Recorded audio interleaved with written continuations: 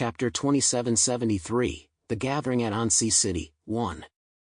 The commotion outside seemed to have no bearing on her. Even the voice of God that had just echoed through her mind caused her to pause the syringe in her hand for a mere second before resuming her steady work. Under her microscope, a brutal war was raging in the microscopic world. The petri dish contained active cells extracted from the strongest warrior of the Wolf Fong clan. These cells possessed terrifying vitality and aggressiveness, representing the pinnacle of physical strength known to man. Yet now, at the edge of this cluster of red cells, a strange grayish-black hue had appeared. It was a mutation. A minuscule amount of cosmic radiation dust, brought back by Zhang Yi from the outer reaches of the starry sky passage, had been carefully inoculated here by Zhou Qi. The grayish-black mutated cells, like an intelligent army, were frantically devouring and assimilating the Wolf Fong clan's healthy cells. They were stronger, more ferocious, and tireless.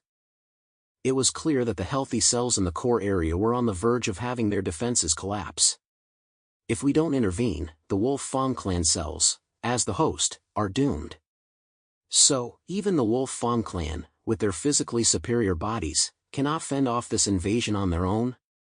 We'll have to resort to artificial intervention. Zhou Qi muttered to herself, her voice eerily calm. She slowly squeezed the pipette in her hand, and a drop of golden liquid fell into the center of the petri dish. It was a highly concentrated nutrient solution mixed with a hormone capable of stimulating cell division. Sizzle, nourished by this heaven-sent elixir, the Wolf Fong clan cells, which had been steadily retreating, instantly seemed to be on a sugar high. They divided frantically, growing larger, their cellular structures strengthening, and even developing harder cell walls and aggressive pseudopods. The previously one-sided situation was instantly reversed. The strengthened, healthy cells launched a counterattack, surrounding the grayish-black, diseased cells, fighting them, and devouring them. Zhou Qi watched the scene quietly, a meaningful gleam in her eyes. This is what is known as an immune response. When the body is invaded by foreign viruses, as the experimenter, I don't personally step in to fight the virus hand-to-hand. I simply need to activate the immune system within this petri dish, provide sufficient nutrients and stimulation, and let the white blood cells do the fighting. She straightened her back, removed her goggles, and gazed out the window at the somewhat turbulent sky. All of us are nothing more than cells in that creator's petri dish. It's just that some cells want to live, while others want to break free from the petri dish. Tianhai Fortress, Dome Observatory. Zhang Yi was still pondering the information conveyed by that mysterious signal when suddenly, a piercing alarm shattered the silence. Warning! Warning! Detected forced intrusion by an extremely high-intensity external signal. Firewall is being breached. Breach failed. Reconfiguring. The opponent is using quantum entanglement technology on an unknown frequency band. Yang Xinxin's voice rang out immediately over the communicator, speaking at a rapid pace. Brother. An extremely powerful signal source is forcibly hijacking our global communications network. The opponent's technological level is very high, exhibiting clear characteristics of a fourth-generation civilization. I can't block it. A hint of helplessness tinged Yang Xinxin's voice. The opposing civilization's technological level was clearly far superior to theirs. Even with Yang Xinxin's top-tier computer skills, she couldn't stop the intruder's information breach. However, this isn't a malicious attack, they've merely taken over our communication channel. Don't bother blocking it. Zhang Yi stared at the large screen before him. What had once displayed the starry sky passage was now nothing but a sea of static. He tilted his head, a look of amusement on his face. Since the God's decree has just been issued, the messenger of God will naturally have to make an appearance. Major events are inevitably accompanied by those seeking to seize the initiative and profit from the situation. And the one speaking now must be a being of absolute power. The next second, the static vanished. On the screen appeared an image that felt sacred and untouchable. The backdrop was a magnificent white city floating among the clouds, with soaring spires and hymns echoing through the air. Standing at the very center of the image was a being of flawless features. He or she bore a form strikingly similar to that of a human, with skin as white as the finest jade and long golden hair that flowed like sunlight. Humans would likely find it hard to imagine that a naturally born life form could possess such a visage, for it was perfect to the point of having no flaws whatsoever. It is just like Zhang Yi. After all, Zhang Yi's body has already been perfectly transformed by Shou Qi using the ability of the immortal. Being handsome is merely the most basic attribute.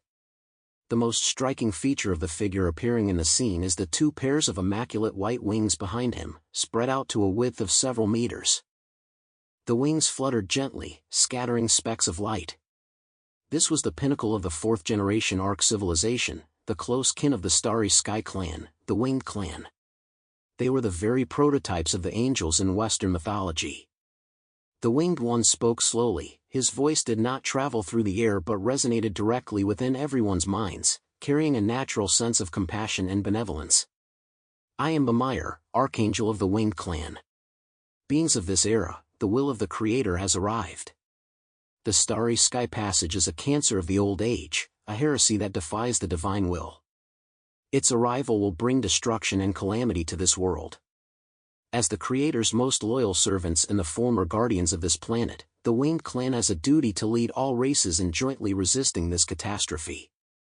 On the screen, Bamire tilted his chin slightly upward, his gaze seeming to pierce through the screen to fix upon every viewer. This afternoon at 3 p.m., our race will convene the Interspecies Defense Assembly in the strategic Nordic stronghold of Ansi City. We cordially invite the leaders of all major civilizations and the strongest warriors of every race to attend. At that time, we will disclose critical intelligence regarding the Starry Sky Passage and formulate a joint operational plan. For the survival of this world, for the fate of all races, and for the glory of our Lord. I ask you all, please attend at the appointed hour. Upon finishing, the screen froze on a golden invitation before slowly fading away. Communications returned to normal. But Zhang Yi's brow furrowed deeply. The Winged Clan. Have they finally come out of hiding? Zhang Yi tapped his fingers on the table. This race has been hiding very deeply. As Montesquieu had mentioned before, they are the power behind the Holy See, having long remained secluded in folded space or on floating islands at extreme altitudes, rarely interfering in affairs on the surface. Now, capitalizing on the crisis of the Starry Sky Passage, they have emerged in a high-profile manner, and from the very start, they've adopted the posture of a martial arts alliance leader, seeking to command all races. Chapter 2774, The Gathering at Ansi City, 2. A fourth-generation mighty god-level civilization, close relatives of the Starry Sky clan. That connection is rather interesting. Zhang Yi sneered. They're trying to seize control of the Starry Sky Passage under the guise of a noble cause, aren't they? The so-called destruction is likely just a pretext. To go, or not to go? That was the question. If they didn't go, they would be viewed as outsiders. They might even be accused by the Winged Clan of defying the will of the gods and face retaliation. After all, at present, every race within the entire solar system faces the threat of the Starry Sky Passage. If anyone tried to go it alone, the other races would absolutely not tolerate such a person's existence. Just imagine, while you're fighting tooth and nail on the front lines, someone is hiding in the rear, enjoying the fruits of victory, and might even launch an attack on your side after your tribe's strongest warriors have fallen in battle. Could you tolerate that? But if we go, we're stepping onto their turf. Ansi City in the Nordic region is the Winged Clan's stronghold. Far from the spheres of influence of Huashu Kingdom and the Dragon Clan, who knows if this isn't a trap? Among the countless races, who knows how many powerful figures covet what Zhang Yi possesses? And his talent, the talent that has awakened a super-universe-level ability, can also be plundered by seizing his origin. Just as Zhang Yi was hesitating, his personal communicator vibrated. It was an encrypted special channel. Zhang Yi answered, and the voice of White Dragon Yuan Mo, refined yet tinged with coldness, came through. Zhang Yi, you've received that angel's leaflet, haven't you? I have. Zhang Yi gave a wry smile. It's giving me a headache. Elder, what exactly is the background of the Wing Clan? They're so full of themselves, acting as if they're destined to be the alliance leader of the 10,000 clans right from the start. Humph, just a bunch of arrogant fools with bird feathers. The White Dragon's tone was laced with obvious disdain. They call themselves the Creator's favorites and love to make a mountain out of a molehill. However, their strength is certainly not to be underestimated. During the Fourth Civilization, they ruled the skies, and in the late Fifth Era, they even clashed with the Dragon Clan, their old rivals.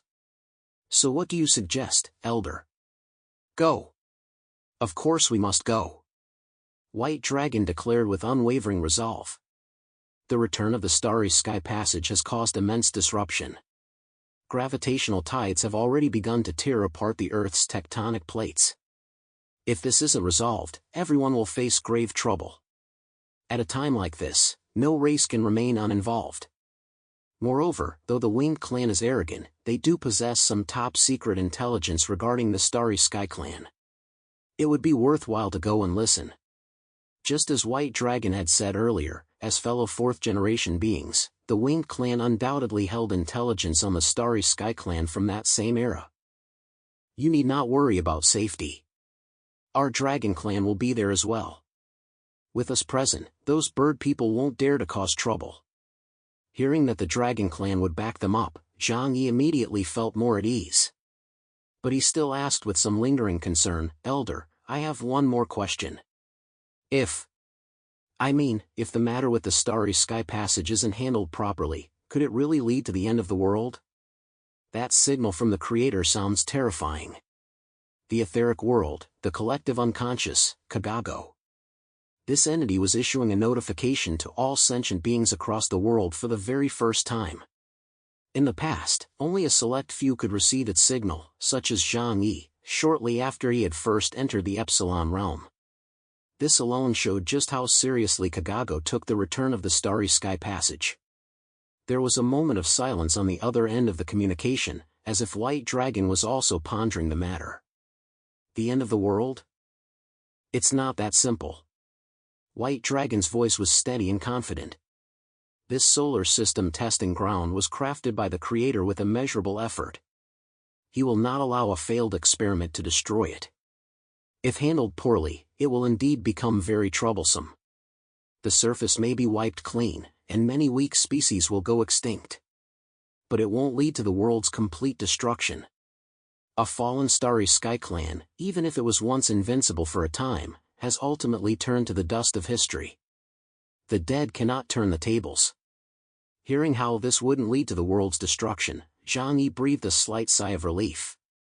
As long as the Earth doesn't explode, there's still room to maneuver. But driven by an instinct for caution or fear of death, ingrained in his very bones, Zhang Yi found himself adding, as if by some unseen force, Elder. Just in case. Just in case things really spiral out of control, and if the Dragon Clan decides to leave Earth and make a run for it. Zhang Yi gave a nervous chuckle, his tone as sincere as could be. Please take us with you. I don't have many other virtues, but I'm obedient, and I've got my own rations. I'll definitely not be a burden. Dead silence fell on the other end of the communicator. Even through the screen, Zhang Yi could sense White Dragon's exasperated expression, his face a picture of utter disbelief. A Black Knight-level mutant, a powerhouse by Earth's standards, and the first thing on his mind at a critical moment was hitching a ride to escape? Beep. Beep. Beep. White Dragon hung up the call without a word. Zhang Yi looked at the blackened screen, shrugged, and didn't feel the least bit embarrassed. Pfft, don't you know the saying better safe than sorry? Staying alive is the bottom line. He stood up and looked out the window at the turbulent sky, his gaze gradually hardening. Nordic, Ansi City. Angels? Then let's go meet these so-called messengers of God. Xinshin, get ready. We're heading to the meeting on time this afternoon. This is going to be way more interesting than the Grand Assembly of 10,000 races 5 years ago. After all, many races didn't even attend that previous gathering, especially the top-tier powers, who looked down on negotiating with weak races like the 6th generation. But this time is different. It's unlikely any race will ignore this meeting. As the conference of all races against the enemy drew near, the very air on Earth seemed to grow thick and heavy. Although this was a conference initiated by the Winged Clan and open to all sentient races, the sixth-generation humans had now split into multiple nations and factions. However, following previous resource consolidation, there were fewer than 10 major powers remaining. Yet within the sixth-generation human camp, everyone understood that the influence at this conference no longer lay in numbers, but in quality. They couldn't possibly send a large delegation, so they could only select a few representatives. Thus, at noon that day, several top-tier flying vessels from all corners of the world landed one after another at Tianhai City's airport. After urgent consultations, the major nations and alliances of the sixth-generation humans finally reached a consensus. They selected their most distinguished representatives to form a temporary delegation known as the Human Delegation, which would travel together to Ansi City. Chapter 2775, Opportunities and Challenges, 1. And the figure at the source of this delegation could, without a doubt, be none other than that man. Tianhai City, the helipad at Yunk Manor. Dressed in black combat gear, Zhang Yi stood with a composed expression as he welcomed several old friends who had traveled a long way to see him. The first to step off the spacecraft was Arthur, King of Britannia, clad in golden lionheart armor and with Excalibur at his side. His expression remained resolute, yet a hint of unmistakable worry had crept into his brow. Close behind him was Benjamin Morgan, the de facto ruler of Colombia, dressed in an expensive suit, a massive gold chain around his neck, and constantly fiddling with a gold coin in his hand. As a representative of capital and technology, his eyes always sparkled with a calculating gleam. And because he was covered in so much gold and jewels, Zhang Yi couldn't even remember what he looked like. His only impression could be summed up in 2 words: blindingly dazzling. A cold wind swept by as Morana, the winter goddess of Fremons, strode forth across the frost. She remained as aloof as a lotus atop a snow-capped peak, but the moment she laid eyes on Zhang Yi, her gaze visibly brightened. This warlike powerhouse from the north, having witnessed Zhang Yi's current strength, felt a newfound sense of kinship toward him. Admiration for strength is a warrior's instinct. The last to appear was a tall, slender man clad in a black robe, his golden armor gleaming, a gaunt figure with piercing eyes, Saladin, Emperor of the Kutan Empire. Having annexed several chaotic small nations in its vicinity and absorbed a vast number of wandering mutants, the Kutan Empire had now become one of the most powerful empires on Earth, boasting both a massive population and vast territories. The aura emanating from Saladin was even more unfathomable than it had been a few years ago, as if a black flame were burning within him. This was the current elite combat team representing the peak of the sixth generation of humanity. Zhang Yi of the Huashu Kingdom, Chaos. Arthur Pendragon of Britannia, King Arthur. Benjamin Morgan of Colombia, Adam Smith. Morana of Fremons, Winter Goddess. Saladin of the Kutan Empire, Shadow Emperor. As for Emperor Indra of Brahma and the Pope of the Holy See, having long since aligned themselves with the Three-Headed Clan and the Winged Clan, ancient civilizations lurking in the shadows, they naturally would not appear in this camp, which belonged to the self-governing sixth generation. Ladies and gentlemen, it has been a long time. Zhang Yi gave a slight nod in greeting. Lord Chaos. King Arthur spoke first, his tone grave. The Winged Clan has suddenly convened this assembly, clearly intending to vie for control of the Starry Sky Passage.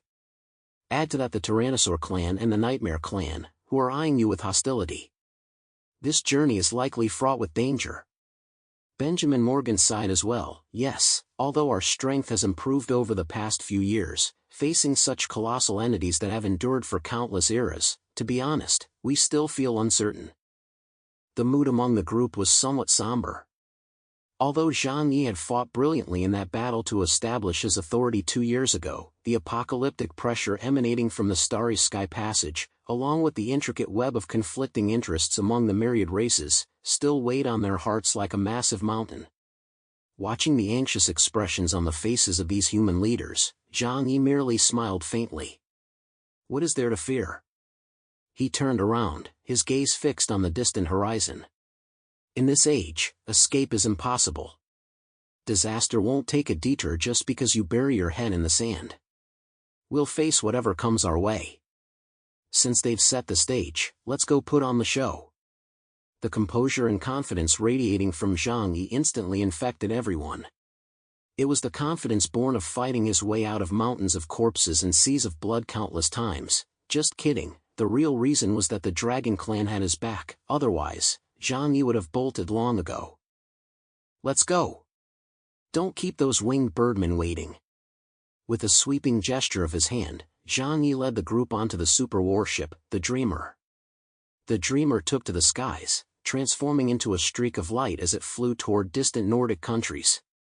Through the panoramic portholes, the 5 human leaders gazed down upon the familiar yet unfamiliar land below. Earth, now, more than a decade after the landscape unfolded, had undergone earth-shattering changes. The surface area had expanded dozens of times over, the once compact continental plates had been stretched and torn apart, the gaps filled with countless primeval forests, rugged mountain ranges, and vast inland seas never seen before. "'Tis truly incredible." Morana gazed down at the lush, primeval jungle below, her beautiful eyes filled with awe. There, herds of mammoths were strolling leisurely, and in the sky, pterosaurs with wingspans exceeding 10 meters were circling. Those prehistoric creatures, once confined only to fossils and textbooks, now walked the earth in the flesh. This is a miracle of life, and also the Creator's twisted sense of humor. Saladin remarked calmly, as the landscape unfolds, it releases not only land but also the ancient ecosystems sealed within the folded space. Indeed, in just over a decade, the world has already undergone such profound changes. Zhang Yi stood at the porthole, gazing at the magnificent mountains and rivers, his heart filled with deep emotion. From the post-apocalyptic era when people fought over a few ribs, to this golden age of countless races and revived myths, the world's transformation was happening so fast it was hard to keep up. All we can do is keep getting stronger, strong enough to hold on to our own little corner of the world in this ever-changing landscape. 2 hours later, the Dreamer reached its destination, Ansi City in the Nordic region. When the city came into view, even the well-traveled crew couldn't help but look on in awe. It was not merely a city, but more like a divine miracle. Built against the mountains, its massive white walls stretched for hundreds of kilometers, while countless spire-topped Gothic buildings soared skyward. The entire city was enveloped in a sacred golden glow, and the air was filled with the faint sound of hymns.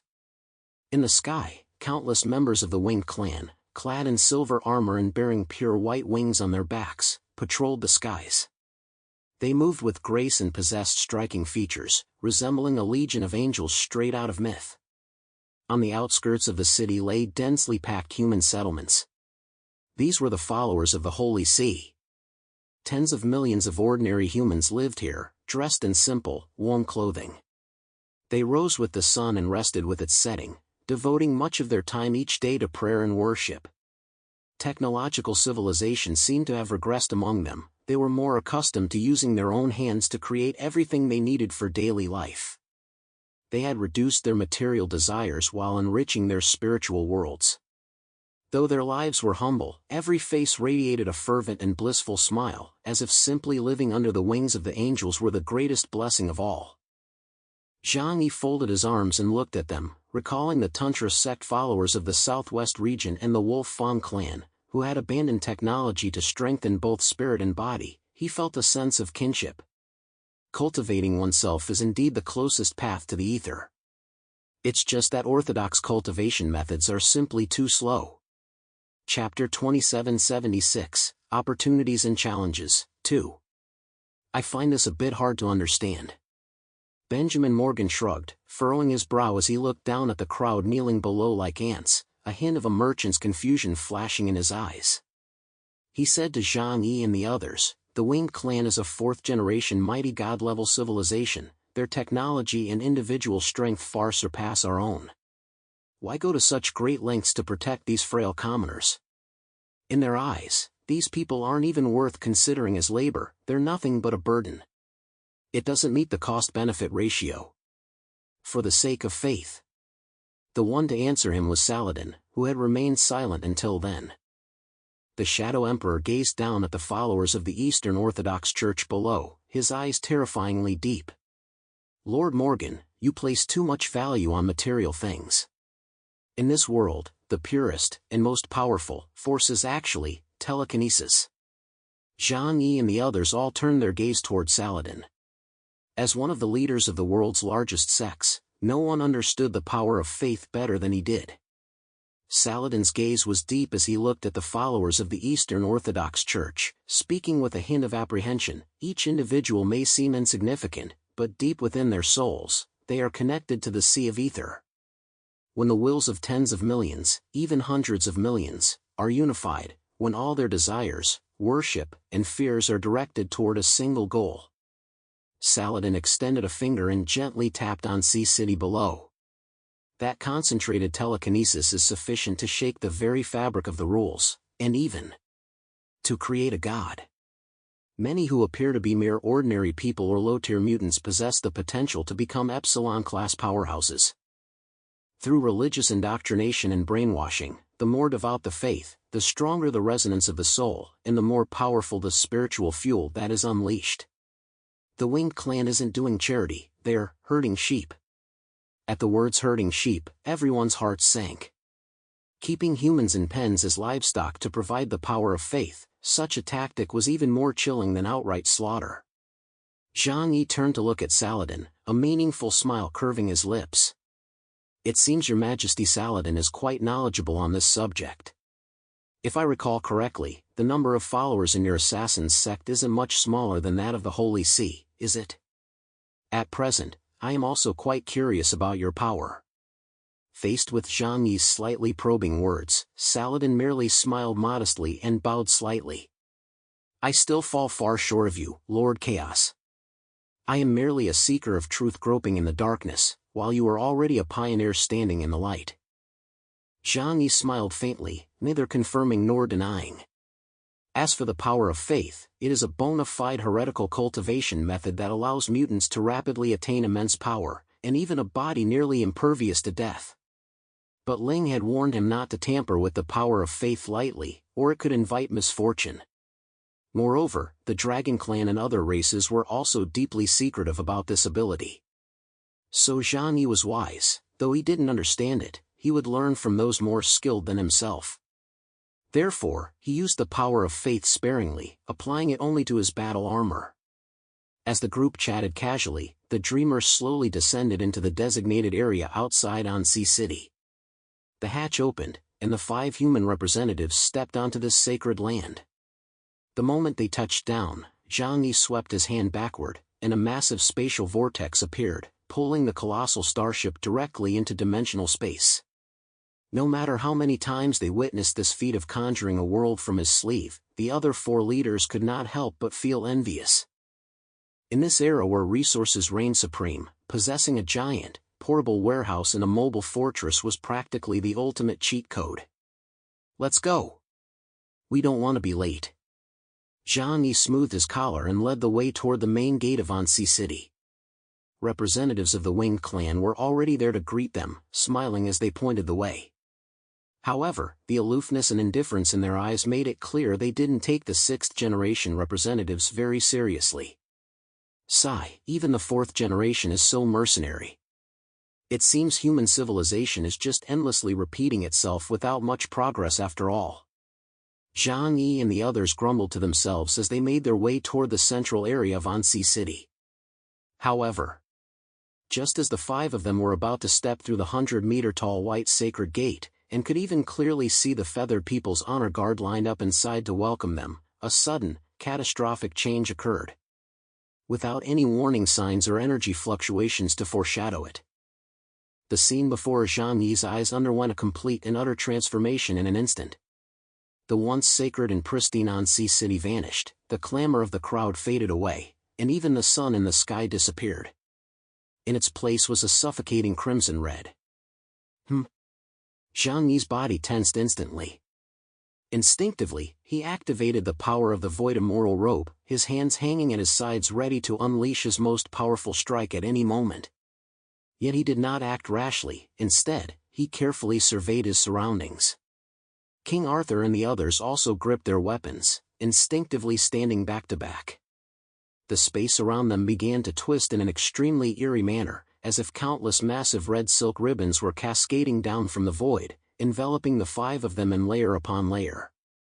If viewed from above, the scene would be both spectacular and terrifying. The once serene space had been sliced into countless isolated fragments by these red silk ribbons. These ribbons were not physical objects, but highly compressed and folded spatial barriers. They wound and twisted like the meandering yellow river, obscuring the sky and forming a massive, enclosed labyrinthine formation. Red light fills the sky, and the air is thick with murderous intent. Damn it! What's going on? King Arthur instantly drew Excalibur from the hilt, unleashing a burst of golden sword energy. With a mighty swing of his arm, he slashed at the crimson curtain before him, attempting to cut through it. But the sword energy struck the red silk like a stone sinking into the sea, failing to create even the slightest ripple. It's a trap. A trap set for us. Morgana's voice was as cold as ice. Her icy blue eyes gleamed with the fierce intensity of a cheetah's, and the surrounding temperature plummeted instantly to near absolute zero, yet the crimson spatial barrier remained utterly immovable. Zhang Yi's gaze turned icy in an instant. Yet, waves of turmoil churned within his heart. At this very moment, even he could not maintain complete composure. Why did this sudden turn of events occur? I've never taken risks in my life. Even on the way here for the conference, I kept the second hand of time active the entire journey. My eyes have been fixed on the scene 5 seconds into the future. But just now, in my foresight, we clearly entered Ansi City without a hitch. But why? Why was the future vision tampered with? Where exactly did things go wrong? Chapter 2777, The Hunting Party, 1. The thing Zhang Yi hated most in his life was the unknown. Because the unknown meant he couldn't figure out a way to resolve the predicament before him. This was the first time Zhang Yi had encountered such a situation since awakening his time abilities. His second hand of time, the ability to foresee the next 5 seconds, had been neutralized. There was only one explanation. The opponent possessed some extremely rare and powerful method that had shielded causality and deceived time itself. Because the law of cause and effect can transcend time. The trajectory of the law of cause and effect does not strictly follow the direction of time. According to the common understanding, the cause comes first, then the effect. But in the realm of the law of cause and effect, it is possible that a future effect determines a past cause. We're here for a meeting. What are you trying to do? Saladin let out a sharp shout as dark shadows swirled around him, attempting to find a flaw in the fabric of space. Who is behind all this? Just then, a sinister, majestic voice, seeming to come from all directions, echoed through the crimson void. We have come to slay chaos. Those who are not involved. Get out of here immediately. No sooner had the words left his mouth. The surrounding red silk trembled violently, and an irresistible repulsive force erupted. Except for Zhang Yi, the 4 others, King Arthur, Morgan, Morgana, and Saladin, vanished instantly from this red domain, as if they were foreign objects squeezed out by space itself. In the next second, Zhang Yi was the only one left in this realm. Completely isolated. Standing in the crimson void, Zhang Yi gazed at the slowly flowing, blood-red spatial barriers surrounding him and, surprisingly, grew calm. So that's how it is. He muttered to himself, a cold smile curving his lips.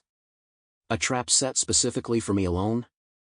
Capable of severing causality, preventing me from seeing the future, capable of constructing such a high-intensity independent spatial domain, even forcibly separating others from my side. What a grand scheme. He had originally assumed that since this conference was convened by the Winged Clan, and held in a strategic location like Ansi City under the watchful eyes of the Dragon Clan and the 10,000 clans, no one would be foolish enough to cause trouble at such a critical juncture.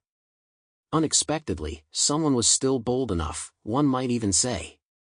Insane. Come out. Zhang Yi let his hands hang at his sides. Black and white light flowed over his body like mercury, then swiftly coalesced into a form-fitting battle suit. With a black base, the outer layer featured armor interlocking like the bones of a colossal beast. Liu Karen had deliberately designed the helmet to resemble the mythical creature known as Hundun, the legendary faceless being. A combat suit fusing the most advanced technologies of multiple races, the Godslayer battle armor. Since you went to such great lengths to trap me here, you might as well let me see which deity is out to take my life. Rumble, his words were met with a series of heavy footsteps. The sound seemed to echo off the very fabric of space. With every step, the surrounding red silk trembled violently. The crimson wave ahead slowly parted. A massive, ferocious figure stepped out of the void, 1 foot at a time. It was a little giant standing only about 5 meters tall, a truly diminutive stature compared to the Titan clan, whose members routinely reached hundreds of meters. Yet the sense of oppression he exuded was 10 times more terrifying than that of the 100-armed giant, Klipsch. His upper body was bare, his muscles coiled like the roots of a dragon, radiating a dark golden metallic sheen. Most striking of all were the 8 incredibly thick arms sprouting from his shoulders, each wrapped in dark red chains. At the back of his head, a long, black braid, resembling a scorpion's tail, was tied up. His eyes had no pupils, only 2 burning white flames. The moment he saw this figure, Zhang Yi's pupils contracted slightly. The Titan clan? I thought I had exterminated that entire race. 8 arms and that muscular physique were the hallmarks of the 100-armed giants among the Titan clan. Exterminated? The 8-armed man stopped in his tracks, his voice grating like 2 pieces of raw iron grinding against each other, piercing and filled with venom. Chaos, you overestimate yourself and underestimate the true depth of our Titan clan lineage. That good-for-nothing Klipsch was nothing more than a gatekeeper left behind on Earth. The true elite of the Titans have long since set foot in the starry seas. He jerked his head up, spreading all 8 arms at once, and a terrifying aura instantly locked onto Zhang Yi. Remember my name. The Titan God, the Wanderer, Colin. I have returned from the distant constellation of Centaur for one purpose alone. To use your head as an offering to the fallen souls of my clan. Faced with this sudden, deadly assault, Zhang Yi's composure remained as still as a stagnant pool, utterly unruffled. He knew full well that in this world, what goes around comes around. In this dark forest where the strong prey on the weak, there is no hatred without cause, only eternal interests and the cycle of cause and effect. Years ago, for the survival of the Huashu kingdom and his own evolution, he had personally annihilated the expeditionary forces of the 5 ancient civilizations. Even earlier, he had wiped out the Nash kingdom, the Wulwan Empire, and even the Zhurong clan had not been spared. The seeds of slaughter sown back then have now borne the fruit of vengeance. The cycle of cause and effect, does retribution never fail? Zhang Yi murmured softly, yet a contemptuous sneer curled at the corner of his mouth. Pity, I've never believed in fate. Born in this age of despair, no one has a choice. To survive, to avoid being devoured, one must only grow stronger and stronger, strong enough to shatter the chains of cause and effect. The crimson silk space churned once more, like a seething sea of blood. Amidst this suffocating red glow, 2 more figures radiating a terrifying aura slowly materialized, forming a triangular formation with the 8-armed Titan Colin, trapping Zhang Yi firmly in the center. On the left stood a woman clad in a crimson robe. Her skin was pale to the point of looking sickly, even glowing with an ashen hue, as if she were a vengeful spirit fresh from the grave.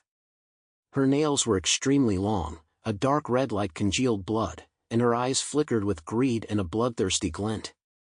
Avel, of the Blood Clan. The woman stuck out her crimson tongue, licked her lips, and spoke in a shrill, piercing voice. I've long heard of your fame, Chaos. To the right stood a terrifying black mass of flesh. It was a giant spider demon walking upright, over 100 meters tall, its entire body covered in black bristles as hard as iron. Dotted across its massive frame were hundreds of compound eyes of varying sizes. Zhang Yi's reflection was mirrored in every single one, causing his sanity to plummet. Spider Demon Clan, Guzan. A muffled voice echoed from the monster's abdomen, causing the surrounding space to hum with the vibrations. 3 Black Knight-level powerhouses. Zhang Yi's eyes flickered slightly. He knew this wasn't the full extent of it. The entity capable of forcibly separating King Arthur and his companions while maintaining such a vast spatial blockade must still be lurking in the shadows, manipulating the entire chessboard. Chapter 2778, The Hunting Party, 2. Zhang Yi exhaled a long, heavy breath as the radiance of his Godslayer battle armor flared brightly. This brand-new battle armor, a fusion of the Ironclad clan's liquid crystal lattice and the Nightmare clan's spirit solidification technology, now displayed its unparalleled combination of elegance and ferocity. Black and white swirled across the armor's surface like the yin-yang fish of the Tai Chi, evoking the chaos of the primordial void before heaven and earth were separated. The base was a profound, absolute black, enveloped by a ghastly white exoskeleton resembling the skeletal remains of ancient gods and demons, its lines both fluid and bursting with explosive power. The void immortal robe covered his body, shield upon shield, granting Zhang Yi defensive capabilities far exceeding his own offensive power. Even if he were simultaneously attacked by 4 peers of equal strength, he would not panic. Zhang Yi tried to communicate with Yang Xinxin and the others within the shadow, for they had not uttered a single word up to this point, which was highly unusual. But when Zhang Yi tried to contact them via his communication device, he discovered that even the shadow of Mu Yan, which had been attached to him, had been stripped away. This time, they've really gone all out to ambush me. Zhang Yi's gaze grew grave and sharp, tinged with a faint sense of danger, yet it stirred a long-forgotten excitement within him. He, who always liked to calculate everything, hadn't experienced true danger in a long time. However, Zhang Yi wasn't afraid. Although his shadow space had been stripped away, preventing him from summoning allies to fight, the trump cards in Zhang Yi's hand were still more than enough. The only pity was that Ling had also been stripped away, so he couldn't borrow the Eternal Judgment Sword from her. With a flick of his wrist, black void energy surged, and the divine refinement instantly transformed into a fantastically shaped demonic sword. Countless pitch-black chains were attached to the hilt. These chains danced through the air like living creatures, emitting a chilling glow that sent shivers down the spine. The Titan clan wants to kill me because of the hatred born of their race's annihilation. I understand. Zhang Yi held the demonic sword, his gaze sweeping coldly over Avier and Guzan. But as for the Blood Clan and the Spider Demon Clan, I recall having no grudge against you. Is it worth risking your lives just to serve as the Titan clan's pawns? Grudge? Avel, the Blood Clan woman, let out a shrill, mocking laugh, her laughter brimming with contempt for the notion of any such grudge. Chaos, you're far too naive. At our level, who needs any old grudges? She stared at Zhang Yi with greed, as if he were a walking piece of fat. A complete origin of the superuniverse, plus the technology and resources left behind by the 5 great civilizations. That kind of wealth is enough to drive any race mad. Who wouldn't be tempted? We're not here for revenge. We're here to feed. Her attitude was crystal clear, the naked law of the jungle. Very well. Zhang Yi nodded, the murderous intent in his eyes instantly freezing into ice. Since you're asking for death, I'll grant your wish.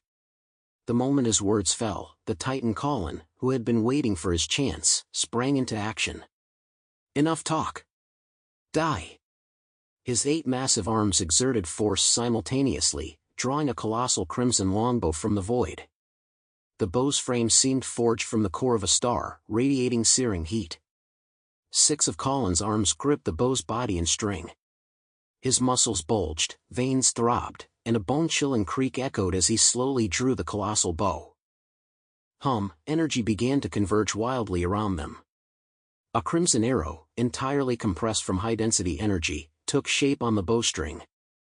The space around the arrow shattered under the sheer force, revealing black rifts in the void. Even from a great distance, Zhang Yi felt a piercing sense of danger. The power of this strike had undoubtedly reached the pinnacle of a Black Knight's capabilities. Its attack power was at least 65,000 points. Die! Titan's falling star. With a thunderous roar from Colin, the crimson arrow flew from the bowstring, transforming into a streak of destructive light, hurtling straight toward Zhang Yi's heart. Facing this fatal strike, Zhang Yi did not panic. Silver-white runes swirled wildly within his eyes. The second hand of time, operating at full power. Formless void realm, space coordinates locked. At this distance, he had countless ways to dodge. He saw the next 5 seconds unfold, he saw the arrow's trajectory, he had even calculated the perfect angle for his counterattack after teleporting. Right here! Zhang Yi silently chanted in his mind. In his vision of the future, he activated space teleportation, his body instantly shifting 3,000 meters to the left, perfectly evading that crimson streak of light. However, the very moment he activated the teleportation, a bizarre scene unfolded. Through the second hand of time's view, slowed down countless times over, Zhang Yi watched in horror as, even though he had clearly teleported to a safe location, the surrounding space actually moved along with him. No, it wasn't just moving. The entire spatial coordinate system had been forcibly altered. It was as if a sheet of paper marked with coordinates had been folded. Zhang Yi's post-teleportation landing point had, eerily, coincided with the flight path of that crimson arrow. What? Zhang Yi's figure had barely materialized 3,000 meters away. Boom! As if it had been waiting there all along, the crimson arrow slammed squarely into Zhang Yi's chest. Terrifying kinetic energy erupted instantly, as if a nuclear bomb had exploded against Zhang Yi's chest. Even with the dual protection of the Godslayer battle armor and the Void Immortal robe, Zhang Yi was still blasted thousands of meters backward by the immense force. How could this happen? Zhang Yi forced himself to stabilize in midair as the Void Immortal robe on his chest rippled violently. Although his defenses hadn't been breached, the fact that it could create ripples was astonishing enough. He jerked his head up, gazing at the layers upon layers of red silk surrounding him, his eyes filled with shock. The future he had just glimpsed, could he really not reverse the outcome of being struck by the arrow? The formless void realm has failed? No, it hasn't failed. It's been interfered with. He realized it instantly.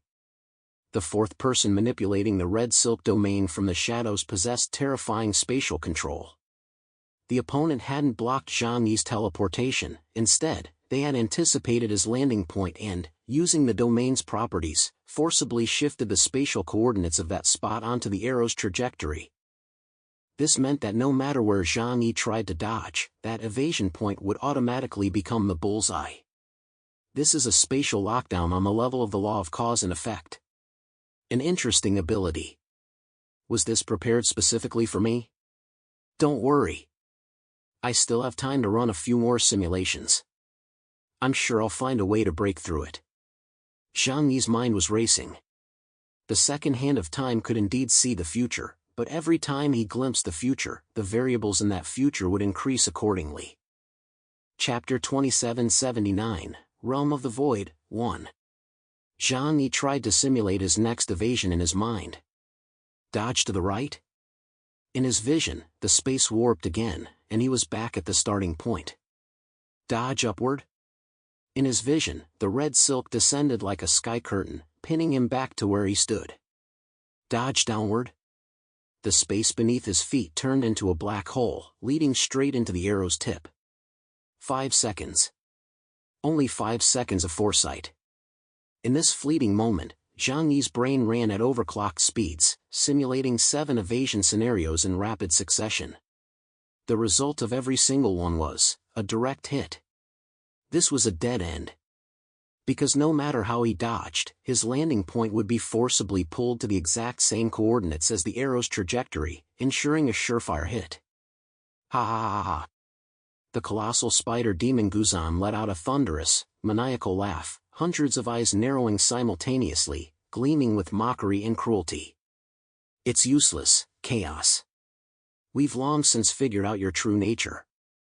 The second hand of time is indeed powerful, it can foresee the future. But temporal abilities are not invincible. Any supernatural power has its weaknesses, there are always limits to the rules. Guzan's colossal form slowly closed in, the oppressive pressure it brought was suffocating. To kill you, the four of us Black Knight-level mutants have rehearsed countless times. We've laid this net of heaven specifically designed to counter your spatial and temporal abilities. This area is completely sealed by the realm of Crimson Silk. Every inch of space here is under our control. You should know very well that battles between mutants are never simply a contest of who possesses greater power. Timing, terrain, and the right people. Guzan's voice sounded like the hammer of judgment. The terrain, we set these traps before you arrived. You are trapped within our domain. The right people, our abilities perfectly counter your teleportation and precognition. With such an absolute disadvantage, how do you expect to turn the tables? Zhang Yi's gaze gradually grew cold and intense. His brows furrowed tightly, the fingers gripping the sword turned white from the force, while the icy smile at the corner of his mouth and the excitement within him grew ever stronger. He finally realized that once he had truly stepped into the ranks of this world's elite, becoming the so-called Black Knight, the enemies he faced were no longer mere cannon fodder he could crush at will. Every powerhouse who had survived to this day was a monster that had crawled out of a sea of corpses and blood. They possessed not only immense power but also cunning intelligence and meticulous tactics. Underestimating an opponent would come at a price. At this very moment, outside Ansi City, before the magnificent white sacred gate, King Arthur, Saladin, Morana, and Benjamin Morgan stood there, looking utterly bewildered. 1 second they had been inside the red space, the next, they were expelled by an irresistible force. What happened? Where's Chaos? King Arthur gripped Excalibur tightly and looked around, only to find that there were only the four of them. Zhang Yi was gone. He's still inside. Yang Xinxin's voice came from nearby. At that moment, everyone from Zhang Yi's team was standing outside Ansi City, looking just as bewildered. Yang Xinxin's gaze remained calm. This is a targeted subspace trap. The enemy used high-dimensional spatial folding technology to isolate Brother Zhang Yi in a dimension we can't reach. We can't find the spatial node, there's no way in. Damn it. Those bastards. Uncle Yu was sweating profusely with anxiety as he frantically called out into the communicator, Zhang Yi. Zhang Yi. Come in. The communicator emitted only a deafening, dead silence. Zhang Yi, sealed off within the subspace, was completely out of reach. It's over. With a barrier of this magnitude, even the Dreamer's main cannon might not be able to blast it open. Because they simply couldn't pinpoint the spatial node. Shou Qir bit her lip tightly, her eyes filled with worry. The atmosphere instantly grew tense, and a sense of panic began to spread. If Zhang Yi really perished here, the sky would fall on Huashu Kingdom. No, not just Huashu Kingdom. If something happened to Zhang Yi, the strongest of the 6th generation, the entire 6th generation's standing would plummet. Don't panic. Just then, Yang Xinxin's voice rang out like an anchor of stability. Though her tone was cold, it carried an unquestionable steadiness.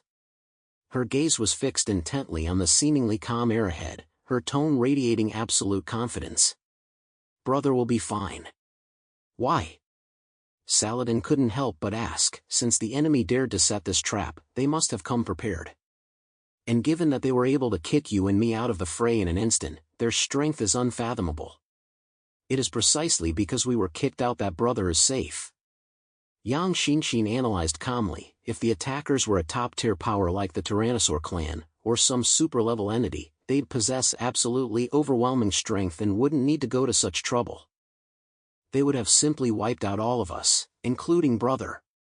But they didn't. They merely expelled us from the subspace, rather than killing us. A gleam of wisdom shone in Yang Xinxin's eyes. This means that while the mastermind's power is formidable, it isn't so great that they can ignore everything else. Their resources are limited.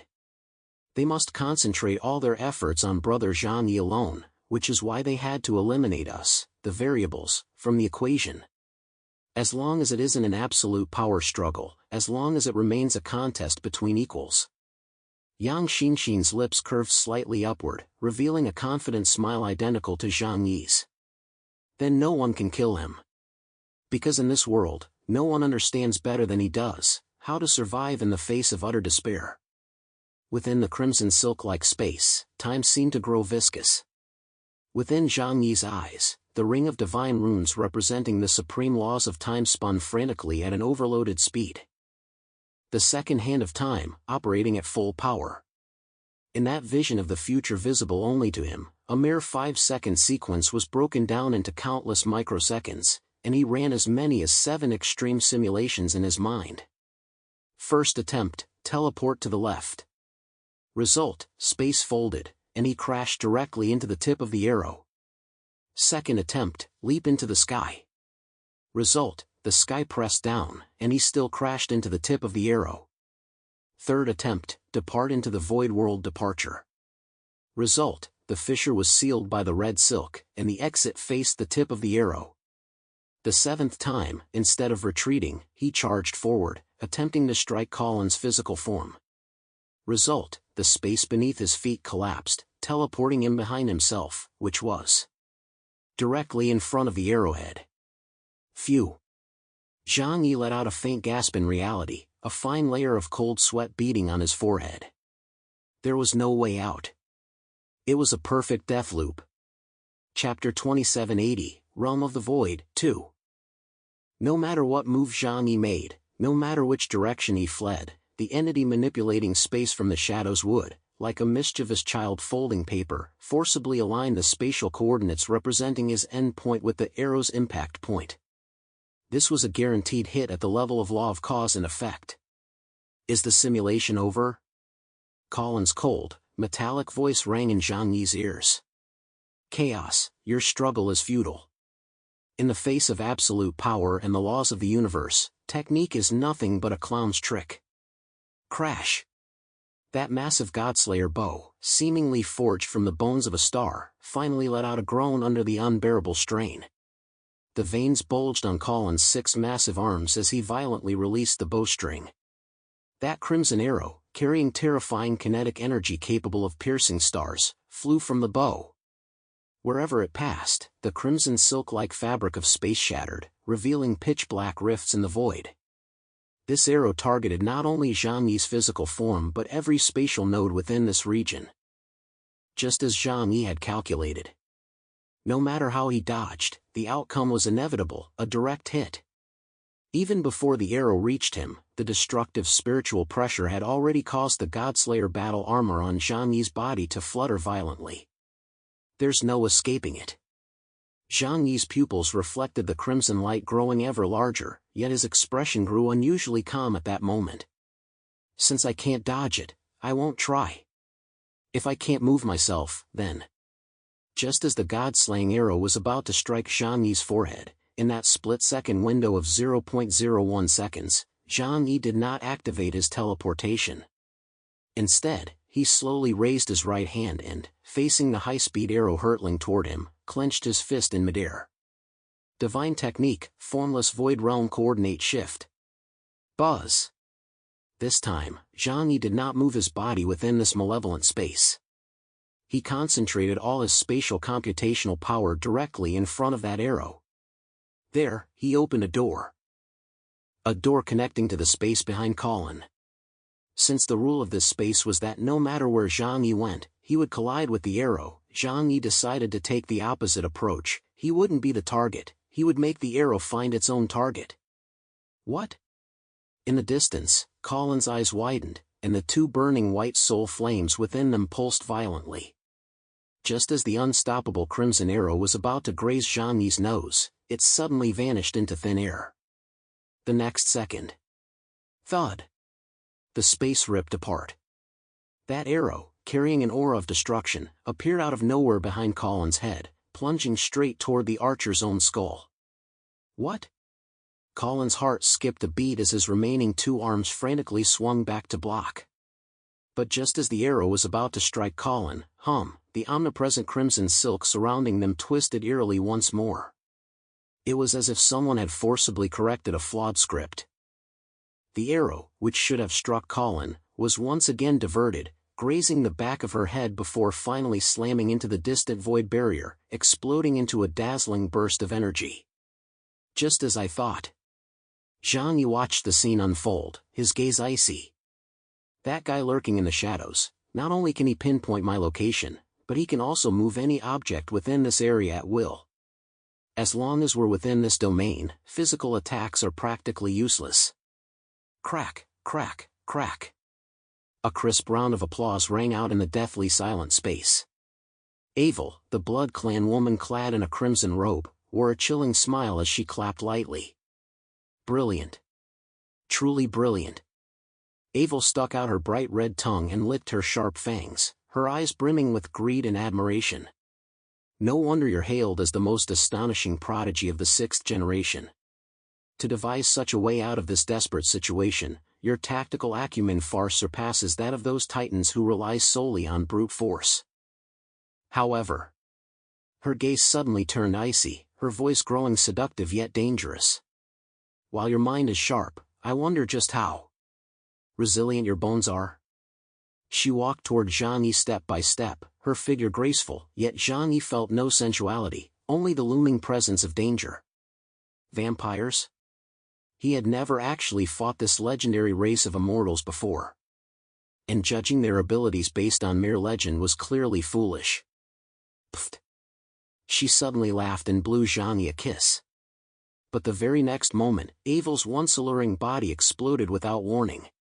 She didn't turn into a pile of flesh, instead, she swelled like a soft red jelly, then rapidly transformed into a vast, blood-red sea that engulfed everything. This sea of blood was no ordinary liquid, it was composed of countless highly concentrated corrosive agents and cursed runes. Every drop of blood was like a living entity with its own consciousness, emitting a blood-curdling screech. Descent of the Blood God, Blood Prison. Whoosh! The sea of blood churned, transforming into massive torrents of blood that surged toward Zhang Yi from all directions. The range of your formless void realm is 5 kilometers, right? Avel's eerie voice, layered countless times, echoed from within the sea of blood. Then I'll completely fill this 5-kilometer space. No blind spots, no gaps. Let's see how you dodge this. Facing this sky-obscuring onslaught of the blood sea, Zhang Yi's expression remained calm. Dodge? Under the opponent's space blockade, evasion was indeed the most foolish choice. Why should I dodge? Since I can't escape, I'll just devour all your power. Zhang Yi swung the demonic sword Divine Refinement in his hand with a sudden, fierce motion. Netherworld Burial. Centered on Zhang Yi, a black sphere hundreds of meters in diameter suddenly took shape. It was a passage connecting to the netherworld, a miniature, artificial black hole. A terrifying suction force erupted. The surging torrent of blood, the moment it touched the black sphere's surface, was like water rushing into a sewer, being frantically devoured, decomposed, and transformed. Sizzle, sizzle, sizzle, the power of the void of the netherworld and the Blood Clan's corrosive power clashed furiously, emitting a teeth-grinding sound of melting. Ha ha ha. Eat! Eat to your heart's content. Avel's seductive laughter echoed. My sea of blood is endless, you know. As long as a single drop of blood remained, she could be reborn infinitely. However, she wasn't fighting Zhang Yi one-on-one, she had 3 allies. So even if she merely wore him down by holding her ground against him, she was still coming out ahead. Sure enough, just as Zhang Yi was fighting with all his might against the Blood Sea's corrosion, Guzan, the powerful member of the Spider Demon clan who had been lying in wait nearby, finally made his move. Chapter 2781, The God-Slaying Bow, 1. A golden opportunity. The 100-meter-tall black mass of flesh trembled slightly. The hundreds of tightly shut eyes on its body, at that very moment, opened simultaneously. Buzz! In an instant, the entire red silk realm transformed into a kaleidoscope of bizarre and fantastical colors. Hundreds of eerie beams of light, each of a different color and nature, shot out from those demon eyes. These beams ignored the barrier of the sea of blood and even the distance of space, carrying an indescribable force of the laws of the universe, heading straight for Zhang Yi, who was trapped in the center of the black hole. Spider Demon Secret Art, 10,000 Phenomena Tathagata. It was a highly ironic name. Despite being a creature of unspeakable ugliness, it employed a sacred technique name. But then again, perhaps in the spider demon's eyes, humanoid beings were the truly ugly ones. Zhang Yi was currently exerting all his strength to maintain the netherworld barrier against the sea of blood. Sensing the spider demon's attack approaching, his gaze sharpened. Divine refinement, block it. Zhang Yi thought to himself. The hilt of the demonic sword in his hand instantly disintegrated, transforming into countless pitch-black chains that interwove in the air to form an impenetrable defensive net, attempting to intercept those eerie beams of light. Clang! The black chains crisscrossed through the air in layer upon layer, forming a thick barrier. However, when those beams struck the chains, there was no explosion, nor any collision. Instead, the chains, originally as black as ink, instantly transformed into eerie, vibrant colors under the light. Immediately afterward, a powerful will to rebel surged from within the weapon. Trouble! Zhang Yi's eyes narrowed. The chains that had once protected him suddenly turned on him as if alive, their sharp tips pointing directly at Zhang Yi's body as they lunged viciously toward him. The demonic sword in his hand trembled violently, with spikes protruding from the hilt, attacking Zhang Yi's palm. He. Guzan let out a smug, eerie laugh. Chaos, it's useless. My 10,000 Phenomena Tathagata is a light-based rule ability. Anything touched by my demonic light, whether living or dead, will be imbued with a new soul, and then controlled by me. Even your soul-bound weapon is no exception. Kill him for me. At Guzan's command, the colorful chains swelled instantly, transforming into a colossal, twisted steel world tree. Countless sharp vines and branches, driven by a will to kill, lashed out at Zhang Yi with frenzied ferocity. This demonic sword, which had accompanied Zhang Yi through countless battles over the years, had now become his deadliest enemy. Faced with this sudden betrayal, however, there was not a trace of panic in Zhang Yi's eyes. On the contrary, a cold, calculating look, one of long-anticipated certainty, flashed in his eyes. He gripped the wildly twisting divine refinement tightly in his hand. The divine refinement's greatest strength lay in its ability to regenerate infinitely and its flexibility, which allowed it to withstand Zhang Yi's own power. However, in terms of offensive power, the divine refinement was rather mediocre. Consequently, it couldn't pierce Zhang Yi's Godslayer battle armor at all. The sensation of it digging into his arm felt little more than a tickle. As expected, biological weapons carry this kind of risk. Zhang Yi watched the vines lashing out at him and murmured softly. The predecessor of divine refinement was a powerful member of the Knights of the Round Table, the Green Knight, Bowser. Although Zhang Yi had refined it into a weapon, its biological instincts still remained. Since it won't obey, then I'll just switch to another one. Just as those sharp thorns were about to pierce Zhang Yi's body, Zhang Yi's fingers snapped lightly. Command, self-destruct. Boom! That newly formed, imposing world tree of steel exploded violently from within in that very instant.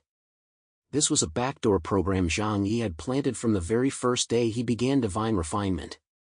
As an extremely cautious person with a severe case of paranoia, he would never allow his weapon to have even the slightest chance of getting out of control. Metal shards erupted into the sky like fireworks, and the massive shockwave even forced the surrounding sea of blood to recede slightly. With a supernatural ability index as high as 42,000, the self-destruction of the biological weapon divine refinement was incredibly powerful. Guzan's smile froze across those hundreds of eyes. Madman. To avoid being controlled, he actually blew up his own signature weapon. The 100-armed giant, Colin, was even more incredulous.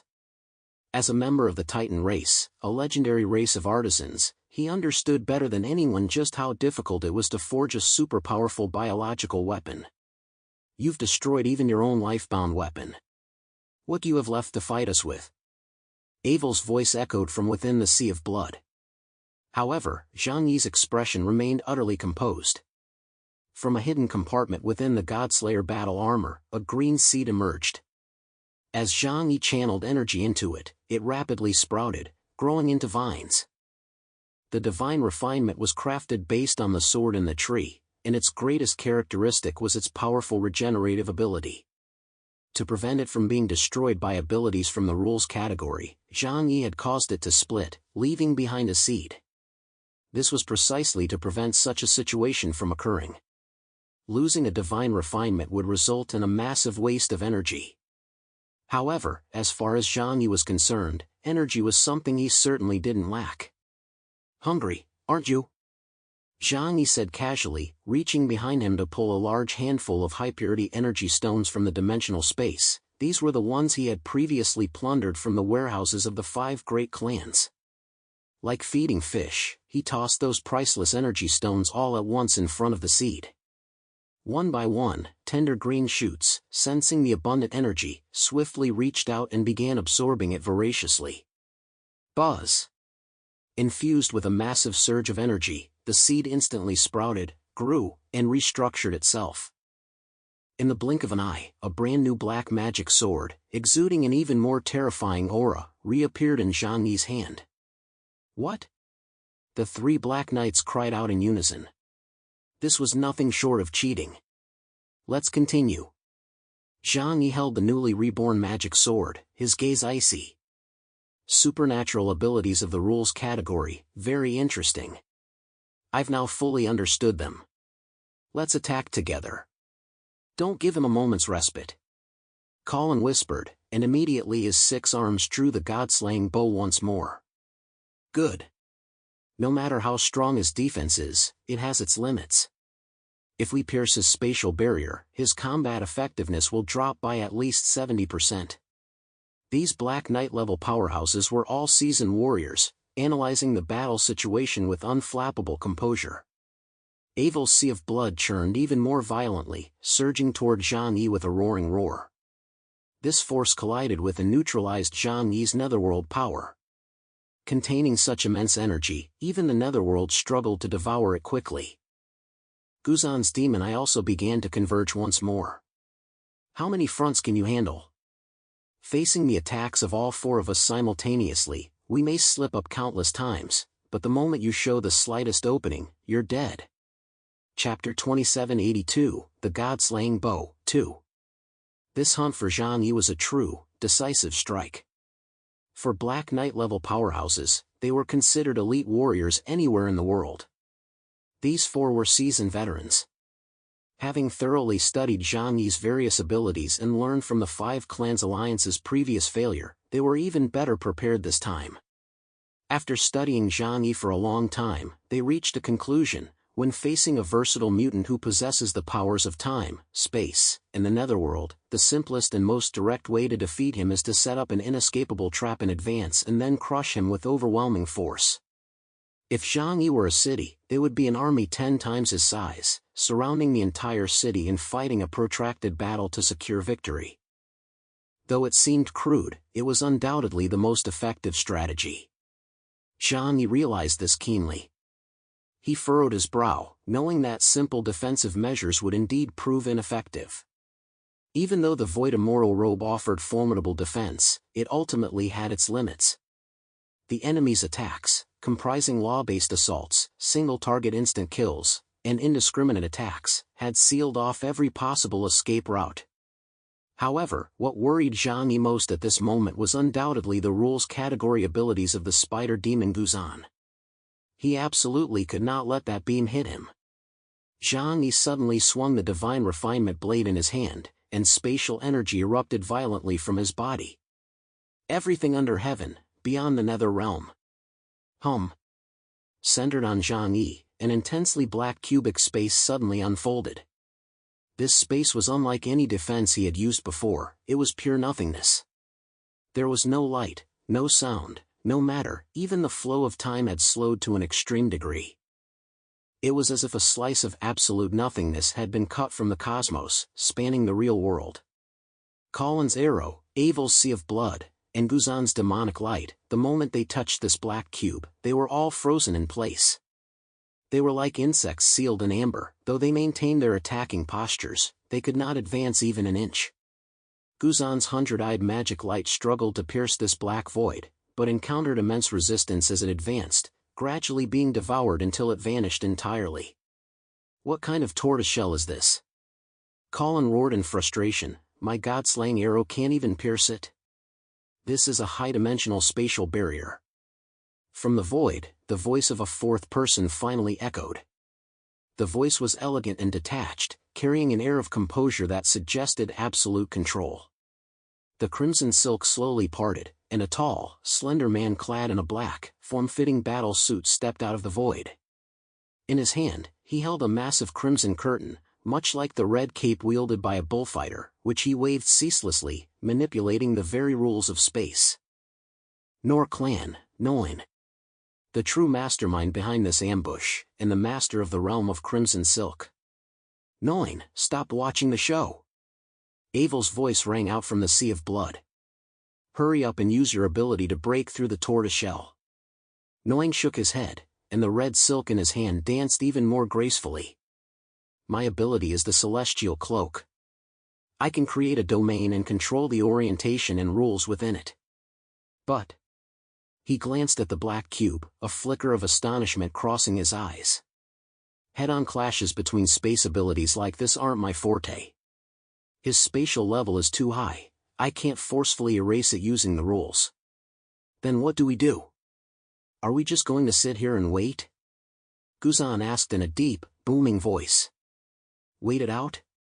No. A cruel smile curled at the corner of Noin's mouth.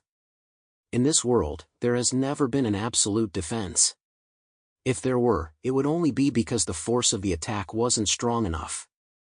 He waved the celestial cloak in his hands, like an elegant matador, the entire red silk realm dancing in unison with him. I can condense everyone's attacks into a single point from beyond the spatial dimensions.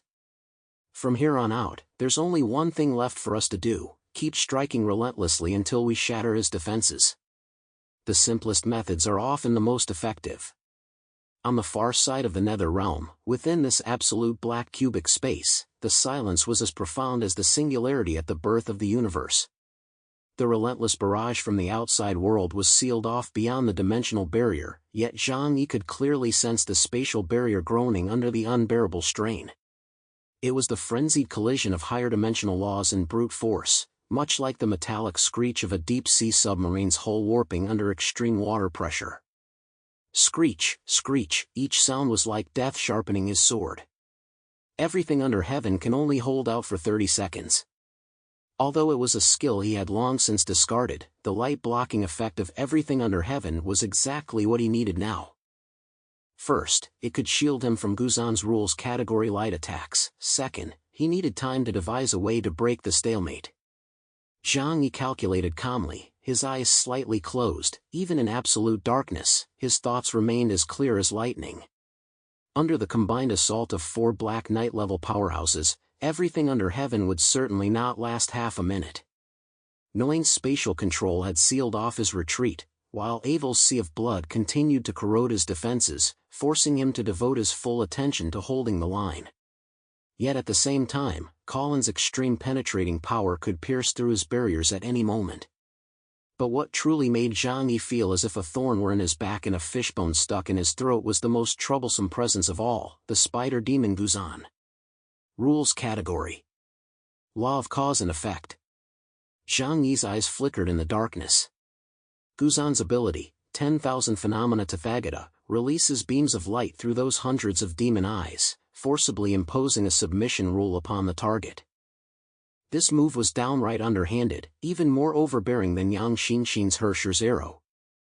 After all, the speed of those beams far surpassed that of Yang Xinshin's arrows. Moreover, this ability had absolutely no margin for error. Once hit, defeat was virtually guaranteed. Even with Zhang Yi's dual abilities in space and time, if he were caught in the wide-range coverage of those beams, or if Guzan found an opportunity to issue a command, the situation would collapse instantly. Moreover, many of Zhang Yi's tactics were easily countered by Guzan's hundred-eyed demon light. Unable to deploy his full arsenal, he had to remain constantly vigilant. To break this stalemate now, I must kill Guzan first. Zhang Yi instantly formulated the core of his strategy. Strike the horse before the rider, capture the king to subdue the bandits. In teen battles, taking out the mage with crowd control abilities first is a timeless truth. Just then, the entire nether realm space experienced a violent tremor. The frequency of attacks from the outside suddenly changed. It was no longer a chaotic barrage, but a heart-stopping, highly coordinated resonance. Boom, boom, boom. The sound was like a giant's war drum. Each strike landed precisely on the weak points of the space barrier, causing the entire internal structure of the nether realm to tremble. Chapter 2783, The Realm of Crimson Silk, 1. Has it begun? Zhang Yi knew that Noin was directing the other three to launch a joint attack on the spatial barrier. The man holding the Crimson Silk was using his realm ability to channel the attacks of the other three into a single point. Faced with this perilous situation, Zhang Yi showed no sign of panic. In that pitch-black void, the corners of his mouth turned up slightly, revealing a smile that was extremely dangerous. One might even call it mad. You seem to think you know me well? You think that by sealing off space and timing it perfectly, you can treat me like a turtle in a jar? Sorry, but your understanding of me is still far from sufficient. As a late-stage sufferer of severe firepower deficiency phobia, my trump cards are far more numerous than you could ever imagine. Within the realm of Crimson Silk, a sea of blood churned, and crimson light filled the sky.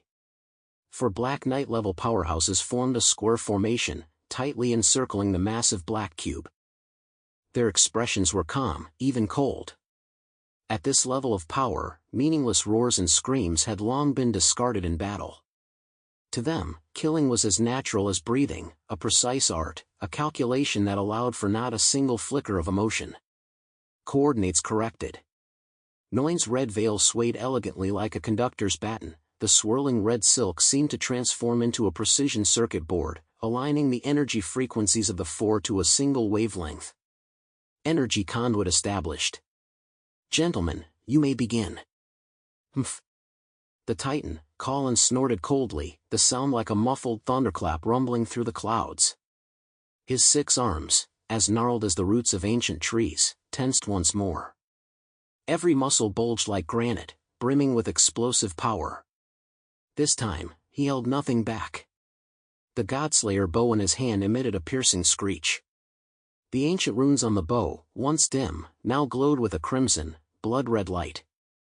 Vaguely, the void seemed to conjure the phantom of an ancient serpent stretching thousands of meters long, the vengeful spirit of the moral world serpent. It opened its massive maw, greedily devouring all the surrounding energy. This was forged from the spine of the moral world serpent slain by my clan's ancestors at the dawn of the primordial chaos. Colin's voice carried a hint of arrogance. Its fangs once crushed countless mighty beings. Today, they are more than enough to pierce through your tortoiseshell. Crash! The crimson god-slaying arrow flew from the bowstring. This arrow no longer sought speed, but rather the ultimate penetrating power to pierce through a surface. Wherever the arrowhead passed, the space was not torn apart, but directly drilled into an irreparable, spiral-shaped black hole. It was the pinnacle of pure physical laws, the ultimate embodiment of one force shatters all laws. At the same moment, the Blood Clan's Avel pressed his hands together in a gesture, his eyes flashing with an eerie red light. Blood God, Great Red Lotus Hell. The Blood Sea, which had been raging and churning, suddenly grew eerily still. Immediately afterward, on the surface of the black cube, countless blood-red lotus flowers of the most demonic beauty bloomed silently. Each petal was as sharp as the finest surgical sword, its stem burrowing deep into the space barrier. Utilizing highly concentrated biological acids and the power of curses, they frantically corroded and softened Zhang Yi's defensive layers, much like concentrated sulfuric acid poured onto plastic, emitting a sizzling white smoke. But the most lethal strike came from the spider demon Guzan. His massive body leaned back slightly, and the hundreds of demon eyes on his abdomen simultaneously focused on a single point. His previously chaotic gaze achieved absolute unity in that moment. Make way for me, space. A silent ripple spread out. This was not a physical attack, nor an energy blast, it was an unyielding divine decree. Utilizing the power of the law of cause and effect, he forcibly commanded that expanse of space to split open. Finally, the red silk in Noin's hand tightened abruptly. For extremes unite. For forces capable of shattering the heavens and obliterating the earth fused together perfectly under Noin's precise control. The piercing power of the god-slaying arrow, the corrosive force of the blood lotus, the laws of the demon eye, and the guiding power of the red silk coalesced into an indescribable pillar of destructive light, slamming violently into the very center of the nether realm. Time seemed to freeze at that moment. Immediately afterward. Crack! A crisp cracking sound rang out, sounding particularly jarring within this enclosed space of red silk. That black cube, reputed to be absolute defense capable of blocking all light, finally gave way. Like tempered glass struck by a sledgehammer, countless spiderweb-like cracks instantly spread across its entire surface, radiating from the point of impact. Black shards began to flake off, revealing the even deeper void within. Boom! With one final deafening roar, the nether realm beyond exploded into pieces. Black spatial fragments scattered in all directions, drifting down like black snowflakes, revealing the scene within. I've got him!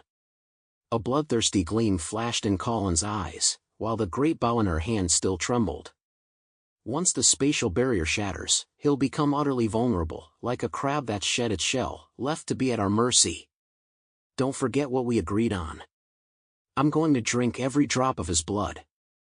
An ability user of this caliber, his blood must be exceptionally delicious. Abel licked his lips, his form transforming into a crimson shadow as he charged forward, eager to savor the fruits of victory. Vampires grow stronger by drinking blood, the blood of the more powerful, the more exquisite the elixir for them. They couldn't wait to rush forward and slay Zhang Yi. However, as the smoke cleared and the spatial shards settled, the expressions of all four froze on their faces, like a movie scene paused on a single frame. Because in the space before them, there was nothing. Completely empty. In the spot where Zhang Yi should have been, there was nothing but a void fissure that was still slowly healing. No corpse, no bloodstains, no severed limbs, not even a trace of life. There was only a deathly silence in the void, as if no one had ever existed there. Where is he? Colin roared in disbelief, her 6 arms flailing furiously. My god-slaying arrow locked onto his vital energy, it would have hit him even if he'd turned to ash. How could he have vanished into thin air? Noin! Where is he? Avel turned to the tall, slender man and screamed in anger, her once alluring face now contorted by the shattering of her expectations. This is your domain. Even a single fly here is under your surveillance. How could he possibly have escaped? Noin's face was now paler than death itself. He stared intently at the empty expanse, cold sweat beading on his forehead. Chapter 2784, The Realm of Crimson Silk, 2. The crimson silk in Noin's hand was still trembling slightly, but he could no longer sense anything. Gone. He's really gone. Noin muttered to himself, his eyes filled with shock and bewilderment. As a master of the space ability, he understood better than anyone what this meant. Within the realm of crimson silk, I've sealed off every spatial node. It's as if he's been struck from the list of this dimension. That's impossible. A duel between space ability practitioners hinges on momentum. Whoever seizes the initiative first and traps their opponent within their own spatial rules holds the upper hand. He was within my domain, suppressed by my rules. How could he have slipped away without a trace? Unless he entered a higher dimension I don't understand.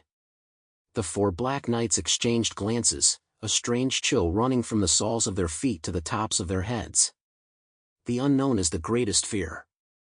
If Zhang Yi had broken out head-on, or if he'd taken a hit, been wounded, and fled, they wouldn't have been afraid. But this vanishing into thin air, like a ghost, it was completely beyond their comprehension. Watch your backs. If that guy hasn't left this place, he must be at some spatial node we don't know about, preparing to launch a surprise attack. Guzan's hundreds of eyes darted frantically as he let out a warning growl.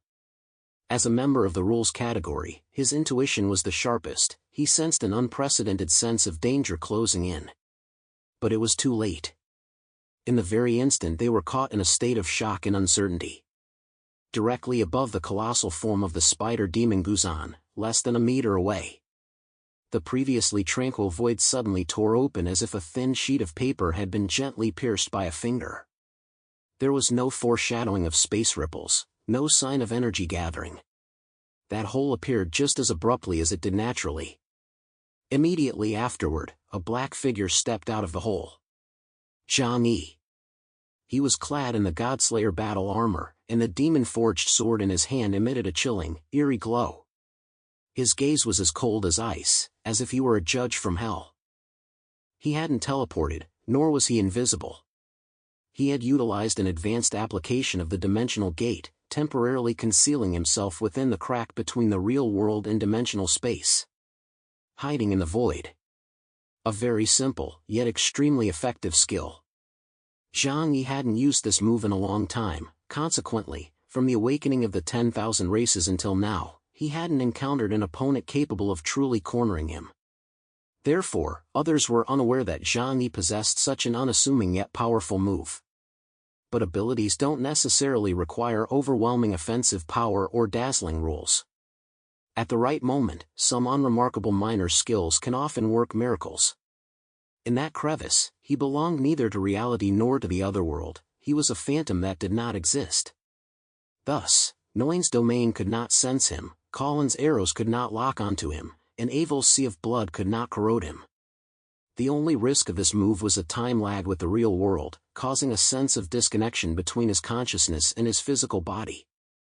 However, Zhang Yi had long since grown accustomed to this sensation, his limit was 30 minutes suspended within the spatial fissure. Got you now, big spider. Zhang Yi's figure hung upside down above Guzan's head, like a hunting eagle, locking onto its prey below with deadly precision. At that very moment, Guzan was busy scanning his surroundings, completely unaware that the Grim Reaper was already perched on his neck. In Zhang Yi's left eye, an ancient silver pendulum materialized, the hand representing the minute hand clicked forward by one tick. In that instant, it was as if the clocks of the entire universe had stopped. Divine technique, blink in the sky. Hum. The world, in an instant, shed all color, transforming into the ultimate black and white. The churning sea of blood froze mid-air, every spattering droplet clearly visible. Nguyen's fluttering red silk froze like a sculpture, preserving the folds created by the wind. Colin's furious expression was frozen on her face, even the trembling uvula could be seen in her wide-open mouth. Time stood still in that moment. In this frozen world where only Zhang Yi could move, he descended from the sky like a black bolt of lightning. His target was crystal clear, neither Guzan's heart nor his head. Because these super-ancient species, especially those with massive bodies, often possessed incredibly powerful life force and even multiple sources. The blink-in-the-sky technique could only be used once. After activation, it could not be used again for a short time, and Zhang Yi could not afford to take that risk. Therefore, his target was the eyes of the spider demon Guzan. Those hundreds of demon eyes, exuding a nauseating stench and capable of emitting rays of law. Swish, swish, swish, swish, swish. The demonic sword in Zhang Yi's hand transformed into countless afterimages. Moving at extreme speeds, he resembled both a precise doctor and a frenzied butcher. With each stroke, he pierced the center of a demon-eye's pupil with unerring precision, then flickered his wrist to shred and gouge it out. Plop! Though no sound could be heard in the frozen moment, Zhang Yi could feel the sensation of the sword slicing through the eyeball and the gush of fluid. 100 strikes. 200 strikes. 300 strikes. In the blink of an eye, Zhang Yi unleashed thousands of strikes.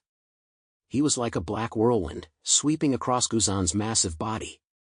All of Guzan's hundreds of compound eyes, the source of his pride, were instantly gouged out.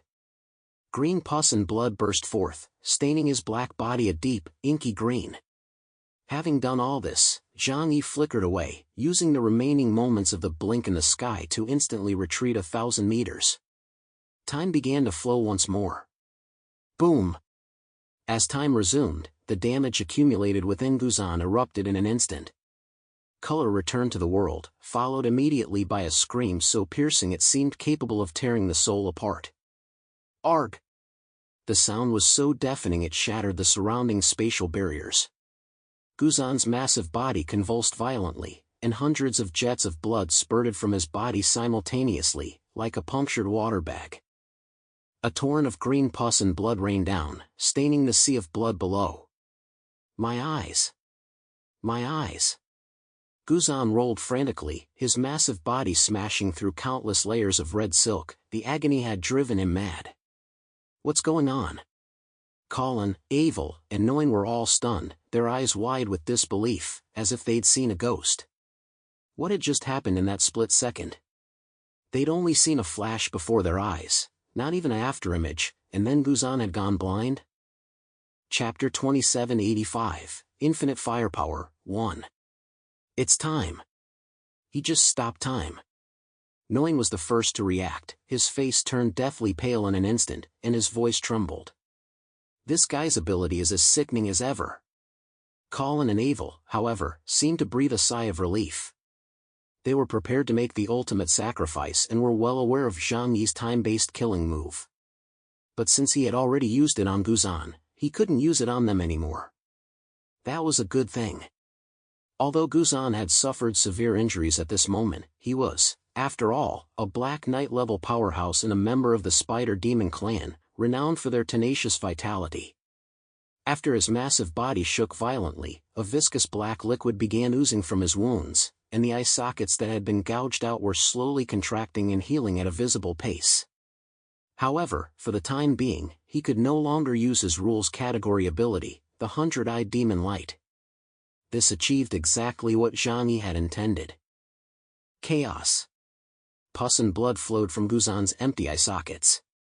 Though he could not see, he locked onto Zhang Yi's position using his powerful biological senses. You destroyed my eyes. You crippled my rules. But you cannot kill me. While repairing his body, Guzan let out a venomous roar, his voice sounding like a demon from hell. The Spider Demon clan's immortality is beyond your imagination. And as for that forbidden skill, Blink in the Sky, you can only use it once in a short period, right? Can your body withstand a second backlash? Now you've played all your trump cards, and your spatial barrier is gone. We still have 4 of us. Oh no, even if I'm crippled, there are still 3.5. If we join forces, we can still crush you into mincemeat. Hearing Guzan's words, Colin and Avel snapped to attention. Though they were shocked by Zhang Yi's tactics, the current situation still gave them an absolute advantage. Zhang Yi had been exposed, lost his strongest means of defense, and played all his trump cards. And although one of them was injured, the other 3 were still at full strength, and their combat power remained overwhelmingly superior. Kill him. Now! Colin roared, drawing his bow once more, his 6 arms bulging with muscle. Avel let out a shriek as well, the sea of blood boiled again, transforming into countless blood dragons that lunged toward Zhang Yi.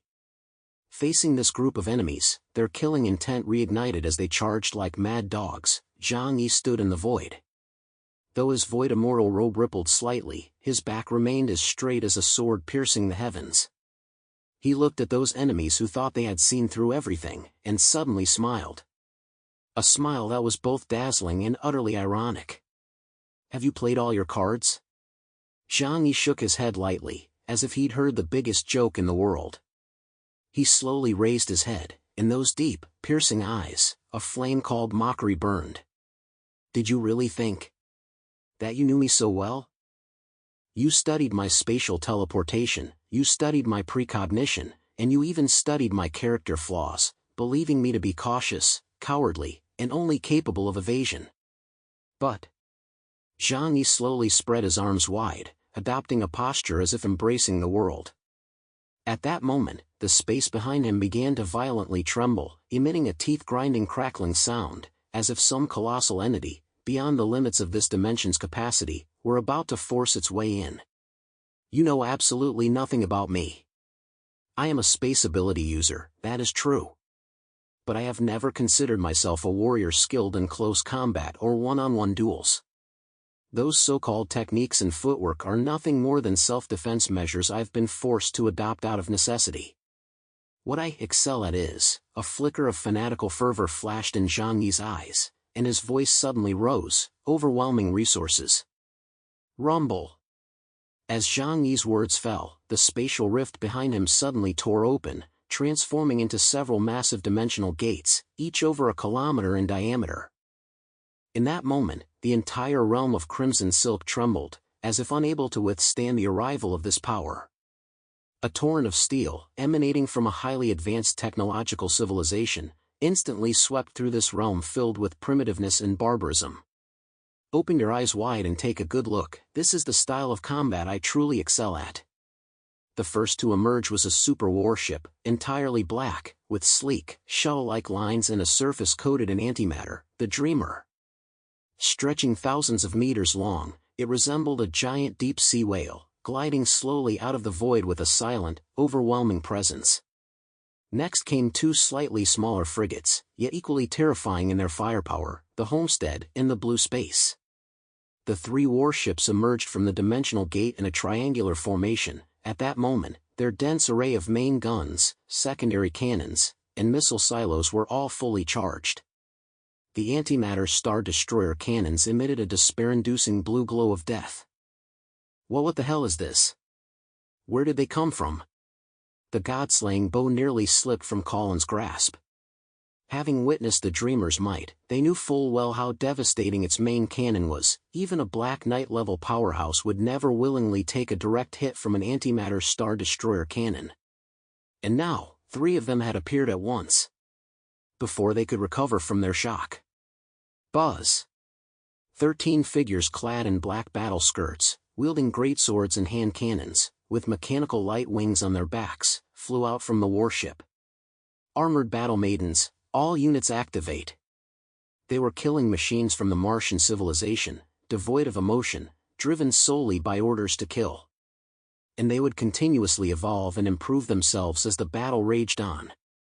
Hot on their heels came over 200 Sand Raiders ultimate combat robots, swarming out like a swarm of bees. Every single one had been heavily modified by Liu Karen, equipped with specialized weapons designed to counter high-tier mutants, and they filled the sky in a dense, swarming mass. But that wasn't all. The grand finale. Zhang Yi snapped his fingers, his eyes brimming with the smug pride of a child showing off a toy. Boom! A massive metal fortress, resembling an asteroid, slowly squeezed out of the largest dimensional gate. That was the true form of the Tianhai Fortress.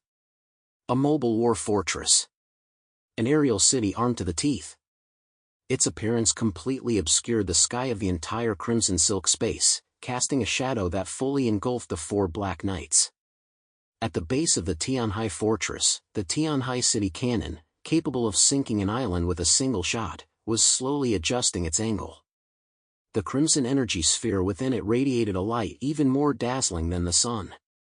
Facing this terrifying fleet capable of waging an interstellar war, the four ancient powerhouses who had just moments ago been boasting about crushing Zhang Yi were now utterly dumbfounded. Chapter 2786, Infinite Firepower, 2. They were like primitives wielding stone axes and spears, suddenly confronted by a fully armed aircraft carrier strike group. That sense of despair was a crushing blow across dimensions, a dimensional strike from a higher level of civilization. Zhang Yi teleported to the top of the Tianhai Fortress, looking down from above at the four tiny figures below. The hem of his battle suit fluttered in the howling wind as his voice boomed through the loudspeakers, echoing throughout the entire space. Perhaps because I've been forced into one-on-one duels with other mutants these past few years, you've developed a mistaken impression of me. You think I'm just a slightly stronger mutant. But I'm afraid not. Zhang Yi gave a casual wave of his hand, and the countless gun barrels behind him locked onto their targets simultaneously. This is my strongest, and my ultimate, way of fighting. Firepower dominance is justice. Because of that extreme sense of caution deep within him, that insecurity ingrained in his very bones, Zhang Yi always kept a backup plan. Uncertain whether he'd be able to find enough supplies to survive the coming year, he would stockpile enough provisions to last at least 5 to 10 years in advance. The same applied to combat. He would never rely on just a single sword. When enemies believed that breaking his sword would secure their victory, he would reach behind him and pull out an arsenal. Now, it's my turn. In the realm of crimson silk, this eerie dimension saturated with blood and twisted rules, the air seemed to instantly solidify into solid lead, so heavy it made breathing impossible. As the dimensional gates behind Zhang Yi, each over a kilometer in diameter, slammed open with a thunderous roar, a torrent of steel representing another dimension and the pinnacle of another civilization's technology descended, carrying a suffocating sense of oppression, or rather, the cold, arrogant demeanor characteristic of industrial civilization. The massive metal base of the Tianhai fortress obscured the eerie red canopy above this space. It did not hover motionless, but rotated slowly amid a low-frequency hum. With every rotation, the gravity generators at its base disturbed the ripples of surrounding space, casting shadows as solid as ancient mountains that weighed heavily and irresistibly upon everyone's hearts, a weight heavy enough to crush even the soul. 3 super warships, the Dreamer, the Homestead, and the Blue Space, floated in a triangular formation around the fortress. The pitch-black light-absorbing coating on their hulls swallowed all the red light around them, only the rows of main gun barrels on their sides, currently charging, emitted a faint, cold blue glow. That light was not blinding, yet it contained a terrifying destructive power capable of obliterating stars. The low growl of the engines caused the very fabric of space to resonate, as if countless ancient behemoths, imprisoned within steel cages, were snarling in rage, craving blood and destruction. The antimatter Star Destroyer cannons had long since been preheated and were ready to unleash a devastating strike at any moment.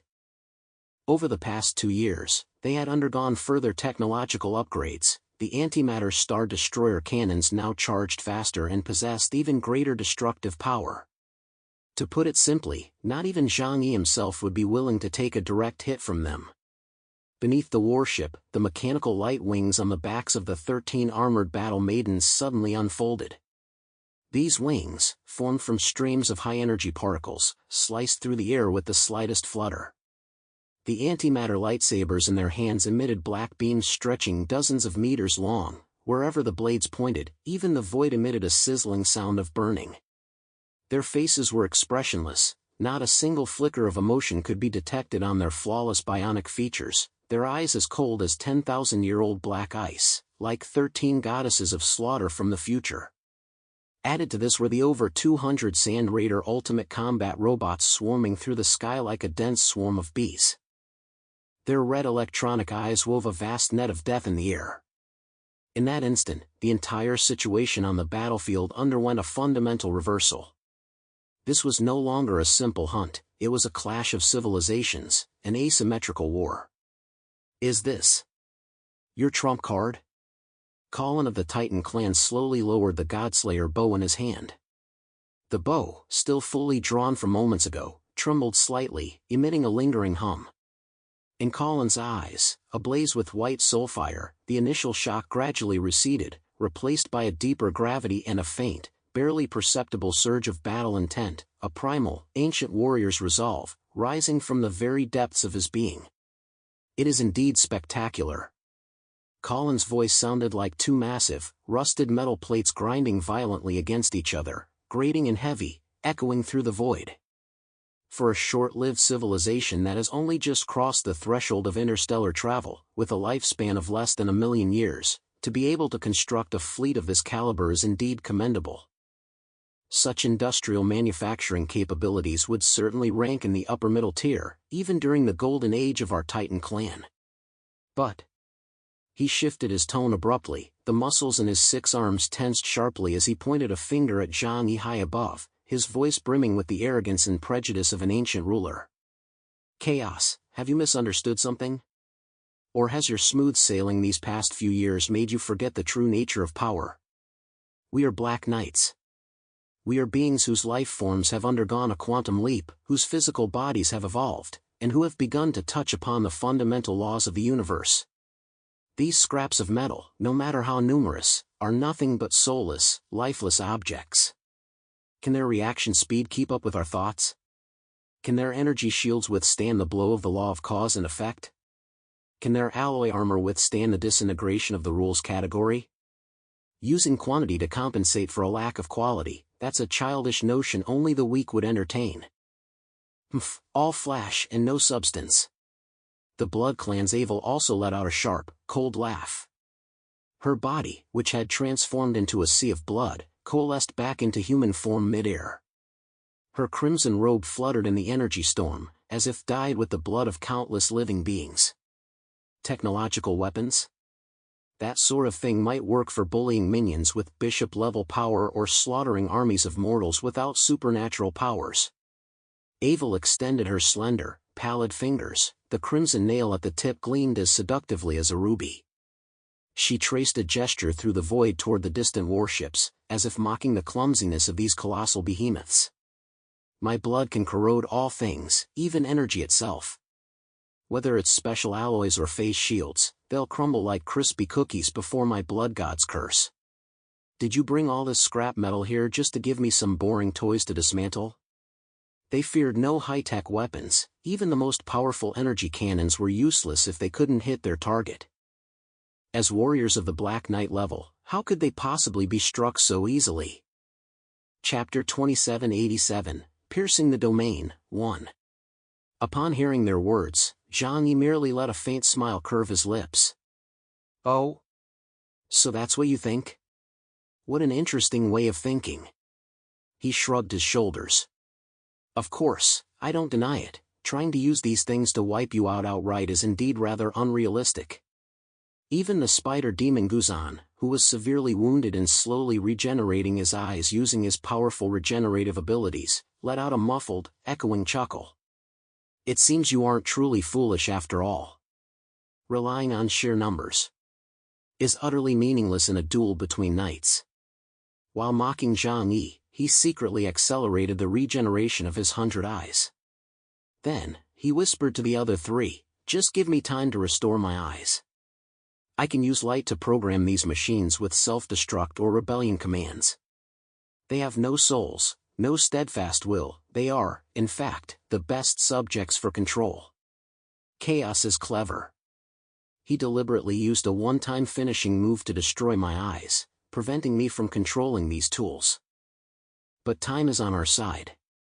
The 4 Black Knights, though initially stunned by Zhang Yi's boldness and depth of power, did not feel true fear because of it.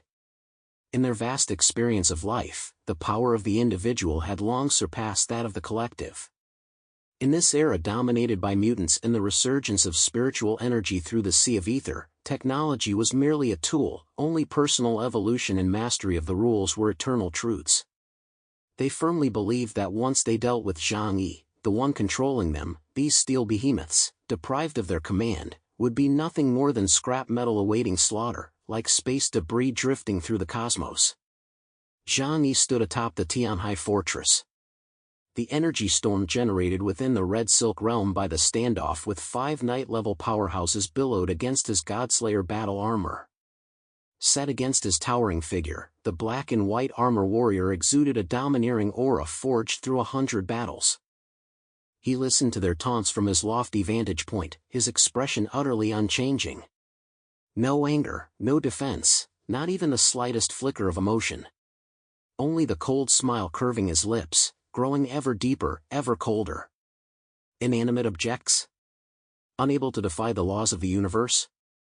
Zhang Yi shook his head slightly, the light in his eyes as deep as the stars, a calmness born of seeing through the essence of all things. You are mistaken. In this universe, energy is truth, and mass is justice. When the equivalent of energy is great enough to warp time and space, great enough to vaporize matter. So-called rules are nothing more than fragile glass. Besides, who told you they're only for attacking? Zhang Yi didn't expect to directly obliterate the 4 lightning-fast Black Knights with these warships' main cannons. He knew full well that at this level, to completely eliminate an opponent, one must rely on power of equal caliber. The role of these warships has never been that of primary attackers. They were battering rams, shields, and above all, an infinite source of energy.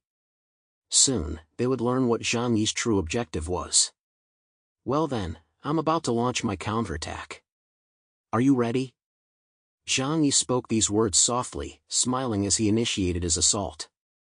The Tianhai city cannon at the base of the Tianhai fortress, resembling a miniature sun, struck first. Buzz! The Dreamer fired a stream of black antimatter destruction, the Homestead fired a white high-energy laser, and the blue space fired an invisible shockwave. The four devastating torrents of energy converged in the air, forming a massive energy drill that slammed violently into the spatial barrier Noin had erected. Boom boom boom boom boom. The entire realm of Crimson Silk shook violently, as if a magnitude 10 earthquake had struck. The layers upon layers of red silk in the sky began to tremble wildly, emitting a wailing sound like fabric being torn.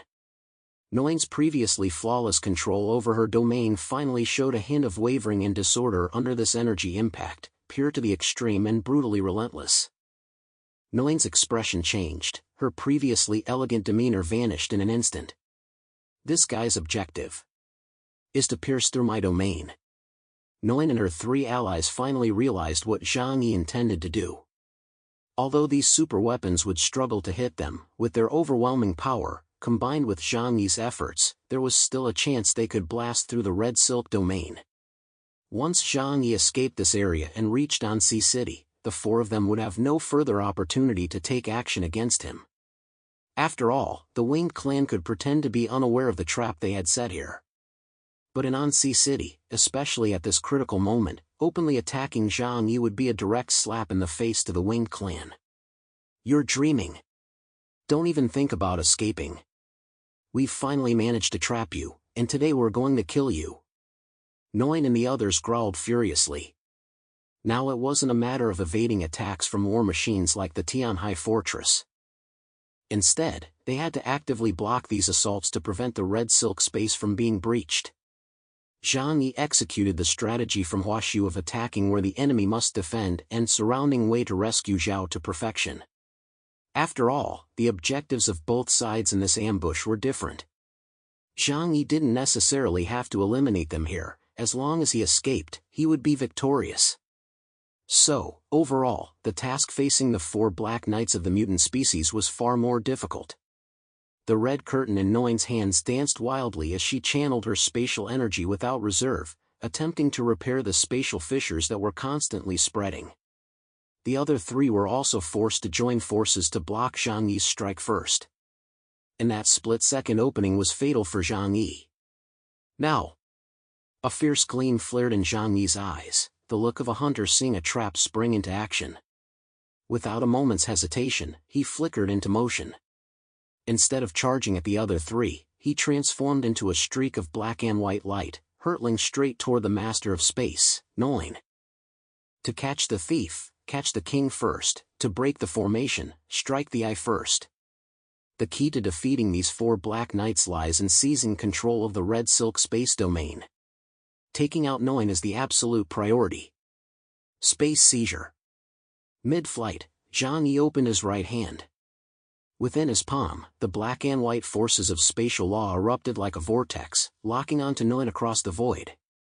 Chapter 2788, Piercing the Domain, 2. Since ascending to Black Bishop and receiving Ling's unreserved guidance, Zhang Yi's strength has grown ever more formidable, and his understanding of time, space, and matter of the netherworld has become increasingly clear. Now, he is steadily advancing along the path of not only knowing the what but also the why, mastering the principles and applying them to new situations. As a result, his spatial abilities have evolved from being confined to his own personal dimensional space to now being able to interfere with areas beyond his own body. Although he cannot directly form a vast, independent external domain like Noin, he is still capable of releasing powerful spatial energy to create disruption. Are you crazy? Noin watched Zhang Yi charging straight at him, a flicker of disbelief crossing his eyes. Trying to wrest control of space from me within my own domain? That's like competing with a fish in the ocean. You're so arrogant you don't know your place. You're asking for death.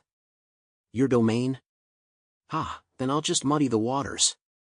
Zhang Yi let out a cold snarl as the power of the void within his body poured unreservedly into the fabric of space. If Nguyen's spatial power was a meticulously woven crimson silken embodiment of order, then Zhang Yi's power was a ravenous, devouring black hole, chaos. He did not seek control, what he sought was destruction. Sizzle, sizzle, sizzle. Two colossal currents of space collided violently in the void. This was not a physical collision, but a struggle at the level of the laws of the universe. The air between them instantly warped, giving rise to countless intricate black fissures. The once orderly red silk realm of space began to twist violently under Zhang Yi's ruthless erosion of the void. A disorientation of direction, up became down, left became right. A blurring of spatial perception, what was far away felt as close as the tip of one's nose. In reversal of gravity, the sensation of solid ground vanished, and everyone felt a wave of intense dizziness. The other three within the Crimson Silk domain were also inevitably affected, feeling as though they were adrift in the void of space, completely weightless, with their sense of direction utterly lost. Damn it! You brute! You crude beast! Nguyen felt as though his mental energy was being torn back and forth by a rough saw. The excruciating pain contorted his pale face. As the creator of the domain, he was the one most severely affected by its disruption. He struggled desperately to stabilize the domain, but Zhang Yi's power was like highly concentrated ink poured into clear water. It spread rapidly, contaminating his rules. It's as if two rivers flowing in opposite directions are converging at a single point. Bearing the immense mental pressure, a trickle of blood began to flow slowly from Zhang Yi's nostrils. After all, trapped within the opponent's space domain, this forced struggle generated spatial distortions and vortexes. The power unleashed in an instant was hundreds of times greater than that of his dimensional string severance. It was inevitable that this would have some effect on him. Blood trickled down his cheek, dripping onto his Godslayer battle armor, yet the smile on his face grew ever more savage and ferocious. The final outcome will belong to neither side. Chaos, that is the vision of the end I wish to witness. Open. For me. Boom. With a deafening roar, a massive, irreparable gash was torn open in a corner of the Crimson Silk realm. Though it hadn't completely collapsed, Nguyen's absolute control over this region had been severed in that instant. The entire space was warping. As they looked at one another, they appeared like distorted, elongated lines, their human forms completely obscured. A golden opportunity. Zhang Yi seized this fleeting opening. This was the moment he had been waiting for. He thrust the demonic sword Divine Refinement in his hand violently into the void, fusing the infinite sword energy within his body perfectly with the spatial fragment he had just seized. Infinite sword domain, earthbound imprisonment. With Zhang Yi and Nguyen at the center, within a radius of 1,000 meters, countless blue swords of supernatural energy shot skyward. These sword energies were not physical entities, but solidified spatial laws. They intertwined and connected, instantly constructing a small subspace independent of the realm of Crimson Silk. This was a world composed entirely of sword energy and spatial laws. The sky was a sword, the earth was a sword, every wisp of wind flowing through the air carried a sharp sword intent. Layered upon one another, they formed a circular coliseum, completely enveloping the two of them. Nguyen watched the shifting scenery around him and the countless floating blades filling the sky. His face instantly turned deathly pale. He realized he had been forcibly dragged inside. All connection to the outside world had been completely severed. Sorry, but I happen to know a thing or two about domain-based skills as well. Zhang Yi casually wiped the blood from his nose, his gaze cold as he looked at Nguyen. Now, it's just the two of us. Standing at the center of the infinite sword domain, Zhang Yi held his demonic sword. His Godslayer battle armor emitted a black and white glow, the reaction of the source power furnace igniting high-purity energy crystals. As the successor to the Terminator Demon God armor and the White Emperor battle suit, the Godslayer battle armor was not a new creation, but an upgraded version. It incorporated the Zhanyuan tribe's nuclear fusion reactor technology. Provided it had sufficient energy, it could even rely on its intelligent system to fight against Black Knight-level opponents for a time. And right now, the one thing Zhang Yi had in abundance was energy. The Godslayer battle armor fully activated. The black base of the suit and the white exoskeleton both emitted a powerful radiant glow, as if a white star had enveloped a black hole. That fierce aura was like that of an invincible demon god. Nguyen's eyes widened in shock. He could actually sense an aura of invincibility emanating from Zhang Yi. And now, he had no choice but to face Zhang Yi in single combat. One-on-one, could he defeat Zhang Yi? Nguyen clenched his fists tightly. Though he wasn't entirely confident, he had no choice but to accept the challenge. Outside the infinite sword domain. With Zhang Yi and Nguyen's disappearance, the realm of Crimson Silk lost the precise control of its master and became extremely unstable, like a flickering candle in the wind. Nguyen's been dragged away? Colin turned pale with shock. His 6 arms flailed instinctively, and he aimed the god-slaying bow at the blurry spatial mist, only to find he couldn't lock onto the target at all. Forget him. Nguyen is a master of space. Zhang Yi can't outmatch him in spatial prowess. Guzan's newly regrown eyes were filled with venom. Though his vision hadn't fully returned, his hatred for Zhang Yi was already overwhelming. He let out a shrill roar, "Destroy this scrap metal first. Smash that chaos tortoiseshell to pieces and force him out to face his death. Kill!" Avel let out a piercing shriek. The sea of blood churned, transforming into a gaping maw that obscured the sky, lunging toward the Tianhai fortress in the air. However, what greeted them was a hellish barrage of fire. Chapter 2789, Fortress Warfare, 1. The intelligence system of Tianhai City was already powerful enough, especially when it came to combat. Due to concerns about a potential AI crisis, Zhang Yi and Lu Karen usually restricted its autonomy. However, once automatic mode was activated, it would unleash 100% of its combat capabilities. At that moment, a command was transmitted from the command center of the Tianhai fortress to all combat units. Command, Annihilation Mode. Energy Link, Tianhai Fortress Eternal Core. Tactical Algorithm, Infinite Iteration. Restrictions lifted. Sand Raiders Infinite Resurrection Combat Mode activated. Armored Battle Maidens Infinite Resurrection Combat Mode activated. Core energy supply is sufficient to support 1 million resurrection cycles for group units. Combat Core, activate Defensive Force Field to prevent destruction of the central energy hub. Although Lu Karen was not present, the intelligence system she had pre-programmed, and which had been optimized by Yang Xinxin and Professor Da Vinci, demonstrated terrifying command capabilities at that very moment. Buzz! Buzz! Buzz! Red light flashed in the eyes of the 13 armored battle maidens. Without a trace of fear or hesitation, they transformed into 13 streaks of black light and charged directly at the 3 black knights. Are they looking to die? Colin asked. Mechanical lifeforms have no concept of death. Destroy them. Guzan replied coldly. Colin nodded and swung an arm, striking the battle maiden at the very front. Buzz, an invisible shockwave radiated directly from his fist. The energy was invisible, yet it contained an extremely powerful destructive force. Bang! To everyone's surprise, the battle maiden didn't flinch or dodge. She swung her greatsword to meet the Titan's iron fist head-on. With a deafening roar, half of the battle maiden's body was blown to pieces, metal parts and blue electrolyte spraying everywhere. As expected, their power levels were simply not in the same league. Humph, a pushover. Colin sneered, using this second-rate trash against us Black Knight class units. Chaos really doesn't think straight. But the next second, his smile froze. The battle maiden, now with only half a body remaining, did not fall. The core reactor on her chest suddenly flared to life, and a thick blue beam of energy shot directly from the Tianhai fortress behind her, connecting precisely with her body.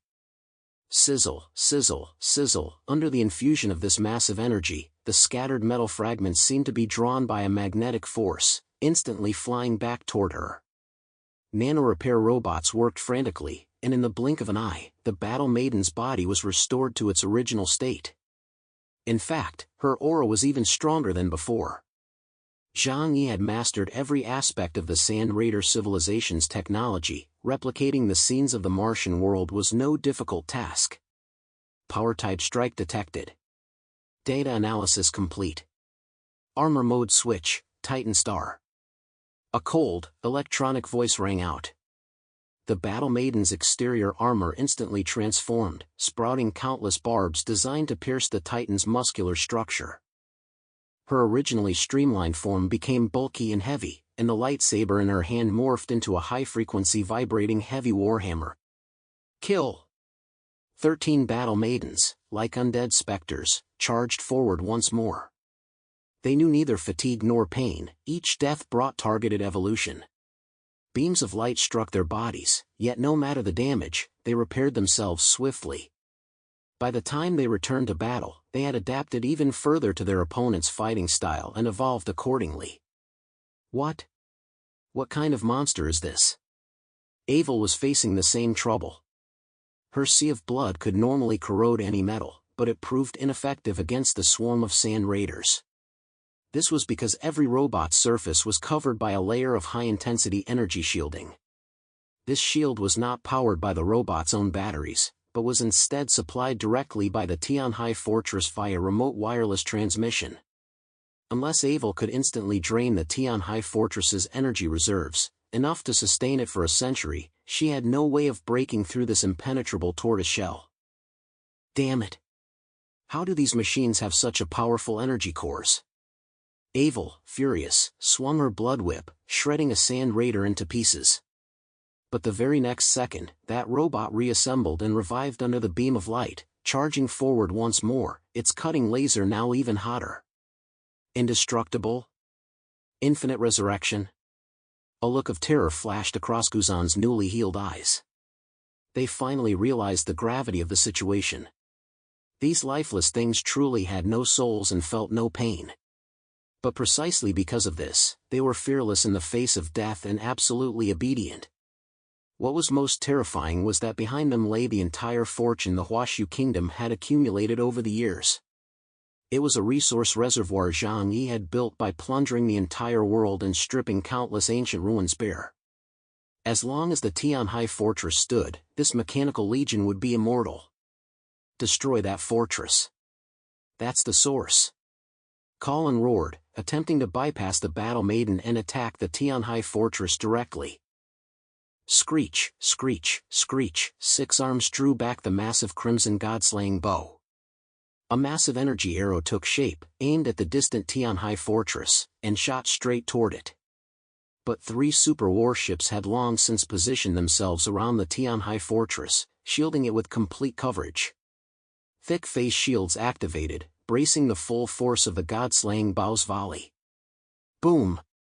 The shields rippled violently but did not shatter. The damage control systems inside the warships completed repairs within a second. Is this the weight of a civilization? Guzan gazed at the colossal steel behemoths that obscured the sky, feeling for the first time an emotion called dread. They were not facing Zhang Yi alone. They were facing an entire civilization armed to the teeth. Could it be that they would fail in this battle? They could not imagine such an outcome, yet the current situation clearly showed they had been held up by the mechanical forces Zhang Yi had left behind. And what of the showdown between Nguyen and Zhang Yi within the domain? The 3 of them felt a sinking sensation in their hearts and couldn't help but grow anxious.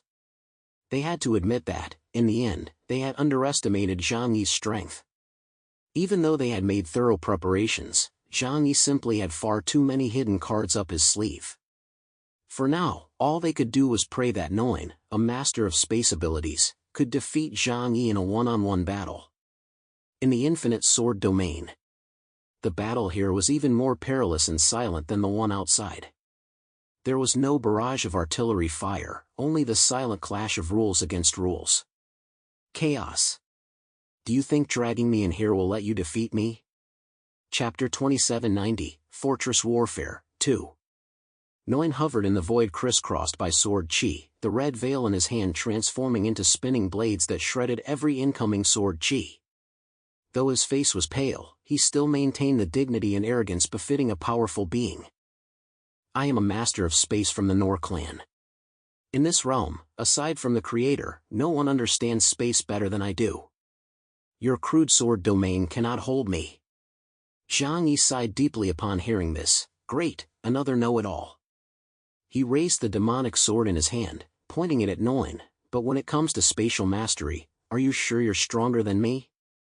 Space slash. Nguyen said nothing, merely clapping his hands together violently. Rip, the space beside Zhang Yi suddenly shattered like glass, and an invisible dimensional rift flashed by in an instant. If Zhang Yi hadn't reacted in time, this strike would have startled him. Zhang Yi sidestepped, and ripples spread across his void immortal robe, dissipating the attacking force. He looked at Nguyen, his expression calm, even tinged with a hint of admiration. Impressive technique. Using dimensional misalignment to make a cut is indeed far more sophisticated than a simple energy blast. Zhang Yi held his demon blade, stepping through the void, advancing toward Nguyen one step at a time. With every step, the sword intent surrounding him grew stronger. But, Nguyen, you rely too heavily on technique. You treat space as a work of art to be sculpted, obsessed with intricate transformations, yet you've forgotten space's most fundamental attribute: it is the vessel that contains everything. And a vessel can be shattered. Zhang Yi's gaze sharpened. The black and white streams of light from the Godslayer battle armor instantly converged upon the sword, and the space around the sword began to collapse. Netherworld burial, sever. This sword had no flashy trajectory, only pure destruction. Zhang Yi imbued the sword with the devouring properties of antimatter and slashed directly toward the area where Nguyen stood. Boom! Nguyen's pride and joy, his spatial barrier, was as fragile as paper in the face of this strike. The power of the void frantically devoured the laws of space, causing Nguyen's defenses to crumble instantly. What? Nguyen was stunned and retreated violently. You can actually devour the laws of space? What kind of power is this? This defies the laws of spatial science. This is the power to devour you. Zhang Yi replied coldly, laws?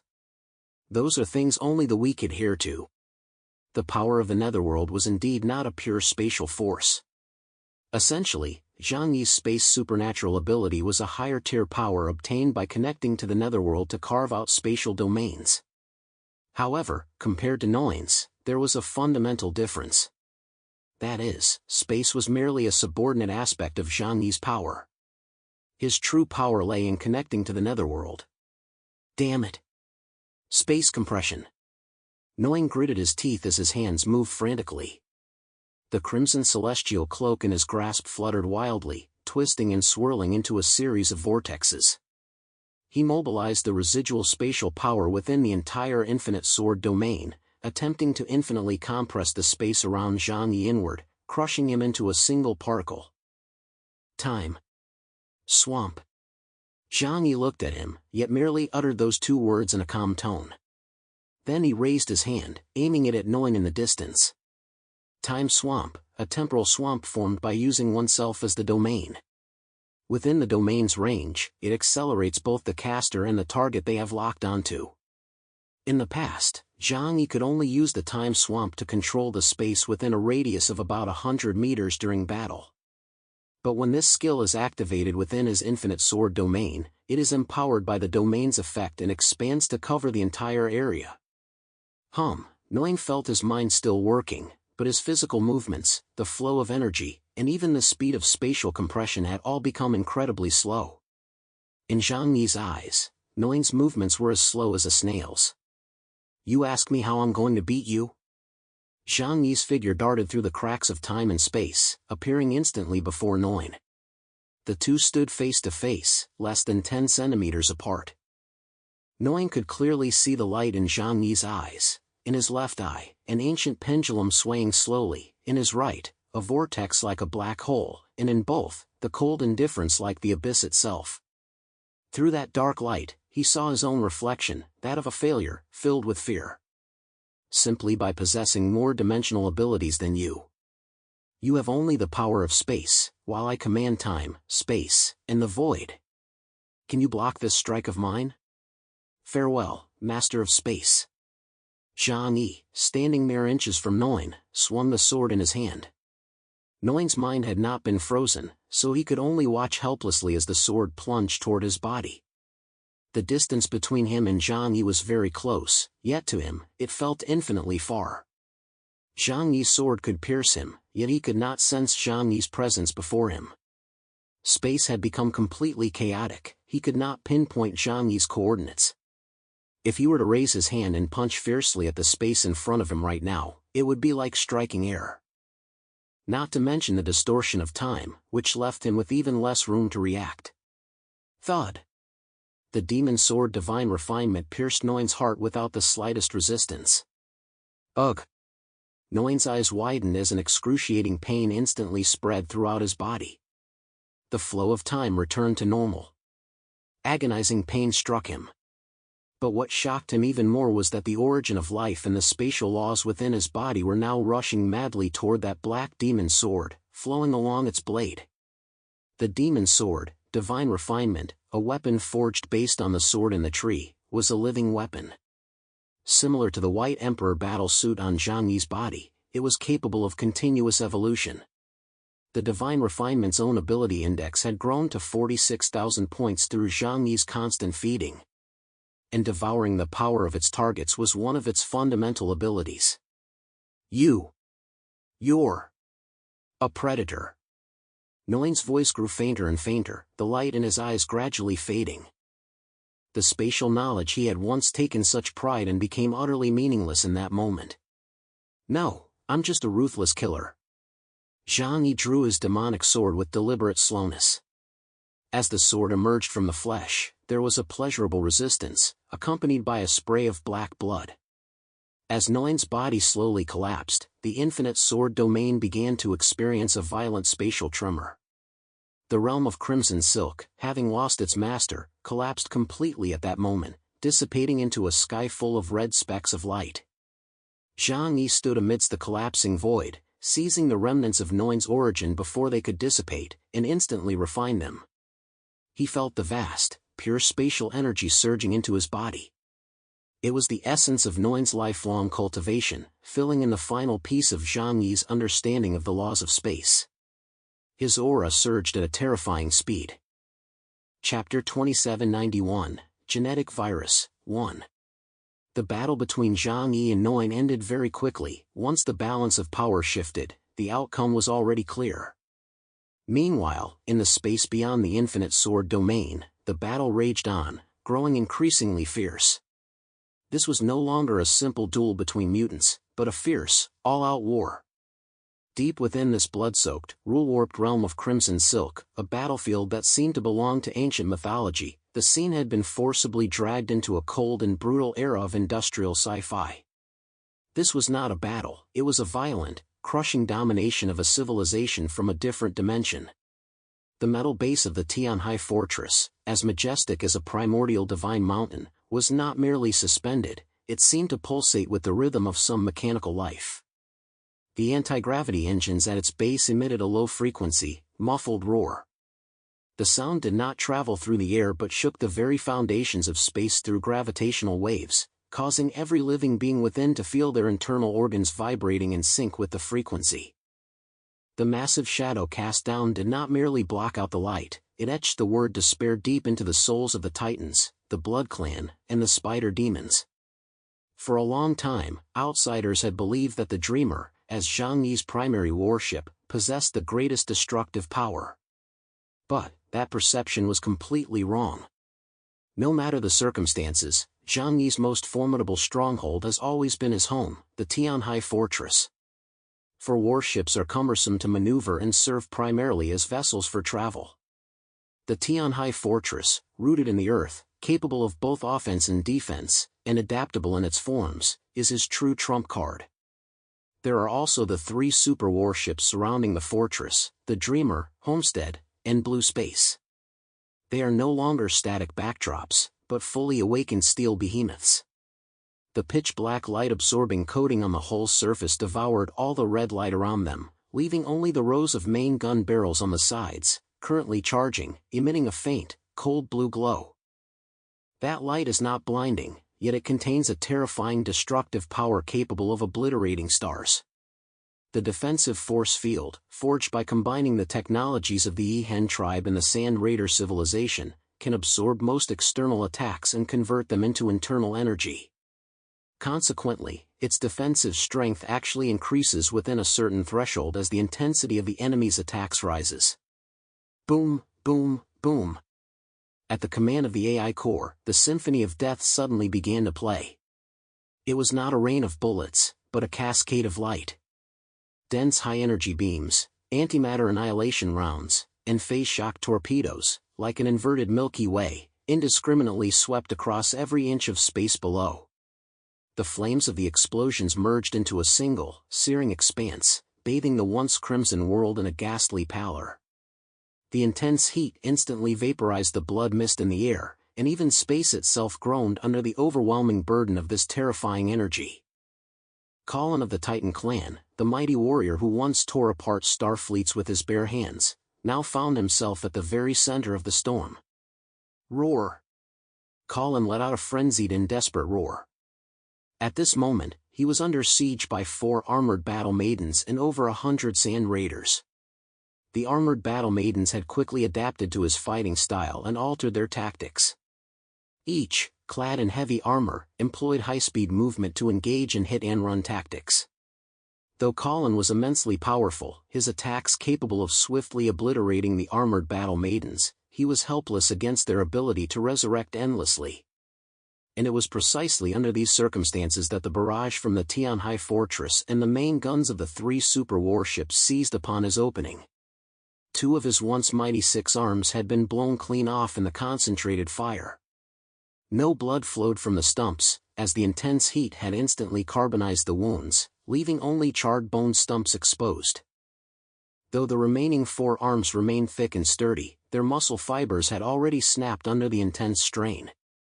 Golden divine blood flowed down his arms, dripping into the void and transforming into burning golden flames. The god-slaying bow in his hand, that divine artifact forged from the spine of an ancient colossus, was now emitting a mournful wail. With every pull of the bowstring, a black fissure was carved into the void. Colin was forced to expend vast amounts of origin energy to form arrows, not to kill his enemies, but merely to counter the deluge of antimatter beams pouring down from the sky.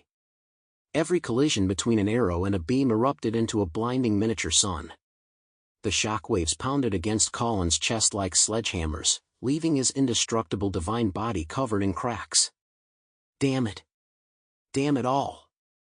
Colin's voice pierced through the roar of the explosions, laced with disbelief, terror, and confusion.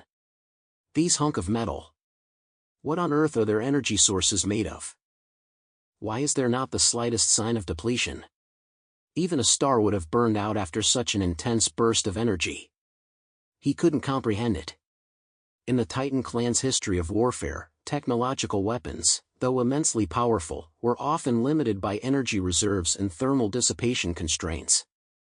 Yet this fleet before him seemed as if it were connected to an endless energy universe. Its firepower output was so steady it was despair-inducing, without even the slightest fluctuation.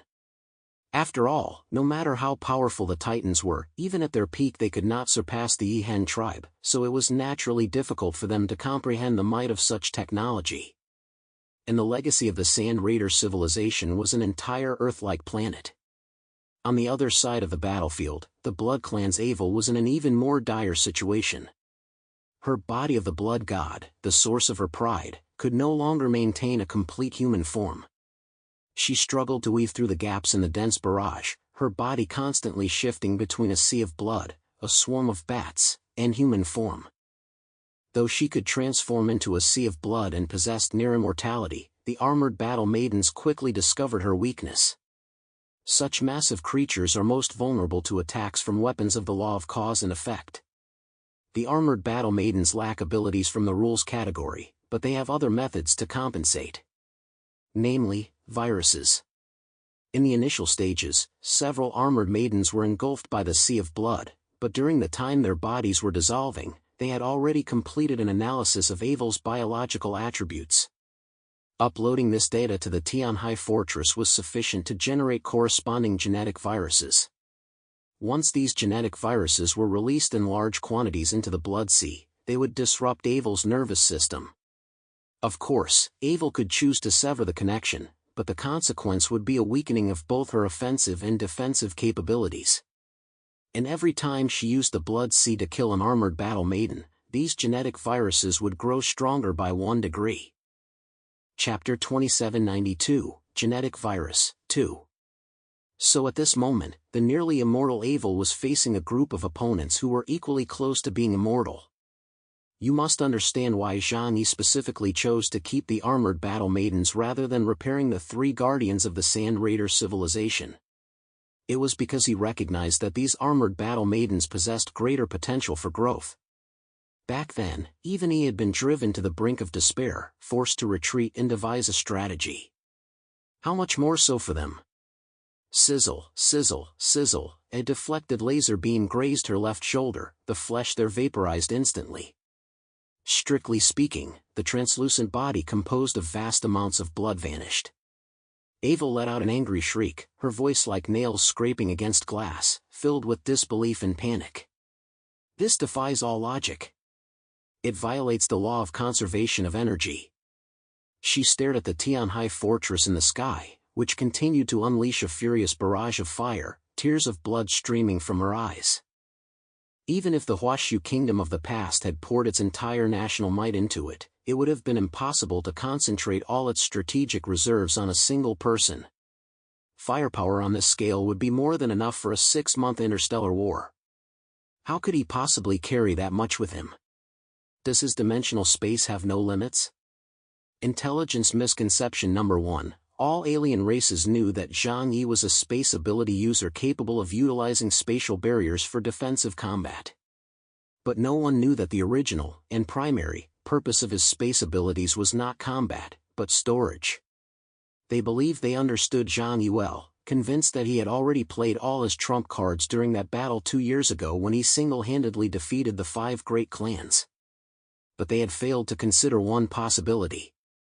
Namely, had Zhang Yi truly been forced to play all his trump cards in that battle 2 years ago? Arrogance is a deadly flaw. Avel was in despair. Her blood energy could corrode anything, but against such a pure, high-level energy strike, her corrosive ability was as laughable as trying to extinguish a volcano with saliva. Because he's a madman. A complete and utter madman, utterly devoid of any sense of security. The spider demon Guzan fared the worst. His massive body served as the perfect target. The dozens of eyes he had just regrown hadn't even had time to take in the world before they were blown apart once again in a barrage of saturation fire. Green pus and blood trickled down his hideous mandibles, dripping onto the void barrier and emitting a sizzling, corrosive sound. At this moment, the wounds left on him by Zhang Yi had not yet fully healed, making them his most vulnerable weak points. He was the source of the Tianhai fortress's attacks, aimed at preventing him from unleashing his abilities from the rules category once more. While frantically waving several bristly spider legs to weave layer upon layer of webs infused with the law of cause and effect before him, he growled through gritted teeth, his voice trembling with the realization of a terrible truth: we all underestimated his greed, and his caution. This guy named Chaos. He never intended to leave anything important behind. He's probably stashed over 99% of Huashu Kingdom's core energy reserves, strategic supplies, and even production lines into his dimensional space. He isn't fighting alone at all. He is a mobile arsenal. A living war fortress. He carries the weight of an entire civilization to crush us. The 3 fought with growing dread and despair. They had originally thought that by cutting off Zhang Yi's retreat and sealing off space, they could trap him like a turtle in a jar. But they never imagined they had locked themselves inside a sealed iron barrel filled with high explosive charges, while their opponent held a lighter and kept pouring oil inside. Time ticked by second, for these 3 black nights, every second felt as long as a century. Yet the 3 were unable to leave this domain, for Noin, the caster of the Red Silk domain, was locked in a one-on-one battle with Zhang Yi. All they could do was silently pray for Noin's victory. Just as the 3 were about to be crushed by the relentless barrage, so much so that even their counterattacks had grown sluggish, suddenly. Buzz. A strange, low-pitched hum abruptly drowned out all the roar of the artillery. The sound didn't seem like a sound wave traveling through the air, it was more like the trembling of space itself, the groan of the dimensional membrane as it rubbed violently against itself. Immediately afterward, the entire red silk domain underwent a violent, nauseating distortion in that single instant.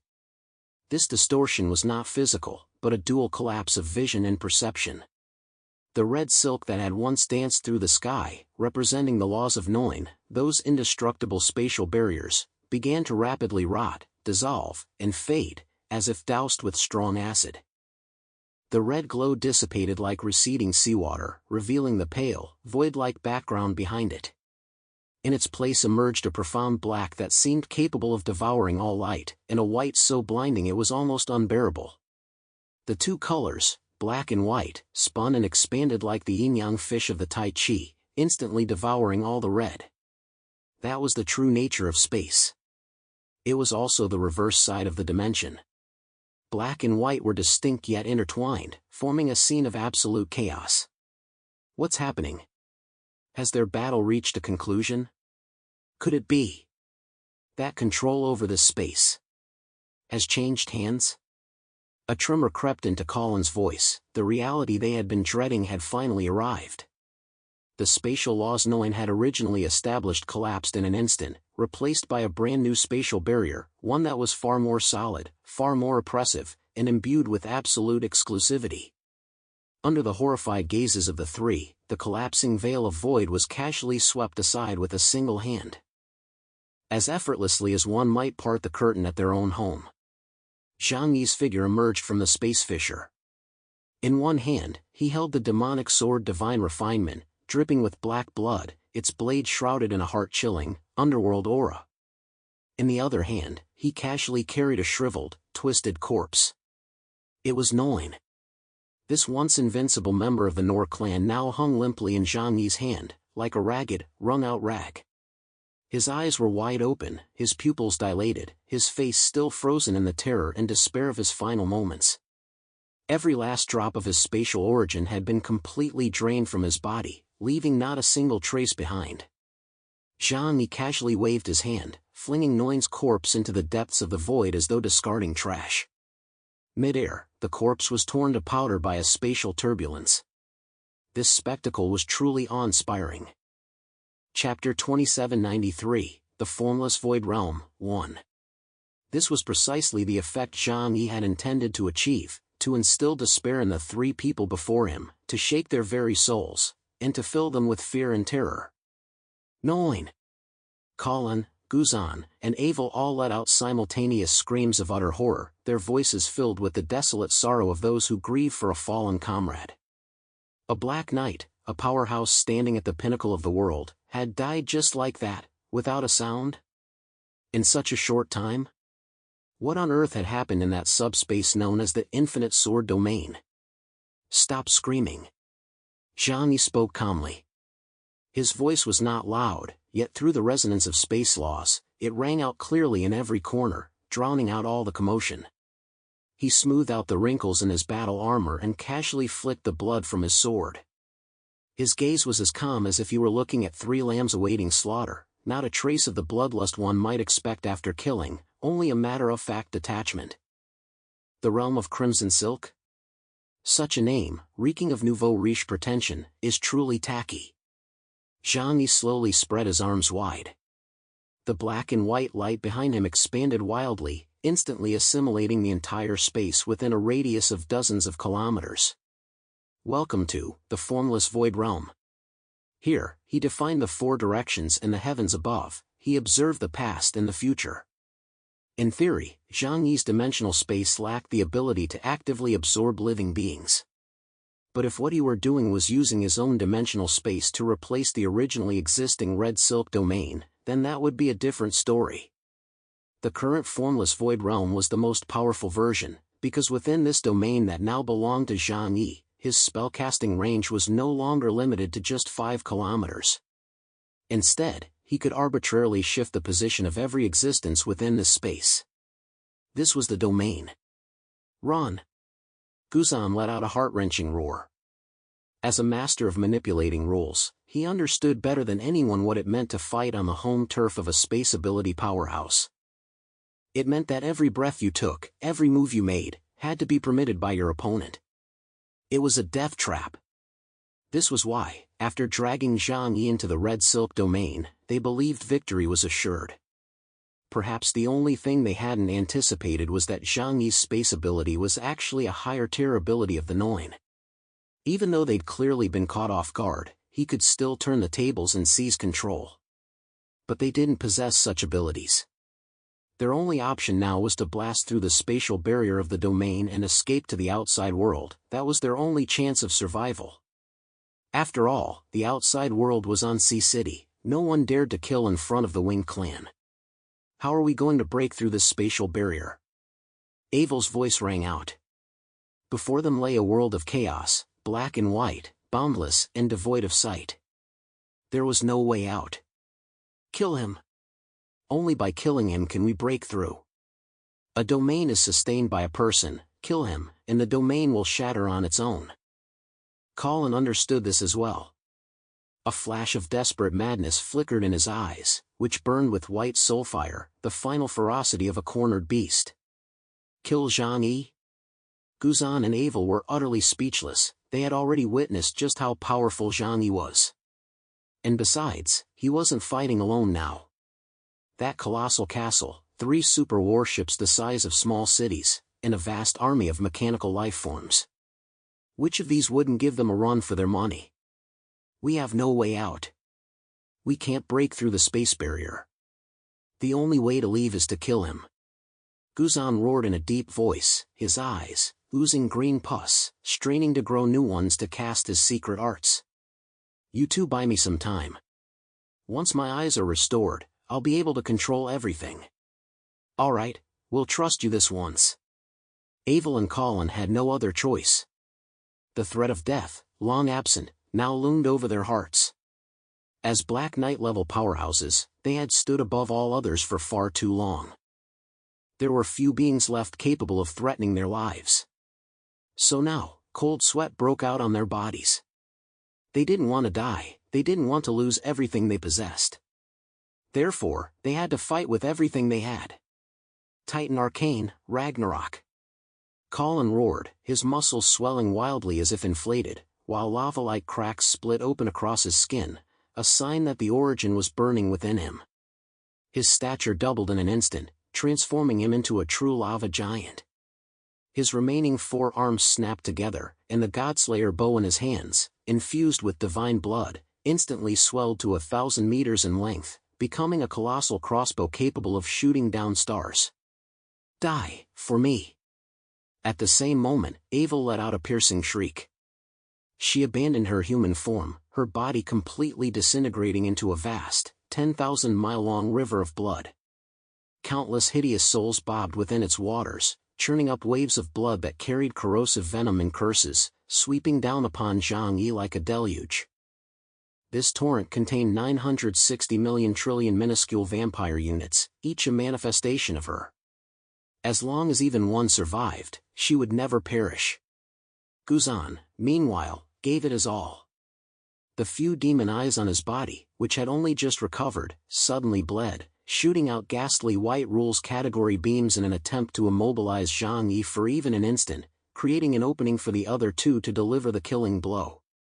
The 3 Black Knights' last-ditch counterattack possessed power capable of shattering the heavens and obliterating the earth. Indeed, it was powerful enough to shatter the heavens and obliterate the earth, and the sensation was rather amusing. Facing this terrifying onslaught, which felt like the end of the world itself, Zhang Yi hovered in the center of the void, not even furrowing his brow. Set against the backdrop of the divine light filling the sky and the sea of blood, his figure appeared so small, yet so majestic. You're simply too slow, he murmured. Through the lens of his the second hand of time, all these frenzied attacks appeared as if played back in 0.1x slow motion. Fusion technique. Formless void realm, myriad phenomena. Zhang Yi's finger gently tapped the void. That single tap was like a finger touching the surface of a calm lake, sending out invisible ripples. Hum. The entire space seemed to transform into a giant Rubik's Cube, spinning and rearranging itself frantically. Colin's world-ending arrow, powerful enough to pierce the stars, had just left the bowstring, charging forward with earth-shattering force for less than 100 meters. Suddenly, the space ahead of it underwent a bizarre folding. It was as if a straight line had been forcibly bent into a circle. The arrow, which had been traveling in a straight line with Zhang Yi as its target, inexplicably turned 180 degrees right before everyone's eyes. It didn't slow down or follow a curved path, instead, it teleported directly in front of Colin himself. Chapter 2794, The Formless Void Realm, 2. No! Colin's eyes widened in terror, and the two balls of soul fire flickered violently under the wind pressure. He had absolutely no time to dodge, for this was the full power strike he had fired himself. Thud! That massive beam of light instantly pierced his massive chest, sending a great spray of golden divine blood flying. The immense kinetic energy hurled his body tens of thousands of meters backward, slamming him violently into the barrier of the void. Boom! With a deafening roar, Colin was pinned to the wall like a giant specimen. My apologies, but within this domain, everything you see, hear, and feel is an illusion. Here, time, space, and distance are all defined by me. Zhang Yi spoke coldly, as if stating an undeniable truth. In the next instant, his figure flickered. Paying no mind to the sea of blood filling the sky, he appeared directly before Colin, who was pinned to the wall. The scene at that moment was incredibly intense. Colin's mountain-like body was thrashing about. His 4 arms were trying to pull the arrow from his chest, while golden blood spurted from his mouth. His god-slaying bow was indeed powerful, so much so that even Zhang Yi felt a tremendous threat from it. So Zhang Yi was very grateful to him for delivering such a fine weapon. After all, Zhang Yi lacked the technology to create biological weapons. He had been seeking a weapon like the Divine Refinement, one capable of evolving, and a ranged weapon at that. It perfectly met his needs. At that moment, Zhang Yi hovered before the forehead of the gigantic Colin, his form as tiny as a speck of dust, yet radiating an aura of dominance. Zhang Yi raised the demonic sword Divine Refinement, high in his hand. Black void lightning coiled around the sword, a light that devoured all. He made no flashy movements, merely executing a simple downward slash. The motion was so slow one could almost see every ripple the sword created as it sliced through the air, a slowness that exuded a suffocating elegance. Yet the power behind it was utterly terrifying. It was the power of the void nether realm, impossible to evade, for no matter where Colin fled, he would be dragged into the sword's trajectory. Thus, there was no escape. Whoosh, a black blade of light flashed by, like a surging tide. Colin's eyes bulged with fury. He roared, raising his arms in an attempt to block the blow with his formidable physique. Yet his 2 thick arms slipped cleanly from his torso, as if sliced by a hot sword through butter. Time seemed to stand still for an instant. The severed edges were as smooth as a mirror, with even the muscle fibers clearly visible. 2 seconds passed. Spurt! Golden divine blood gushed forth, turning into a golden downpour that drenched Zhang Yi's Godslayer battle armor, making him look even more ferocious. Ah! Colin's scream shook the heavens and earth, a wail of one who had lost both strength and dignity. With his only 2 remaining arms, he finally pulled the arrows from his chest and fled in disarray. Whoosh! The sound of waves echoed from behind. A blood-red tidal wave, vast enough to obscure the sky, rose thousands of meters high as if to shatter the entire space, crashing down fiercely toward Zhang Yi. It's not over yet. Without so much as a glance at Colin, Zhang Yi spun abruptly to face the onrushing long river of blood. It was a living entity composed of 960 trillion individual blood droplets, each one a manifestation of Evil's true form, utterly impervious to physical destruction. As long as a single drop escaped, she could be reborn. Trying to drown me?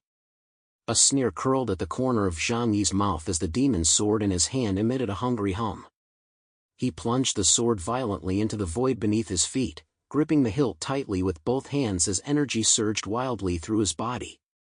Divine Refinement, devourer of heaven and earth. Boom! The demonic sword exploded instantly, transforming into countless eerie vines as black as ink, covered in barbs and suction cups.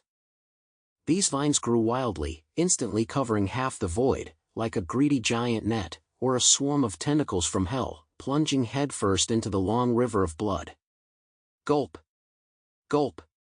A spine-chilling sucking sound echoed throughout the entire space. Those black vines were like countless ravenous venomous snakes, frantically sipping up the energy from the blood river. The water, which had originally been a vivid crimson, grew dull and dried up at a visible pace.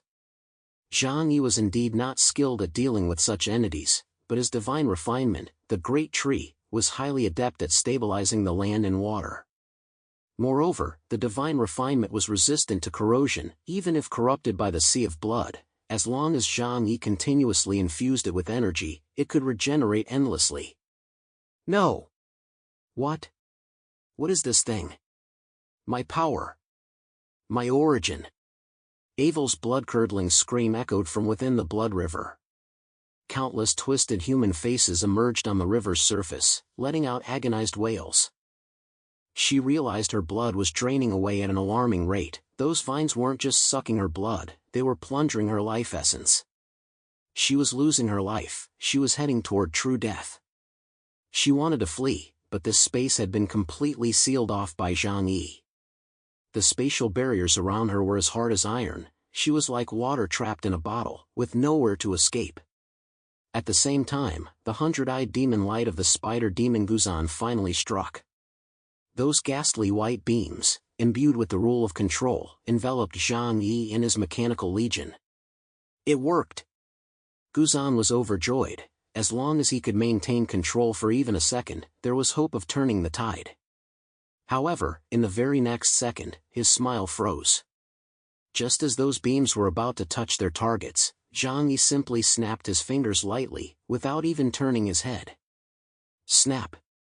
Spatial refraction. All the beams suddenly underwent an extremely bizarre deflection just 1 micrometer before touching the surface of the objects. They grazed the hem of Zhang Yi's robe, brushed against the warship's shields, and shot off into empty space. Some refracted into one another, and a few even bounced back, striking Guzan's own leg. Light, too, must travel in a straight line. Zhang Yi turned his head to look at Guzan, his gaze radiating the pity of a higher-dimensional being looking down upon a lower-dimensional one. But in my space, straight lines do not exist. Were these creatures, in Zhang Yi's eyes, simply foolish? No. Perhaps they had already realized the truth, but they refused to face death and thus refused to acknowledge it. Therefore, even though they subconsciously understood that within this domain, Zhang Yi could use the formless void realm to redirect everything, they still fought back with all their might. And within the true formless void realm, what Zhang Yi could shift wasn't just objects. It was everything. Naturally, this included attacks existing in the form of energy. Guzan was desperate. His rules were suppressed by Zhang Yi's spatial abilities, his body was being bombarded by the Mechanical Legion, and his allies. One had been pinned to the wall and carved into a human stake, while the other was being sucked dry into a mummy. Chapter 2795, A Bountiful Harvest, 1. It was a complete and utter slaughter. The battle lasted a full 10 minutes. It was a one-sided massacre. Zhang Yi, wielding absolute control over the formless void realm, toyed with the 3 black knights in the palm of his hand. Finally, when Colin no longer had the strength even to scream, when the river of blood flowing from Avel had dwindled to a murky trickle, and when all of Guzan's hundreds of eyes had burst once again, Zhang Yi slowly sheathed his demonic blade and recalled all his mechanical forces. The entire space fell silent. All that remained were 3 ancient powerhouses, barely clinging to life, their bodies mangled beyond recognition, their eyes filled with despair and terror, floating in the void. Time is almost up. Zhang Yi glanced at a non-existent watch, his tone as casual as if he'd just finished a warm-up exercise. He smoothed out the slightly wrinkled hem of his robe and looked at the 3. For the first time, a look of indifference known as divine apathy flickered within his black and white eyes. You should feel honored. to be the first sacrifices of this technique of mine. Zhang Yi slowly raised both hands, as if supporting the weight of the entire universe. The surrounding space began to emit a low, rumbling roar, as if something terrifying were about to awaken. Did you know? This universe has two sides, a positive and a negative. The outer universe is the physical world we inhabit. And on the reverse side of this world lies a place called the Netherworld, the inner universe. That place is the final resting place of all matter, the ultimate form of energy. Zhang Yi's voice grew ethereal and majestic, as if coming from another dimension, echoing in the ears of the three. For every piece of matter that exists in the outer universe, there must be an object in the netherworld with the same mass but completely opposite energy properties. When the two come into contact, Zhang Yi's hands snapped together, and a flash of absolute black burst forth between his palms. They will annihilate each other, returning to nothingness, and release energy on the scale of the universe's creation. With my current abilities, I wouldn't dare use this technique casually in the outside world, because I can't control the balance. It's easy to blow myself up, or even blast a hole through the earth. But now, Zhang Yi looked around, revealing a devilish smile. In this sealed domain under my complete control, within this isolated coffin, that's a different story. Enjoy it, then, the ultimate embrace from the depths of the universe. Forbidden divine technique, the Dirac Sea. There was no earth-shattering explosion. Nor was there any blinding light. Quite the opposite. At Zhang Yi's feet, a boundless ocean of indescribable color emerged silently. It was not water, not energy, not even black. It was nothingness. It was a sea of pure antimatter, an abyss of nothingness that devoured all existence. It looked like a massive black curtain, slowly being drawn upward to shroud everything in this world. It was like a gigantic, invisible mouth, slowly spreading upward. Whatever it touched, whether fragments of space, remnants of energy, or floating dust, vanished without a trace in an instant, leaving not even a speck of ash behind. Not even a ray of light could escape once it entered. It was true erasure on a physical level. What is this? No! Don't come any closer. Colin stared at the silent, encroaching sea of nothingness, felt the void that could freeze even a soul, and let out the most terrified scream of his life. My body. My power. He watched helplessly as the black seawater lapped over his ankles. There was no pain, only the act of vanishing.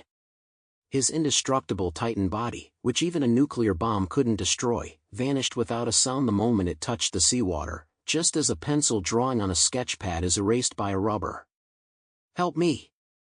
I don't want to die. I don't want to die. Avel desperately tried to escape. She transformed the remaining blood river into steam in an attempt to rise into the air, but the ocean seemed to possess an infinite gravitational pull, dragging her down bit by bit. I am immortal. I am immortal. Her screams cut off abruptly. Annihilation by antimatter knows no mercy, there is no regeneration, for not even the fundamental particles remain. Chaos. You are a devil. You are the devil who destroys the world. In the final moment before being swallowed whole, Guzan's hundreds of eyes wept blood as he uttered a desperate curse. But Zhang Yi simply hovered silently in midair, watching it all with cold detachment, like a god observing the ebb and flow of the tides. A devil? No, I'm just a man who wants to survive. Zhang Yi retorted without a trace of mercy, you are the ones who first sought to kill me, so you deserve to die. A few seconds later, all the wails of agony faded away. That terrifying Dirac Sea slowly receded, returning to nothingness. The once chaotic battlefield was now nothing but a pure, unadulterated vacuum. Not even a speck of dust remained. Hovering in that void were 3 energy orbs radiating brilliant light. These were the purest essences, the Black Knight origin, remaining after the bodies and consciousnesses of Colin, Guzan, and Avel had been completely obliterated. Combined with the one from Noin earlier, there were now 4 in total. The value of these 4 orbs was incalculable, even many ancient clans, mobilizing the full strength of their entire race, could not condense an origin of this caliber. But now, they had fallen into Zhang Yi's hands. Such is the nature of a zero-sum game. If they wished to obtain Zhang Yi's super-universe-level origin essence, they had to be prepared for the possibility that, in the event of failure, everything they possessed would become Zhang Yi's. What a bountiful harvest! Zhang Yi beckoned with a wave of his hand, and the 3 spheres of origin essence obediently flew into his palm. Without a moment's hesitation, he pressed the 3 spheres of energy directly against his forehead. Like a whale swallowing the ocean, he devoured these 3 portions of origin essence, enough to forge 3 top-tier powerhouses, directly into his body. Boom! Devouring the origin essence of 3 Black Knight-level beings at once triggered a violent storm within Zhang Yi's own ethereal pool. They needed to fuse with one another before being completely transformed into Zhang Yi's own power. This would take a considerable amount of time to fully digest and process. However, within this sealed domain, Zhang Yi's life essence had once again begun a frenzied leap forward. Zhang Yi could sense that once he had fully absorbed all the origin energy within his body, he would be able to touch the threshold of the Queen level. Chapter 2796, A Bountiful Harvest, 2. Outside Ansi City, a sacred radiance cascaded down from the towering white city walls, bathing the surrounding plains in a light that made them resemble a divine realm. The air was filled with a faint scent of sandalwood mingled with ozone, the product of high-concentration energy intertwined with religious incense. Yet beneath this sacred facade, an extremely oppressive undercurrent was surging. Yang Xinxin sat atop Flower, her eyes, which seemed capable of piercing through data, calmly gazing at the seemingly empty void ahead. There, just half an hour earlier, Zhang Yi's figure had been forcibly swallowed by a sudden red space void. It was a trap, like an open sack. Once the coordinate markings were triggered, one would be forcibly dragged into dimensional space. Thus, none of them could have guarded against it, and now, unable to re-enter that space, they could only wait here for the outcome. Her expression was unnervingly calm. She was even methodically straightening the blanket on her lap. "Miss Xinxin, are we really just going to stand here and watch?" King Arthur gripped the hilt of Excalibur tightly, his golden lionheart armor rising and falling slightly with his anxious breaths. The King of Knights of Britannia stood with a furrowed brow, his eyes filled with concern. That's a space ability domain seal. And since they dared to act on the Winged Clan's territory, they must have made thorough preparations. They might even have a Black Knight-level powerhouse collaborating to set this trap. Beside him, Benjamin Morgan's face was equally grim. The gold coin he was fiddling with had been crumpled out of shape. As the embodiment of finance, he detested this kind of uncontrollable risk above all else. If chaos falls here, all our previous investments will be lost. The 6th generation's influence at the Grand Assembly of 10,000 races will be completely wiped out. Among the 6th generation, there were indeed a few White Knight-level powerhouses, such as King Arthur and Ho Tu. But their strength barely exceeded 50,000 points. Zhang Yi was the sole Black Knight. Should anything happen to him, the entire 6th generation's strength would drop by a tier. Only Saladin remained silent, but the dark shadows swirling around him seemed restless, clearly indicating that his inner state was not as calm as his outward appearance suggested. Facing everyone's anxiety, Yang Xinxin simply stroked Flower's soft fur, a composed smile curving her lips. "Everyone, put your minds at ease." Her voice was clear and calm, carrying a strange, soothing power. "Do you know brother? No, you don't. You only see his strength, but what you don't understand is his true trump card." Yang Xinxin's fingers traced Flower's neck, and the little cat let out a contented purr. "I can tell you with certainty that even if a queen-level being were to descend upon us right now, brother might not be able to defeat them, but he would absolutely find a way to escape unscathed. In this world, no one understands how to survive better than he does. His survival is built upon absolute power and overwhelming resources." Hearing Yang Xinxin's confident words, the crowd's emotions calmed slightly, but their gazes remained fixed on the void, not daring to relax even for a moment. Just then, a faint tremor suddenly rippled through the ground. A salty sea breeze, defying the inland air currents, forced its way all the way to the foot of Ansi City. That Sen is. Morana turned her head, gazing toward the distant horizon. There, a peculiar group was slowly approaching. At the head of the group stood a figure clad in a set of crimson heavy-duty terrestrial life support battle armor. The armor's design was exaggerated and imposing, with two massive mechanical hydraulic claws replacing his hands. His helmet was a single block of red high-strength crystal, through which shone a pair of eyes brimming with greed. The king of the Deep Blue Kingdom, Old Crab Jin. Behind him followed three deep-sea generals whose auras were equally terrifying. On the left stood a figure clad in a bright yellow, porous, sponge-like nanosuit. Though his build appeared somewhat frail, even slightly comical, his blue eyes flickered with extremely pure yet ferocious fluctuations of spiritual energy. That was Prince Matsuri. On the right stood a figure clad in slender, turquoise battle armor, with four mechanical tentacles extending from his back. His expression was haughty and melancholic, as if he viewed everything on land with an artist's critical eye and disdain. He was General Yu. And the last one was a massive, pink mass of flesh, clad in extremely heavy hypergravity armor. With every step, he left deep footprints on the ground. Though his gaze seemed somewhat vacant, the latent, monstrous strength he exuded made even King Arthur's heart skip a beat. This was General Naromi. The Deep Blue Kingdom's elite forces have arrived. It's been a long time, friends of the land. King Jin's voice boomed through the battle armor's speakers, carrying a metallic clang and the shrewdness of a merchant. It seems we've arrived just in time. Things here appear to be quite lively.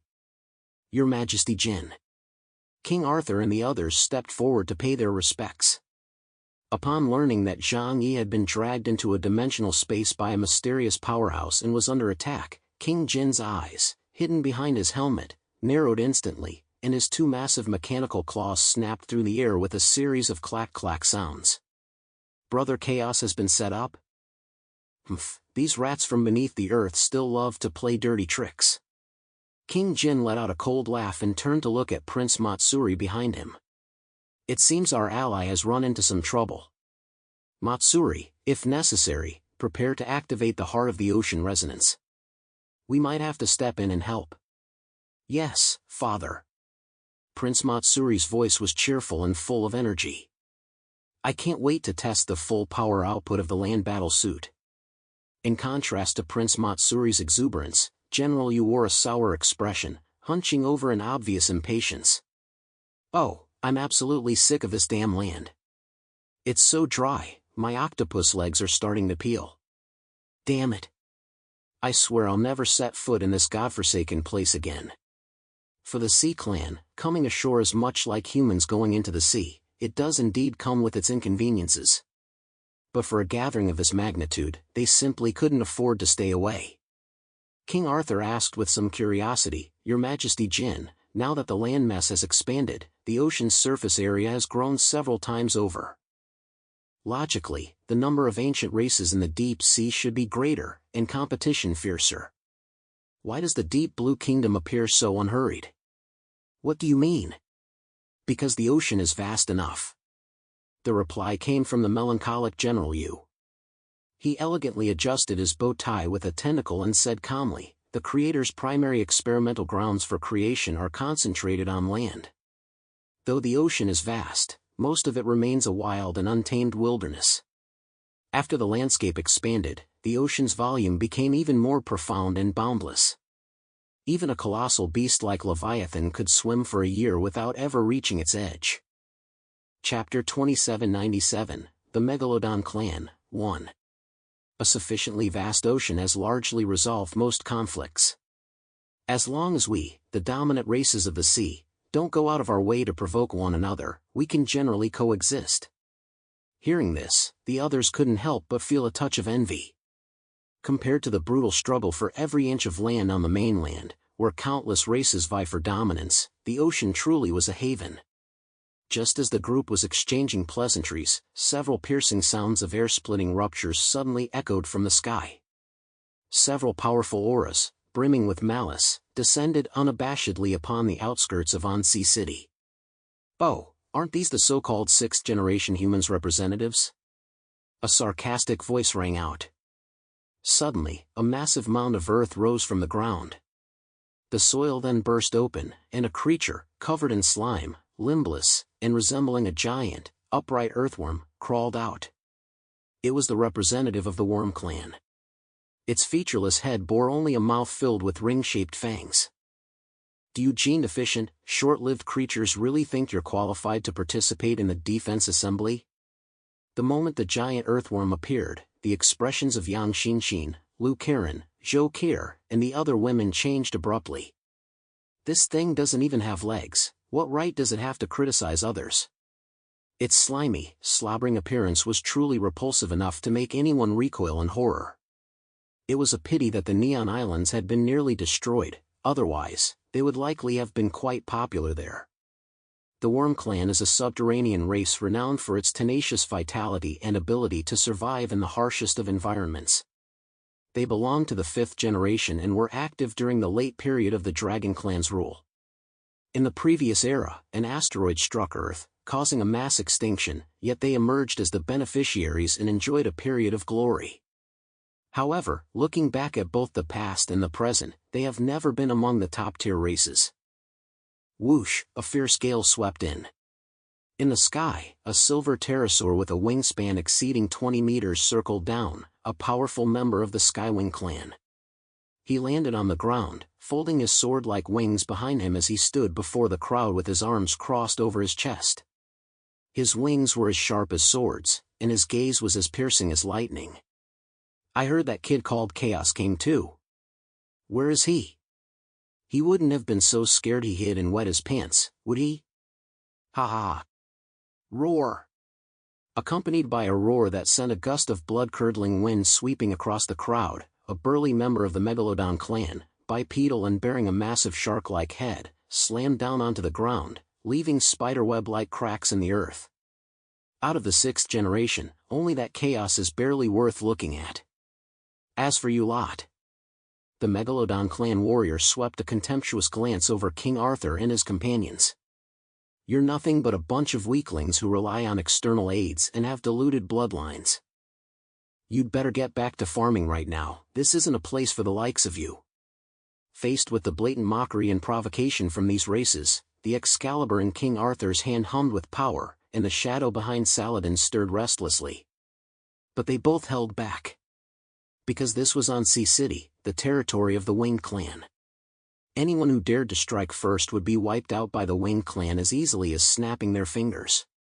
More importantly, they were waiting for that man to return.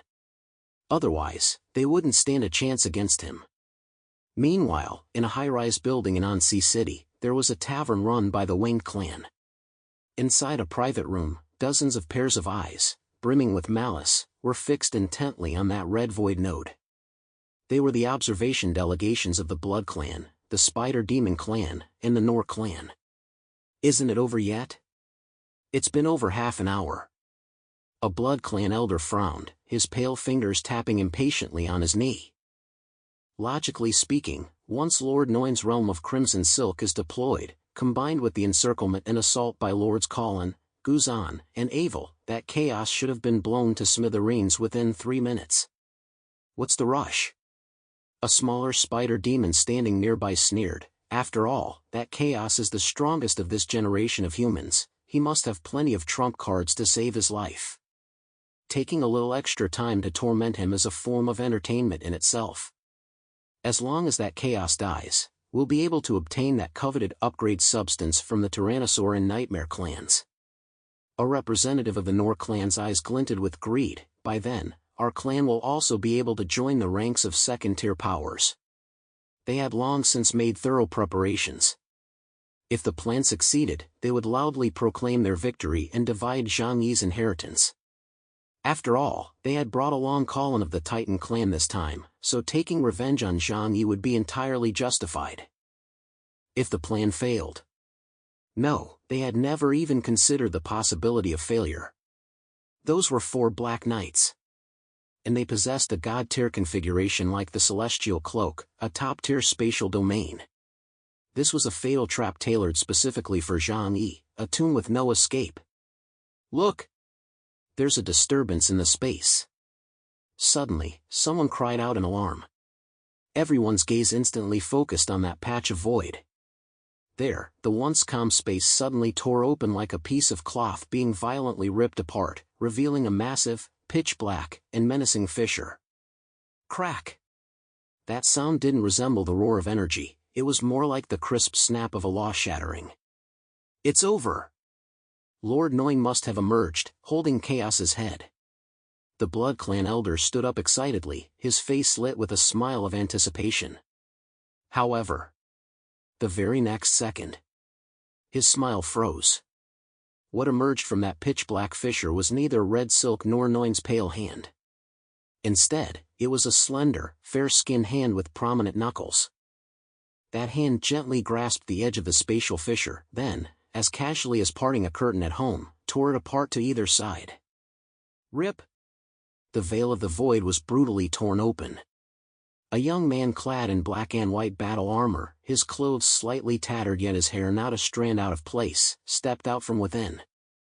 Sunlight fell upon him, casting a long shadow. His gaze was as calm as water, he bore none of the dishevelment or ferocity one might expect after a deadly battle, but rather exuded the languid contentment of one who had eaten and drunk to their heart's content. Zhang Yi. In that moment, the air outside Anxi City seemed to be sucked dry. A deathly silence enveloped the entire scene. This can't be possible. The representatives of the Blood Clan, the Spider Demon Clan, and the Nor Clan, lurking in the shadows, nearly popped their eyes out of their sockets. Their eyes widened in horror, as if they had encountered the most terrifying specter in the world. Chaos? How could it be him? Where is Lord Noin? Where is Colin? And what about Lords Avel and Guzan? Why is he the only one who came out? And his aura. The Nor Clan representative, with his keen senses, suddenly began to tremble all over, his teeth chattering. His aura is stronger than before he went in. Terrifyingly strong.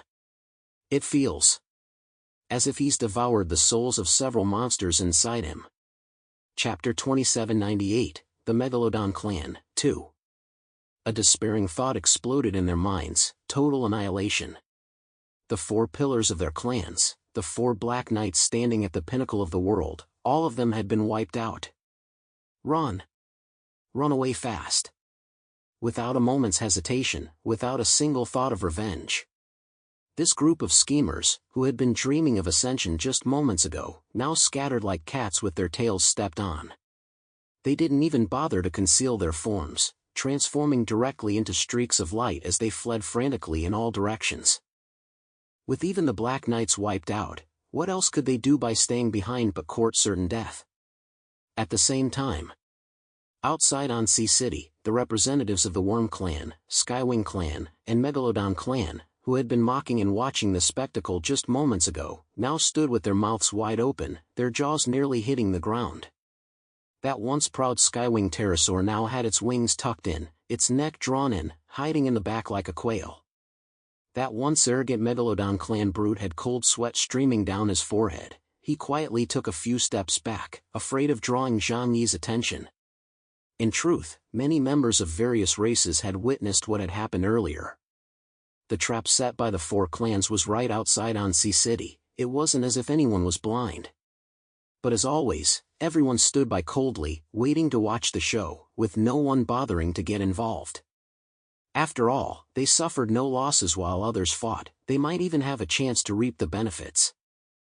However, they had imagined many possible outcomes, but never this one. Zhang Yi's death made sense, after all, for Black Knights had joined forces against him. Zhang Yi's escape wasn't surprising either, after all, the guy was a master of escape. If the 4 Black Knights failed to surround and eliminate him, surely he'd manage to get away. Who sets a trap to kill someone only to fail and end up sacrificing themselves in the process? Yet when that most improbable possibility actually materialized, it was truly shocking. Zhang Yi paid no mind to the fleeing ants, nor did he care about the looks of awe from those around him. He simply brushed the dust off his clothes and strode with a light step toward Yang Xinxin and the others. Chaos. King Arthur, Morgan, and the others immediately rushed forward, their concern turning to deep shock.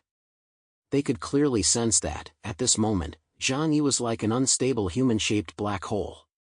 The space around him was warping slightly, as if even the world itself were rejecting the overwhelming energy within him. What on earth happened? King Arthur asked in a hushed voice, a tremor in his tone. That red space. And those ambushers. Oh, nothing major. Zhang Yi waved his hand dismissively, as casually as if he'd just gone to the convenience store to buy a bun. There were 4 Black Knights who wouldn't give up. They thought the stuff on me was pretty good and wanted to borrow it. 4 Black Knights? Hearing that number, everyone present, including King Jin from the Deep Blue Kingdom, couldn't help but gasp in shock. Those were Black Knights. They were practically the very pinnacle of the mutant rank among those who had already made their move on Earth.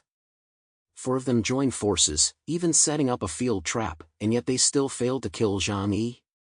Then, where are they? Benjamin Morgan swallowed hard and asked cautiously. Zhang Yi stopped in his tracks, turned his head, and looked at the representatives of the ancient races who were pricking up their ears to eavesdrop. A chilling smirk curled at the corner of his mouth, and a strange red glow flashed in his eyes. As for them, Zhang Yi patted his stomach and said in a somber tone, they have already been transformed into the purest origin and fused into my body. The taste wasn't bad. Whoa!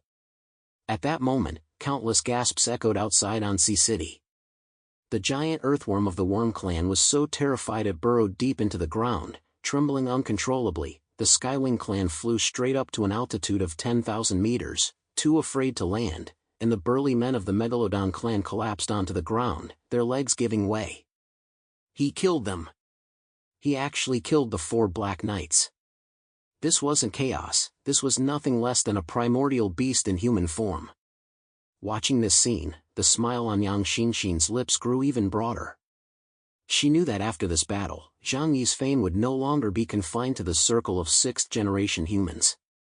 From this day forward, in the eyes of all the races of Earth, Zhang Yi's name Chaos would be synonymous with death and taboo. No one would dare to underestimate him anymore. No one would dare try and provoke him anymore. This was the true establishment of authority. Zhang Yi's gaze swept indifferently over his surroundings. It was nearly time for the meeting, so he said to the others, "Let's go." The group followed Zhang Yi as they made their way toward the inner city of Ansi City. Ansi City, this magnificent city hailed as the heaven on earth, finally opened its platinum gates, carved with countless scenes of holy spirits and song, to Zhang Yi and his companions. Ansi City, this heaven on earth standing atop the Nordic ice fields, finally revealed its breathtaking true form without reservation after the group passed through the energy barrier known as the Gates of Heaven. If Tianhai City in Huashu Kingdom was a post-apocalyptic Tianhai fortress forged from steel and will, then Ansi City was a grand dream woven from light, shadow, and mathematics. The entire city did not rest entirely on the ground but hovered in the air 100 meters above the earth, shaped like an inverted cone. Thousands of massive anti-gravity light pillars, like the fingers of a deity, steadily upheld this colossal structure. The city's dominant hues were pure white and gold, yet these were not ordinary paints, but rather a special material, holy silver, forged from the fusion of high-density shape memory alloy and bioceramics. Not only is it indestructible, but at the microscopic level, it absorbs free-floating solar energy, constantly emitting a soft, sacred, and non-glaring glow. Here, the boundaries between theology and science have been completely erased, or, more accurately, they have returned to their essential unity. In this world where the existence of a creator is beyond doubt, theology is no longer ignorant superstition, but rather the highest-level analysis of the ultimate truth of the universe, namely, the creator's will and laws. Science, on the other hand, is merely a clumsy imitation by mortals attempting to reverse-engineer the creator's methods through formulas. The Winged Clan has clearly journeyed far down this path. Zhang Yi observed that the soaring Gothic spires lining both sides of the street were, in fact, a series of precision quantum signal towers. The crosses flickering at the tips of the towers were not mere decorations, They were high-energy particle aggregators. Vibrating at specific frequencies, they transformed the spiritual force known as faith into tangible energy, which was then transmitted through visible golden light pathways to every corner of the city. An ethereal resonance, like a hymn, drifted through the air. It was not the chanting of monks, but the melodious sound waves produced when the city's energy shield resonated with the Earth's magnetic field. Chapter 2799, The Grand Assembly of All Races Against the Enemy, Part 1. In the sky, there were no aircraft belching black smoke. Countless winged clan warriors clad in silvery white battle armor soared high through the air.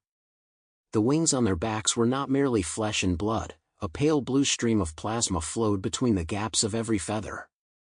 This was the perfect fusion of bioengineering and aerodynamics, the photonic wings, allowing them to gracefully patrol this airspace at speeds exceeding the speed of sound. In the heart of the city, the magnificent Cathedral of All Souls hovered at the highest point.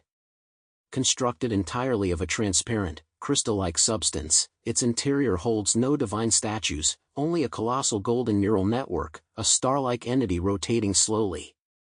Countless streams of data transform into golden scriptures, swirling and dancing around the luminous core. Here, prayer is the input of commands, and miracles are the execution of programs. This is the fourth civilization. Professor Da Vinci pushed his glasses up the bridge of his nose, yet, his dead fish eyes now blazed with unprecedented fervor and awe as he gazed at it all with near greed. It's so beautiful. It's the perfect aesthetic of violent beauty. They have materialized the concept of the divine into controllable physical laws. Here, faith is not an ethereal consolation, but a highly efficient, clean, and renewable form of bioenergy. In their eyes, the Creator is the superprogrammer who wrote the underlying code of the universe. And they are the administrators closest to the source code.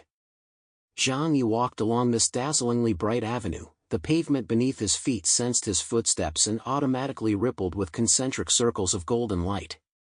He took a deep breath, feeling the concentration of spirit particles in the air, so dense they were almost liquid, and couldn't help but admire it. This was Ansi City. A city of miracles, its theological flesh and blood supported by a scientific skeleton, the ultimate model of a civilization that had transformed superstition into truth through empirical evidence.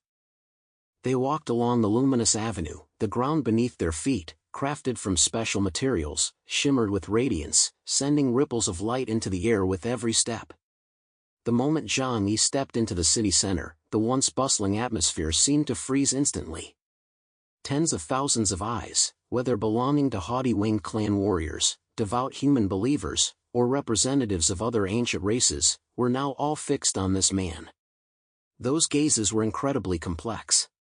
Just a few dozen minutes earlier, when Zhang Yi and his companions had first arrived, the winged clan attendants responsible for receiving them had been polite and courteous, yet the arrogance and aloofness in the depths of their eyes, the way they treated inferior short-lived beings, was impossible to conceal.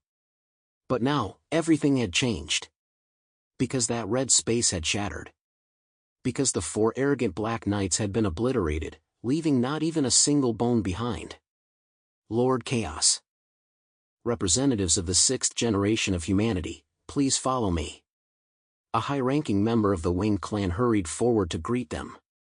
He bowed deeply, his head, which had always been held high, now lowered so low that he dared not meet Zhang Yi's gaze. A barely perceptible tremor ran through his voice, an instinctive reverence for a being of such power. I am Luo Huaxing, the steward responsible for your reception. The Archangel has been awaiting you in the sanctuary for some time. Zhang Yi gave him a casual glance and merely nodded indifferently. Thank you for your efforts. That composed demeanor made it seem as though he hadn't just survived a life-or-death battle, but had merely gone for a stroll in the countryside. The group walked along the wide, pristine streets of Ansi City. The architectural style here was exceptionally unique, blending Gothic spires with a streamlined design reminiscent of crystal technology. Visible particles of light element drifted everywhere. With every breath, a cool sensation filled his lungs. By the way, have the representatives of the Dragon Clan arrived yet? Zhang Yi asked, seemingly offhandedly as they walked. The winged steward immediately replied respectfully, "Your Excellency, the representatives of the Dragon Clan have arrived." However, he paused, his tone taking on a subtle nuance. The Grand Assembly of all races has not yet officially begun. The representatives of the high-ranking races at the pinnacle of the hierarchy, namely the Dragon Clan, our Winged Clan, and the Tyrannosaur Clan, among others, are currently holding a small, closed-door meeting in the inner chamber.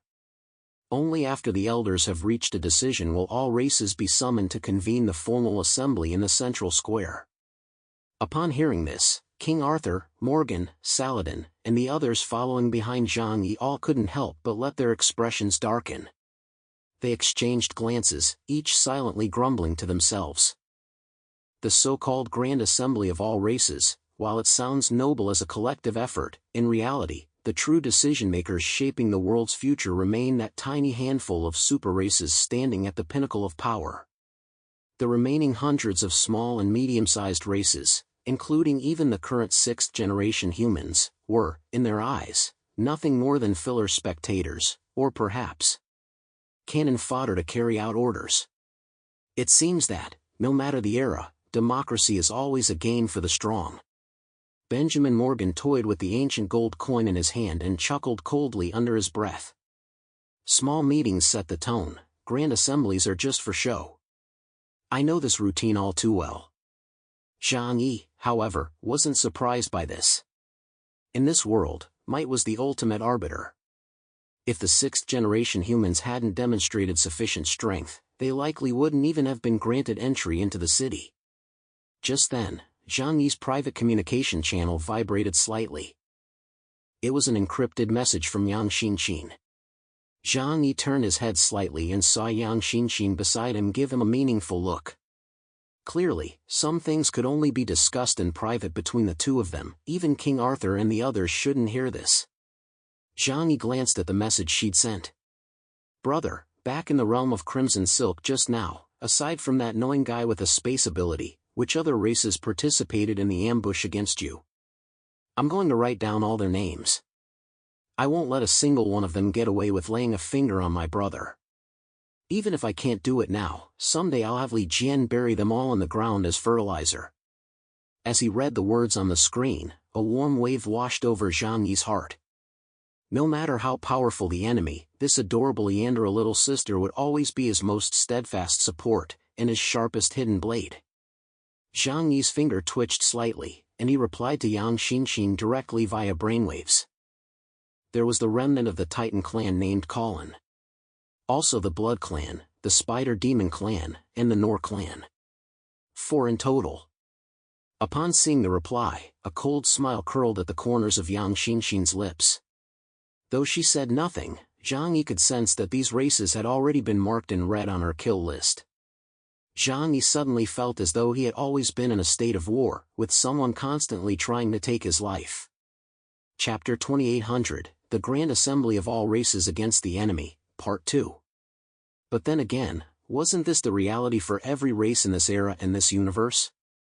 Zhang Yi gently patted her shoulder and whispered, "Don't worry, I'm keeping track of this.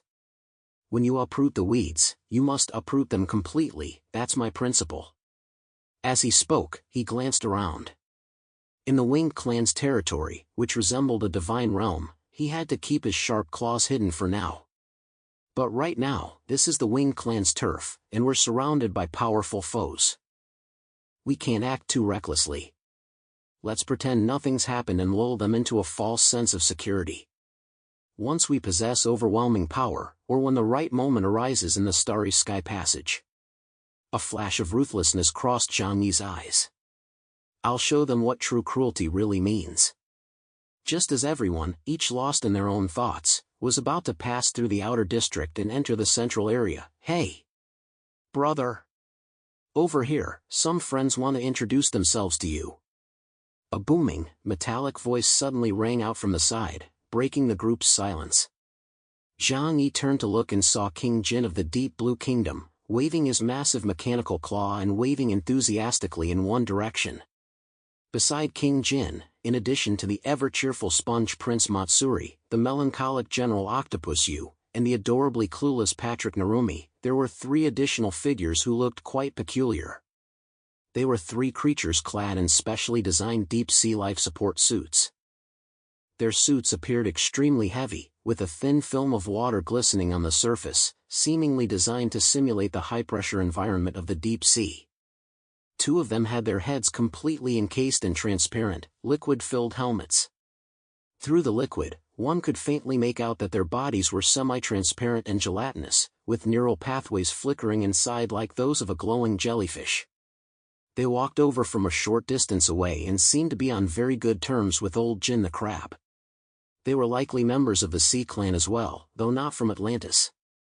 Zhang Yi wasn't very familiar with them. Are those the Sea Abyss Clan? Lu Karen whispered from beside him. I've seen them in the database.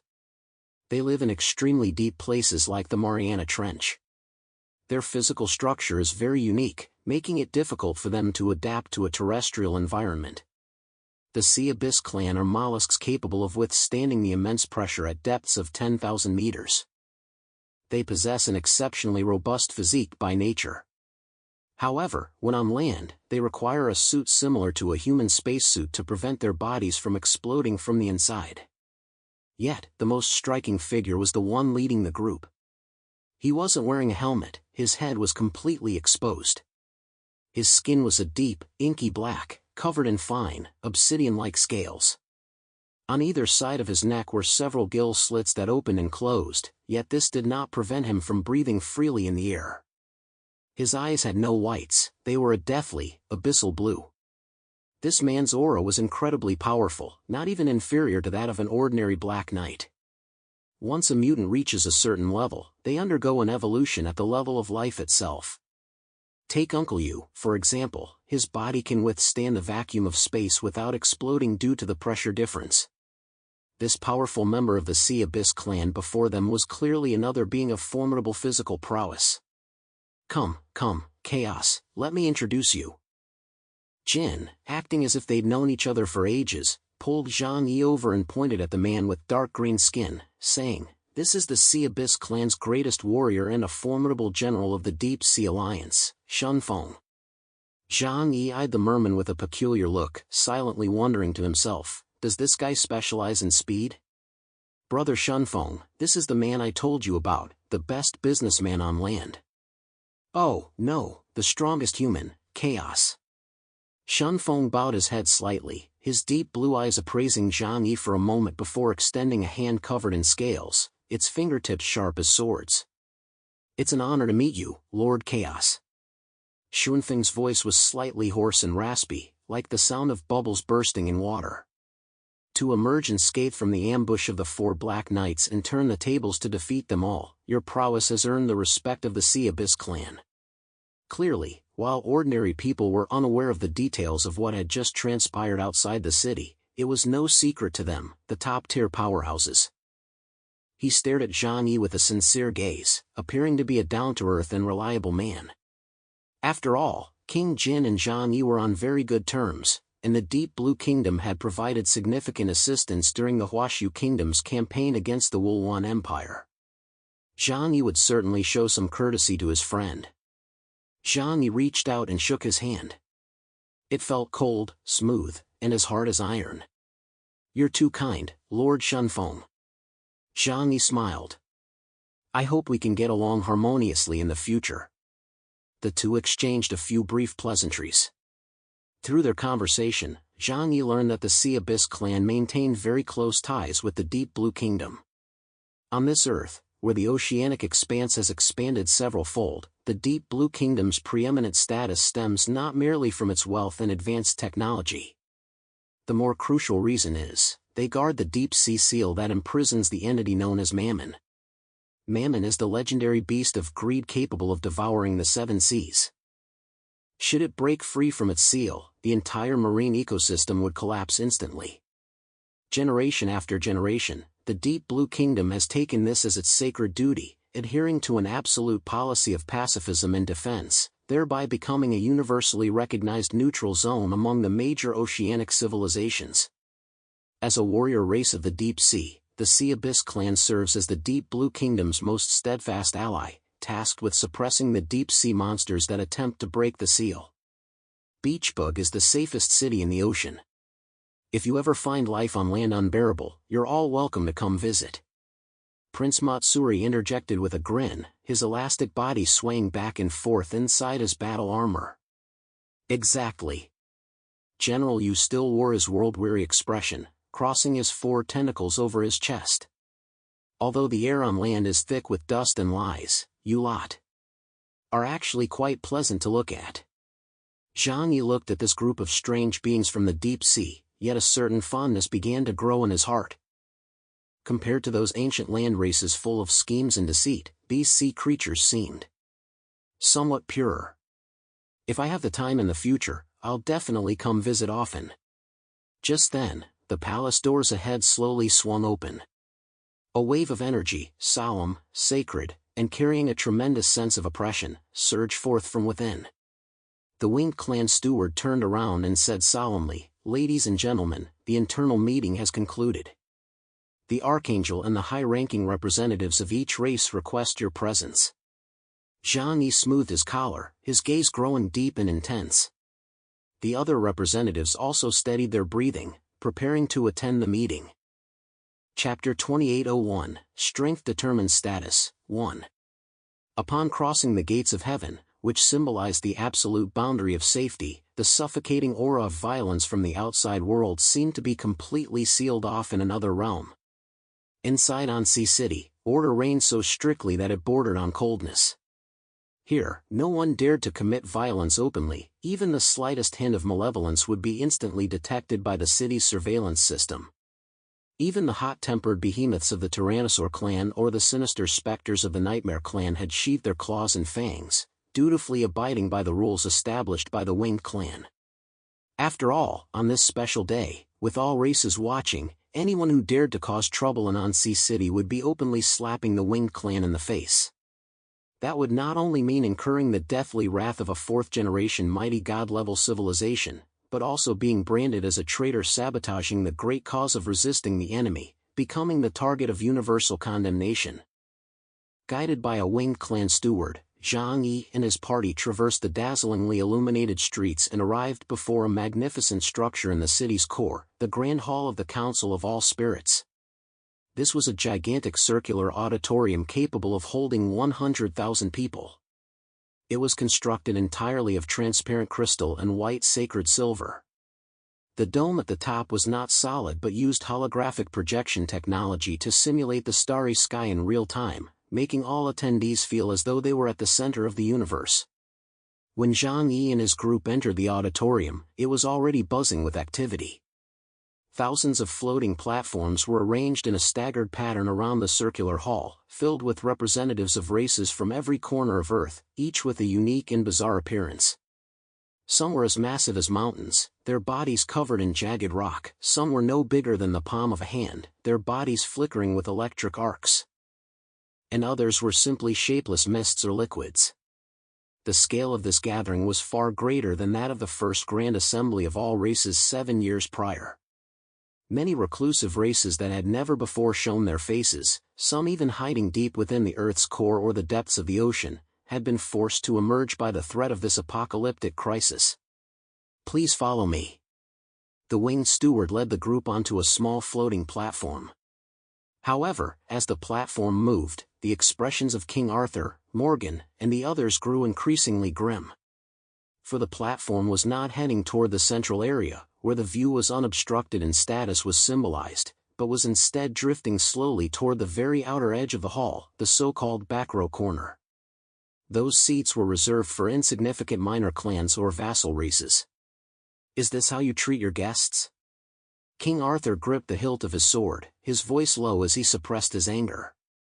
"We represent the 6th generation of human civilization, the nominal current masters of this planet." The winged steward stopped in his tracks, his face breaking into a professional, apologetic smile, though there was little warmth in it. "I'm very sorry, King Arthur. Seating arrangements are determined based on a civilization's overall ranking and the historical depth of its race. In the multi-species rating system, 6th generation humans. Forgive my frankness, but you are indeed still in the early stages. This is not directed at you personally, but simply our policy. Reality is brutal. In the eyes of those ancient civilizations that have endured for tens of thousands, even millions of years, the sixth generation, with their short lifespans, frail bodies, and only recently mastered supernatural abilities, truly held the lowest status, even regarded as failed experiments of the Creator.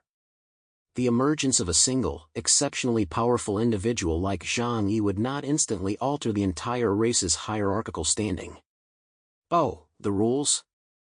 Zhang Yi chuckled lightly, showing no sign of anger. He merely adjusted his sleeve casually. He didn't care much about the so-called rankings, but he did dislike the way other races treated the sixth generation. In the past, when the sixth generation was weak, they looked down on them. Now that Zhang Yi had risen to prominence and the sixth generation's strength had greatly increased, they still looked down on them. Didn't that mean Zhang Yi and his group had strengthened themselves for nothing? Just then, a golden streak of light streaked down from the upper levels of the hall, landing directly in front of the platform where Zhang Yi and his group stood. It was a high-ranking angel clad in golden battle armor and bearing 6 wings on his back, the Angel of Authority. Without so much as a glance at the feathered steward, he bowed slightly to Zhang Yi, performing a peer-to-peer salute reserved only for those of equal standing. Lord Chaos, I am Ram, Chief of Security for this assembly. Ram's booming voice instantly drew the attention of countless races in the vicinity. We are already aware of what transpired outside the city walls just now. You single-handedly vanquished 4 Black Knights who harbored treacherous intentions. This feat is truly awe-inspiring and has cleared away the dark clouds hanging over this assembly. A powerful being deserves to be treated as such. With that, Ram snapped his fingers. Whoosh, the floating platform beneath Zhang Yi and his companions instantly glowed with golden light. The gray base, which had symbolized the lowest tier, transformed into a noble purplish gold. Immediately afterward, under the watchful eyes of the crowd, the platform soared over the heads of countless small and medium-sized races, flying straight toward the very center of the auditorium. That was the second tier, second only to the super-elite powers like the Dragon Clan and the Winged Clan. The Winged Clan steward who had spoken moments ago froze in place, cold sweat instantly soaking his back. Meanwhile, the representatives of the surrounding races, who had been mocking the sixth generation just moments ago, now stared wide-eyed, like ducks with their throats clamped shut, unable to utter a single word for a long while. This is reality. Zhang Yi sat in his comfortable chair, gazing down at the myriad races below, whose eyes were filled with awe, envy, and disbelief, and said calmly to his companion beside him, "Dignity isn't something others bestow upon us, it's something we fight for with our fists." The platform came to a steady halt in the central area. Zhang Yi's gaze began to sweep across the innermost circle of the source. Those seated here were all the true dominant powers of Earth. He saw the representative of the Tyrannosaur clan with his rugged, muscular face, the elder of the Nightmare clan exuding a chilling aura, and the Dragon clan's Chang Wan, who had accompanied the clan's high-ranking officials, nodding slightly in his direction. Suddenly, Zhang Yi's gaze fixed on an extremely distinctive section in the front row.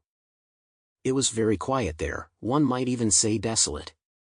2 figures, clad in exquisite battle armor and possessing an aura of icy detachment, sat there quietly, as if out of place amidst the bustling world around them. The one on the left wore silver-white, streamlined battle armor, long hair cascaded down like a waterfall, radiating the pure light of the moon. The figure on the right wore jet-black, openwork armor, exuding a deep, reserved aura, like a black hole that swallowed light. That's... A flicker of delight crossed Zhang Yi's eyes. The 3rd Silver Moon General of the Silver Moon Empire, Guang Mianin Xian. And the 4th Black Moon Priestess of the Dark Moon Empire, Yan Yue Jinyu. Lunar people. This mysterious race, which rarely involves itself in Earth's affairs and has always remained suspended high in the heavens, has actually sent representatives. Chapter 2802, Strength Determines Status, 2. The lunar people have arrived as well. Saladin murmured under his breath. In their experience, the lunar people had always been indifferent to Earth's affairs, save for their interest in sealing Samel. Zhang Yi looked at the empty seats surrounding them, No one was making a point of approaching to curry favor. Clearly, the lunar people had no interest in other races, or perhaps they simply kept their distance out of respect. After all, the lunar people's origin was highly unusual. They were special life forms created by the Yihen tribe and the Drucker, essentially an artificial race. This fundamental difference created a natural barrier between them and the myriad races of Earth that had evolved naturally. Just moments ago, Zhang Yi had seen several representatives from smaller tribes who had tried to approach the Lunarians to curry favor, only to be driven back by Guang Mianin Xian's icy, sword-like glare, retreating in frustration. "I'll go say hello."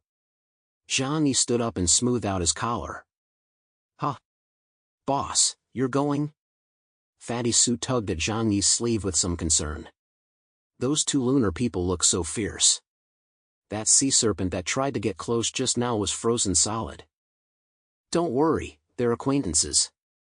Zhang Yi smiled, stepped down from the platform, and walked down the stairs toward the lunar people's seating area. This move immediately caught the attention of the surrounding races. "Look, that chaos is going to provoke the lunar people." "Heh, got a big head after killing a few Black Knights." "The lunar people won't fall for that. They're incredibly arrogant, they don't give face to anyone except top-tier powers like the Dragon Clan. Let's wait and see the show. He's definitely going to get his nose bloodied." Whispers rose all around, mostly filled with schadenfreude and mockery. Zhang Yi paid them no mind and walked straight up to the lunar people's seating area. Sensing someone approaching, Yanyue Jinyu, who had been resting with her eyes closed, suddenly snapped them open. A fierce, black aura of killing intent instantly locked onto the intruder. Guang Mianin Xian, standing beside her, also turned her head, a ball of lunar energy already coalescing in her hand. However, the moment they recognized the intruder's face, their previously icy, aloof expressions underwent a dramatic shift. "Lord Chaos." Guang Mianin Xian's silver eyes lit up instantly. The energy in her hand dissipated, and an extremely rare, one might even say gentle, smile appeared on her face. "Is it really you? I heard about a fierce battle outside the city earlier and wondered if it might be you. I never expected to actually run into you." The usually sullen Yanyue Jinyu also stood up. Though her face remained largely expressionless, her tense body visibly relaxed, and she even gave Zhang Yi a slight nod of greeting. "It's been a long time." This scene left the representatives of various races, who had been waiting to watch the spectacle, completely dumbfounded. "Am I seeing things? That icy lunar general. She smiled? Why? Why is she being so polite to that human?" Zhang Yi ignored the jaws that had dropped all around him, walked over with a smile, and sat down naturally in the empty seat beside the two. "Long time no see, you too. I've missed you ever since we parted last time." Zhang Yi's demeanor was warm and friendly, as if he were greeting old friends he hadn't seen in years. Although his time on the moon had been perilous, he had indeed forged a strong bond with these two high-ranking lunar officials. Especially since he held the legacy of the Yihen tribe, Ling, in his possession, which gave him an exceptionally unique status in the eyes of the lunar people. "You flatter me, Lord Zhang Yi." Guang Mianin Xian smiled gently. "It's a bit noisy over there. If you don't mind, please join us here so we can catch up. Then I won't hesitate." After settling into his seat, Zhang Yi asked with some curiosity, "Come to think of it, the lunar people rarely get involved in Earth's conflicts, they've always remained detached. This grand assembly of all races is certainly grand in scale, but I don't think it's significant enough to warrant both the Silver Moon and Dark Moon empires sending representatives at the same time, is it?" Upon hearing this question, Guang Mianin Xian and Yanyue Jinyu exchanged a glance, the smiles on their faces faded slightly, replaced by a look of gravity. "If it were just an ordinary Earth-based power struggle, we certainly wouldn't be interested." Guang Mianin Xian raised her head, gazing through the transparent dome toward the non-existent position of the moon. "But this time is different. The arrival of the starry sky passage, its sheer mass and the gravitational waves it carries are too terrifying. It affects not only Earth's ecology, but the gravitational balance of the entire Earth-Moon system, and even the entire solar system. Yan Yue Jinyu took up the thread, his voice low and hoarse. Just 3 days ago, the Moon's orbit already underwent an imperceptible shift. If left unchecked, by the time that colossal entity actually crashes into the inner solar system, Earth might still manage to survive, but the Moon, as a satellite, will likely be torn apart by gravitational tides. This is a crisis concerning the very survival of the Lunarians. We cannot stand idly by. Upon hearing this, Zhang Yi's heart sank. Indeed, when the nest is overturned, no egg remains intact. The Starry Sky Passage, this supervariable, has forcibly strapped every civilization in the solar system onto a runaway chariot. Zhang Yi exchanged greetings with the 2 lunar representatives before returning. The lunar people are aloof by nature. The fact that they were willing to speak with him was rare enough. Since they were not ones to beat around the bush, Zhang Yi refrained from small talk as well. As time passed, the assembly hall of all spirits, capable of holding 100,000 beings, gradually filled to capacity.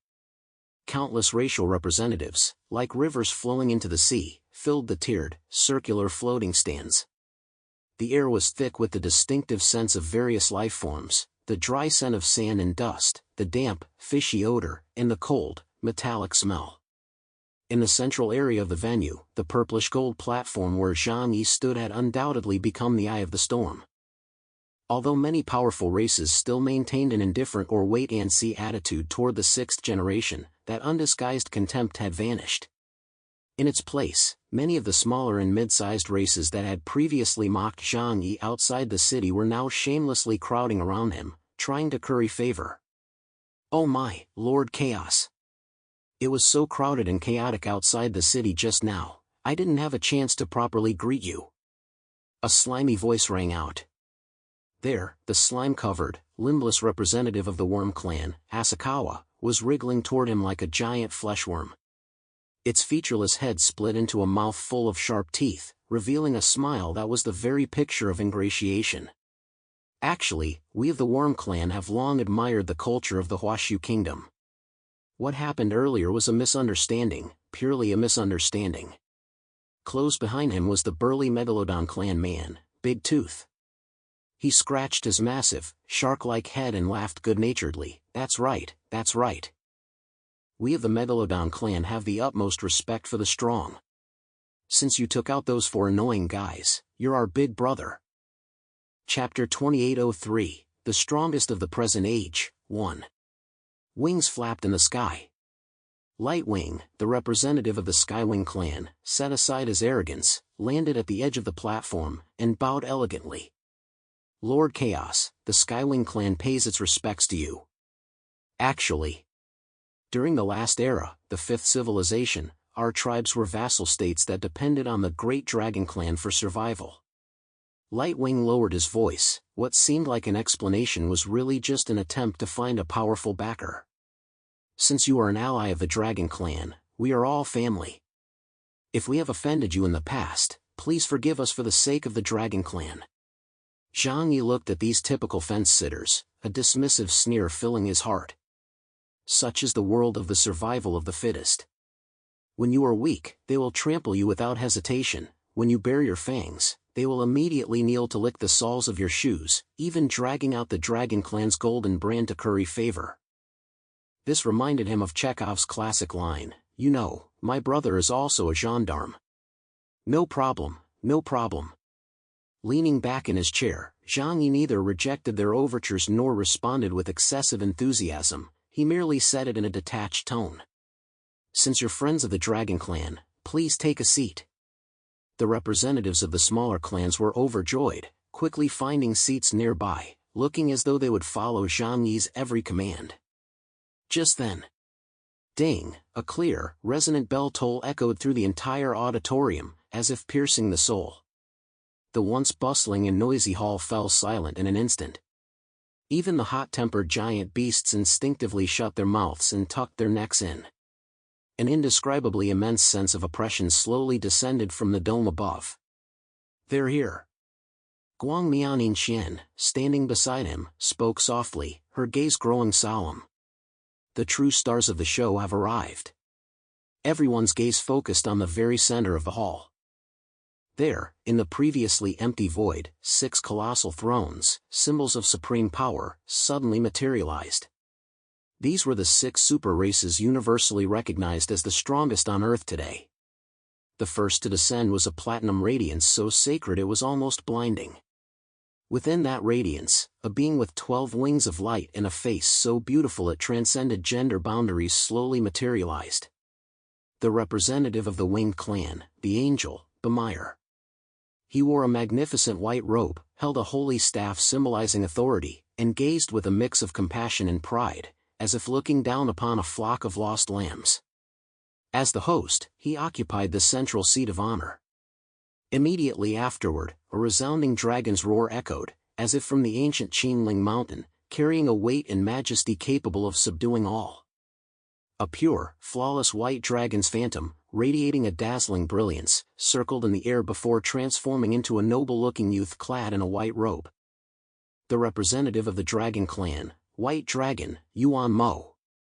He was not as flamboyant as Bamire, but his restrained imperial aura caused the surrounding space to freeze solid. He settled onto the throne, his gentle gaze sweeping across the hall before pausing briefly on Zhang Yi, to whom he gave a slight nod. Then, a surge of searing, violent energy swept in like a volcanic eruption. A burly man, his body covered in purple scales and his muscles bulging like rock, slammed down onto the throne. The representative of the Tyrannosaur clan, the sovereign, Qing Tsang. His eyes were filled with aggression, and his entire being exuded a suffocating, bloodthirsty aura. When his gaze swept over Zhang Yi, a flash of undisguised coldness flickered in his eyes, though it was fleeting. The Huaxu kingdom was now aligned with the Dragon clan. Although Qing Tsang did not care for Zhang Yi, he did not regard him as a threat. In his mind, his true adversary was the Dragon clan. Immediately after, a chilling, heart-stopping coldness descended. The temperature in the entire hall plummeted, and ice crystals even began to form in the air. A slender woman with skin as pale as snow and long, ashen-white hair walked barefoot across the frost. The representative of the glacial clan, the queen of the Ice Age, Karen. She was the ruler of the Arctic ice fields, a remnant of the Ice Age that once froze the entire world. Her gaze was hollow and icy, devoid of any emotion. The fifth was a creature of peculiar appearance. He possessed a human torso, yet bore the sharp talons and head of a bird of prey. The wings on his back were not feathers, but formed from a storm of blue energy. His figure was extremely tall and gaunt, like a withered bamboo stalk, yet he exuded an intensely dangerous aura. Representative of the Deva clan, the wind god, Jing Meng. This is a race that has retained some avian characteristics while evolving to possess extraordinary intelligence.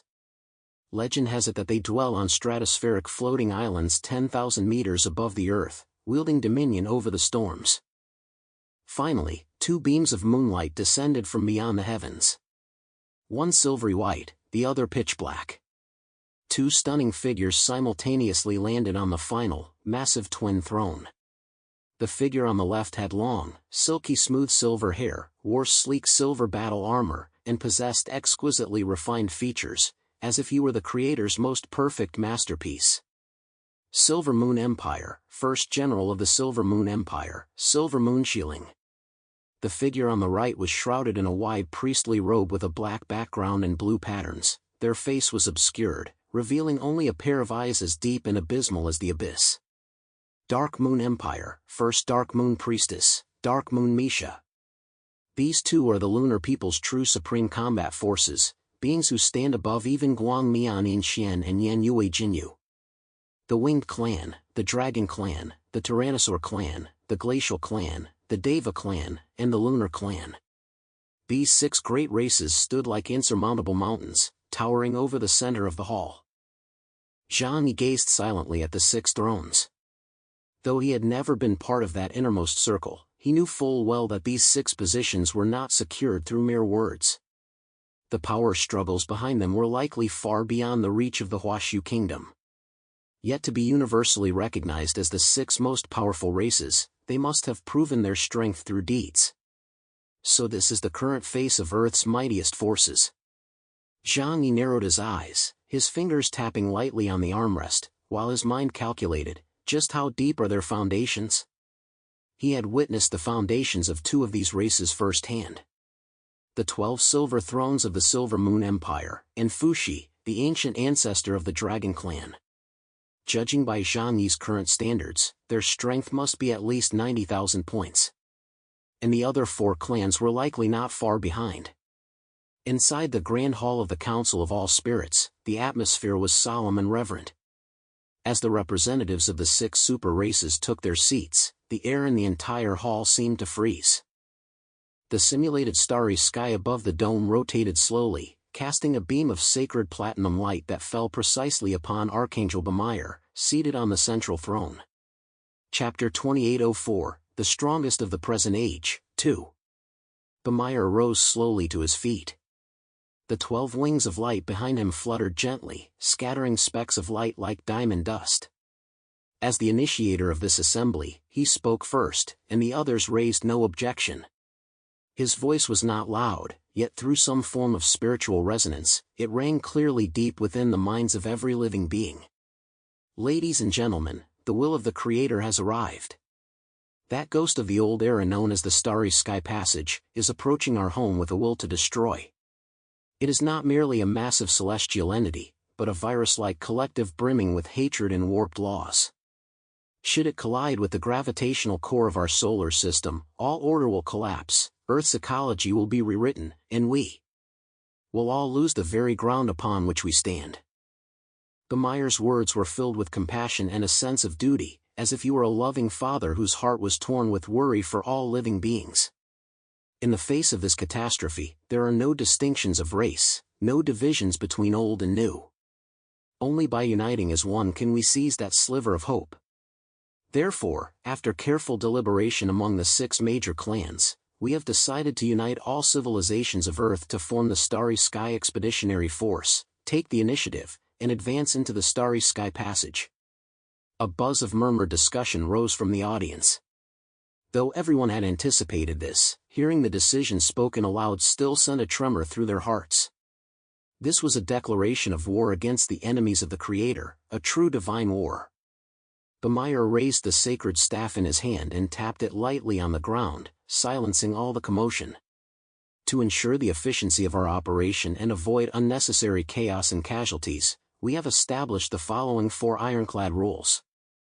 These are the absolute minimum standards that all participants must adhere to. His voice grew stern, carrying an authority that brooked no argument. First, the Starry Sky Expeditionary Force shall be divided into 6 battalions, each led by one of the 6 supreme super races. Each race may choose which battalion to join based on its own circumstances and compatibility. Second, during operations in the Starry Sky Passage, all members must unconditionally obey the orders of their battalion leader. Those who disobey will be executed. Third, this is a war of life and death, there are no bystanders. Every race on Earth capable of interstellar travel must participate in this operation. Any race that attempts to cower in the rear or seek to profit without contributing will be deemed a traitor and face a joint strike from the remaining 10,000 races.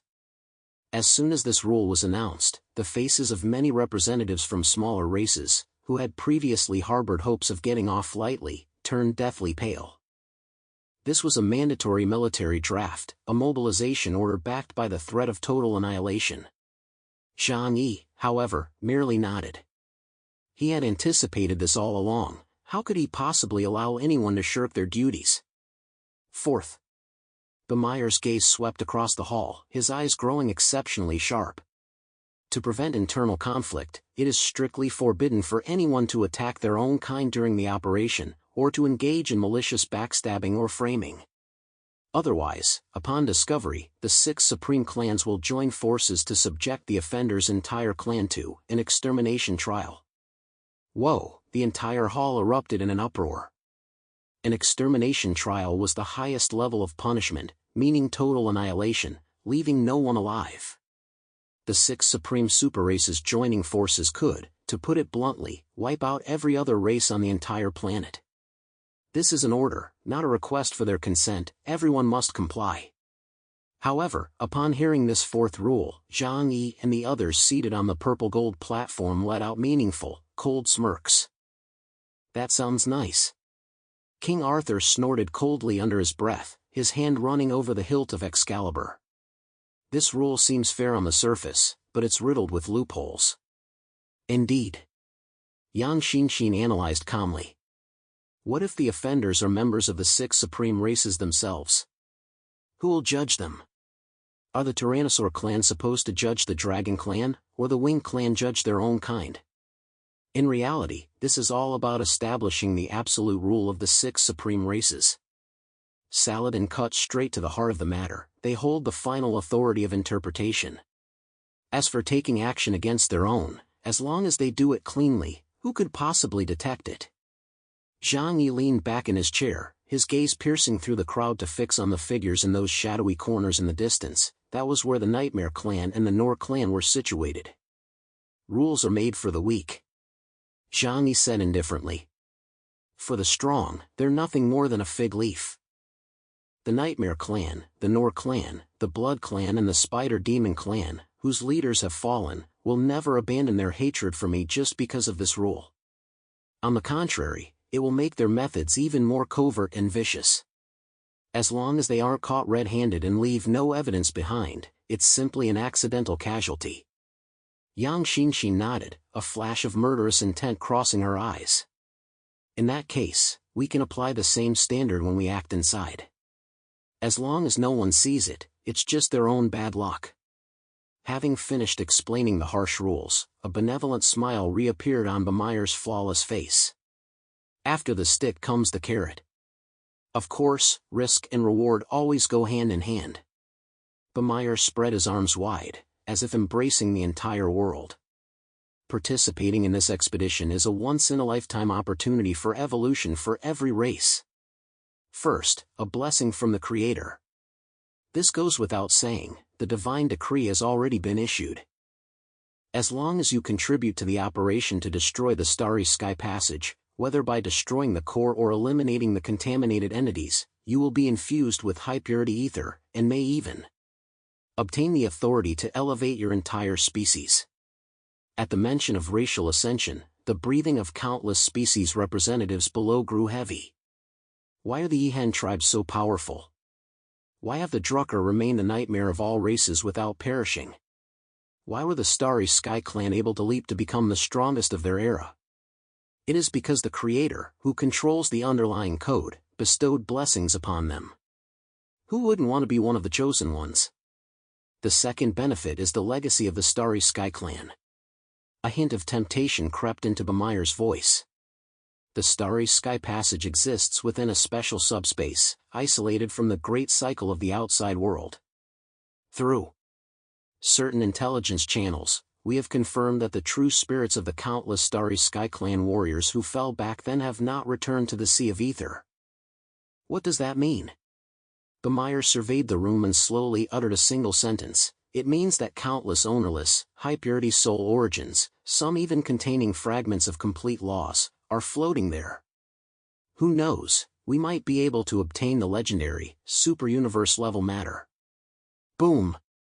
If the previous reward from the Creator had been somewhat vague, this description of the legacy of the Starry Sky clan instantly ignited the atmosphere throughout the entire hall. Chapter 2805, Chasing the Stars, 1. The eyes of all the mutants turned red. The path of cultivation grows increasingly arduous the further one progresses. The leap from Delta to Epsilon is a major hurdle, the leap from Epsilon to the Bishop rank is an insurmountable chasm, and the leap from the Bishop level to the Knight level is even more difficult than climbing to the heavens.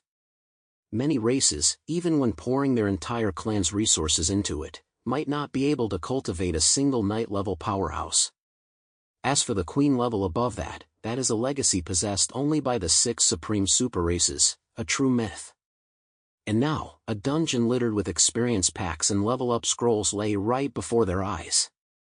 Though Bamire hadn't said it outright, the phrase Zhang Yi had spread echoed in everyone's minds, the Omega Staircase.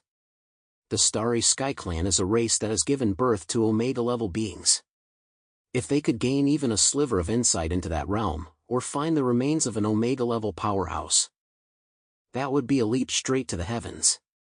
Watching the representatives of the myriad races below, their spirits running high and eager to rush into space at once, Bamire nodded with satisfaction. Desire is the best driving force. Suddenly, Bamire's gaze shifted, cutting through the crowd to land precisely on Zhang Yi. Lord Chaos. Bamire spoke with a smile, though his tone was polite, it carried the scrutinizing gaze of a superior. It is said that you are currently the only being on Earth who has come into close contact with the Starry Sky Passage and successfully survived. All eyes in the hall instantly focused on Zhang Yi. For the future of all races, and to increase our chances of success on this expedition, I wonder if you have any critical intelligence to add. Or perhaps some special discoveries you'd be willing to share with everyone? This was a test.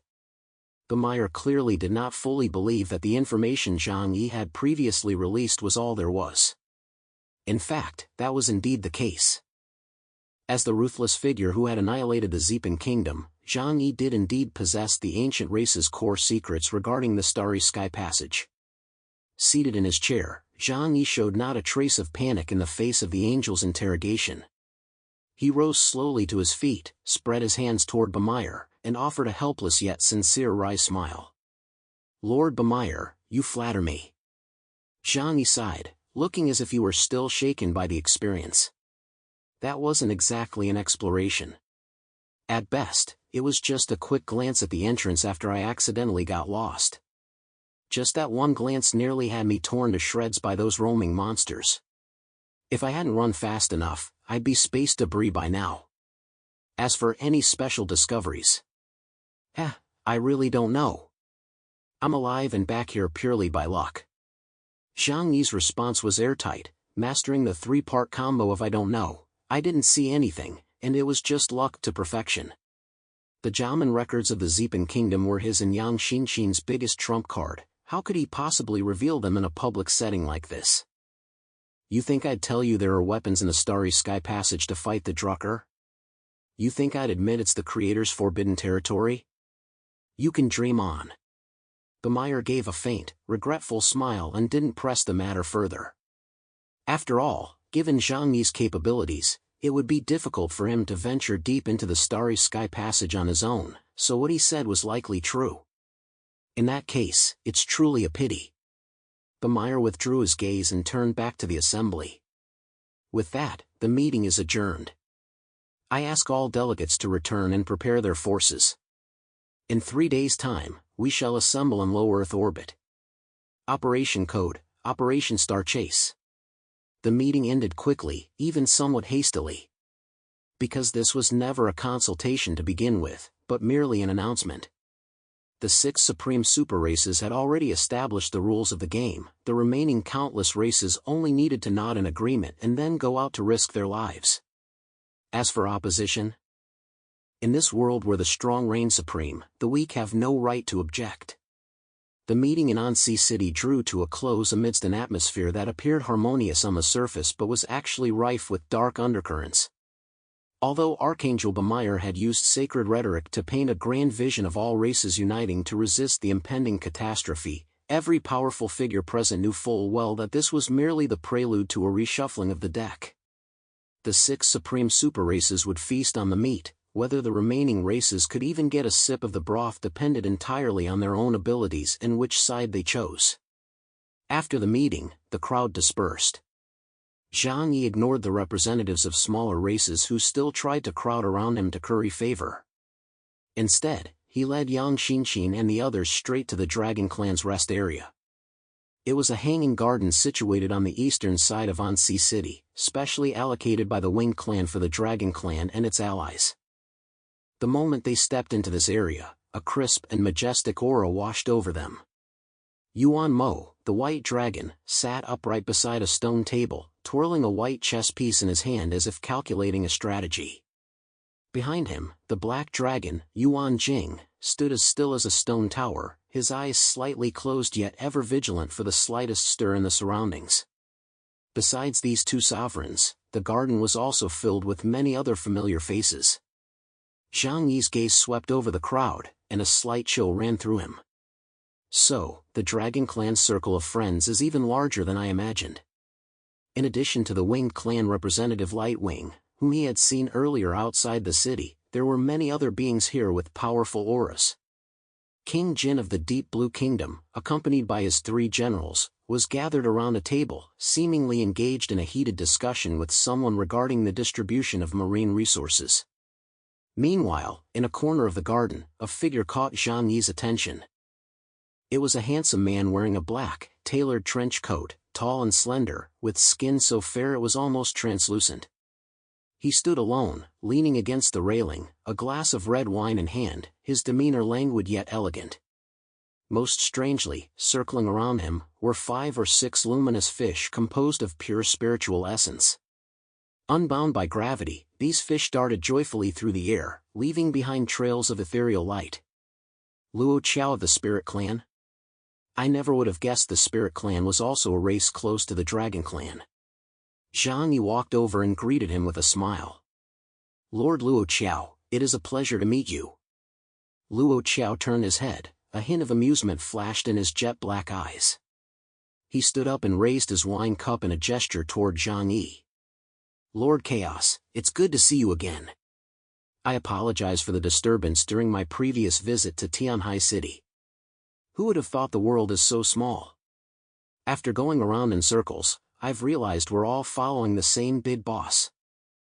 Luo Qiao's words carried a touch of humor and self-deprecation. As a powerful psychic race, the Spirit Clan, though publicly claiming neutrality, had ultimately chosen the more steadfast and ancient Dragon Clan as their ally in the face of matters of life and death. Indeed, it's best to seek shelter under a big tree. Zhang Yi nodded, his gaze deep and contemplative. The two sat down face to face.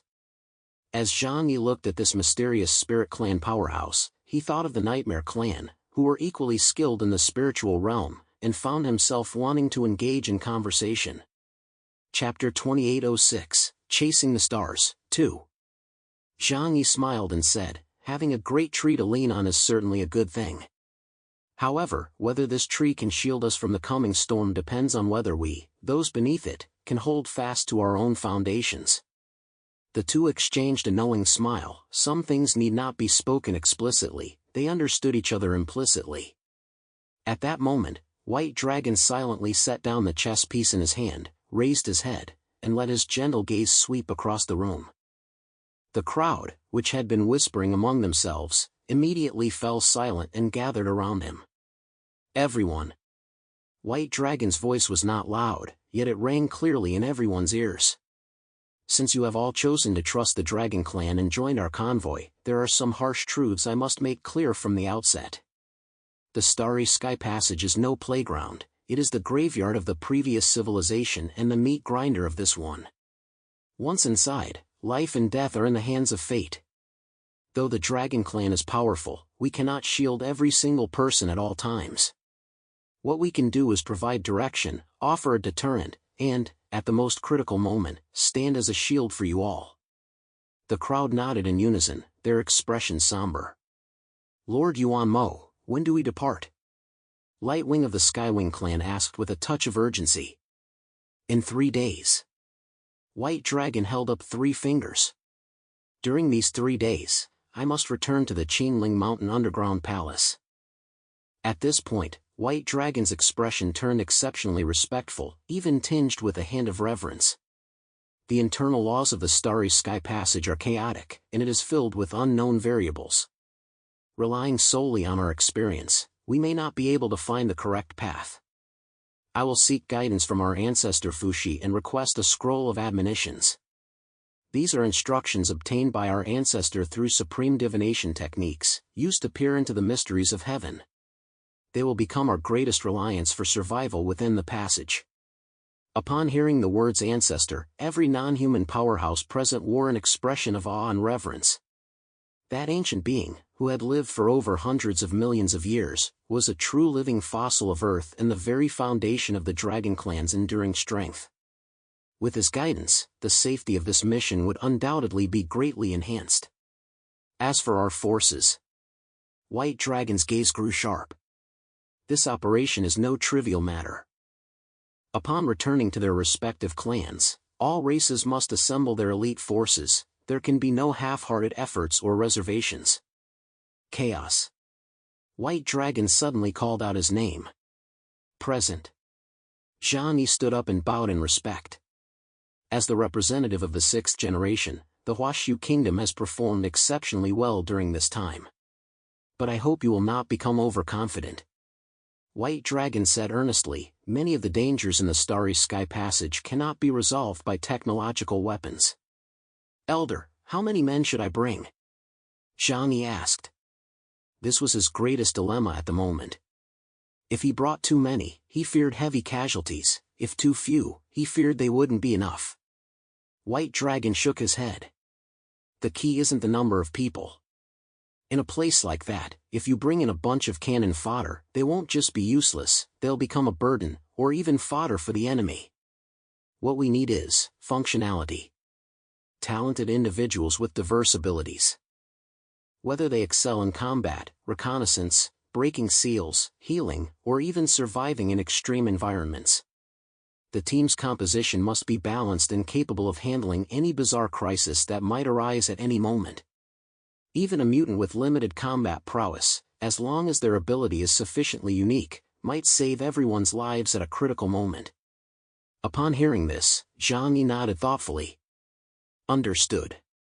A lean, efficient force, with everyone fulfilling their specific roles. White Dragon made the same demands of the other clans, instructing them to return to their respective communities and gather individuals with special abilities. As for combat prowess, that wasn't the most critical factor. Go! White Dragon waved his hand. We'll assemble in low Earth orbit in 3 days. I hope to see all of you standing here safe and sound by then. After bidding farewell to White Dragon, Zhang Yi led his team out of the Dragon Clan's rest area.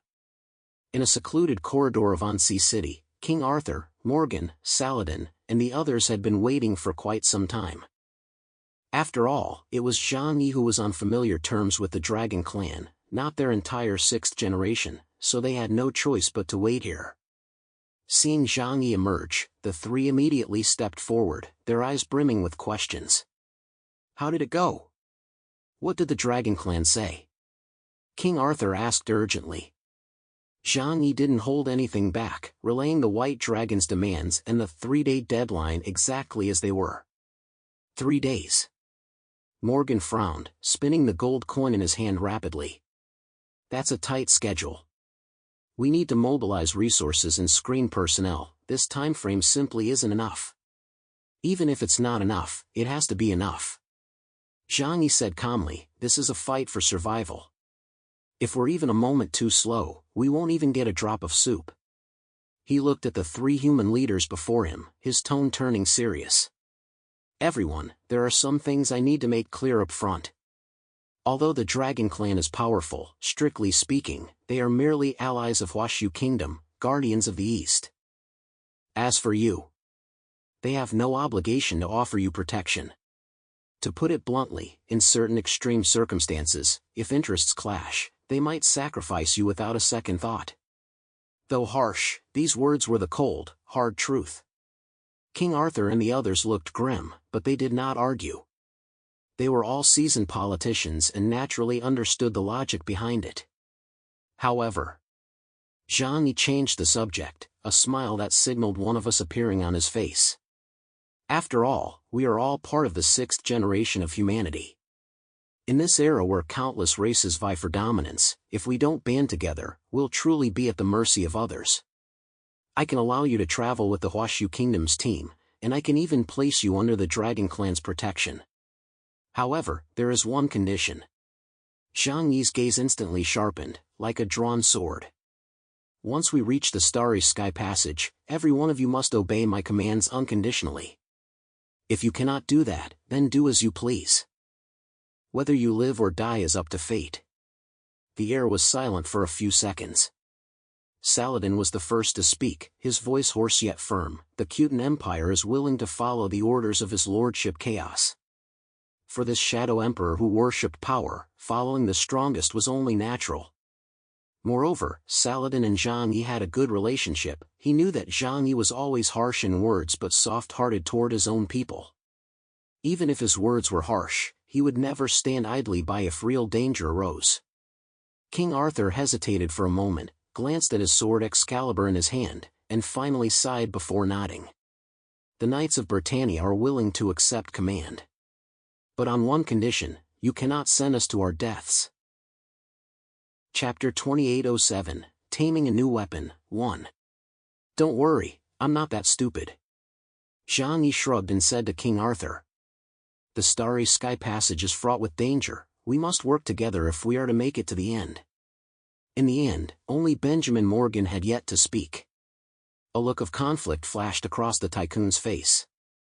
Mr. Chaos, I certainly trust your abilities. It's just... Morgan let out a wry smile. I can't make this decision on my own. As you know, the Construct clan stands behind Columbia. Those mechanical-headed creatures have recently taken a strong interest in the Starry Sky Passage as well. They might demand more autonomy rather than taking orders from you entirely. So I need to return and consult with the Construct clan before making a decision. When the time comes, whichever faction they choose to align with, we'll certainly have to join them as well. Zhang Yi wasn't surprised by this. The Construct clan was also a formidable ancient civilization with extremely advanced technology, even rivaling that of Huashu Kingdom. It was only natural for them to be proud. Agreed. Zhang Yi nodded. Just give me an answer within a day. I don't think there's any need to waste too much time on this. After speaking, he looked around and suddenly realized someone was missing. Where's Morana? The ever-icy winter goddess had vanished without a trace ever since they entered Ansi City. King Arthur sighed and pointed to the other side of the hall, the area where the Glacial clan was seated. She's over there. Fremons lies in the far north, overlapping with the Glacial clan's territory. 2 years ago, Morana swore allegiance to the Glacial clan's Ice Queen, Karen. In this campaign, she will fight as a subordinate force of the Glacial clan and will not be acting alongside us. Upon hearing this, Zhang Yi merely raised an eyebrow slightly, showing little surprise or anger. Everyone has their own choices and their own way of surviving. Morana's decision to align herself with the Glacial clan was also made with her people in mind. Moreover, the Glacial clan was incredibly powerful, a force capable of standing shoulder to shoulder with the Dragon clan. One couldn't say her choice was wrong. Let her be. Zhang Yi waved his hand dismissively. As long as she doesn't end up on the opposite side of me when the time comes. Since everything's settled, let's disband. Everyone, go back and prepare thoroughly, bring out your best gear. See you in space in 3 days. Upon returning to Tianhai City, the entire war machine of the Huashu Kingdom immediately sprang into full gear. Sitting in the command center, Zhang Yi issued orders one after another, like snowflakes falling. Xinxin, issue the highest level mobilization order. Notify all high-ranking officials and powerful mutants in the 6 major military regions. We need to mobilize all T1 and T2 level mutants in the Huashu Kingdom. Anyone at the bishop level or above should be added to the screening list, from which we'll select the most suitable candidates for the Starry Sky Passage. Tell them this isn't a drill, it's a life-or-death mission, and a chance to rewrite their destinies. Those who want to fight for a future should sign up. If you're afraid of dying, we won't force you, stay home and defend the city. Holding the Jaman records in his hand, Zhang Yi was fully confident in this operation. Moreover, his team was already brimming with talent, so he didn't particularly crave assistance from personnel in other major regions. Bringing them along this time was merely to give them an opportunity to grow. If they didn't appreciate it, Zhang Yi could care less. In any case, every member of his team would be heading to the Starry Sky Passage. The rewards promised by the Creator were, after all, incredibly tempting. Yang Xinxin's fingers flew across the keyboard as lists rapidly generated on the screen. Understood. I've already established a multidimensional screening model. In addition to combat prowess, I'll focus on evaluating their mental resilience, teamwork skills, and the uniqueness of their supernatural abilities. Alright, I'll leave that to you. Zhang Yi had always trusted Yang Xinxin's efficiency. Karen, your task is the most critical. Zhang Yi turned to Lu Karen, who was oiling a mechanical arm. I want you to inspect every Sand Raider robot, armored battle maiden, and all 3 warships within the next 3 days to ensure they're in peak condition. Also, distribute that batch of newly developed individual exoskeletons and microfusion batteries, arm our mutant troops to the teeth. No problem, boss. Mission guaranteed. Lu Karen saluted, her eyes burning with the fiery spirit of a craftsman. After making these arrangements, Zhang Yi didn't rest. His heart was racing. There was one matter he'd been struggling to contain ever since he was in Anxi City. Alone, he swiftly left Yunk Manor, teleporting continuously through the formless void realm, then heading straight for the direction of Star Island's Mist Valley. There lay the underground ruins of the Wulwan Empire. After years of renovation, the site had been transformed into a magnificent underground shelter and armory. Beneath the massive dome, countless supply warehouses and hibernation pods stood in orderly rows. In the event of an irreversible catastrophe in the outside world, this place could sustain nearly 100 million people. But at this moment, it was completely deserted, with only cold, mechanical guards silently patrolling the halls.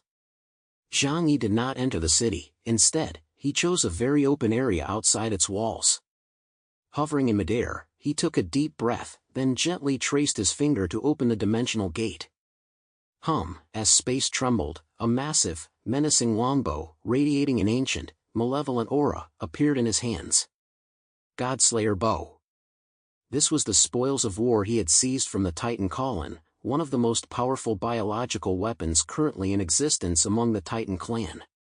Even now, though separated from its master, the Godslayer Bow still radiated a heart-stopping aura of resistance.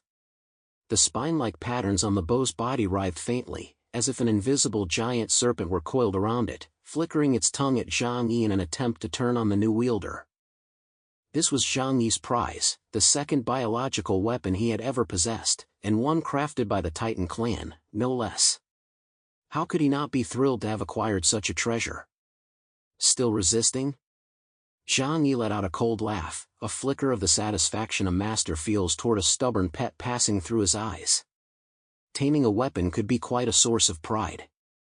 I've even cut down your master. How dare you, a mere weapon, try to act tough in front of me? He knew full well that in this world, the sole source of supernatural power was ether. Whether it was energy weapons from the technological realm or magical artifacts from the mystical realm, they were essentially different applications of ether. And as a race of natural-born craftsmen, the Titan clan excelled at a unique art called living forging.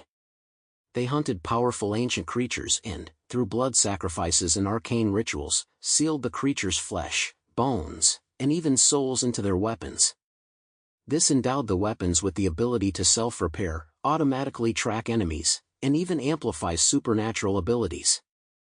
This Godslayer Bow was forged from the spinal column of a juvenile world serpent. Chapter 2808, Taming a New Weapon, 2. The sword in the tree operates on a similar principle, though since that guy Bowser was so weak, the sword in the tree's will is relatively calm. But you... Zhang Yi felt the burning heat and stinging pain radiating from his hand. Are filled with hatred and brutality. This hatred and brutality did not stem from the weapon's animosity toward Zhang Yi. Biological weapons possess no self-awareness, only primal instincts. This ferocity was deliberately preserved by the Titan clan. Only in this way can a biological weapon unleash its full power. However, this suits me perfectly. A weapon is only as good as its ferocity. Zhang Yi's arms gripped the massive crimson bow, which was clearly out of proportion with his own stature. He closed his eyes, bringing his mental will to its peak state, then began channeling his Black Knight-level supernatural energy, pouring it into the Godslayer Bow. To tame such a weapon, one must suppress it with absolute, overwhelming power. Submit. To me. Boom. A storm of energy surged wildly, black antimatter energy, like a tsunami, engulfed the Godslayer Bow. This immediately triggered a violent reaction. The red light on the bow flashed wildly, and the longbow began to tremble and twist, as if a giant serpent were about to come back to life. He stretched out his massive hand and grabbed the spine of the serpent, attempting to strike back, forcing it to remain obedient and submissive in Zhang Yi's grasp. It was a battle of will and strength. The remnant consciousness within the Godslayer bow struggled frantically, letting out a silent roar. But Zhang Yi's will, having undergone the baptism of the Nightmare Clan's 9 realms of dreams, was already as solid as a rock, unshakable. Be a good boy and let me control you. Zhang Yi's power of the void surged through his arm into the bow, brutally erasing the imprints of Colin within and forcibly imprinting his own mental imprint. 1 hour. 2 hours. Gradually, the Godslayer bow's trembling ceased. The red light on the bow's surface softened, the stinging resistance that had been there vanished, replaced by a sense of kinship as if they shared the same bloodline. It had surrendered. Its radiance retreated inward, no longer opposing Zhang Yi. And during this standoff, Zhang Yi had also sensed the God-slaying bow's true power. Its ability index is a staggering 58,000 points. Zhang Yi looked at the number and nodded in satisfaction. The bow's base power was even significantly higher than that of the divine refinement he possesses. After all, it is the Titan clan's treasured heirloom. Even when it was in Colin's hands, Zhang Yi had sensed a tremendous threat from it. But now, it has become a part of Zhang Yi's power. Let me see just how powerful you really are. Zhang Yi stood up, holding the bow in his left hand. A miraculous scene unfolded. The massive bow, originally several meters long and usable only by colossal creatures like titans, automatically contracted and transformed upon sensing Zhang Yi's stature. In the blink of an eye, it became a black longbow suited for a human frame. The bow's body shifted from dark red to pitch black, with white patterns flowing across its surface, perfectly complementing Zhang Yi's Godslayer battle armor. Truly a biological weapon, it can actually adapt to the characteristics of my power. Zhang Yi marveled inwardly. The Titan clan was indeed a race of artisans, their craftsmanship was truly remarkable. However, he recalled that when he had annihilated the Titan clan, he had also seized all their craftsmanship and technology in one fell swoop. Lu Karen was already studying it. Given her abilities, she would surely master the forging techniques of this biological weapon sooner or later. Zhang Yi took a deep breath, gripping the bow in his left hand and drawing the string with his right. Whoosh! As the bowstring was drawn back, the surrounding space actually began to warp. Zhang Yi's space power was already formidable, but with the blessing of the God-slaying bow, it had grown even stronger by a full third. Countless strands of free-floating etheric energy were forcibly drawn in and concentrated upon the bowstring. Not enough. A sharp gleam flashed in Zhang Yi's eyes. The second hand of time, activate. The ability to predict the wind speed, air currents, and spatial fluctuations 5 seconds into the future. Formless void realm, activate. Distorting the spatial passage ahead of the arrow to shorten the distance and increase its penetrating power. Power of the netherworld, enchant. A stream of void energy, as black as ink, flowed from Zhang Yi's fingers into the arrow, dyeing the originally crimson energy arrow an absolute black. This was no longer an ordinary energy arrow. It was an arrow fused with the foresight of time, spatial acceleration, and antimatter annihilation, ultimate sniper, final chapter of destiny. Boom! As the bowstring released, a bolt of black lightning instantly pierced the entire underground space. It made no sound, for its speed was so great that sound was left behind. Wherever it passed, space was plowed open by a long, black gash that remained unhealed for a long time. Boom dash! Dozens of kilometers away, a superalloy mountain target used to test fortification strength was obliterated by this single arrow, without even the time for an explosion. It simply vanished. All that remained was a massive crater hundreds of meters in diameter, bottomless and with walls as smooth as a mirror, as if a god had scooped out a chunk of the earth with a spoon. Phew! Zhang Yi slowly lowered the bow in his hand, gazing at his masterpiece in the distance, a satisfied smile curving his lips. This arrow, even if a Black Knight-level mutant were hit by it, they'd be skinned alive if they didn't die. What a treasure, truly a treasure.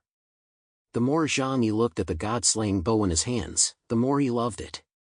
He had never been fond of close-quarters combat with others, ultra-long-range sniping, taking down targets, and moving to a new location after each shot was his favorite way to fight. Unfortunately, as his strength increased, the divine refinement had begun to struggle to keep up with his long-range firepower. Now, with this god-slaying bow, Zhang Yi would once again become the master sniper he once was. Zhang Yi's eyes burned with intensity. He raised the god-slaying bow in his hand and said calmly, "On this journey through the starry sky passage, let's see how many enemies will become the souls lost to my longbow." 3 days passed in the blink of an eye. During those 3 days, the atmosphere across Earth had become oppressively tense, with a sense of impending combustion permeating the very air. It was the magnetic resonance caused by global troop mobilization and the preheating of high-energy weapons. Tianhai City, the underground war preparation hall of Yunk Manor. Standing before a massive holographic sand table, Zhang Yi stood with his hands behind his back, clad in a brand new set of the Godslayer battle armor, which Lu Karen had repaired and reinforced overnight. The streamlined black and white armor reflected a chilling, heart-stopping glint under the cold lights. Before him stood several figures whose auras were as deep and towering as mountains. They represented the pinnacle of the Huashu Kingdom's current mutant combat power, the nation's sharpest fangs. The representative of the Xinjiang region, Ho Tu. Her ability index had reached 55,000. Having been personally taught the 8 trigrams by Fuxi, and being a natural genius to boot, she remained one of the top 3 strongest individuals in the Huashu Kingdom. Chapter 2809, Full-Scale Preparations, 1. The representatives from the East Sea region, Li Changgong codename Go Chen and Jianhan codename Vermilion Bird. Li Changgong had changed, the aura around him was no longer intense or arrogant.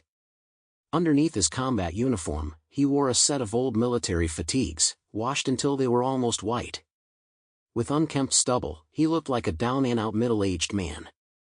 Yet the unsheathed battle sword at his waist constantly radiated a sharpness that made one's hair stand on end.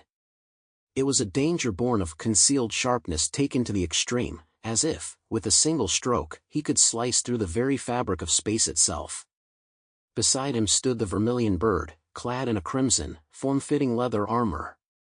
Her figure was striking, and her eyes burned with an unquenchable fighting spirit. Representing the Northeast region and the National Protectorate Army was Black Emperor Chen Xuanba. He was a man of few words, wearing a dark green military overcoat with a high collar that hid half his face. As a veteran powerhouse of the military, his strength was already unfathomable. God Luya, Han Shanzhua and Fox Immortal, Hu Mengfang were not among those summoned. The reason was simple: their strength had gradually fallen behind during the latter stages of the process. It seemed they preferred to enjoy life rather than obsess over improving their power. Among those present, the one who caught Zhang Yi's attention the most was the representative from the Jiangnan region, Nuba, Zhu Yu. This madwoman, who had once given Zhang Yi such a headache, now stood quietly in the corner. Yet this very stillness made him feel even more uneasy. Every time he saw her, Zhang Yi was reminded of Yuan Kongyue, the woman who had once driven him to the brink of despair. To this day, Zhang Yi still harbored a certain wariness toward Zhu Yu. Could this be considered a childhood trauma? "This is the roster for our expedition."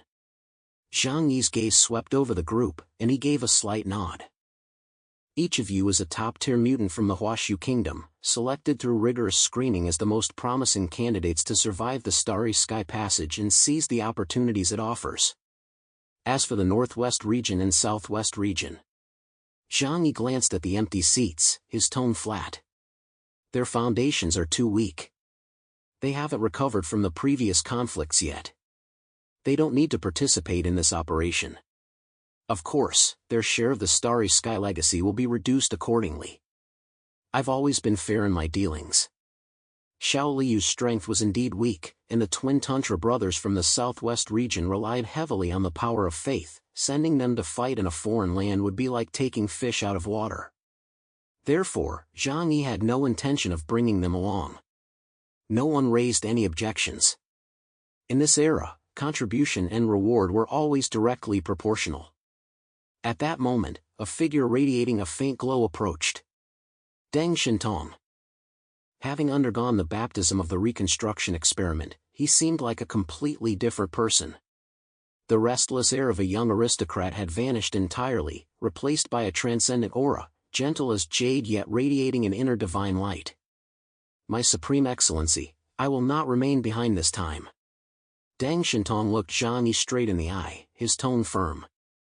"I've already handed over all daily defense and logistical coordination for Tianhai City to Bai Li Changqing. Though his combat prowess isn't top tier, he's steady and reliable. With him in charge, the rear won't fall into disarray. I want to go see for myself what this so-called Starry Sky Passage actually looks like." Zhang Yi looked at his old friend, raising an eyebrow slightly, yet a faint smile tugged at the corners of his mouth.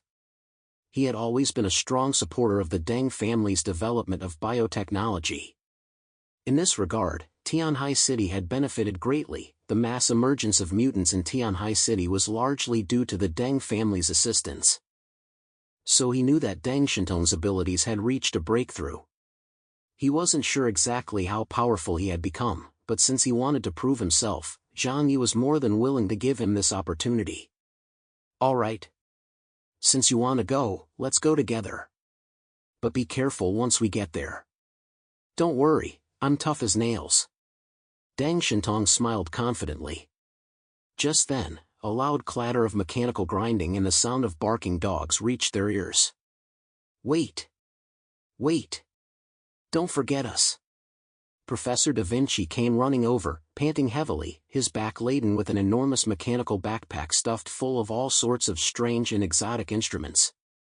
Beside him was Brian the silver-furred mutant dog, equally decked out in tactical gear. "John! You can't leave me behind!" Da Vinci shouted as he ran. "There must be countless unknown technologies in the Starry Sky Passage. Without me, a genius scientist, here to analyze them, you're just a bunch of monkeys in a library. You can look but you can't understand." "Monkeys?" Zhang Yi's eye twitched. Da Vinci was as sharp-tongued as ever. "Woof! Boss, I'm coming too! I'm coming too!" Brian stuck out his tongue, stood on his hind legs, and gave Zhang Yi a friendly wink. "Without the help of this outstanding canine philosopher, your mission is bound to be full of headaches, isn't it?"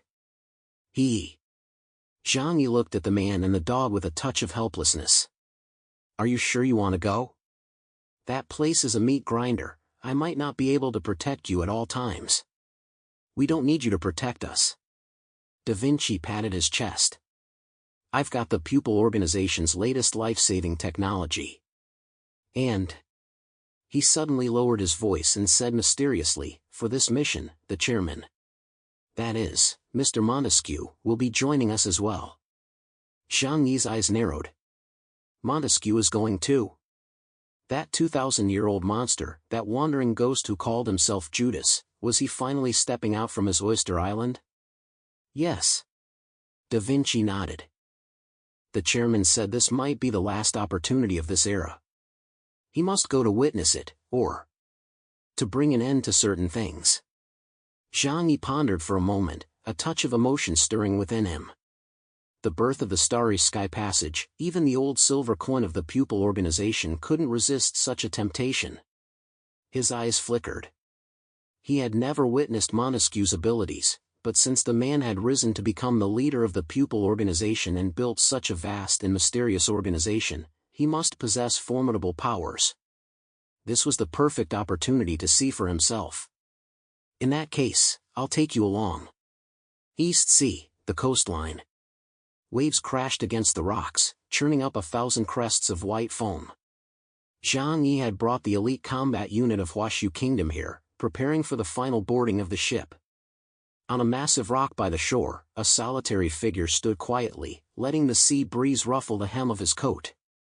He wore a black, old-fashioned suit and a wide-brimmed top hat, the brim pulled down low to hide most of his face, revealing only a pale, wrinkled chin. He stood there as if he didn't belong to this time and space. The light around him seemed to dim slightly because of his presence. The chairman of the pupil organization, Charles Louis Montesquieu. Chapter 2810, Full-Scale Preparations, 2. Upon seeing Zhang Yi approach, the old man slowly removed his top hat, pressed it to his chest, and performed a proper gentleman's bow. "Lord Chaos, we meet again. Mr. Montesquieu." Zhang Yi returned the bow, his gaze appraising the old man. "I thought you'd be hiding behind the scenes, pulling the strings, just as you have for the past 2,000 years.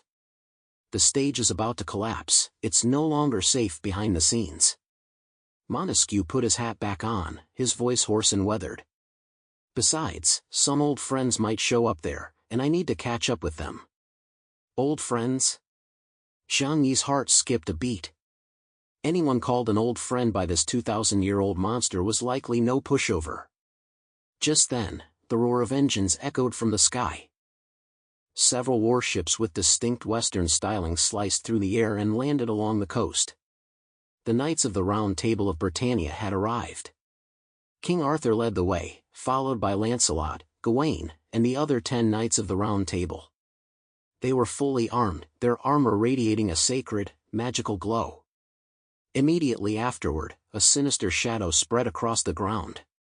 Saladin, Emperor of the Khitan Empire, had come alone. He brought no entourage, stepping out of the shadows by himself. "Your Majesty Saladin, are you here alone?" King Arthur was somewhat surprised. Saladin smiled faintly. The shadow behind him suddenly churned, transforming into countless hideous demonic faces and razor-sharp blades. "My army lies right at my feet. Hundreds of millions of shadow demon guards stand ready to sacrifice themselves for me at any moment." This was the true meaning of one-man army. "Where are the people from Columbia?"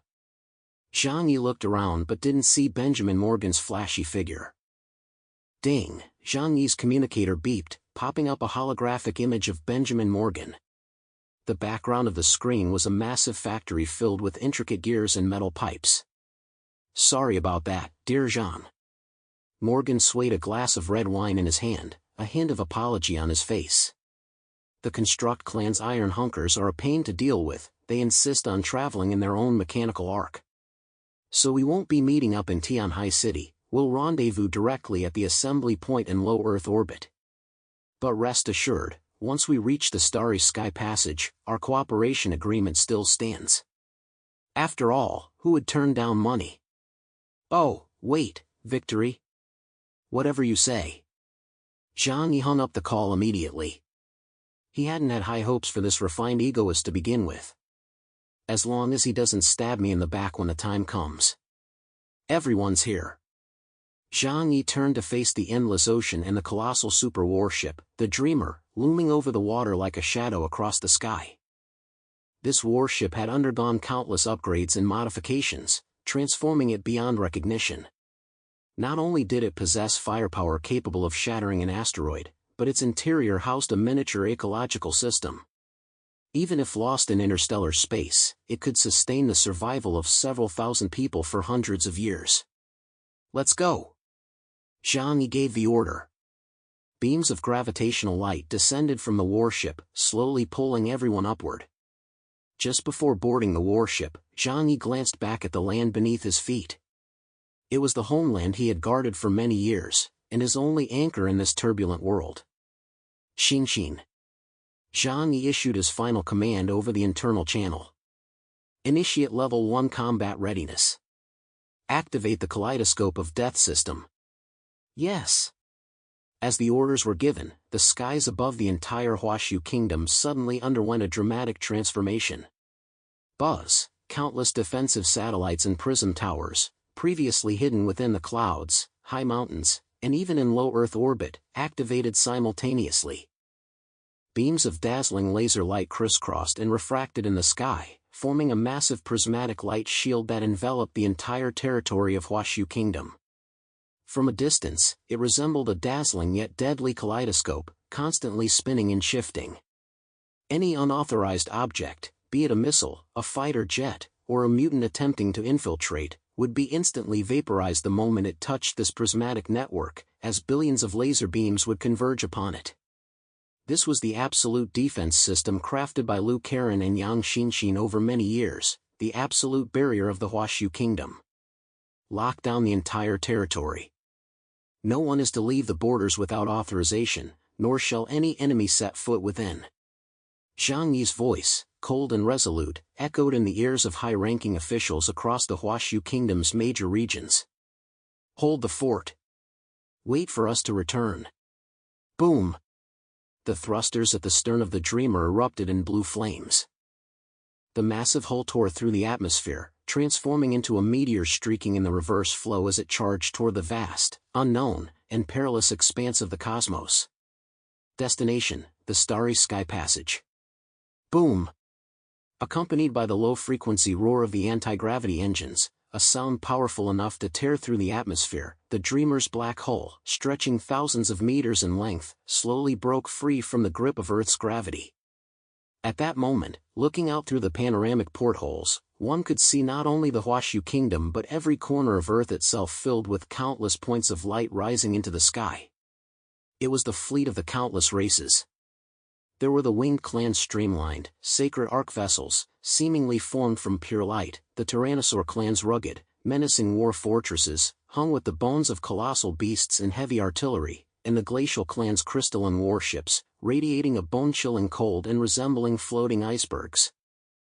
And even the countless small and medium-sized races had cobbled together a motley assortment of flying machines.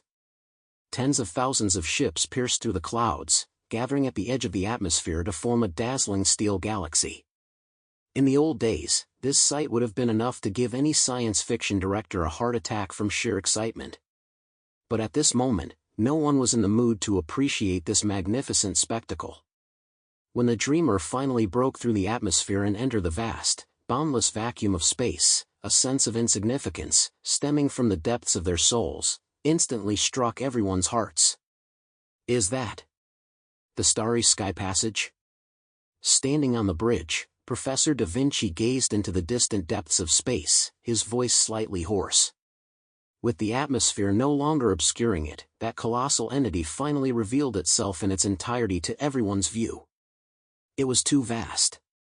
So vast it transcended the limits of human comprehension. Against the backdrop of the deep, dark cosmos, that double helix structure, emitting a faint blue glow, resembled a slowly rotating drill capable of devouring entire galaxies.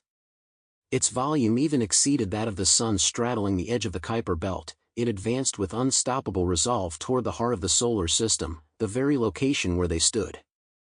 With each excruciatingly slow rotation, it churned the stardust within millions of kilometers, creating dazzling yet deadly gravitational vortexes.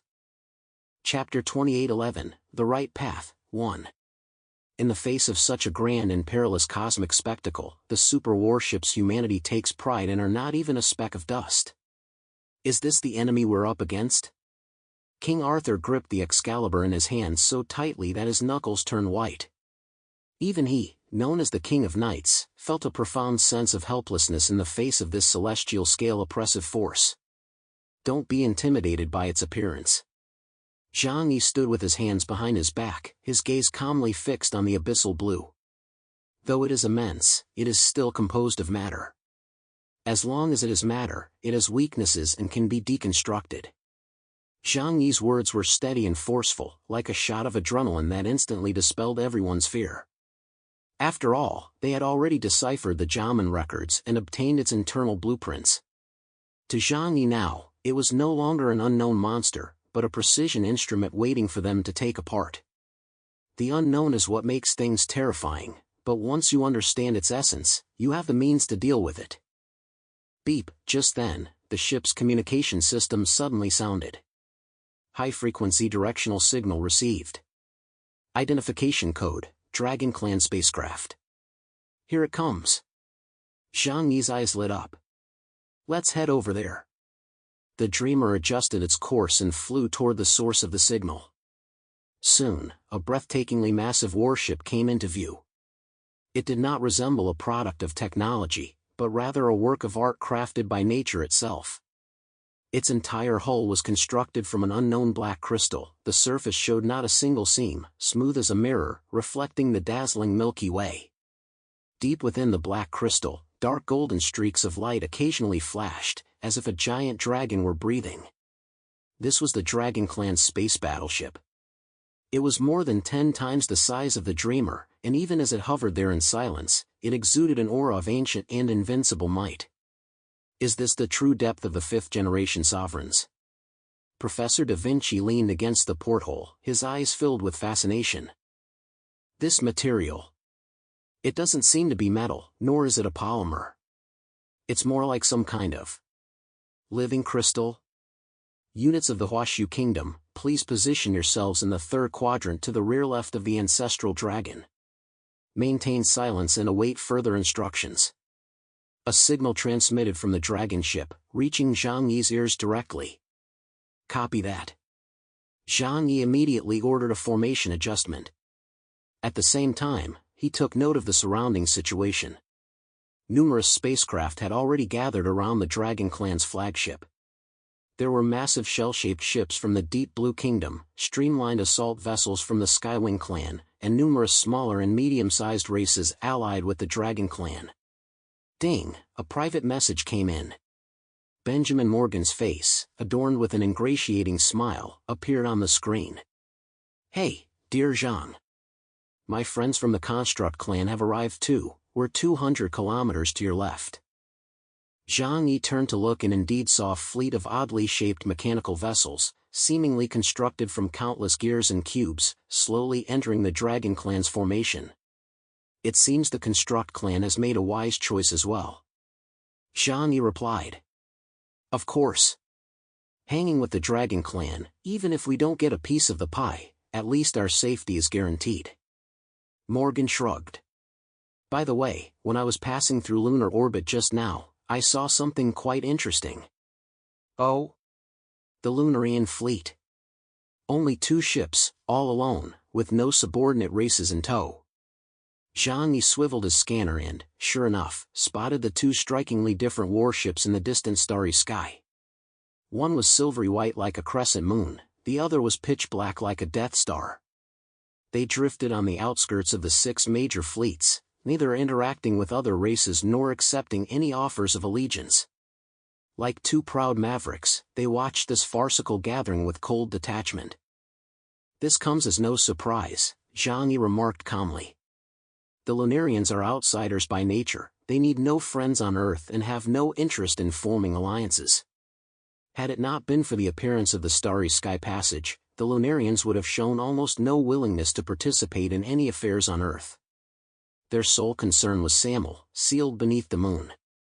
A thought suddenly crossed Zhang Yi's mind. What would happen if the moon were pushed into the Starry Sky Passage, forcing Samel to clash with the Starry Sky Clan? But he quickly shook his head, dismissing this impractical notion. If Samel were to truly break free from his seal, the consequences would surely be far more terrifying than an attack by the ruined Starry Sky Clan. After all the fleets from Earth and the Moon had assembled, 6 massive fleet battalions pierced the dark void like 6 sharp swords. Powered by anti-gravity engines and space-folding technology, the fleets moved at an incredible speed. In less than half a day, the majestic outline of the Starry Sky Passage had filled their entire field of vision. All units, halt! The joint order from the 6 supreme super races was issued. All warships came to a stop at a safe distance of approximately 50,000 kilometers from the Starry Sky Passage. This was the critical point of gravitational tides. No one dared to rashly enter the Starry Sky Passage. The atmosphere instantly grew tense. Everyone held their breath, staring at the slowly rotating blue vortex. At the very front, the flagship vessels of the 6 supreme super races lined up in a row, as if 6 deities were scrutinizing the abyss of the moral realm. Almost simultaneously, the doors on the undersides of the 6 flagships opened. A swarm of mechanical life forms poured out like a swarm of bees, charging fearlessly toward the entrance of the Starry Sky Passage. This was the first wave of reconnaissance. Even with the video footage provided by Zhang Yi, these ancient super races, having existed for eons, remained absolutely cautious. No one would risk their main forces on a blind gamble. Zhang Yi sat in the command chair, closely observing these mechanical forces through the holographic screen. Something's off. Zhang Yi furrowed his brow slightly. What's wrong, brother? Yan Xinxin asked. Look, while the 6 supreme super races are powerful, the mechanical life forms they've sent out don't seem particularly technologically advanced. Zhang Yi pointed at the screen. The Tyrannosaur clan's machines were clumsy, massive, and crude, built purely on sheer bulk. The Glacial Clan's machines were covered in ice crystal armor and moved sluggishly. Even the Dragon Clan and the Lunarians were using relatively traditional autonomous puppets, with a level of intelligence that didn't even match the Huashu Kingdom's Sand Raiders. Only the Winged Clan and the Construct Clan's mechanical forces were somewhat presentable. This doesn't align with their level of civilization, Zhang Yi mused. Is it because of the AI crisis? Professor Da Vinci, standing nearby, pushed his glasses up, a flash of wisdom gleaming in his eyes. When a civilization reaches its peak, it inevitably faces the creator's paradox. If one creates mechanical lifeforms smarter and more powerful than oneself, who then is the master? Chapter 28:12, The Right Path, 2. It seems these ancient civilizations have all suffered at the hands of artificial intelligence in their histories. So they began to turn inward, making the evolution of the body and spirit their ultimate goal, while deliberately suppressing the development of artificial intelligence. As for the Dragon Clan, their technological development has also primarily focused on public welfare and supporting cultivation practices. They really aren't too keen on this kind of pure weapon of war. Zhang Yi nodded. This was indeed a reasonable explanation. Just as everyone was discussing this, the reconnaissance footage from ahead came back. All the screens were filled with a dizzying blue vortex. The mechanical forces had charged into the entrance of the corridor. At first, it was a vast, empty blue passageway. As they went deeper, huge, semi-transparent spheres began to appear in their field of vision. These spheres floated in the void, each with a diameter of over several hundred kilometers. They emitted a hazy glow, their interiors shrouded in shadows, as if each contained a separate, self-contained world. Those are the embryonic forms of worlds. Professor Da Vinci's dead fish eyes widened as he leaned against the porthole, staring intently at the projected images. Zhang Yi whispered, "This is proof that the Starry Sky Clan is attempting to carve out new space within the cosmos and create worlds." Due to the isolation of the spatial barrier, the mechanical forces sensors could not penetrate those spheres to observe the specific scenes within. Even when Zhang Yi first piloted the demon god armor inside, he did not dare to get close enough to explore. He could only roughly guess that they contained the embryonic forms of worlds. It was possible that the Starry Sky Clan was imitating the creator, or at the very least, emulating the Yihen tribe and the Drucker, conducting experiments in world building and the creation of new humanity. The mechanical life forms that had been dispatched could only continue deeper. As the distance increased, the surrounding scenery began to change. The blue glow gradually faded, replaced by a desolate, white wasteland of space. There was no matter present, nor any points of reference, only vast expanses of empty space. The feeling was much like a simulated room in a video game. Or perhaps a gigantic laboratory. Sizzle. Sizzle. The image on the screen began to shake violently, a sign of severe signal interference. Immediately afterward, beep, the signals from all the mechanical lifeforms that had entered the depths of the white wasteland were cut off in an instant. No footage of attacks, no flashes of explosions, they simply vanished abruptly. What's going on? King Arthur's gaze sharpened. However, what concerned him was not the signal loss, but this eerie harmony. Strange. Really strange.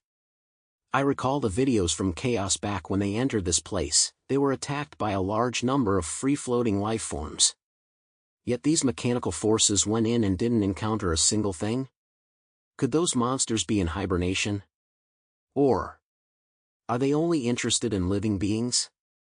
King Arthur looked at Zhang Yi as he spoke. Zhang Yi shrugged, who knows? I only have a vague understanding of the situation here. He chuckled inwardly, this guy was quite clever, he'd actually managed to figure some things out. But Zhang Yi had no intention of revealing the truth just yet. Just then, Bameyer's sacred and majestic voice rang out over the public channel. No high-intensity energy readings have been detected on the outer perimeter of the Starry Sky Passage, nor have we encountered any substantial resistance. It appears the outer defense system has failed. The true challenge lies deeper within. Bameyer's words carried an air of unquestionable resolve. Issue the order. All squadrons, maintain formation and advance. Though his words were casual, the Winged Clan's actions spoke volumes. The Winged Clan's fleet did not charge in immediately. Instead, they assigned several medium-sized warships from allied races to lead the way with shields activated. This was a blatantly obvious attempt to use them as cannon fodder to scout the way. The representatives of the selected races turned pale, but under the Winged Clan's overwhelming pressure, they dared not voice any objections and could only steel themselves to charge forward. Other super races, such as the Tyrannosaur clan and the Deva clan, followed suit. Only the Dragon clan remained completely still. Yuan Mo, the White Dragon, stood at the bow of the flagship, his white robes fluttering in the wind, his expression serene. "We don't need cannon fodder." He addressed his subordinate races behind him, "Stay close to the ancestral dragon. We will clear the path." These words instantly put the previously anxious representatives of the Skywing clan and the Spirit clan at ease. That's the benefit of following the right leader. Zhang Yi, watching this scene from the rear, couldn't help but exclaim in amazement at the Dragon clan's confidence. "Let's go!" With the roar of the engines, the 6 massive fleets finally crossed that threshold and sailed into the vast blue throat of the Starry Sky Passage. After traversing the long passageway filled with blue streaks of light, the fleet finally reached the region dotted with spherical spaces. The spatial laws here were extremely chaotic, with the direction of gravity shifting constantly. Massive warships seemed exceptionally cumbersome in this environment. Conversely, individual powerhouses were far more agile. "All hands, leave the ship. Explore in squads." Streams of light shot out from the warships as powerhouses from all races emerged one after another. On the Dragon clan's side, the White Dragon Yuan Mo, the Black Dragon Yuan Jing, and the Rising Star Chang Wan were the first to fly out. They did not transform into their dragon forms but remained in human form, yet the dragon aura radiating from them caused the surrounding space to distort slightly. Zhang Yi, accompanied by Yang Xinxin, Li Changgong, Zhu Yu, and others, followed closely behind. The spatial structure here is highly unstable. The moment Zhang Yi stepped into the void, he keenly sensed something amiss. The space here resembled a shattered mirror, filled with invisible fissures and turbulent currents. Just then, the White Dragon, who was leading the way, suddenly halted before a massive spherical structure. The sphere had a diameter exceeding 500 kilometers, its surface shrouded in a layer of murky mist that obscured its interior. White Dragon turned around, his gaze sweeping past the group to settle precisely on Zhang Yi and Luo Qiao of the Spirit clan. "Chaos, Luo Qiao." The White Dragon spoke, his voice gentle yet tinged with a hint of scrutiny. "Chaos, your mastery of spatial domains is impressive, and you possess the ability of temporal foresight. Luo Qiao, you are a genius of the Spirit clan, with spiritual perception unmatched among your peers. You too, come forward and scan the interior of this sphere for everyone to see exactly what lies within." As soon as he spoke, the gazes of everyone present instantly focused on the two of them. This was not merely a task, but also a form of recognition, and a test. "Yes, Elder." Zhang Yi and Luo Qiao exchanged a glance, accepted without hesitation, and flew side by side to the entrance of the massive spherical space. Chapter 28:13, The Decayed World, 1. Up close, the sphere felt even more oppressive. It resembled a sealed asteroid, exuding an aura of ancient decay. "Ah!" Just then, a piercing scream suddenly rang out from the distance. The crowd turned to look and saw that in the area under the Tyrannosaur clan's control, several powerful beings from other races who had attempted to force their way into another spherical space had just touched the mist on the sphere's surface. Their bodies instantly began to wither and crumble. In mere seconds, they had turned into mummified corpses, then were sucked into the sphere, leaving not even a trace behind. "Whoa!" A collective gasp of shock rippled through the surrounding crowd. Clearly, these spherical spaces were no safe havens, but traps concealing immense danger. Zhang Yi's gaze sharpened slightly, but he did not flinch. He turned to look at Luo Qiao beside him. The handsome Spirit Clan commander maintained his elegant composure, even offering Zhang Yi a smile. "Lord Chaos, I'll go first." With that, Luo Qiao slowly closed his jet-black eyes. Spirit art, fish swimming into dreams. A soft, moonlight-like spiritual glow began to emanate from his body. The massive fish made of spiritual energy that had been circling him suddenly seemed to come to life. Two of them swished their tails, their bodies gradually becoming ethereal. Ignoring the deadly gray mist, they plunged directly into the spherical space. This was an extremely sophisticated form of spiritual projection. The physical body remained stationary while the spirit form was sent to investigate. Even if the spirit form were destroyed, the physical body would suffer only minor injuries. "I'll join in too." Zhang Yi wasn't about to be outdone. Silver divine runes suddenly flared within his eyes, instantly transforming into an ancient pendulum whose hand gently swung. The second hand of time, future foresight. At the same time, spatial energy surged within him, constructing layer upon layer of folded spatial barriers before him as a precaution. Zhang Yi didn't actually enter. He was using the rules of time to simulate the possibility of what if I went in. Zhang Yi's consciousness was instantly pulled into a vision of the future.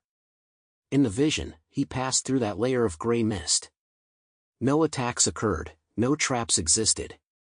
What met his eyes was a lifeless world. The sky was leaden gray, devoid of the sun, shrouded only in eternal gloom. The earth was cracked and parched, the rivers had dried up. He saw some twisted plants, resembling radiation-mutated cacti, displaying an eerie purplish-black hue. He also saw some animals. There were six-legged lizards, or strange birds with only one eye. They wandered aimlessly across the wasteland, their eyes vacant, their movements stiff, as if they were a horde of soulless, walking corpses. This was an ecosystem. But it was a broken, deformed ecosystem where time seemed to have stopped flowing. There was no sign of any intelligent life, nor any trace of civilization. Only endless desolation and despair. A moment later, Zhang Yi suddenly opened his eyes, the silver light in them slowly fading. At the same time, Luo Qiao's two spirit fish swam back and re-entered his body. Luo Qiao's expression shifted slightly, he was clearly surprised by the scene within the spherical space as well. The two exchanged glances, both seeing the gravity in each other's eyes. "What do you think?" White Dragon Yuan Mo asked quietly. "It is a decaying world." Luo Qiao spoke first, his voice soft. "It contains a complete ecosystem, mountains, rivers, and flora and fauna. However, the spiritual energy there is lifeless, it cannot circulate. Furthermore, I detected no soul fluctuations indicative of higher intelligence." Zhang Yi nodded and added, "Exactly. The flow of time there also seems different from the outside world, extremely slow. It gives me the feeling of an unfinished product, abandoned by the creator and never fully evolved. Or perhaps, a failed petri dish." Hearing their reports, the crowd around them looked utterly bewildered. All that effort, creating so many spheres in the starry sky passage, just to raise a bunch of lizards and strange birds? Are these Starry Sky Clan people out of their minds?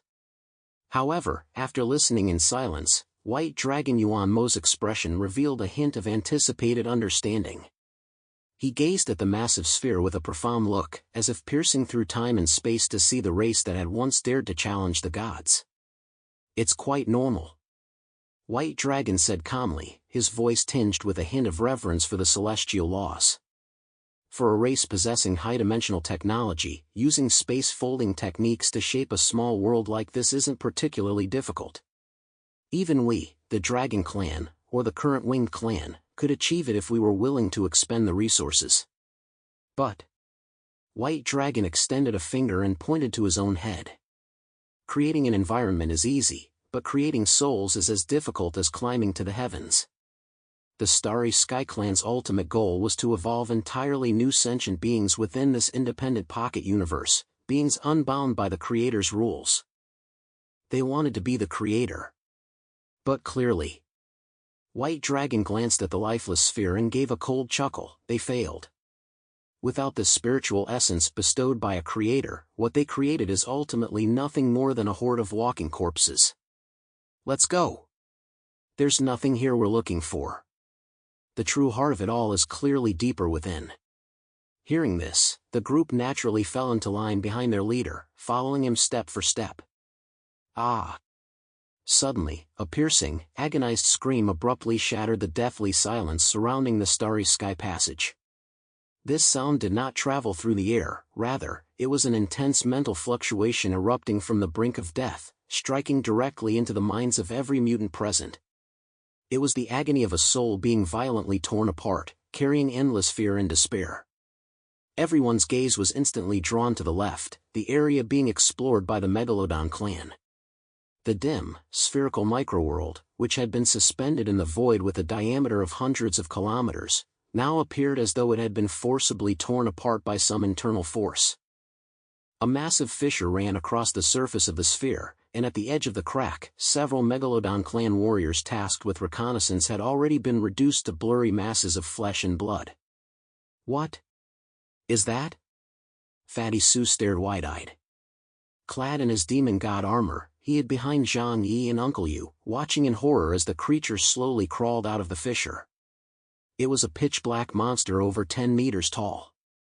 After flinging the corpses aside, it quickly crawled out of the spherical world. A dark, hideous, and downright terrifying aura radiated from its body. Chapter 28:14, The Decayed World, 2. A monster had emerged from the spherical space. And it was a monster powerful enough to slay the expedition members. It possessed humanoid limbs, but its entire body was covered in a shell as hard and smooth as obsidian, reflecting a chilling, icy glow under the starlight. Several sharp bony spines extended from its back, and it trailed a long, barbed tail behind it. With every swing, it effortlessly sliced through the surrounding space. What was most unsettling, however, was its head. That head was enormous, tapering backward into a streamlined cylinder, as if it contained a colossal brain. It had no eyes, no nose, only a massive mouth occupying 2/3 of its face, filled with sharp teeth and slime. It resembled the ultimate biological weapon, evolved solely for slaughter and calculation, exuding a nauseating aura of brutality from head to toe. The Starry Sky Clan? Is this the legendary Starry Sky Clan? Someone in the crowd gasped, their voice trembling. Idiot, shut up. From the Winged Clan's side, a sage clad in silver armor barked coldly, his eyes brimming with contempt. The Starry Sky Clan are direct descendants of the 4th-generation Ark civilization. Their appearance resembles that of our Winged Clan, they possess sacred wings and flawless features. How could such a hideous, filthy monster possibly be a member of the noble Starry Sky Clan? If I'm not mistaken. The sage narrowed his eyes, his tone grave. This must be a bioweapon created by the Starry Sky Clan during the Transcender Project, or some sort of failed test subject. Before he could finish, the pitch-black monster moved. Apparently starved from its prolonged confinement, it snapped its massive jaws open, and a barbed inner fangs with a stinger shot out in an instant, moving so fast it seemed to teleport. Thud! A member of the Skywing clan, who had only just reacted, didn't even have time to scream before the inner fangs pierced his skull, instantly sucking out his brain matter and blood. Bastard! How dare you commit such a crime before us? A thunderous roar echoed like a clap of thunder. From the Tyrannosaur clan's ranks, a crimson figure shot out like a bullet. It was a fierce warrior of the Tyrannosaur clan named Red Fang. Possessing terrifying strength approaching that of a knight, his body blazed with tangible flames. The massive axe in his hand, wielding the power to split mountains and shatter rocks, swung viciously toward the pitch-black monster. Roar! The pitch-black monster let out a piercing screech. Instead of dodging or retreating, it raised its sharp, carapace-covered claws and braced itself, blocking Red Fang's massive axe head-on. Clang!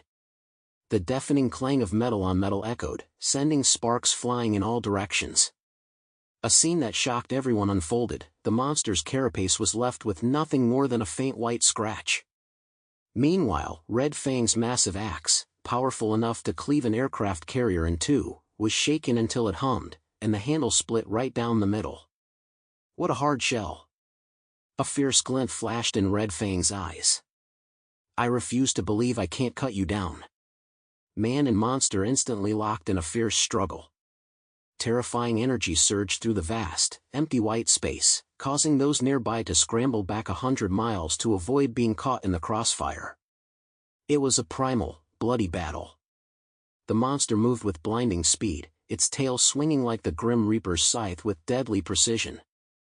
Red Fang of the Tyrannosaur clan, however, fought with sweeping, wide-ranging strikes, relying on his formidable physique and flame-based supernatural abilities to withstand the onslaught. The battle raged on for a full 10 minutes. Finally, at the cost of having his thigh pierced by the monster's tail, Red Fang unleashed the power of his dragon blood and severed the monster's head with a single swing of his axe. Huff! Huff! Red Fang stood in the void, holding the monstrous head aloft, his body drenched in blood, gasping for breath. A wave of cheers erupted around him. The Tyrannosaur clan is mighty. A mere test subject is nothing to fear. Yet, amidst the deafening cheers, Zhang Yi's expression grew grave. He did not look at the monster's corpse, but instead fixed his gaze intently on the seemingly calm white void surrounding him. Within the vision of the second hand of time, the future was undergoing violent distortions, and a sense of crisis that made his scalp tingle was sounding a frantic alarm. Something's wrong. The energy fluctuations are too intense. Zhang Yi murmured softly, his fingers unconsciously tightening around the hilt of his sword. Although the battle just now involved only 2 people, the energy released was of an extremely high level, especially Red Fang's final strike, unleashed with dragon blood, which was like dropping a boulder into a calm lake. In this starry sky passage, filled with restrictive rules, such intense energy fluctuations were like a lighthouse in the night. It's about time. They should be arriving soon. Zhang Yi's voice was low and resolute, as if he had foreseen the unfolding of some event. Almost the instant his words fell, a sudden anomaly occurred. In the void, which had been boundless and empty, with nothing but a white backdrop, the light suddenly twisted in an eerie manner. It was as if something were rising from beneath the surface of calm water. One after another, nearly transparent, gelatinous, ethereal spirit-like creatures materialized out of thin air. They had no fixed form, some resembled jellyfish, others mist, and some appeared as tangled masses of chaotic code. But they all shared one common trait, a cold, dangerous, ghostly blue core flickering within them. Their numbers were overwhelming. In an instant, they swarmed and completely surrounded the fleet of the 6 great squadrons. What is this? Where did they come from? The Allied forces, who had just been basking in the joy of victory, instantly fell into disarray. On the Winged Clan's flagship, Archangel Bamire's expression darkened abruptly. He slammed his holy staff into the deck, issuing a warning, all hands on deck. These are the monsters shown in the footage provided by Chaos. They can devour energy, do not let them get close. However, the warning came too late. The moment they appeared, those ethereal beings launched an attack on the nearby small groups.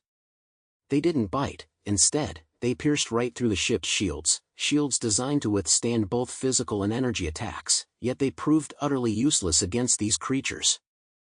Sizzle, sizzle, sizzle, as the creatures passed through the hull, the ship's engines cut out instantly, and all energy systems were drained dry. Immediately afterward, they pounced on the crew. No blood spattered, only silent collapses. The souls of those pierced by the creatures were directly sucked away by their blue cores, leaving behind nothing but empty husks. Counterattack! Quick, counterattack! The commanders of each squadron roared their orders. The fleets of the Tyrannosaur clan, Glacial clan, and Deva clan opened fire immediately. A barrage of energy beams and elemental magic poured forth like a torrential downpour. Zhang Yi, however, remained utterly calm as he activated the everything under heaven, transforming it into a massive barrier to shield himself and his companions. The everything under heaven emitted no energy fluctuations, it was merely a spatial barrier that completely isolated the inner and outer regions. Chapter 28:15, The Free-Floating Forms, 1. Boom! Boom! Boom! The flashes of explosion merged into a single sea of fire in the void. As the numerous powerful figures present launched their attacks one after another, many of the free-floating creatures were blown to pieces. However, a scene that filled everyone with despair unfolded. Upon their deaths, these beings did not vanish, their shattered bodies transformed into pure energy particles, which were then swiftly absorbed by their fellow entities nearby. After absorbing the energy from their fallen comrades and the overflowing energy from the surrounding battle, the surviving free-floating beings grew larger, their sources shone brighter, and their auras became even more terrifying. Moreover, as the battle energy intensified, the space twisted even more violently, and more free-floating beings emerged from the void. And that was not all. Stimulated by the violent energy fluctuations from the outside, the small spherical worlds that had previously lain dormant began to erupt in chaos. Crack, crack, one sphere after another shattered. Countless bizarre and powerful creatures burst out from within. There were giant snakes with 3 heads, giants covered in flowing magma, and void hunters capable of invisibility. These were all experimental subjects left behind by the Starry Sky Clan long ago. After countless ages of natural selection, those who survived to this day were, at the very least, chariot-level mutants, and many had even reached the bishop level. The situation spiraled out of control in an instant. This was no longer an expedition, but a chaotic 3-way melee. The free-floating creatures, known as purifiers, conducted an indiscriminate attack on all living things. The experimental monsters killed anyone they saw, and the Earthstar Alliance found themselves caught in the middle, attacked from all sides. This is a trap. They absolutely do not permit outsiders to enter this place. We have violated a taboo, and the Starry Sky Clan intends to ensure the death of every outsider who sets foot here. A powerful member of the Deva clan roared in despair, only to be swallowed by a massive free-floating entity. On the fringes of this chaotic battlefield, the Dragon Clan's fleet remained uncharacteristically quiet. The ancestral dragon hovered there silently, neither firing nor activating its high-energy shields. White Dragon stood silently on the bridge, his expression eerily calm. He turned to look at Zhang Yi, Luo Qiao, and the Dragon Clan's elite behind him, issuing an order that took everyone by surprise. Pass the order, everyone must conceal their aura, shut down all active detection radars, and reduce the ship's energy output to the bare minimum required to maintain life support systems. Do not engage. Under no circumstances are you to engage. Senior, why is this? Lightwing of the Skywing clan, standing nearby, asked in confusion. Watching the fierce battle raging outside, he stamped his feet in frustration. If we don't fight now, they'll break through any moment. Fight? How do you plan to fight? Zhang Yi shot him a glance, a cold smile curving his lips. Can't you see? These transparent things are like white blood cells within this gigantic body. Zhang Yi pointed at the free-floating organisms outside. He knew exactly what they were. According to the Jaman records, their name was Purifiers. They were administrator programs created by the Starry Sky Clan specifically to maintain order within the Starry Sky Passage. They possessed no intelligence, no sense of pain. Their sole operational logic was, eliminate high-energy reaction sources. They were originally created to prevent test subjects in those small worlds from rioting, or to prevent energy sources from overloading. Consequently, they are extremely sensitive to energy.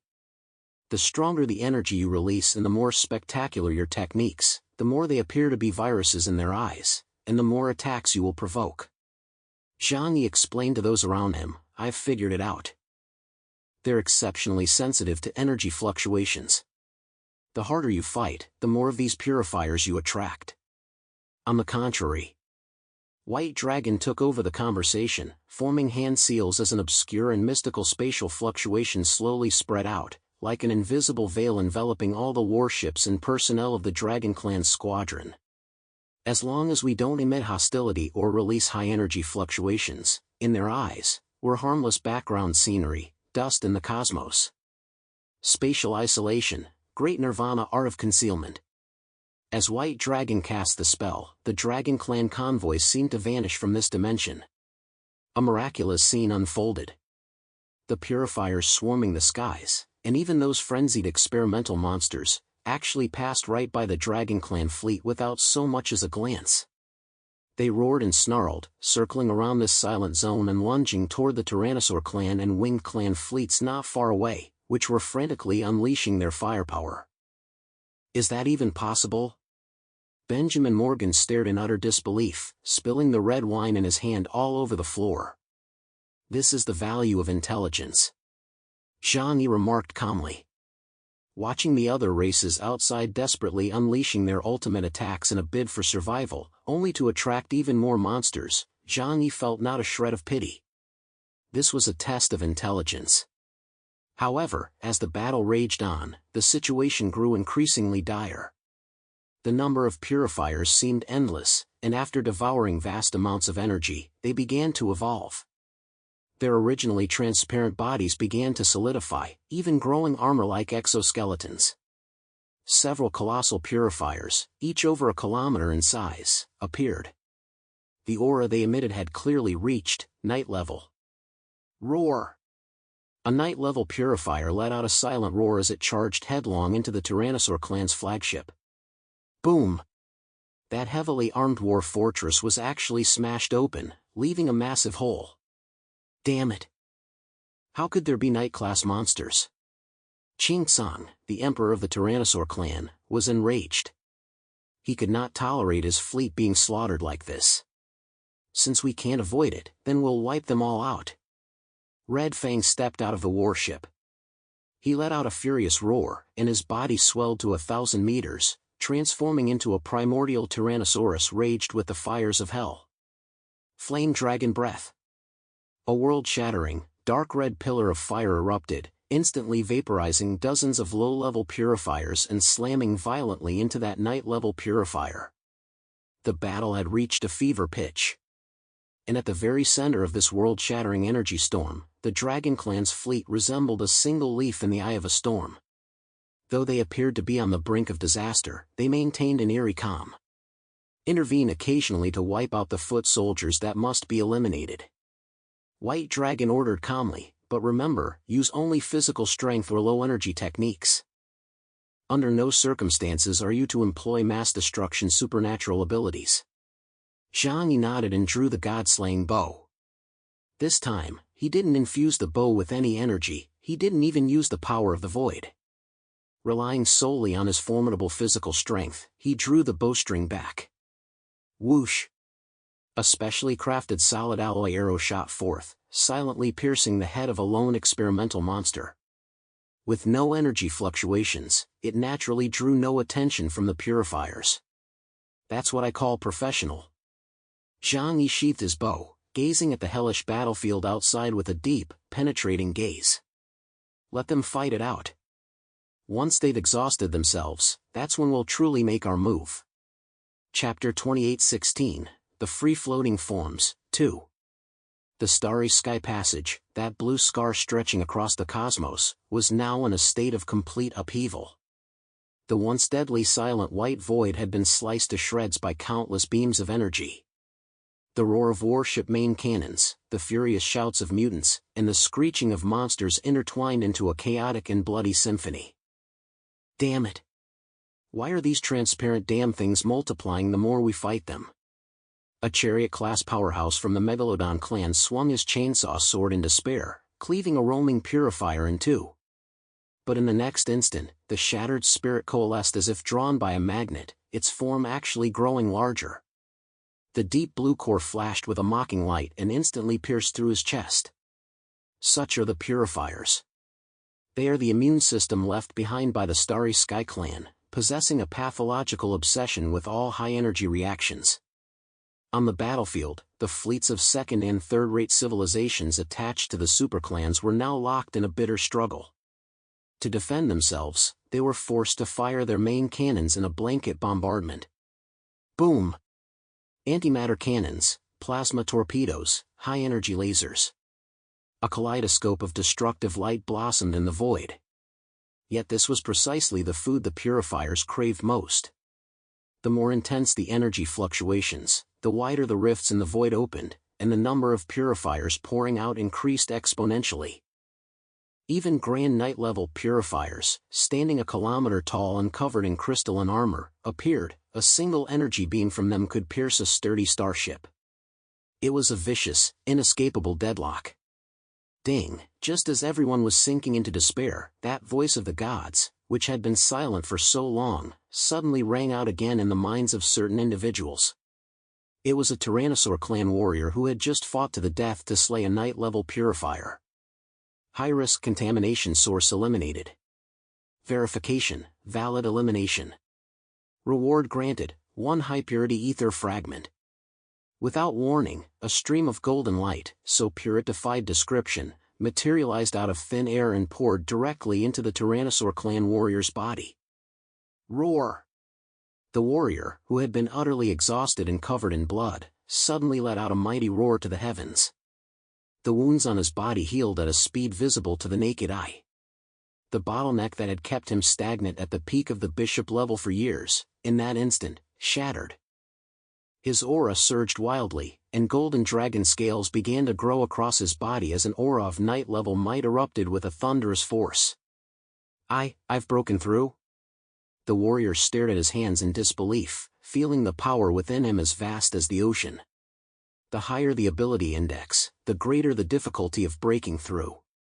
For a Black Bishop-level mutant to break through to White Knight, even if they were only a single point short on the ability index, they might need to kill at least 3 opponents of the same level and forcibly devour their origin just to have a chance.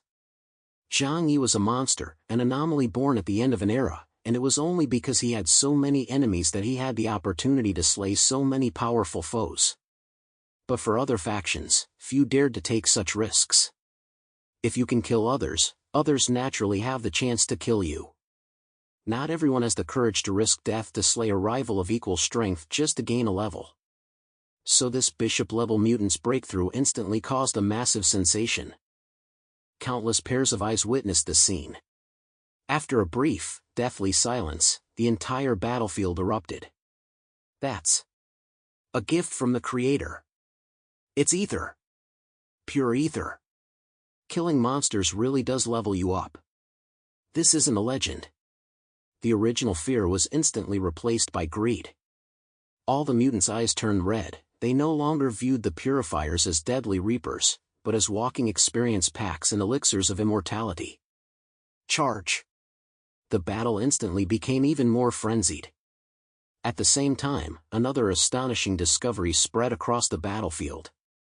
Several Worm Clan mutants, cornered and chased to the brink of despair by the purifiers, panicked and stumbled into a small, spherical world floating nearby. That world wasn't large, only a few dozen kilometers in diameter, and inside lay a barren desert. They had thought they were doomed, but to their surprise, at the center of the desert, they discovered a crystal radiating multicolored light. The moment their hands touched the crystal, a massive surge of information flooded their minds. Item: Fragmented World Core. Description: the cornerstone of the Starry Sky Clan's world creation experiment, containing high concentrations of primordial ether and ether fragments. We've struck gold. The Worm Clan mutants were ecstatic. The value of this thing was greater than killing 10 purifiers. So the Starry Sky Clan also needs the power of ether as the core to create small worlds. Those small worlds created later on, the ones nearing success, must surely hide more complete world cores. The news spread like wildfire. The tide of battle shifted instantly. A vast number of powerful mutants began abandoning the frontal assault against the endless purifiers, instead turning their weapons and swarming like locusts toward the surrounding floating spherical microworlds. Let's make our move. From within the Cloaked Dragon Clan formation, Zhang Yi watched the scene unfold, a gleam of determination flashing in his eyes. He knew full well that the depths of the Starry Sky Passage were extremely perilous. The further one ventured in, the higher the probability of encountering those unspeakable, immense terrors. Rather than risking our lives in the depths, we'd be better off securing as much loot as possible on the outskirts first. He immediately issued orders over the communication channel to the 6th Generation Alliance forces around him. All units, heed my command. follow me closely into the surrounding small worlds. Our objective, the world course. Remember, grab it and run, don't linger in battle. If other races try to steal it, fight if you can win, retreat if you can't. Aye. The elite forces of Huashu Kingdom surged forward like caged wolves set free, with Uncle Yu grinning widely, eager for the fray. Dang Shintong hoisted his sword, the Griffith, with his thumb, a silver glow flickering in his eyes. After his complete transformation, his strength had undergone a qualitative leap. Now, he finally had the chance to see it in action. Right before him lay a true, heaven-sent opportunity for rapid growth, one he certainly wouldn't miss. Zhang Yi had also locked onto a small green world that seemed to radiate a particularly vibrant life force and was just about to set off. Just then, boom! A heartbeat so deep and muffled it seemed to come from the very depths of the starry sky passage suddenly echoed through the void. This heartbeat didn't sound like a sound, it felt more like the very fabric of space itself contracting and expanding. Every single one of the hundreds of thousands of mutants within the corridor, regardless of their strength, felt as though their hearts had been violently squeezed in that instant. Their blood surged violently, and many of the weaker ones even spat out a mouthful of blood. Zhang Yi's gaze swept over the scene, yet he felt little surprise. Is something big about to happen? Although I've long known bits and pieces from the records, actually encountering it is still quite overwhelming. Chapter 28:17, The Genesis Entity. The sudden sound of a heartbeat swept through the air like a shockwave, and many were so intimidated by this overwhelming pressure that their faces turned pale. That was the oppressive aura of a higher-level life form. It was an instinctive reaction, much like how cats and dogs panic when they catch the scent of a tiger. What's going on? The crowd looked toward the depths in terror. At the far end of their vision, in the center of the densest cluster of spherical worlds, stood a colossal supersphere with a diameter exceeding 5,000 kilometers. It glowed with an eerie, translucent orange-yellow hue, its surface crisscrossed with pulsating red veins that resembled blood vessels. From a distance, it looked like a gigantic fertilized egg suspended in the cosmos. Or perhaps an egg in the process of hatching. Within that orange-yellow liquid, a massive, curled-up shadow could be faintly distinguished. What is that? King Arthur felt his hands trembling. What is being incubated inside that? Zhang Yi narrowed his eyes slightly and silently shielded everyone in front of him. His gaze instinctively fell upon the two leaders of their squadron. With the twin heavenly sovereigns present, he was certainly safe. If anything happened, these two leaders would take the brunt of it first. White Dragon Yuan Mo and Black Dragon Yuan Jing stood shoulder to shoulder, their eyes serious yet devoid of fear. They stared intently at the massive, asteroid-like sphere deep within the distant starry sky passage, ready to strike at any moment. As the battle fluctuations from outside continued to escalate, countless energy turbulence waves crashed against the giant egg. Then finally, crack, a crack stretching over 1,000 kilometers appeared on the surface of the eggshell. Immediately afterward, a terrifying aura, suffocating to everyone, seeped out through that fissure. That aura was ancient and majestic, yet brimming with chaos and tyranny, as if it were a deity that had not yet learned to control its own power. Wah! A wail. It was the cry of an infant. But this cry transformed into a tangible sonic storm, instantly sweeping through the void for tens of thousands of kilometers in every direction. Rumble, rumble, rumble, the first to bear the brunt was a 1,000-strong fleet of the Rock Demon clan, positioned closest to the giant egg. The moment that wail swept over them, everything, from their rock-hard bodies to their heavy alloy warships, collapsed in an instant into the most basic atomic dust. Without even a chance to scream, an entire elite force of a medium-sized race was instantly reduced to ash swirling through the sky. Even a white knight within the ranks, with an ability index exceeding 50,000, was killed instantly, caught completely off guard. Well, what kind of power is this? In the distance, Zhang Yi's pupils contracted sharply, his heart pounding wildly. A single cry had instantly killed over 1,000 mutants. Among them were even White Knight-level powerhouses.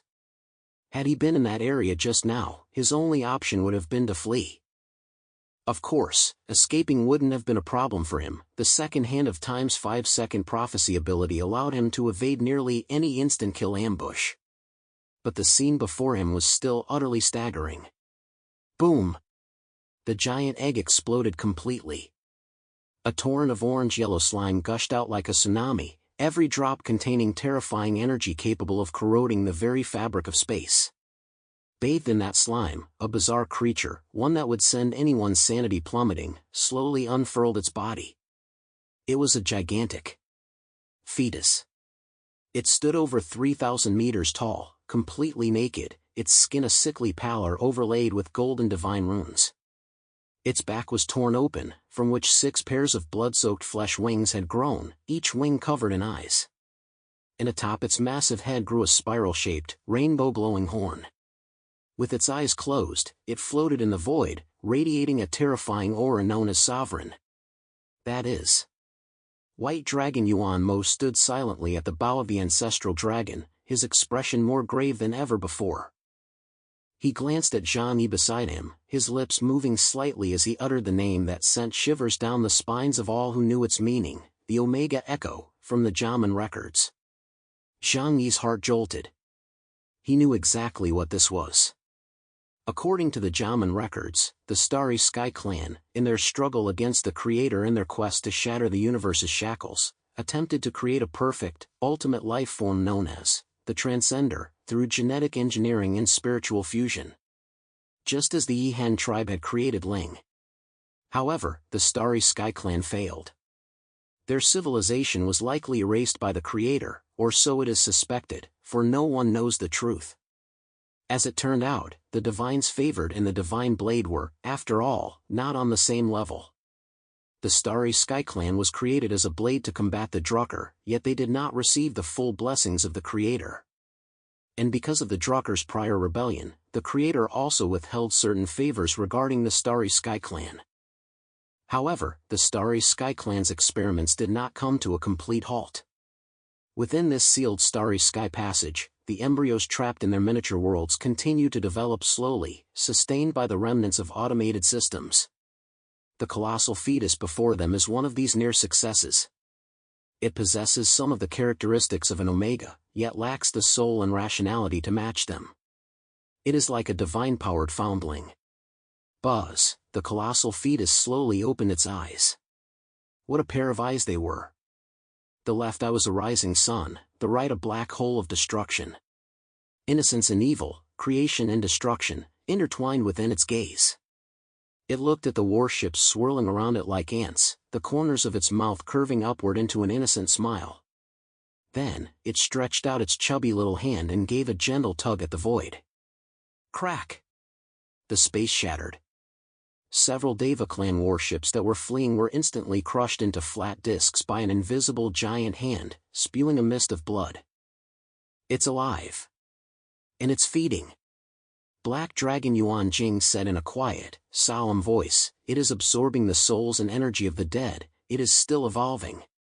We cannot let it continue to grow. A sacred, furious shout rang out from the sky. This is blasphemy against the Creator. It is heresy that must be purified. Archangel Bamire moved. He could not stand idly by. As the initiator of this operation, if he allowed this monster to slaughter the Allied forces, the prestige of the Winged Clan would be utterly destroyed. Moreover, the supreme divine decree of Kagago was to eradicate these errors. All Queen-level powerhouses, join me in battle. The powerhouses of other races exchanged glances. This was a war in which only Queen-level powerhouses were qualified to participate. Even Zhang Yi, in his current state, would struggle to inflict significant damage on an entity of that caliber if he forced his way into the fray. At best, he could only provide support. Chapter 28:18, Eerie Abilities.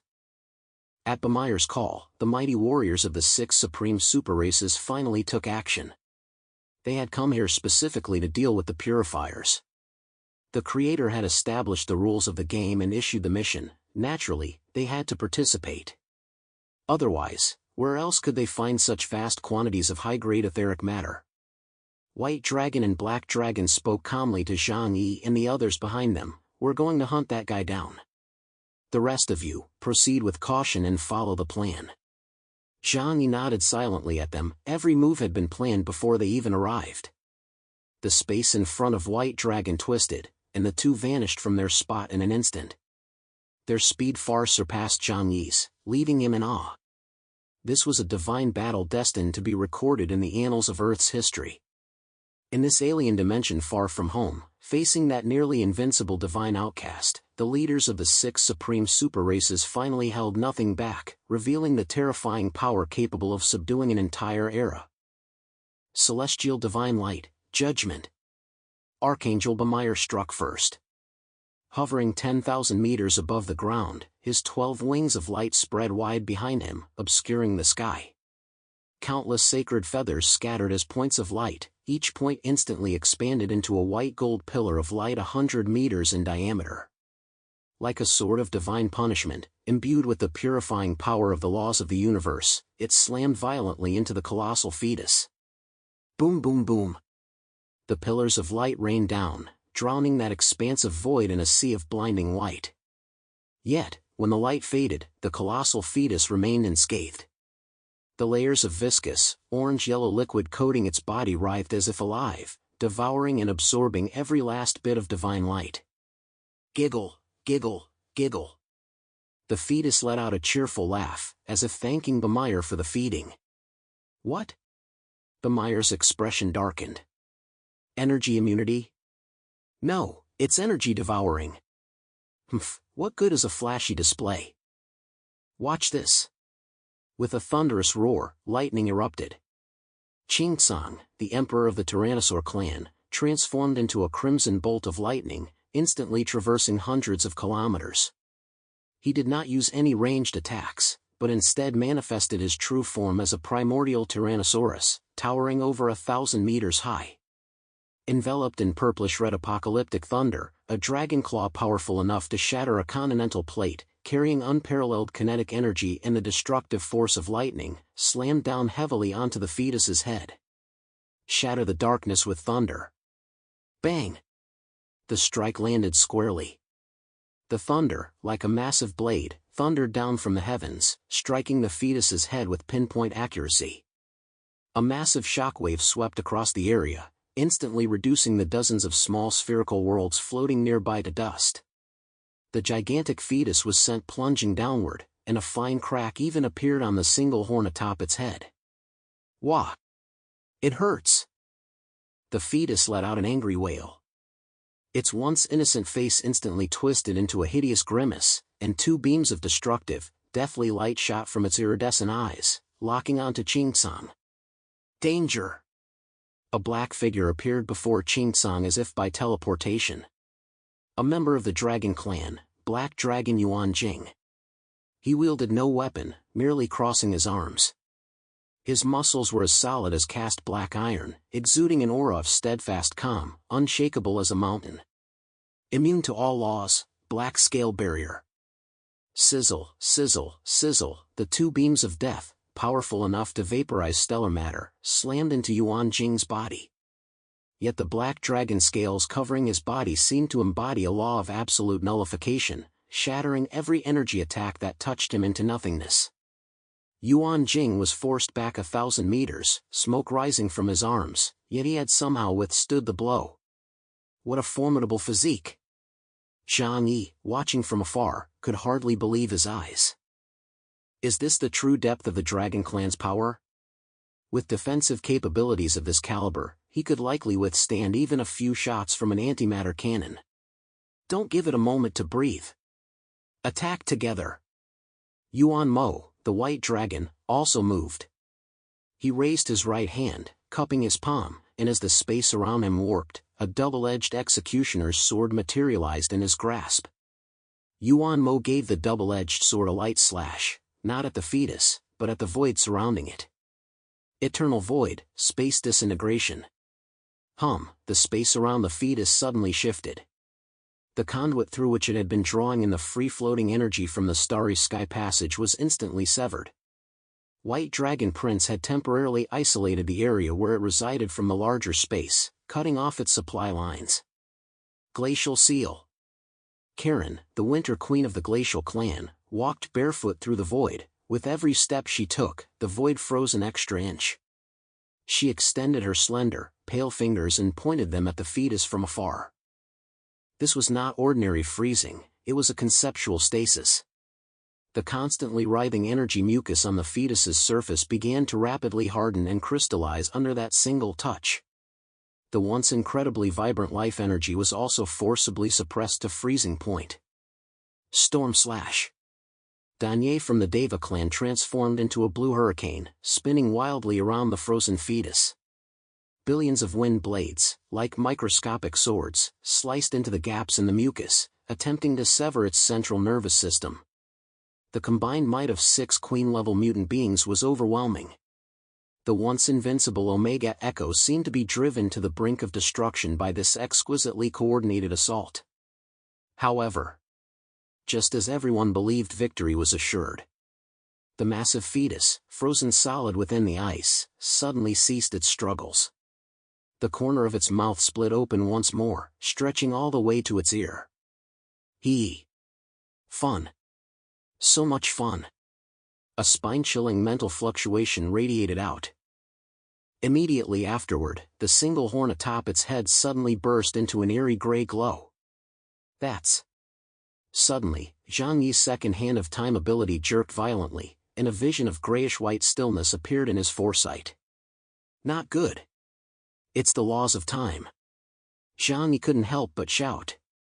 Unfortunately, it was too late. Reverse, the fetus uttered an indistinct syllable. The gray light swept through. An utterly bizarre scene unfolded. The solid ice that had covered its body began to melt and evaporate at a visible speed, even reverting to its original form as water element particles. The wind blades that had pierced its body flew back out in reverse, reassembling into the storm that Qingsong had released. Even the wound left by Qingsong's claw quickly healed as time reversed, as if it had never been injured at all. Timeline reversal.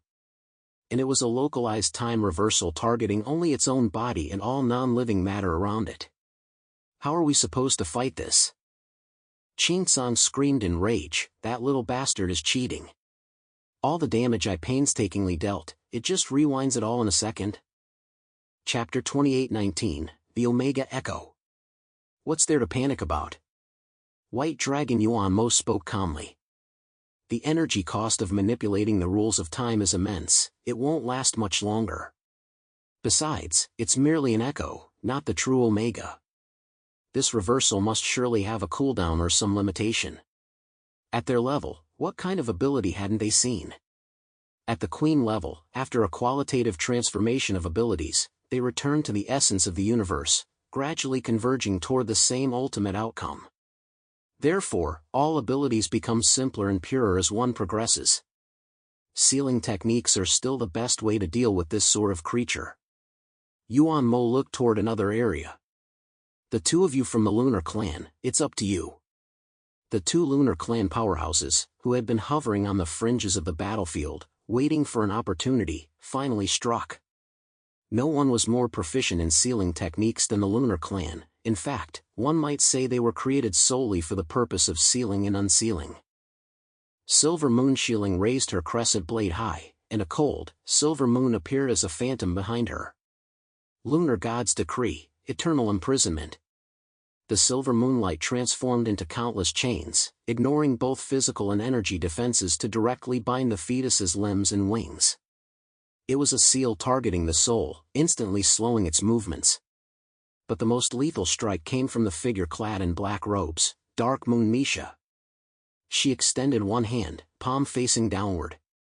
Countless grains of black sand trickled through her fingertips, coalescing in the void into a black sandstorm that obscured the sky. Sand between fingers. This was no ordinary sand, it was the dust of time, the embodiment of decay. Since you can reverse time and return to the past. Dark Moon Misha's voice was hoarse and cold. Then I will accelerate your time and send you into the future. That rotting future. Whoosh.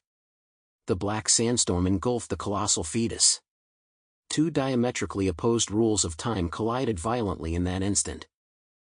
The fetus sought to reverse time and restore its state, while the sand between fingers' ability frantically accelerated its aging and decay.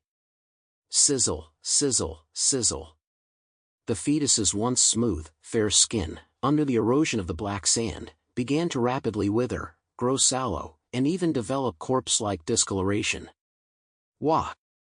You're all bad guys. You're all bad guys. The fetus felt true pain and the pangs of aging. It went mad. It no longer defended itself, nor did it attempt to rewind time. The 12 fleshy wings on its back suddenly spread wide, and blood tears streamed from the eyes on each wing. Destruction. Total destruction. Boom! A terrifying burst of energy, surpassing the combined force of all previous attacks, erupted from its body. It seemed as though it intended to ignite its own life force origin, dragging these 6 emperors down with it in a mutual destruction. It was a collapsing supernova.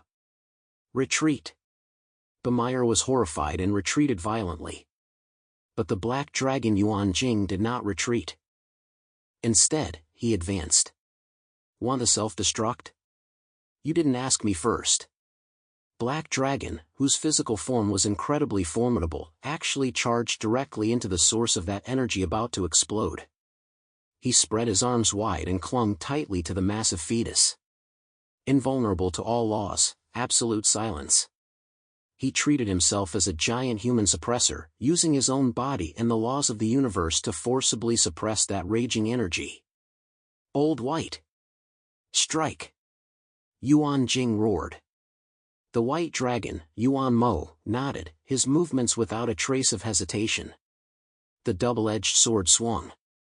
That single strike slashed through the bonds of fate, severed space, and cut off the last glimmer of life from this tragic being. Dimensional exile. A massive spatial rift opened behind the fetus, a one-way ticket to the depths of chaotic turbulence. At the very same moment, Tyrannosaur Emperor Qingtsung's Thunder Spear, the Glacial Queen's Absolute Zero, and the Deva clan's Dimensional Slash all struck the fetus's vital points simultaneously. Bang!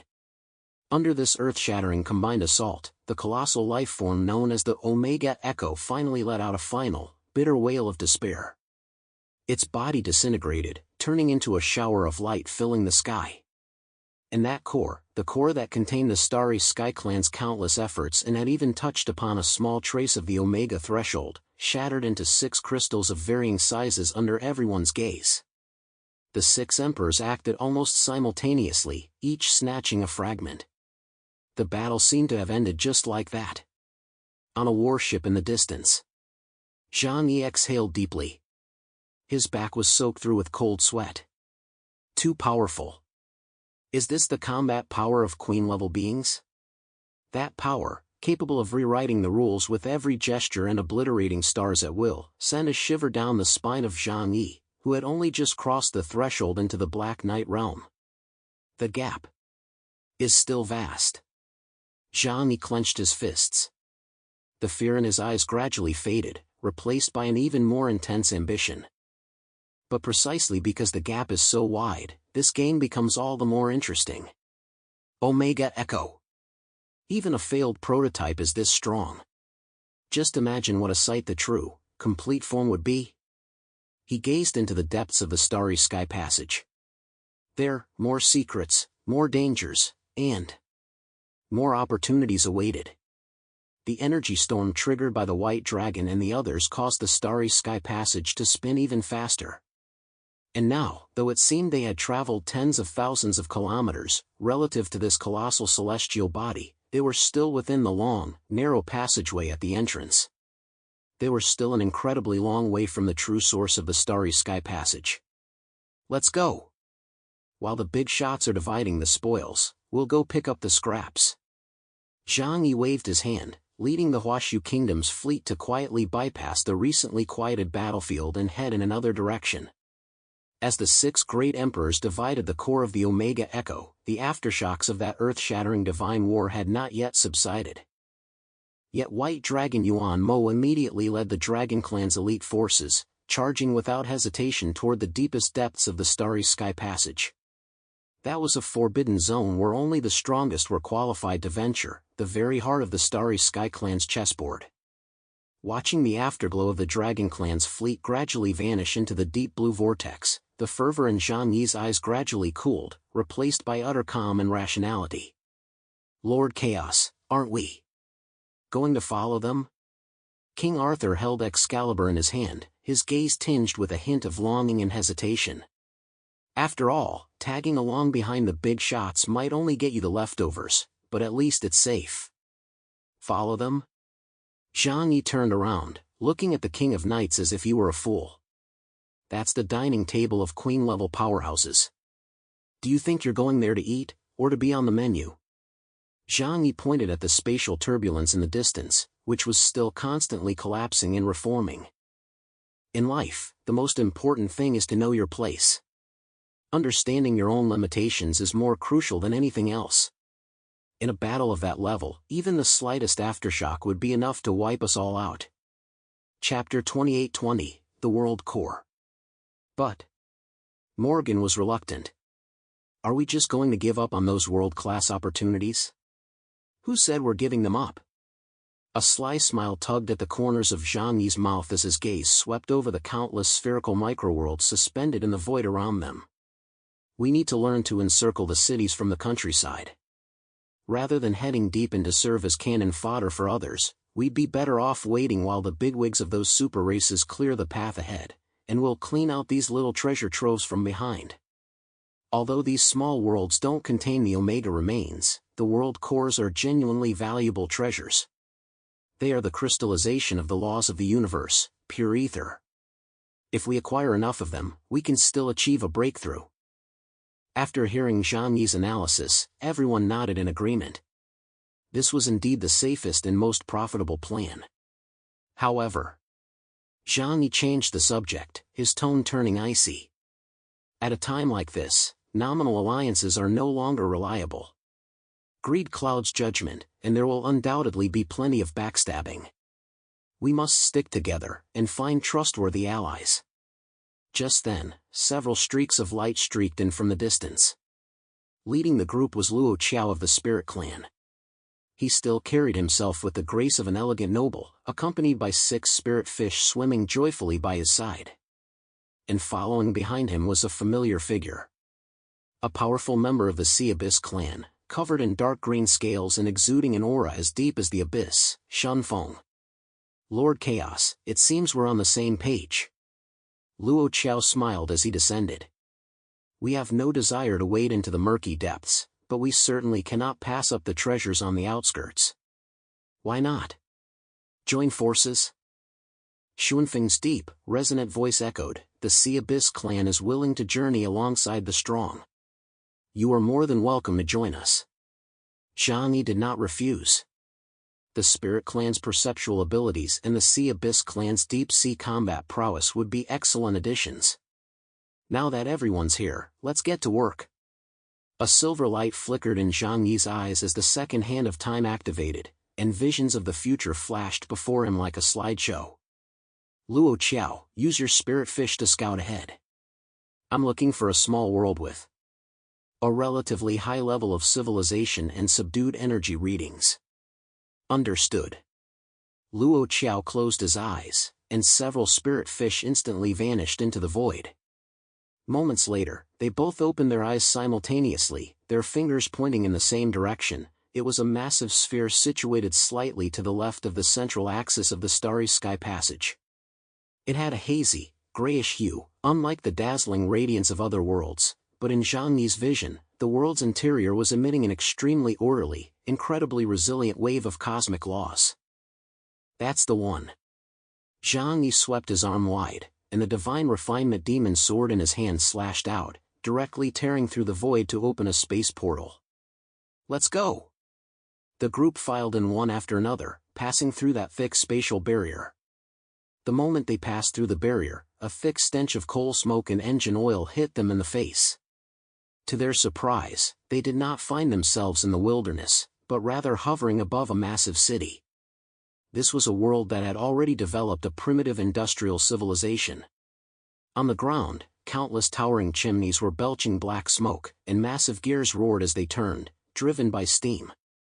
On the streets, humanoid creatures walked about. Their skin was grayish-white, hairless, with slender limbs, busily operating various crude machines. They've actually evolved into an industrial civilization? Professor Da Vinci's eyes lit up. Just as he was about to scan the area with his instruments, Zhang Yi pressed down on his shoulder. Forget about these natives, we need to focus on the main task. Zhang Yi's gaze swept past the cities, locking directly onto the center of this world. There stood a towering black peak, soaring into the clouds like a pillar supporting the heavens, piercing through the sky and earth. Even from thousands of kilometers away, the group, all night-level powerhouses, could clearly sense the terrifying energy fluctuations emanating from within the peak, pulsing like a beating heart. The World Core.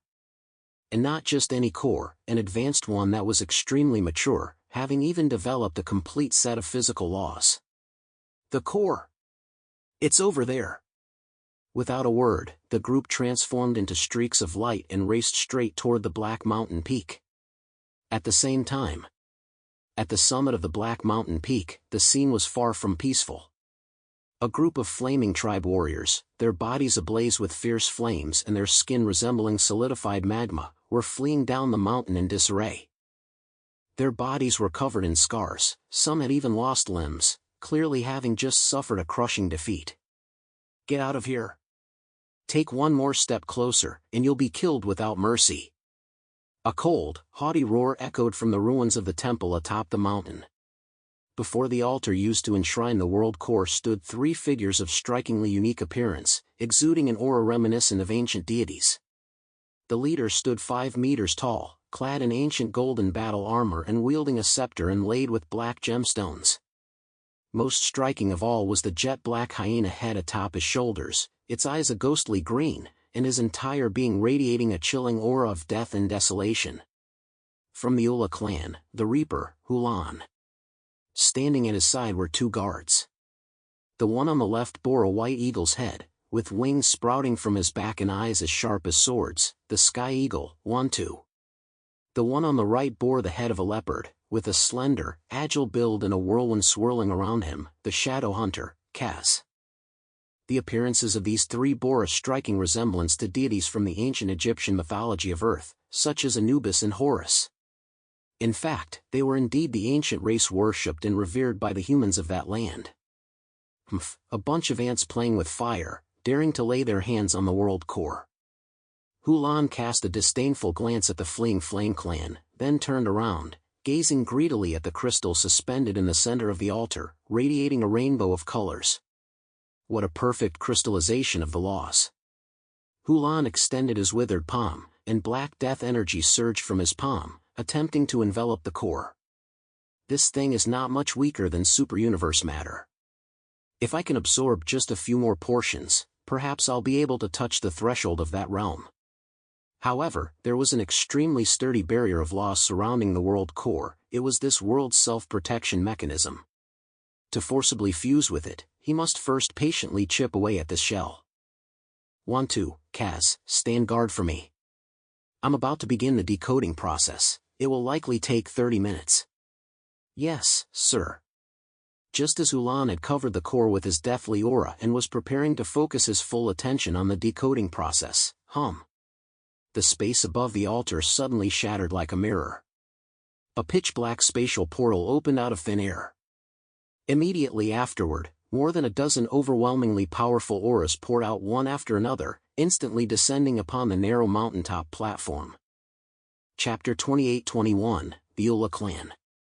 At the head of the arriving group was Zhang Yi, clad in the Godslayer battle armor and wielding the demon-forged sword, the Divine Refinement.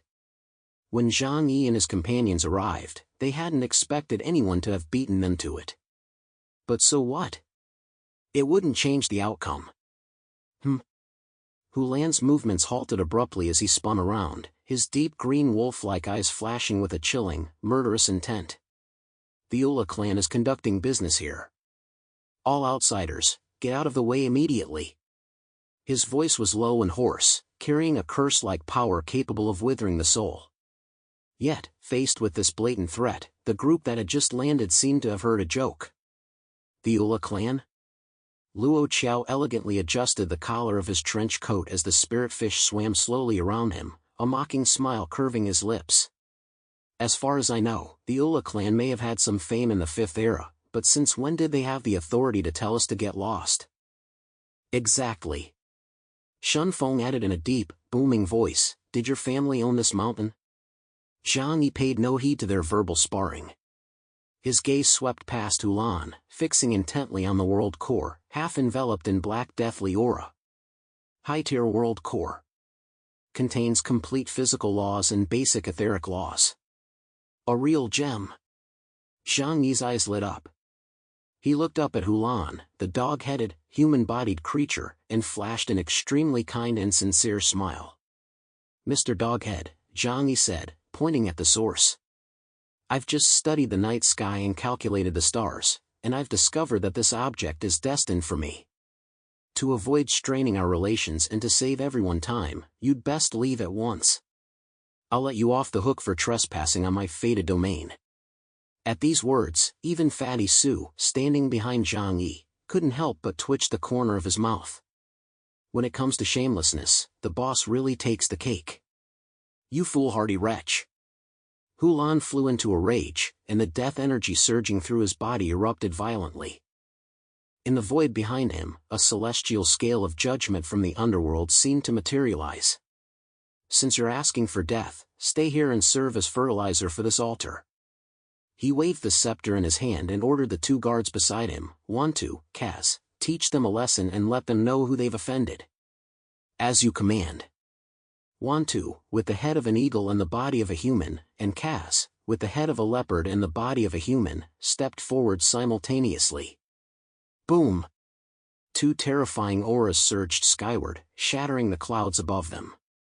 Ability Index, 52,000 points. Ability Index, 51,000 points.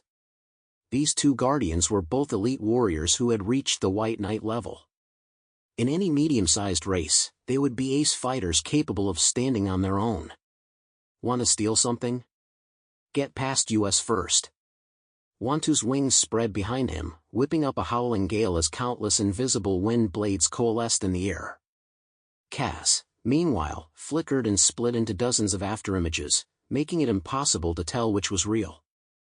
Facing the overwhelming pressure from these 2 powerhouses, Zhang Yi didn't even raise the demon blade in his hand. He merely cast a casual glance at the group behind him and said in a lazy tone, I don't need to lift a finger against scum like this. Ho-Tu, Xin. Zhang Yi called out the 2 names. I'll leave it to you 2. End it quickly, don't hold me up from getting the core. Got it. A flash of annoyance crossed Ho-Tu's eyes. Was she supposed to be treated like a lowly errand girl by Zhang Yi? Did she have no pride? She deserved a share of the world core, she wasn't going to work for nothing. Though she thought this to herself, she still obediently followed his orders. After all, they'd agreed on this before they came. Leave it to me, big brother. Yang Xinxin's lips curved into a faint smile. Opportunities to show off her skills were rare, so she might as well use this as a chance to toy with these humanoid beasts. You're asking for death. How dare you underestimate us? Want to let out a piercing eagle's cry, flapped his wings, and transformed into a green hurricane, charging straight at Ho-Tu, who appeared to be the clumsiest of the group. Wind God's wrath, 1,000-blade slaughter. Countless wind blades sharp enough to cut through gold and shatter jade engulfed Ho-Tu's entire body. Yet, not a trace of panic crossed Ho-Tu's face. She clasped her hands together forcefully, and a vast, ancient aura imbued with the essence of reincarnation radiated out from beneath her feet. Domain expansion, 6 paths of reincarnation. The once hard rocky ground instantly transformed into a realm of chaos shrouded in mist. 6 massive, swirling black holes materialized behind Ho-Tu, representing the heavenly realm, the human realm, the Azura realm, the animal realm, the hungry ghost realm, and the underworld realm. Come forth, my new acquisitions. Ho-Tu growled. Suddenly, a deathly pale hand reached out from the animal realm black hole. Immediately afterward, a eerie figure, shrouded in black mist with an indistinct face, crawled out. The moment they saw that figure, a chill rose in the hearts of everyone present. That was the aura of the Nightmare Clan. Yi Nian? Zhang Yi, watching from a distance, raised an eyebrow. He hadn't expected that Hotu had not only slain Yi Nian in that battle, but had also refined his remnant soul into her 6 paths of reincarnation domain, turning him into a puppet under her command. This one's potential is also extremely high. If Zhang Yi hadn't been paying attention, she would have grown to this extent. Go, let him have a nice dream. Hotu pointed at Wantu, who was charging toward them. That black shadow let out a silent, shrill laugh, instantly transforming into a wisp of black smoke. Ignoring all the physical wind blades, it burrowed directly into Wantu's brow. Ah! Wantu, who had been charging at full speed, suddenly froze mid-air. His eyes instantly rolled back, and his face contorted with sheer terror, as if he had witnessed the most horrifying sight in the world. No, don't come near me. Get away. He frantically flailed his arms, lashing out at the air, even beginning to slice at his own body with the wind blades. Nightmare, infinite horror. Although it was merely a replica born of a single thought, its power was significantly diminished, limited to the 55,000-point ability index of Hotu herself. But against a warrior like Wantu, who focused solely on physical strength and psionic abilities while possessing weak mental defenses, it was nothing short of a blow from a higher dimension. On the other side, dozens of afterimages formed by Kaz had already closed in on Yang Xinqin. Little girl, since your legs won't carry you, I'll send you on your way. Kaz's claws, carrying a whiff of blood, were less than 10 centimeters from Yang Xinqin's throat.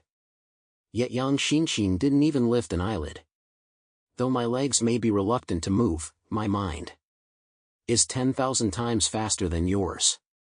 Fallen angel puppet, manifest. She raised her snow-white right hand, and black mist instantly swirled behind her.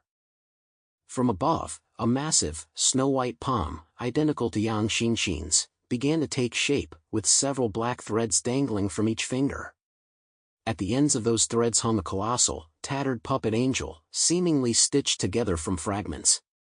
Chapter 28-22, The Strength of Zhang Yi's Team. A pitch-black figure instantly stepped in front of Yang Xinqin.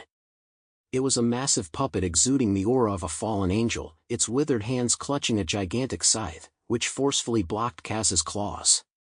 Clang! Invisible energy ripples erupted in midair, and the shock waves of a white knight-level attack radiated out, yet they were all completely absorbed by the dense aura emanating from the fallen angel puppet. Not a single bit of it could harm the seemingly fragile Yang Xinqin. Yang Xinqin's gaze was icy cold, even though her ability index stood at only 53,000 points. However, for rules category ability users, the gap between the upper and lower limits is vast. If abilities are misused, one might even be killed by a mutant with an ability index 10 or 20,000 points lower than their own. On the other hand, if abilities are applied correctly, they can unleash combat power far surpassing one's own ability index. What is the key factor here? It is the application of the ability, which is tied to intelligence. And as it happens, Yang Xinqin is the smartest person in the world. She simply doesn't like fighting, but that doesn't mean she can't fight. After parrying Kaz's attack, Yang Xinqin raised her hand. The Reaper's scythe held by the fallen angel puppet turned into mist, then coalesced once more into a massive longbow. The longbow of judgment. I shall impose judgment on you based on the rules. Enter my realm and become my slave. Yang Xinqin's tone was calm and gentle, as if she were merely discussing a trivial matter. A golden Hersher's arrow coalesced upon the longbow, and then the fallen angel puppet loosened her grip. With a zing, the golden arrow shot forth. The arrow did not target Kaz, but rather the entire expanse of space surrounding him. Boom! The arrow exploded, transforming into countless invisible ripples of rules. The mimetic virus, a power capable of altering the very source code of the world, could never miss its mark. Because, in its presence, the very structure of space was merely a form of matter. A dense swarm of golden arrows plunged into the air, vanishing into the atmosphere. Kaz had been prepared to dodge the shot, but he never expected the thing to shatter on its own. A golden rain fell from the sky, and his gaze grew grave. What kind of ability is this?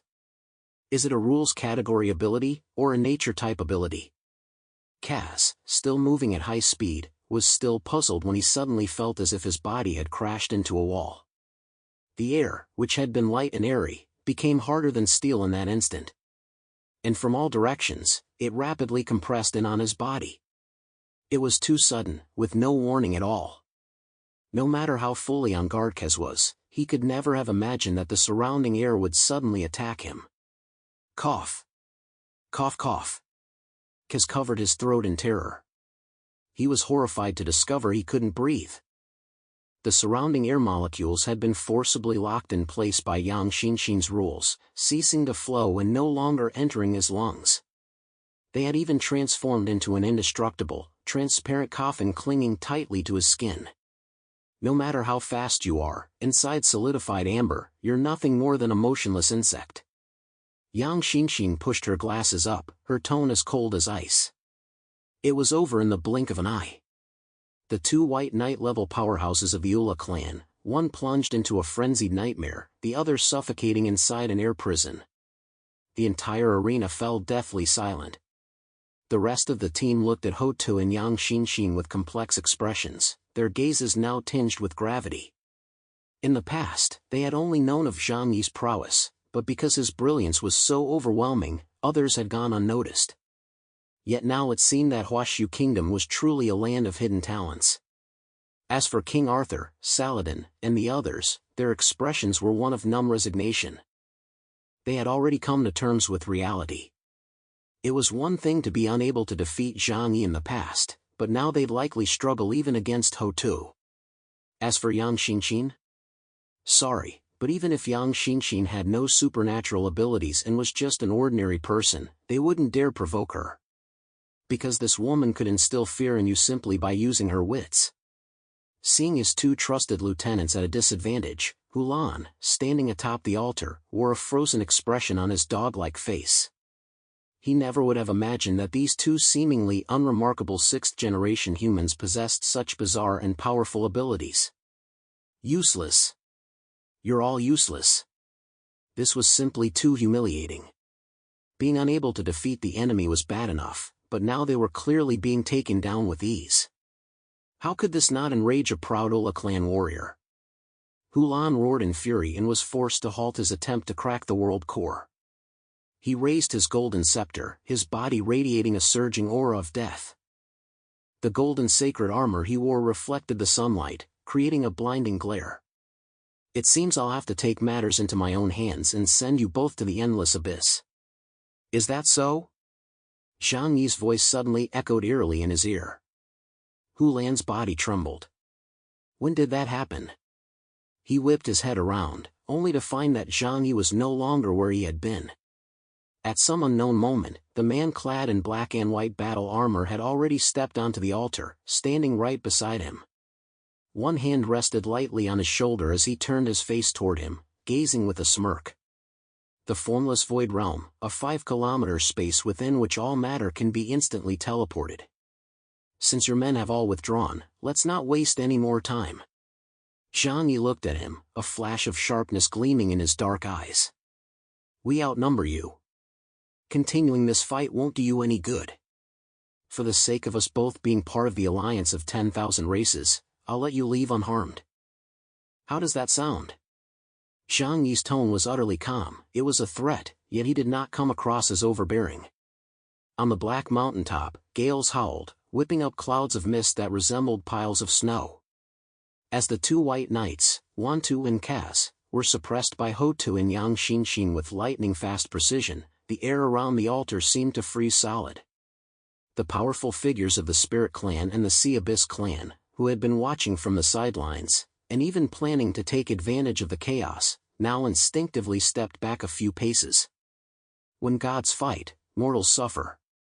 Although they were nominally the alliance of 10,000 races, in the face of the alluring world core, their so-called alliance was thinner than toilet paper.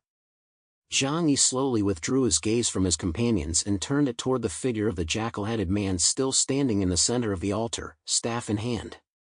The two were very close. Zhang Yi wore a form-fitting black and white battle suit, with the void immortal robe flowing around his body. Though he appeared to be right beside Hulan, in reality, an entire world's barrier separated them. In this way, he was telling Hulan that he could take her life at any moment, should he choose to. But Zhang Yi did not strike immediately. This was not out of any great mercy on his part. Rather, in this situation, conserving his strength and avoiding prematurely revealing his true hand was the wisest course of action. Chapter 28-23, The Golden Scales. The Ula clan was an ancient and powerful race. Killing one of their leaders here would undoubtedly lead to significant trouble down the line. Zhang Yi wasn't some born killer. Adhering to the principle of live and let live, he preferred to avoid trouble, provided the other side knew their place. However, faced with Zhang Yi's self-proclaimed magnanimity, Hulan, the god of death, with a head resembling Anubis's, showed no sign of panic. In fact, a hint of amusement and disdain flickered in his eerie green vertical pupils. "Oh? Let us go? Ha!" Hulan's voice was low and hoarse, like sand and wind echoing within an ancient pyramid. "Chaos, it seems you've misunderstood something."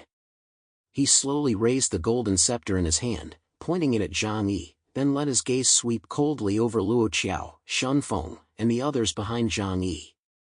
"Do you think that by relying on just two people to take out my guards, you've won? Are you going to attack together, or one-on-one?"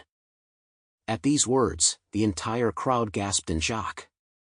The spirit fish swimming beside Luo Qiao began to move restlessly. He frowned and muttered, "Has this guy lost his mind? Facing so many Black Knight-level warriors, he still dares to provoke us?" A grave expression also appeared on Xunfeng's dark blue face. "Something's off. The Ula clan may be arrogant, but they aren't fools. If he dares to speak so boldly, he must have some sort of backing. We cannot intervene." Luo Qiao immediately made his stance clear. The alliance of 10,000 races hasn't completely broken ties yet. We of the Spirit Clan and the Sea Abyss Clan represent neutrality and peace. If this is merely a sparring match, intervening in a life-or-death battle would be inappropriate. Such is politics. Zhang Yi had anticipated this. He'd never expected these makeshift allies to risk their lives for him. "It doesn't matter." Zhang Yi took a step forward. The black and white aura swirling around his Godslayer battle armor made him look like a war god.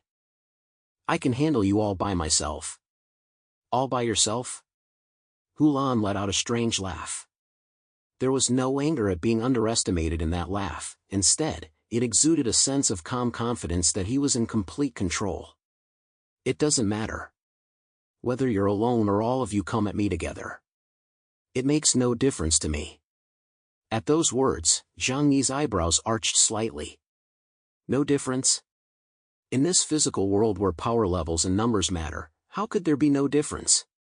Unless a rules category ability, is it?" Zhang Yi muttered to himself, his vigilance instantly on high alert. Only a rules category ability could ignore the disparity in numbers and launch a dimensional strike. Just as that thought flashed through Zhang Yi's mind. Buzz. There was no forewarning of energy fluctuations, nor any trace of spatial folding. The entire world suddenly changed. The mountaintop of that small world, once filled with industrial fumes and a gray, gloomy sky, vanished without a trace in the blink of an eye. In its place was a bizarre, surreal world, one that seemed to exist only in dreams or myths. Beneath his feet lay a land as black as ink and as smooth as a mirror, stretching all the way to the horizon. In the distance stood towering black, conical peaks. Devoid of vegetation, they featured only sharp edges, like blades piercing the sky. The most eerie sight, however, was the sky. There were no clouds, only an oppressive, dark purple hue. And against that purple curtain of sky, a blazing sun and a cold, full moon were suspended side by side. Sun and moon shone together, yin and yang coexisted. Is this an inherent barrier? Or a domain? Zhang Yi looked around and realized that apart from him and Hulan, everyone else had vanished. No, they hadn't vanished. Rather, they had been isolated outside the bounds of this realm. At that moment, Hulan's form had grown immense, as if he were the ruler of this world. His golden battle armor radiated a sacred glow. The scepter in his hand had vanished, replaced by a floating object in the palm of his hand, the golden scales. The scales were exquisitely crafted, composed entirely of pure light. The base was engraved with inscriptions for judging the dead, while the two pans on either side were empty, swaying slightly in the void. Welcome to the Core of Judgment.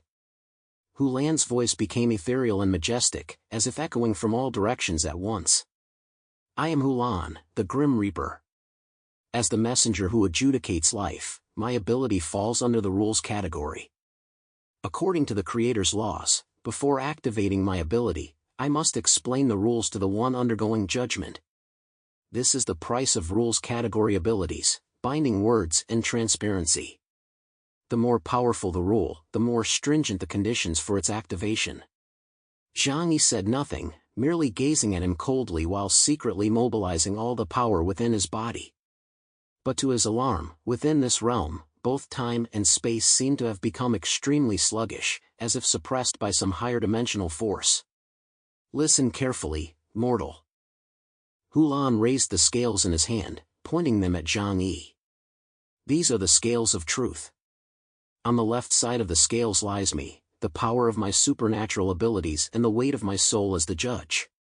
And your supernatural power and soul will be forcibly placed on the right side of the scales. A grin split Hulan's lips, revealing 2 rows of bone-white fangs. This is a game of numbers, absolutely fair.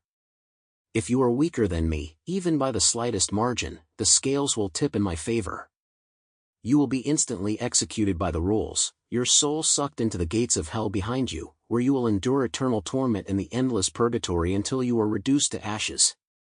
If you are stronger than me, the scales will tip in your favor. Then, you will be sent through the gates of heaven. That is an eternal sanctuary, yet also a state of absolute stillness. You will be sealed in extreme cold. Though you will not die, your body and mind will be permanently frozen, your combat power reduced to 0, and you will become one of my collectibles. Upon hearing these words, Zhang Yi's heart sank. Freak! These are nothing but unreasonable, thuggish rules.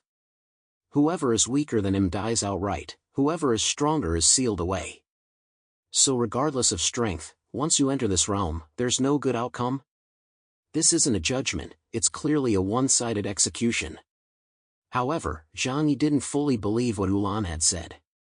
Zhang Yi noticed a flaw in his reasoning. Those stronger than him would be sealed away and lose their combat power? It's probably a percentage-based life drain. Otherwise, if he encountered someone at the queen or even king level, could he use the rules to forcibly seal them? Wouldn't that make him invincible? Zhang Yi secretly mobilized his power. Good, his supernatural abilities still function normally.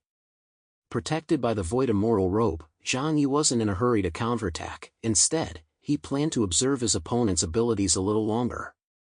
Chapter 28-24, Breaking the Rules. So this is a Black Knight level rules category ability user. That sounds downright insane. If your ability index is lower than his, you'd be instantly killed? I hope I'm not that unlucky. Zhang Yi couldn't help but feel a sense of awe. As mutants reach the late stages of their development, their abilities do indeed become increasingly abstract, each attempting to touch upon the fundamental truths of the universe. And once one reaches the level of White Dragon, the various powers Zhang Yi possessed would no longer seem particularly impressive. It was akin to a special forces soldier armed with a firearm facing a martial arts master proficient in 300 styles. Rumble. As Hulan's words fell, the ground behind Zhang Yi suddenly split open. 2 massive, 100-meter-tall black doors, heavy beyond measure, rose slowly into view. The left door was carved with reliefs of countless evil spirits undergoing torture. A suffocating stench of sulfur and piercing screams seeped through the cracks. This was the gates of hell. The door on the right was carved with angels and auspicious clouds, yet it emitted a chill capable of freezing the soul. From the cracks between the doors came a deathly silence and pure white light. That was the gates of heaven. Zhang Yi believed that no matter which door he entered, there would be no good outcome. The judgment begins. Hu Lan roared, and the scales in his hand burst into brilliant light. Zhang Yi felt an invisible force instantly envelop his entire body, frantically draining and scanning his ability index. You want to judge me? Dream on. A fierce glint flashed in Zhang Yi's eyes. He certainly wouldn't sit idly by and wait for his doom. Without a moment's hesitation, he raised his right hand. With a clatter, chains forged from the divine refinement surged forth, coalescing into a pitch-black demonic sword. Netherworld Burial. Hum. A massive black hole connecting to the netherworld materialized before him. A river of darkness flowed like viscous black blood, coiling around his long sword. At the same time, the demonic sword in his hand transformed into countless chains through the divine refinement, like a furious black dragon, following close behind and striking straight for Hu Lan's chest. However, faced with this earth-shattering blow, Hu Lan didn't even bother to dodge, let alone assume a defensive stance. He merely looked at Zhang Yi with pity, as if watching a fool trying to punch through thin air. Whoosh! The black hole and the chains passed right through Hu Lan's body without the slightest resistance. It was as if they were passing through a phantom projection. There was no explosion of energy, nor did it inflict any damage. All the attacks struck empty air, eventually dissipating against the distant black peaks. What? Zhang Yi's pupils dilated in shock. It's useless. Hu Lan said indifferently, until the judgment ends, I am the embodiment of the rules, an existence in a superposition of invincibility and nothingness. No physical or energy attack can touch me. Now, wait quietly for your fate. Zhang Yi narrowed his eyes, staring intently at the golden scales in his opponent's hand. Panicking was useless. Since attacks were ineffective, he would first observe how his opponent's ability functioned, then look for an opening. At that moment, the golden scales suspended in the air finally began to tilt. On the left pan, representing Hu Lan, a dazzling golden glow appeared. On the right pan, representing Zhang Yi, a profound black and white glow emerged. Tick. Tock. It was as if fate were counting down. Zhang Yi stared intently at the scales. He knew his own ability index. His base ability index hovered around 63,000 points. It was a terrifyingly high number, enough to make him stand head and shoulders above the rest. But Hu Lan watched the left pan gradually sink lower, a victorious smile spreading across her face. My condolences, Chaos. As an old relic who survived the Fifth Era, though I may not match the powerhouses of the higher races, my accumulated power stands at 65,000 points. Even if the gap was only 2,000 points. Under the scales rules, this was the chasm between life and death. Boom! The scales crashed heavily to the left. The judgment is final. Hu Lan wins. Sentence, death. Cast into hell. Hu Lan announced the result coldly and ruthlessly. But he didn't strike the fatal blow immediately. Instead, he looked at Zhang Yi, a hint of mocking amusement, like a cat toying with a mouse, flashing in his eyes. However, since we're both members of the Alliance of 10,000 Races, I can give you a chance. As long as you kneel and beg for mercy, handing over all the treasures and secrets you possess, I, as the maker of the rules, can temporarily suspend the execution and spare your life. What do you say? It's a pretty good deal, isn't it? Before his words had even finished. Rumble. The gate of hell, behind Zhang Yi slowly swung open. An indescribable wave of heat instantly swept out. The temperature was so high it even surpassed the core of the sun. Even the surrounding space was scorched until it warped and melted. Deep within that burning inferno, countless hideous demons, their bodies dripping with lava, roared madly. They sensed the scent of a living being and scrambled out of the gate in a frenzied rush. One by one, gnarled arms ablaze with hellfire reached out toward every bone and limb of Zhang Yi, driven by an irresistible gravitational pull of the laws of the underworld, intent on dragging him in by force to sink into eternal damnation. That searing sensation, emanating from the depths of his soul, caused even Zhang Yi's Godslayer battle armor to grow hot, and his skin felt as though it were about to crack and peel. If he were an ordinary person, he would likely have been terrified out of his wits by now, kneeling on the ground and begging for mercy. But Zhang Yi stood at the gates of hell, facing countless evil spirits and the Grim Reaper towering above them. Yet a smile of utter calm suddenly appeared on his face. It was the nonchalance of someone who had seen through a magic trick. He did not look at the hell behind him, but stared directly into Ulan's eyes and shook his head gently. "I'm truly sorry, Mr. Ulan. Your abilities have no effect on me." Huh. Ulan froze for a moment, then reacted as if he'd heard the biggest joke in the world. "Still putting on a brave face when death is upon you? Do you really think you can escape just because you're a space ability user? It's useless. So-called spatial teleportation is nothing more than twisting the fabric of space into folds, allowing you to jump from one point to another. No matter how you jump, you're still on this great universe's fabric. As long as you're within this universe, you remain bound by my rules. You'll still face my judgment. Get in here." Ulan swung his scepter. The arms of those hellish demons swelled violently, reaching out to grab Zhang Yi's ankles. However, Zhang Yi didn't struggle. He merely looked at Ulan with an indifferent gaze and asked the question that made his soul tremble. "You're right. As long as I'm within the great universe, I must abide by the rules." But Zhang Yi's eyes instantly turned into a pure, unadulterated black. It wasn't the color of night, it was nothingness. What if I'm not within your so-called great universe? Chapter 28-25, The Boundless Netherworld. What if I were to stand outside the material world? Zhang Yi posed the question calmly. Ulan's smile froze instantly. "What did you say?" "All rules category abilities are unleashed using the physical universe, this universe forged by the creator, Kagago, as their platform and foundation. Just like computer programs, which must run on an operating system. However, in this world, there are always places where the power of the ether cannot reach. That is the netherworld, a realm completely opposed to the physical world, representing antimatter in the void. It is a system glitch, a black hole in the code. A game character on a screen can destroy the heavens and the earth, but it cannot even cause a speck of dust to fall from a computer desk. Because they simply do not exist on the same dimension. Gate of the netherworld. Zhang Yi murmured softly.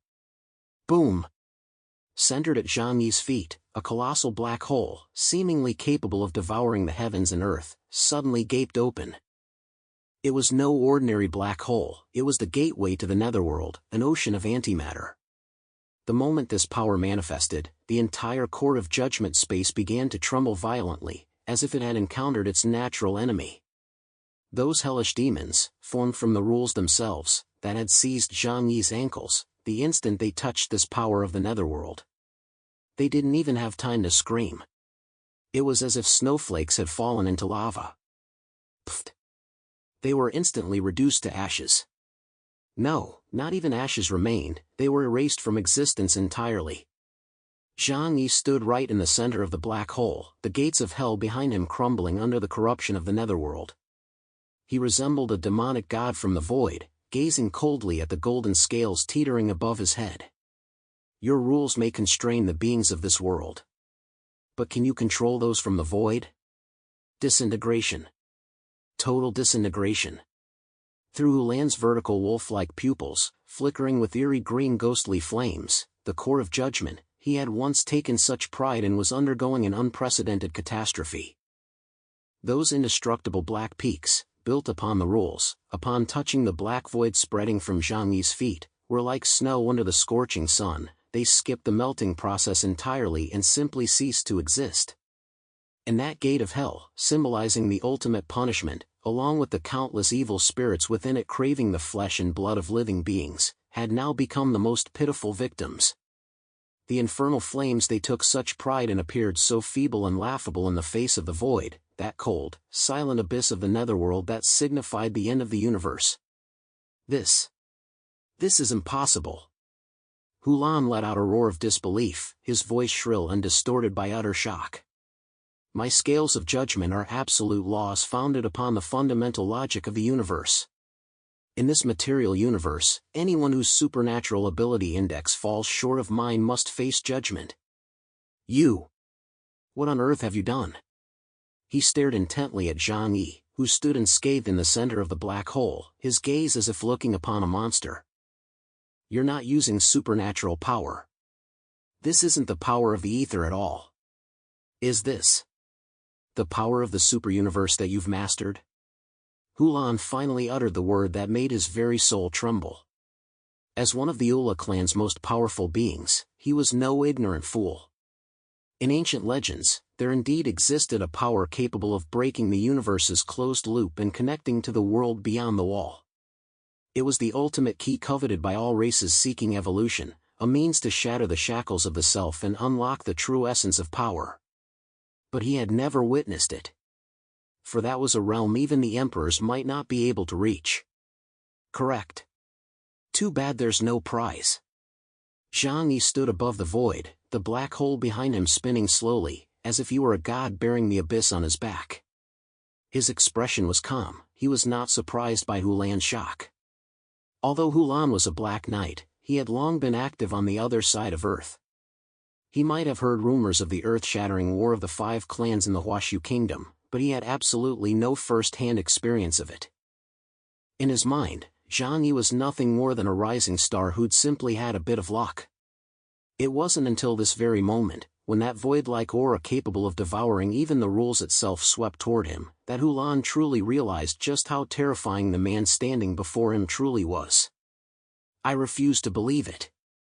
The fear in Hulan's eyes gradually transformed into a ferocity bordering on madness. He refused to accept this. His ability index stood at a staggering 65,000 points, a full 2,000 points higher than Zhang Yi's. Given these overwhelming numbers, the advantage should clearly be his. If the rules won't work, then I'll crush you with raw energy. All those flashy tricks are meaningless in the face of absolute destructive power. Hulan swung his hand violently, and the already teetering golden scales vanished instantly. He reached back and drew a scepter radiating dazzling white light from the void. The scepter was crafted entirely from an unknown golden metal, its tip inlaid with a fist-sized, eyeball-shaped gem that seemed to still be pulsating. Golden Scepter, Eye of Ra. This was a divine artifact revered by the Aura clan for countless ages, containing a fragment of the ancient sun god's power. Melt, before me. Hulan raised the scepter high above his head, the eyeball at its tip snapped open, its gaze locking onto Zhang Yi. Boom! A pure white pillar of destructive light, over 10 meters in diameter and carrying temperatures intense enough to instantly vaporize steel and turn rock to gas, roared toward Zhang Yi like an enraged dragon of light. Wherever it passed, even the fabric of space was scorched, warping and collapsing with a mournful sizzle. Faced with this world-shattering strike, Zhang Yi did not flinch.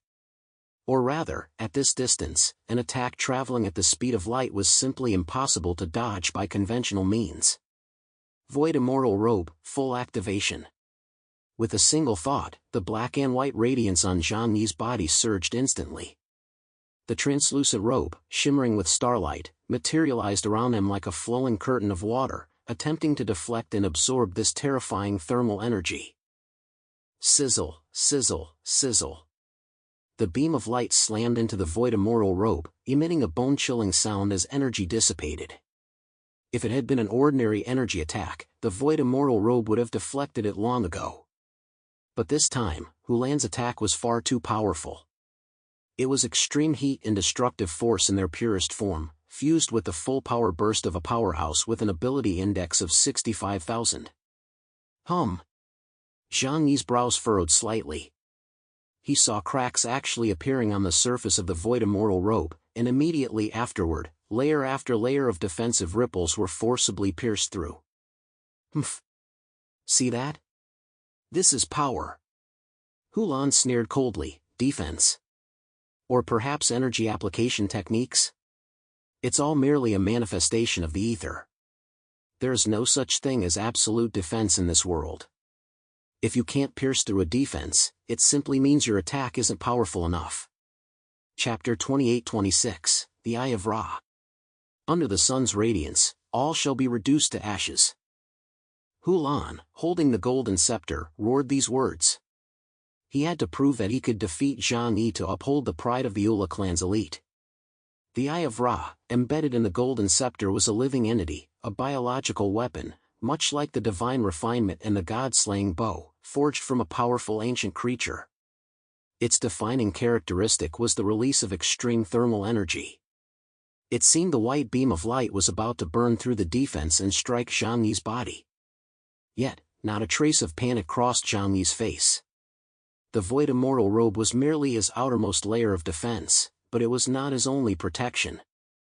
The Godslayer battle armor, worn beneath, that black armor fused with the Ironclad clan's liquid crystal lattice and the Nightmare clan's spirit-hardened essence, revealed its defensive prowess as the pinnacle of technological achievement at that very moment.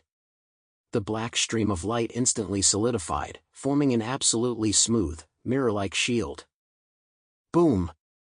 The remnants of the light beam slammed into the Godslayer battle armor, and the massive impact sent Zhang Yi sliding backward hundreds of meters. His feet carved two deep grooves in the void, and the armor on his chest turned crimson, even emitting wisps of blue smoke. But, in the end, it had held. You're pretty strong, aren't you? Zhang Yi patted the scorching armor on his chest, his gaze gradually turning icy. As expected of a veteran powerhouse 2,000 points stronger than me, defending against you alone is indeed a bit of a struggle. You even have that one sliver of a chance to make me bleed for the first time in ages.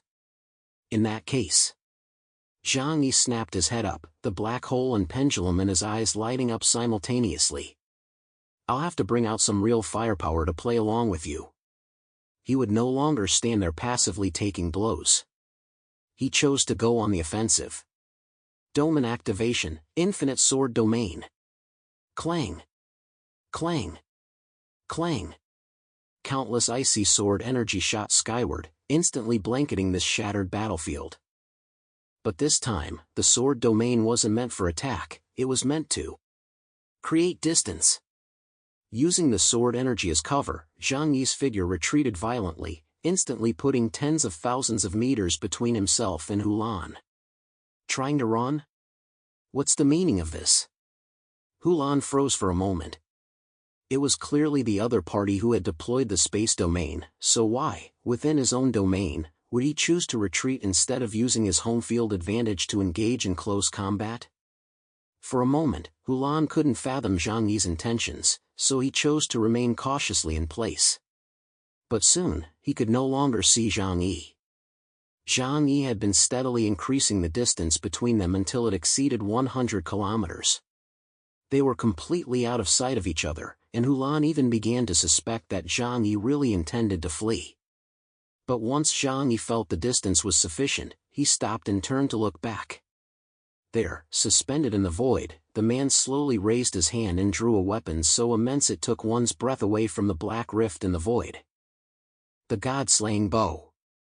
It was a massive crimson bow, its body stretching 3 meters long, a full circle larger than Zhang Yi himself. It was not merely a weapon, it seemed like a living creature. The dark red patterns on the bow's body writhed ceaselessly, as if blood as thick as magma were coursing through its veins. Vaguely, even from a great distance away, Hulan could hear a series of deep, powerful heartbeats, like the thudding of war drums. That was the aura of a true powerhouse. Thump. Thump. Thump. With every beat, the surrounding space trembled. Is that a divine artifact of the Titan clan? Hulan's pupils contracted sharply, and a strong sense of danger welled up within him. How did the weapon of that madman, Colin, end up in his hands? Zhang Yi, of course, could not answer his question, for he could not hear it either. He held the bow in one hand, the muscles on his arm, encased in the Godslayer battle armor, radiated explosive power. Unable to see his opponent? It didn't matter, as long as he could see the future. By seeing the future, he could know where his opponent would be within the next 5 seconds. Like a god observing all living beings, he had cast aside the limitations of mere mortal eyes to survey the entire land from above. Phew! Zhang Yi took a deep breath, channeling the boiling power of the netherworld from within his body into the bow in an unending stream. Buzz! The god-slaying bow emitted an excited hum, and the crimson glow on its surface was instantly dyed a profound pitch black. Zhang Yi's right hand rested on the bowstring, his 5 fingers clenched tightly. In that instant, his world changed. In his left eye, the second hand of time spun wildly, unfolding countless future possibilities before him. He saw the flow of the wind, the ripples of energy, and even every evasion route Hulan would take in the next 5 seconds. In his right eye, the formless void realm locked down space. He constructed a folded spatial passage ahead of the arrow, a shortcut to an inevitable outcome. And in his hand, the arrow taking shape was no longer ordinary supernatural energy, but antimatter. It was an arrow of nothingness capable of annihilating all existence. This aura. In the distance, Hulan's hair stood on end. As a member of the Ula clan, endowed with a beast's instincts, he had caught the scent of death. The scent was so overpowering that even he, a powerhouse known as the Grim Reaper, felt as if he were suffocating. Damn it! I can't let him fire that! Hulan roared, and the golden scepter in his hand erupted once more with dazzling light. He intended to disrupt Zhang Yi's power buildup. But it was too late, and too far away. He simply didn't have time to rush over and stop Zhang Yi from firing that arrow. Zhang Yi's fingers released the string. Ultimate Sniper, Final Chapter of Destiny. Snap! The deep, muffled echo of the bowstring shattering the clouds within a 10-mile radius. No flashy visual effects, no earth-shattering spectacle. Only a pitch-black line, no thicker than a finger, silently sliced through space. It was too fast. So fast that his mind couldn't keep up. Hulan felt only a blur before his eyes, and the black line was already upon him. Dodge! He screamed frantically in his mind as his body instinctively launched a rapid evasion to the right. As a Black Knight-level warrior, his reaction speed was undeniably fast. In his perception, he had successfully evaded the arrow's trajectory. However, just as he sidestepped, that black arrow, which should have grazed past him, actually vanished in midair. No, it didn't vanish. It leapt. It leaped directly across the space between them, ignoring inertia and trajectory, appearing right where Hulan had just dodged. As if an arrow had been waiting there all along, just to collide with him. This is the final chapter of Destiny, waiting for you at the end of the cycle. There is no escape. There is no evasion. Chapter 28-27, A Humiliating Exit. What? Hulan's eyes widened in horror. That was the last thing he saw. Pfft. The pitch-black arrow struck his chest with unimpeded force. The golden divine armor he took such pride in crumbled like paper under the annihilation of antimatter, disintegrating and vanishing in an instant. Next came the golden scepter in his hand. He tried to block the arrow with the scepter, but the moment it made contact, it was blasted away, and the Eye of Ra embedded within it exploded into dust. Bang! The entire mountain was split in two, sending boulders flying through the air and shrouding the sky in dust. A long time later, the dust settled. Hulan, the once invincible Grim Reaper, now lay pitifully amidst the rubble. A terrifying hole, over 1/2 meter in diameter and clear through from front to back, gaped in his chest. No blood flowed from the wound, for all flesh and bone had been obliterated in an instant, leaving only charred edges still emitting black smoke. But he was not dead. The Ula clan's monstrously resilient vitality, combined with his burning of his origin at the last moment to protect his heart and brain, had allowed him to cling to life. Cough. Cough cough. Hulan coughed up black blood in great gulps, his eyes unfocused, filled with fear and despair. He had lost. He had lost completely. Despite having an ability index of 2,000 points higher than his opponents, he had been killed instantly by a single arrow. Is this what a mutant who has mastered super universe power looks like? As expected, the gap is just too vast. His heart grew cold, even tinged with despair. Standing out from the crowd is a form of lofty pride and glory, but when that crane enters a larger realm, it discovers that even in the presence of others, it is nothing more than a common chicken. That inner collapse is indescribable. Tap, tap, tap. Footsteps sounded. Zhang Yi, wielding his demon blade, descended slowly from the air and walked up to Ulan. He looked down upon this once supremely arrogant deity, his gaze as calm as a deep pool of water. Ulan struggled to move, only to discover he didn't even have the strength to lift a finger. You have won. Ulan gave a bitter smile and closed his eyes. Kill me. The victor takes all, I have no words to say.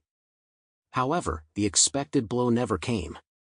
Zhang Yi simply watched him in silence. After a moment, he spoke slowly, you just said you'd spare my life for the sake of the Allied forces. Though that was your arrogance, those words saved your life. Zhang Yi sheathed his demon sword and turned to walk away. I won't kill you. That arrow, we're even now. Next time you dare block my path, you won't be so lucky. Watching Zhang Yi's retreating figure, Ulan froze. He didn't understand. In this dog-eat-dog world, could someone really spare an enemy who had nearly killed him? In truth, Zhang Yi's reasoning was simple. First, Ulan had not shown any intent to kill him outright and had promised to spare his life. This gave Zhang Yi a way out. Second, and most importantly, the Ula clan was powerful.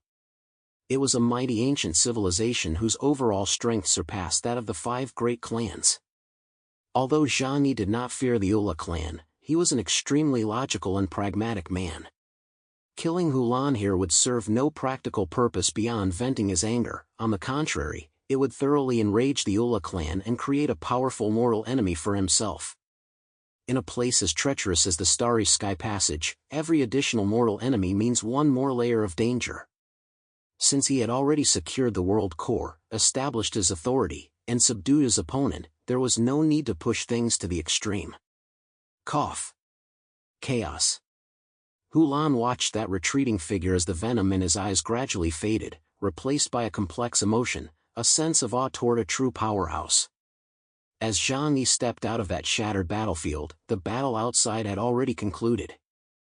Hotu stood amidst the ruins, her foot pressed down on Wantu of the Sky Eagle clan, who was foaming at the mouth and delirious from the torment of nightmares.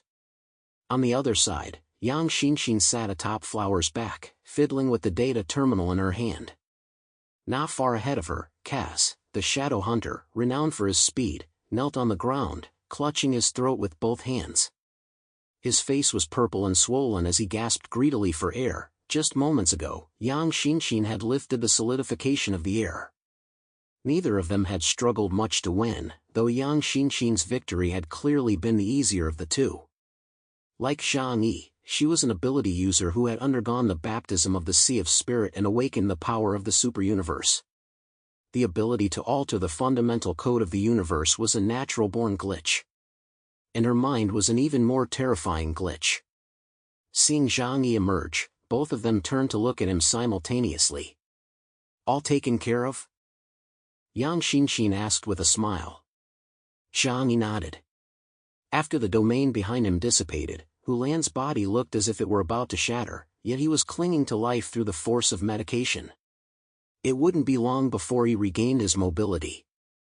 However, if he wanted to make any further gains during the upcoming operation in the Starry Sky Passage, he would have to return to the Ula clan's warship first to heal himself. On the black mountaintop, a bitterly cold wind howled, whipping up the billowing black smoke spewed by the industrial city below, yet it could not mask the grim, lingering aura of the altar. Ulan was gone. This top-tier warrior of the Ula clan now resembled an old dog with a broken spine. His once imposing jackal-like head hung limply. Though the horrific gaping wound in his chest, pierced by an antimatter arrow, had stopped bleeding, the charred flesh around it still radiated an aura of destruction. He did not look back once, nor did he leave even a single word of farewell. Supported on either side by Sky Eagle, Wantu and Shadow Hunter, Cass, these three once invincible gods staggered into the spatial rift, fleeing this place of sorrow and disarray. The victor takes all. In this cruel starry sky passage, survival is the greatest blessing. With the intruders gone, everyone's gaze finally fell unreservedly upon the center of the altar. There, suspended in midair, was a crystal capable of driving any living being mad. The High-Tier World Core. It was roughly the size of an infant's fist, shaped like an irregular polyhedral rhombus. Yet this tiny object seemed to contain the starlight of the entire universe. A rainbow-colored halo flowed slowly within the crystal, like the breath of a living being. Chapter 28:28, The Etheric Aggregate. With every rhythmic pulsation of the World Core's light, the surrounding space resonated, emitting the melodious chime of wind chimes. That was the sound of rules made tangible. To the average person, it might appear to be nothing more than a beautiful gemstone. But to the perception of high-level mutants like Zhang Yi, Ho Tu, and Yang Xinxin, it was nothing short of the deadliest poison in the world, and the most perfect elixir. What it contained was ether in its purest form, the foundational code that constructs the cycle of matter and energy. It's so beautiful. Even Ho Tu, usually so composed, couldn't help but murmur in fascination. She could sense that as long as she swallowed the core, her understanding of the rules would undoubtedly reach a whole new level. No one could resist such temptation. It was a deep-seated yearning within the soul to replenish itself.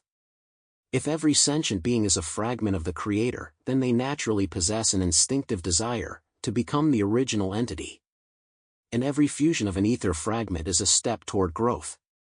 Theoretically, as long as they could achieve immortality and continuously acquire ether fragments, they would one day transcend the sea of ether, Kagago himself. At that moment, they would become the Creator. Thus, no one could resist this allure. It is indeed beautiful. Zhang Yi walked forward slowly, extending his palm to feel the warm yet immense energy coursing through his fingertips. Just then, a cold, slightly disdainful voice suddenly rang out deep within his mind. Is this crude conglomerate really worth such a loss of composure? It was Ling. Although this human vessel of the Yihen tribe had not appeared, Zhang Yi could sense her pursing her lips from within the shadows. The fact that they still need to rely on the core of such a physical entity as an anchor to forcibly sustain the operation of a small world and stabilize its rules indicates that the Starry Sky Clan's spatial technology back then was still quite immature. Ling's voice carried the arrogance and criticism characteristic of a highly advanced civilization. True creation should involve rules permeating all things, nurturing them imperceptibly. This approach of putting all your eggs in one basket is practically like using a steam engine to power an interstellar spacecraft, backward and riddled with safety hazards. Hearing this, Zhang Yi couldn't help but twitch the corner of his mouth, revealing a wry, helpless smile. "Miss, please avoid lecturing others from your lofty perch." He silently replied in his mind, "In the eyes of the Yihen tribe, I suspect that in this universe, aside from yourselves, all other races are little more than primitives who haven't even learned to make fire by rubbing sticks together. Even a fourth-generation mighty god-level civilization is, at best, an ancient people who've just learned to use bronze tools. For us modern people still wallowing in the mud, this thing is already a rare and precious artifact." Ling gave a light snort and said no more, clearly acknowledging Zhang Yi's point. Zhang Yi shook his head and gathered his focus. Without further hesitation, the power of the void surged within his palm, directly enveloping the world core. Retrieve. Hum. With a soft hum, the world core sustaining the entire miniature world vanished instantly from Zhang Yi's hand. He stored it in the deepest recesses of his dimensional space, sealing it off with layer upon layer of time and space laws.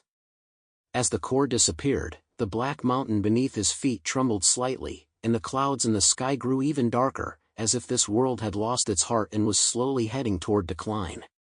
From this moment on, this world would be put on pause. Life would cease to evolve and would gradually head toward extinction. But Zhang Yi didn't care about any of that. He had no spare kindness to spare for these artificial races he knew nothing about. Zhang Yi turned around, meeting the crowd's intense, envious, and even slightly yearning gazes.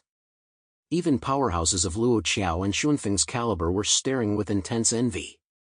But they were Zhang Yi's allies, and since he'd snatched this item from Mulan, they couldn't bring themselves to ask for a share. As for King Arthur, Saladin, and the others, their eyes were practically glued to Zhang Yi's hand. That was a treasure capable of bringing about a qualitative leap in power. Facing these stares, Zhang Yi didn't look away, nor did he feel the awkwardness one might expect after keeping a treasure all to himself. He shrugged his shoulders openly, his tone calm and matter-of-fact. "Everyone, this core is of average quality, but it's of great use to me. So I've taken it for now." There was no pretense or small talk, he was just that direct. As the undisputed leader and strongest combatant of this makeshift team, Zhang Yi had played a decisive role in both repelling the Ula clan and discovering these coordinates. It was only natural that he should take the lion's share.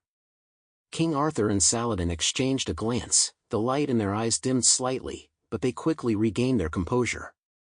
They knew their place.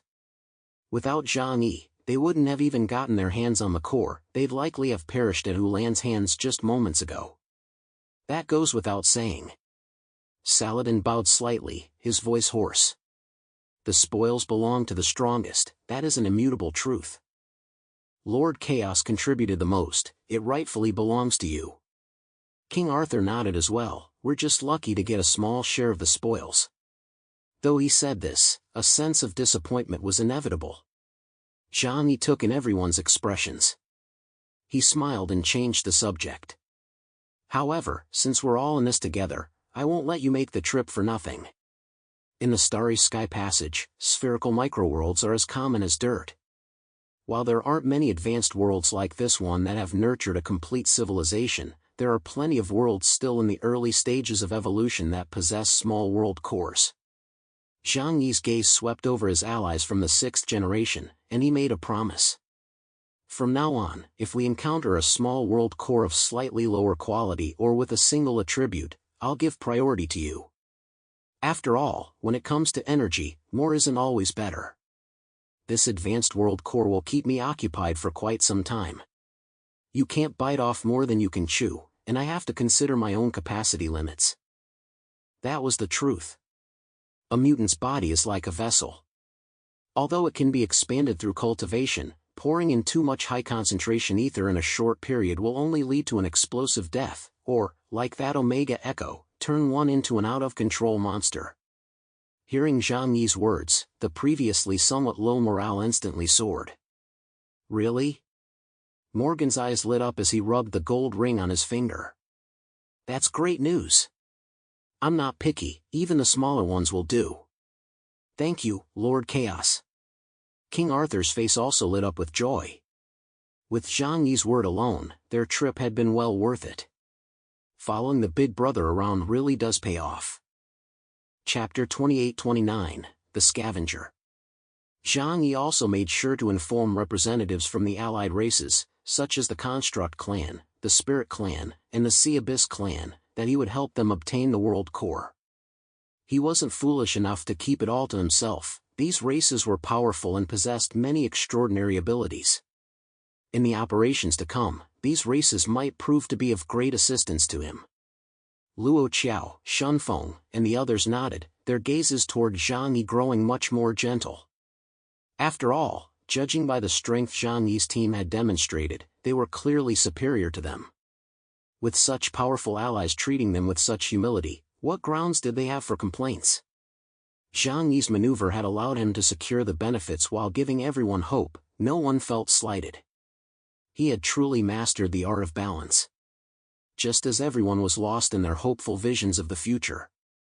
Woof? Woof woof? A puzzled bark shattered the harmonious atmosphere. Brian, the strange dog who had been following Professor Da Vinci, was now sticking his butt in the air, his nose pressed to the ground as he sniffed around, his titanium alloy dog eyes filled with confusion. What's wrong, you silly dog? Da Vinci gave him a kick. Brian lifted his head, his ears pricked up, and looked around in a daze. Boss, where's that old man? Old man? Zhang Yi froze for a moment, then suddenly realized. He quickly scanned the area. Yang Xinxin, Ho Tu, Li Changdong, Zhu Yu. Even Luo Qiao of the Spirit Clan and Shun Feng of the Sea Abyss Clan were present. Only one person was missing. The leader of the pupil organization, Montesquieu. Huh?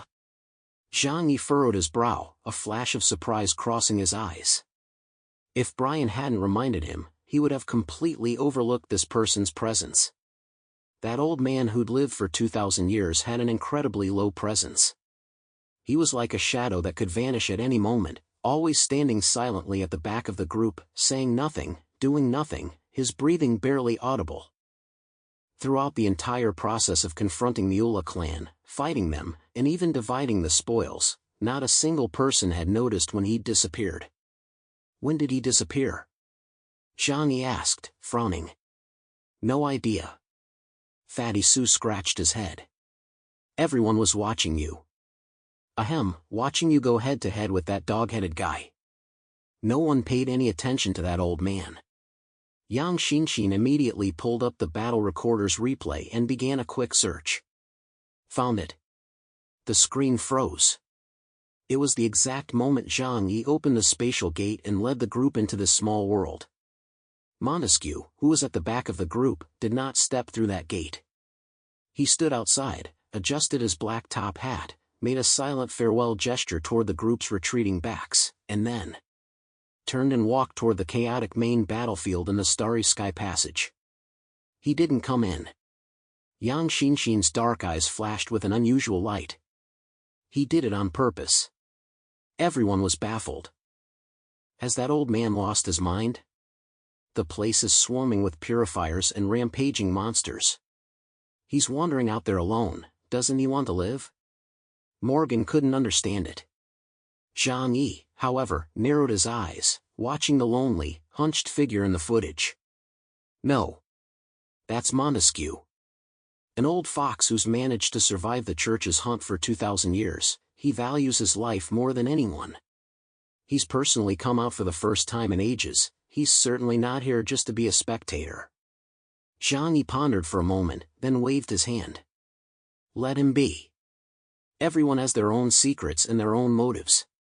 As long as he isn't our enemy, and as long as he doesn't come to steal my cores, what he does is none of my business. Let's continue our hunt. At this very moment. The Starry Sky Passage, the outer main battlefield. This place had been completely transformed into a meat grinder of a battlefield.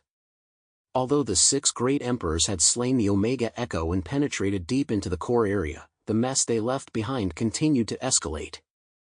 Countless purifiers, like a swarm of locusts, were furiously attacking the coalition forces of myriad races stranded here. Those experimental monsters that had escaped from the small worlds were also engaging in indiscriminate slaughter in their struggle for survival. Explosions, surging energy, and the remains of corpses filled this vast white space. However, amidst this apocalyptic chaos, a figure that stood in stark contrast to the scene was walking slowly along the edge of the battlefield. Montesquieu.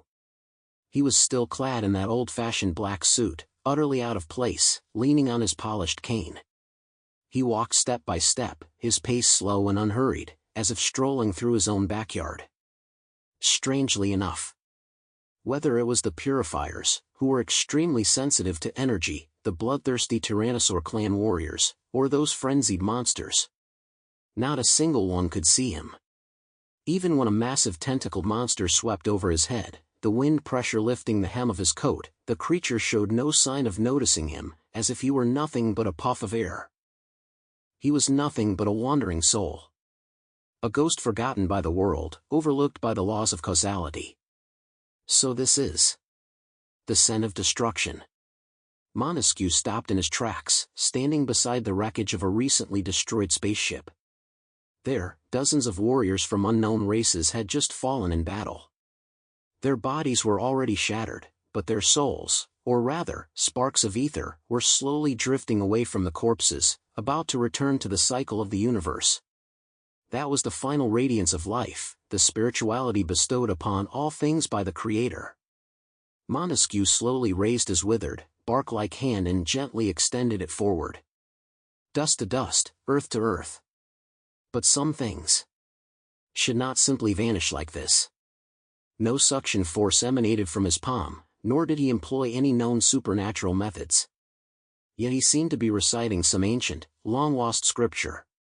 As he murmured, those faint white specks of light, which had been on the verge of vanishing into the void, seemed to be drawn by some call. Like fireflies, they slowly gathered toward his palm. It was not plunder. It was a form of containment. The specks of light landed in his palm, causing no burn. Instead, they meekly merged into his skin.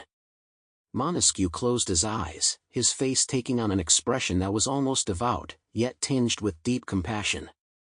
He pressed his palms together, carefully cradling the remnant flames he had just gathered within his hands, as if they were the most precious embers in the world.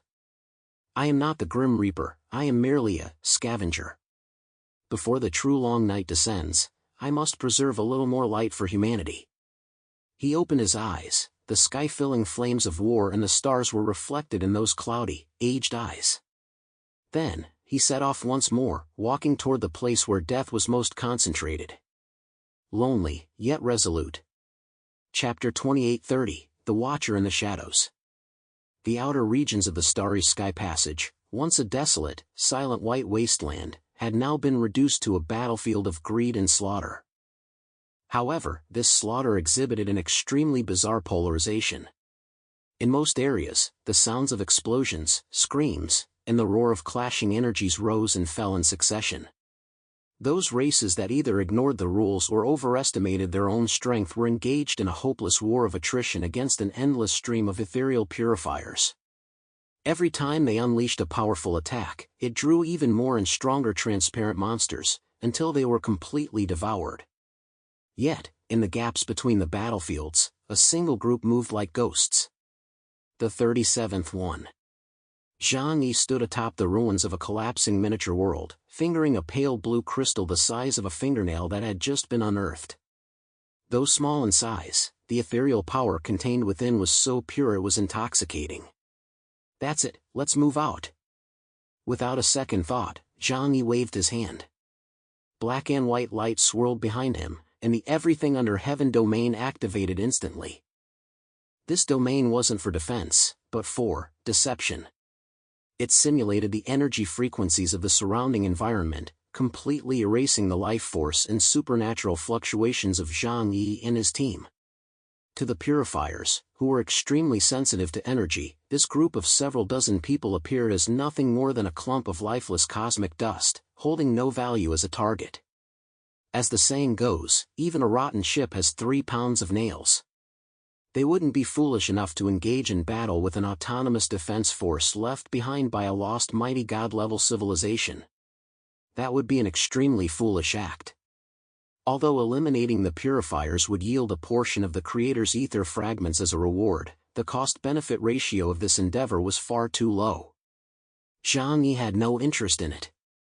There was still plenty of Black Knight-level primordial origin on his person that he had yet to absorb. I never imagined that the myriad races surviving from the primordial era would look so disheveled even in the initial stages of the Starry Sky Clan's ruins. Hotu brushed the dust from her body and remarked with a faint sigh. She wore heavy, dark yellow battle armor, her long hair tied back into a high ponytail at the nape of her neck. Her brow exuded an earth-like calmness and gravitas. Though a woman, the composure she displayed in every movement was enough to put any man to shame. As a member of the primordial races mentioned by Hotu, Luo Qiao glanced at her. Deeming this woman worthy of his attention, he smiled and said, "It is our ancient ancestors who are formidable, not us. Were it not for the end of the era, most of our mutants would struggle even to awaken. The conditions for a mutant's emergence are extremely harsh, requiring a massive concentration of ether fragments within a single individual. Typically, during the early to mid-era, only peerless geniuses, or perhaps the exceptionally fortunate, could awaken as mutants. Otherwise, these races that have existed for hundreds of millions, or even billions of years, would have long been teeming with powerful beings. These purifiers are far too sensitive to energy. Just now, I almost couldn't resist striking them." King Arthur's voice was slightly hoarse, yet carried a magnetic quality. You were right to hold back, Zhang Yi said calmly, his gaze shifting elsewhere. Just look over there, and you'll see what's going on. Following Zhang Yi's gaze, a group belonging to the Crystal Rock clan could be seen in the distance, under siege by hundreds of purifiers. Driven by greed for a massive world core, they had deployed their clan's ultimate weapon, the Amethyst Cannon. The powerful energy fluctuations had directly attracted a massive swarm of purifiers. This triggered a chain reaction. They were now engulfed by a tide of transparent monsters. Their screams, transmitted through psychic waves, were spine-chilling.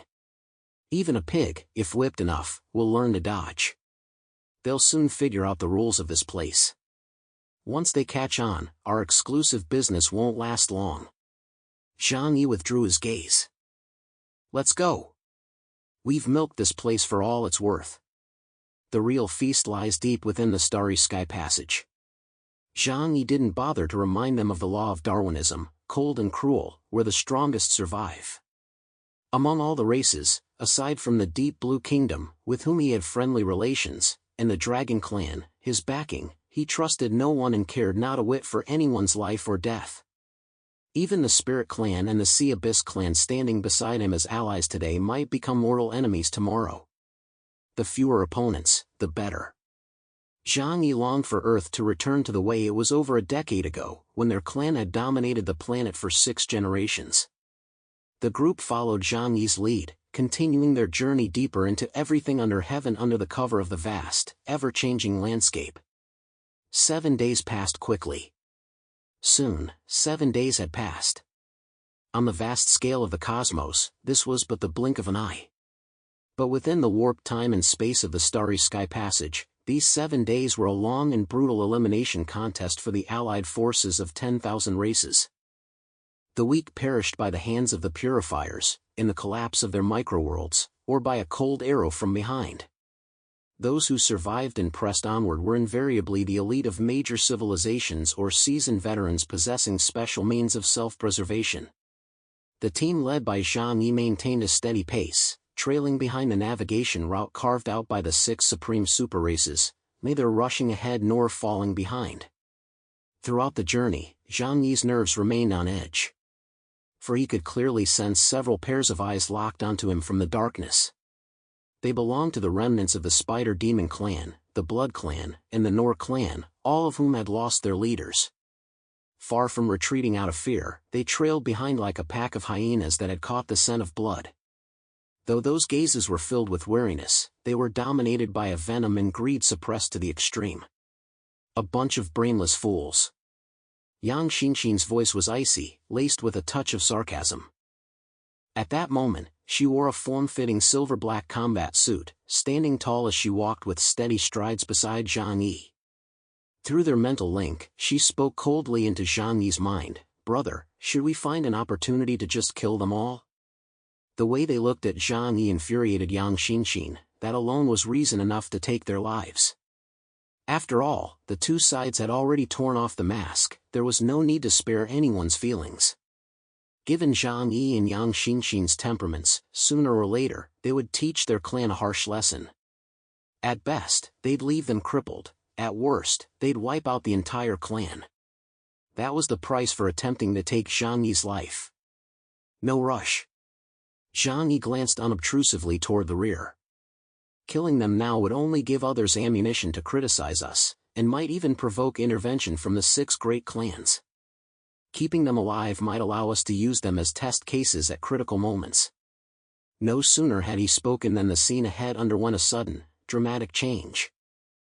The group had just crossed a seemingly endless white wasteland when their view suddenly opened up. Chapter 2831, The 0-Point Star. The next moment, everyone's pupils contracted sharply. What is that? In the middle section of the Starry Sky Passage, a planet so immense it took one's breath away suddenly loomed in the center of the passageway, without warning. Its entire body glowed an eerie icy blue, its surface was as smooth as a mirror, devoid of any mountain ranges or atmospheric layers. It hovered there silently, like a giant, lifeless eye, gazing coldly at the intruders. From a distance, its surface was so smooth it resembled an artificial creation rather than a natural formation. But if it really was man-made, that would be terrifying. For its size was even greater than that of Earth. Before anyone could react, a terrifying, irresistible gravitational wave erupted instantly. Sizzle, sizzle, sizzle. Alarms blared throughout all the warships. This gravitational force was not merely a physical pull, it felt more like a magnetic capture targeting their energy core. The ship's engines shut down instantly, and their shield systems short-circuited due to energy overload. Power systems failed. Anti-gravity engines offline. We've been captured. We're falling. The interspecies communication channels were filled with panicked shouts. One by one, the once mighty starships now plummeted like kites with broken strings, nosediving and spinning as they plunged toward the icy blue planet. Under the pull of that terrifying gravity, the massive hulls scraped against the thin interstellar dust, igniting streaks of desperate fire. The Dreamer's outer defensive force field was also affected, fluctuating violently. Lou Caron hurriedly manipulated the controls with both hands, strengthening the defenses to counter the sudden gravitational wave. But the alarms kept blaring, warning them that with the Dreamer's current energy reserves, it would be nearly impossible to withstand the massive gravitational pull of that eerie planet. What the hell is this? A neutron star? Lou Caron was sweating profusely as she fought desperately to steer the Dreamer out of this region. Just then, Professor Da Vinci rushed over. His dead fish eyes were fixed intently on the eerie ice-blue planet on the screen as he said in a deep voice, "No, it must be an artificial celestial body. The magnetic field fluctuations on it are strange, periodic. Regional forces of negative entropy." Yang Xinxin, however, remained calm and said casually, "It's the zero-point star. We can't escape it. Prepare to land." Her reminder suddenly jogged Zhang Yi's memory. The Jiamen records contained too much information for him to memorize, but Yang Xinxin had a photographic memory and recalled it instantly. Through the porthole, they could see one warship after another losing control and plummeting toward the planet's surface. At this critical moment, Zhang Yi reacted the fastest. "Don't resist. This area isn't designed to capture us." He ordered Lou Caron to stop fighting the gravitational waves, took direct control of the Dreamer, stabilized it, and began a free fall toward Zero-Point Star. As their speed increased, Zhang Yi activated his time-space supernatural abilities. 5 seconds before the Dreamer was about to hit the ground, he summoned his shadow and drew everyone into it. Then, he activated the formless void realm to materialize outside the Dreamer. He spread his arms wide, and a massive portal to another dimensional space opened beneath the Dreamer. 3 seconds before the warship was about to lose control and crash into the ground, he forcibly pulled it into the dimensional space. To Zhang Yi, this warship was his most precious asset, it absolutely could not be lost here. Fortunately, as a space ability mutant, he could easily store even the largest objects. However, members of other races were not so fortunate. Waves of black smoke rose in the distance. Some races with less advanced technological civilizations had caused their warships to crash due to operational errors. Others had already given up on a smooth landing during the descent. "Everyone, prepare for an emergency landing. Activate your personal exoskeletons." Deprived of the warship's protection, some ancient races' mutants could only rely on their physical bodies to withstand the terrifying gravitational acceleration. Boom! Boom! Boom! Countless meteors streaked through the void, crashing heavily onto the ice-blue surface. Everyone relied on their own skills to make a hasty landing. Zhang Yi, however, remained as steady as an old dog, suffering no injuries whatsoever. Not only did he land safely himself, but the pendulum of the second hand of time in his left eye swung as he anticipated the crash trajectory of the Allied warships. He then raised his right hand and unleashed the power of the formless void realm upon the space. As the space warped, Zhang Yi furrowed his brow. He sensed that his power was draining exceptionally quickly here, and the range of his ability had been severely restricted. With no time to dwell on it, he used the formless void realm to catch the warships of his allies, the Spirit Clan, the Sea Abyss Clan, and the Deep Blue Kingdom. Upon landing, they immediately expressed their gratitude to Zhang Yi. Snap! A crisp sound, like bones snapping under unbearable strain, rang out with jarring clarity across the deathly silent, ice-blue wasteland. It wasn't someone's bones breaking, but the permafrost beneath Zhang Yi's feet. This massive celestial body, named Zero-Point Star by Yang Xinxin, possessed a surface hardness comparable to high-strength titanium alloy. But under gravitational acceleration 10 times that of Earth, any creature making a forced landing from high altitude, even one with a body of steel, would strike the ground like a heavy armor-piercing shell, embedding itself deeply into the Earth. As Zhang Yi activated his ability, a terrifying recoil slammed into his body. Zhang Yi slowly straightened his back, and his Godslayer battle armor emitted a faint sound of hydraulic adjustment. Faint white vapor spurted from the joints of the exoskeleton. The built-in power assist system was working to counteract this terrifying gravitational environment. For a split second, he felt as though every organ in his body was plummeting downward, and his blood had turned to mercury, flowing through his veins with an excruciatingly slow and heavy pace. The sudden gravitational imbalance left him feeling slightly disoriented. Fortunately, the Godslayer battle armor was advanced enough to automatically adjust to the environment most suitable for Zhang Yi's physical survival, no matter the conditions. This feeling. I really don't want to experience it a second time. Zhang Yi took a deep breath. The faces of some warriors from ancient races also paled the moment they touched down. The air at the entrance was thin and cold, carrying a suffocating, metallic, rusty odor. Not only was the air oxygen-deprived, but it was also saturated with inert energy particles. These particles acted like invisible chains, tightly binding the active spiritual energy within the bodies of the mutants. Around Zhang Yi, his teammates and allied forces had gathered. Everyone looked up and surveyed their surroundings.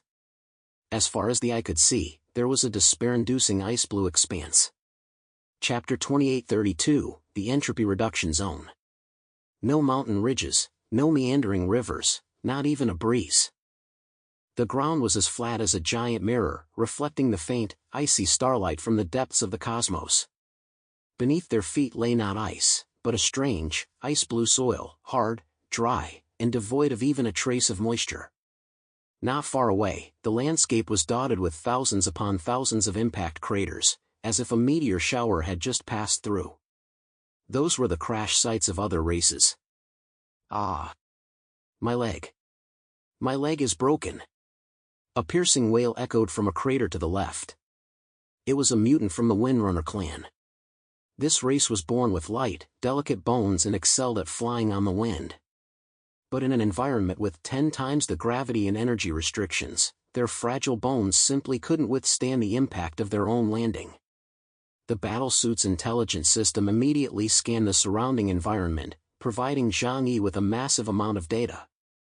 Upon seeing one of the readings, Zhang Yi couldn't help but wince. -150 degrees Celsius.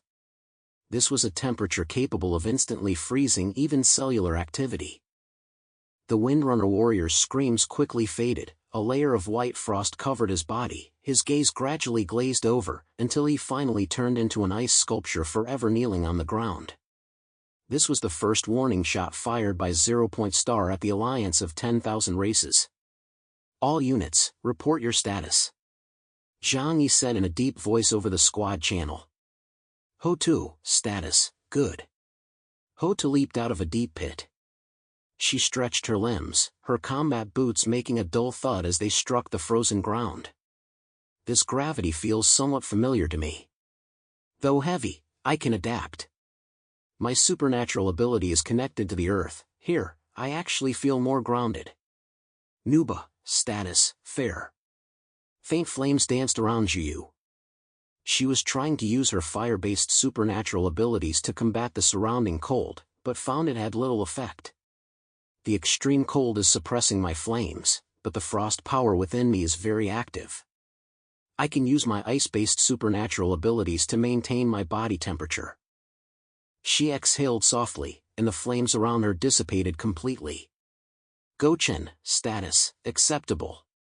It's a bit cold out here, but thankfully my combat gear is durable, I can still swing my sword. Yang Xinxin, all systems normal. Yang Xinxin stood on a protruding rock, looking down at the ground.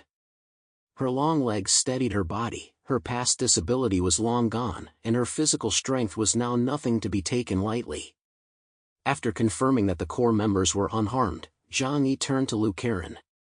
Lu Karen had already set up the portable analyzer and was scanning the ground and the sky. A few minutes later, her face turned slightly pale. "Brother, things aren't looking good." Lu Karen pointed at the chaotic waveform on the screen. "This planet isn't just a celestial body, it's more like a massive energy suppressor. The magnetic field here is extremely chaotic. All electronic devices and precision instruments are suffering severe interference and can't function properly. Even if we launch the warship, it won't be able to take off. And..." Lu Karen paused and looked into the distance. Based on the trajectory of the energy flow, this planet is a balancing hub within the starry sky passage. The planet's entire magnetic field forms a massive closed-loop cage. The only exit is at the planet's poles. There is an energy vent there, which is also the weakest point in the magnetic field. Zhang Yi rubbed his forehead. "I knew it, this thing is man-made. The Starry Sky Clan. They're truly twisted.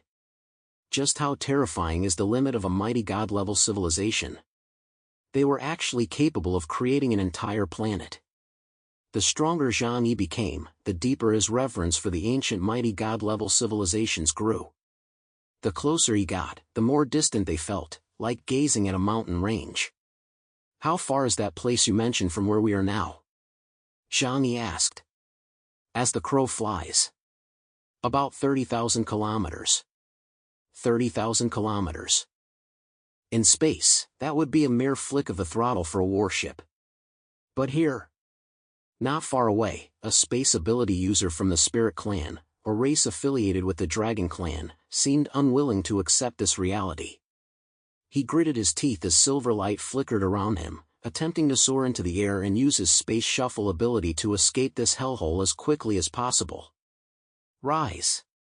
He forcibly channeled the supernatural energy within his body, causing his entire body to rise 1,000 meters into the air.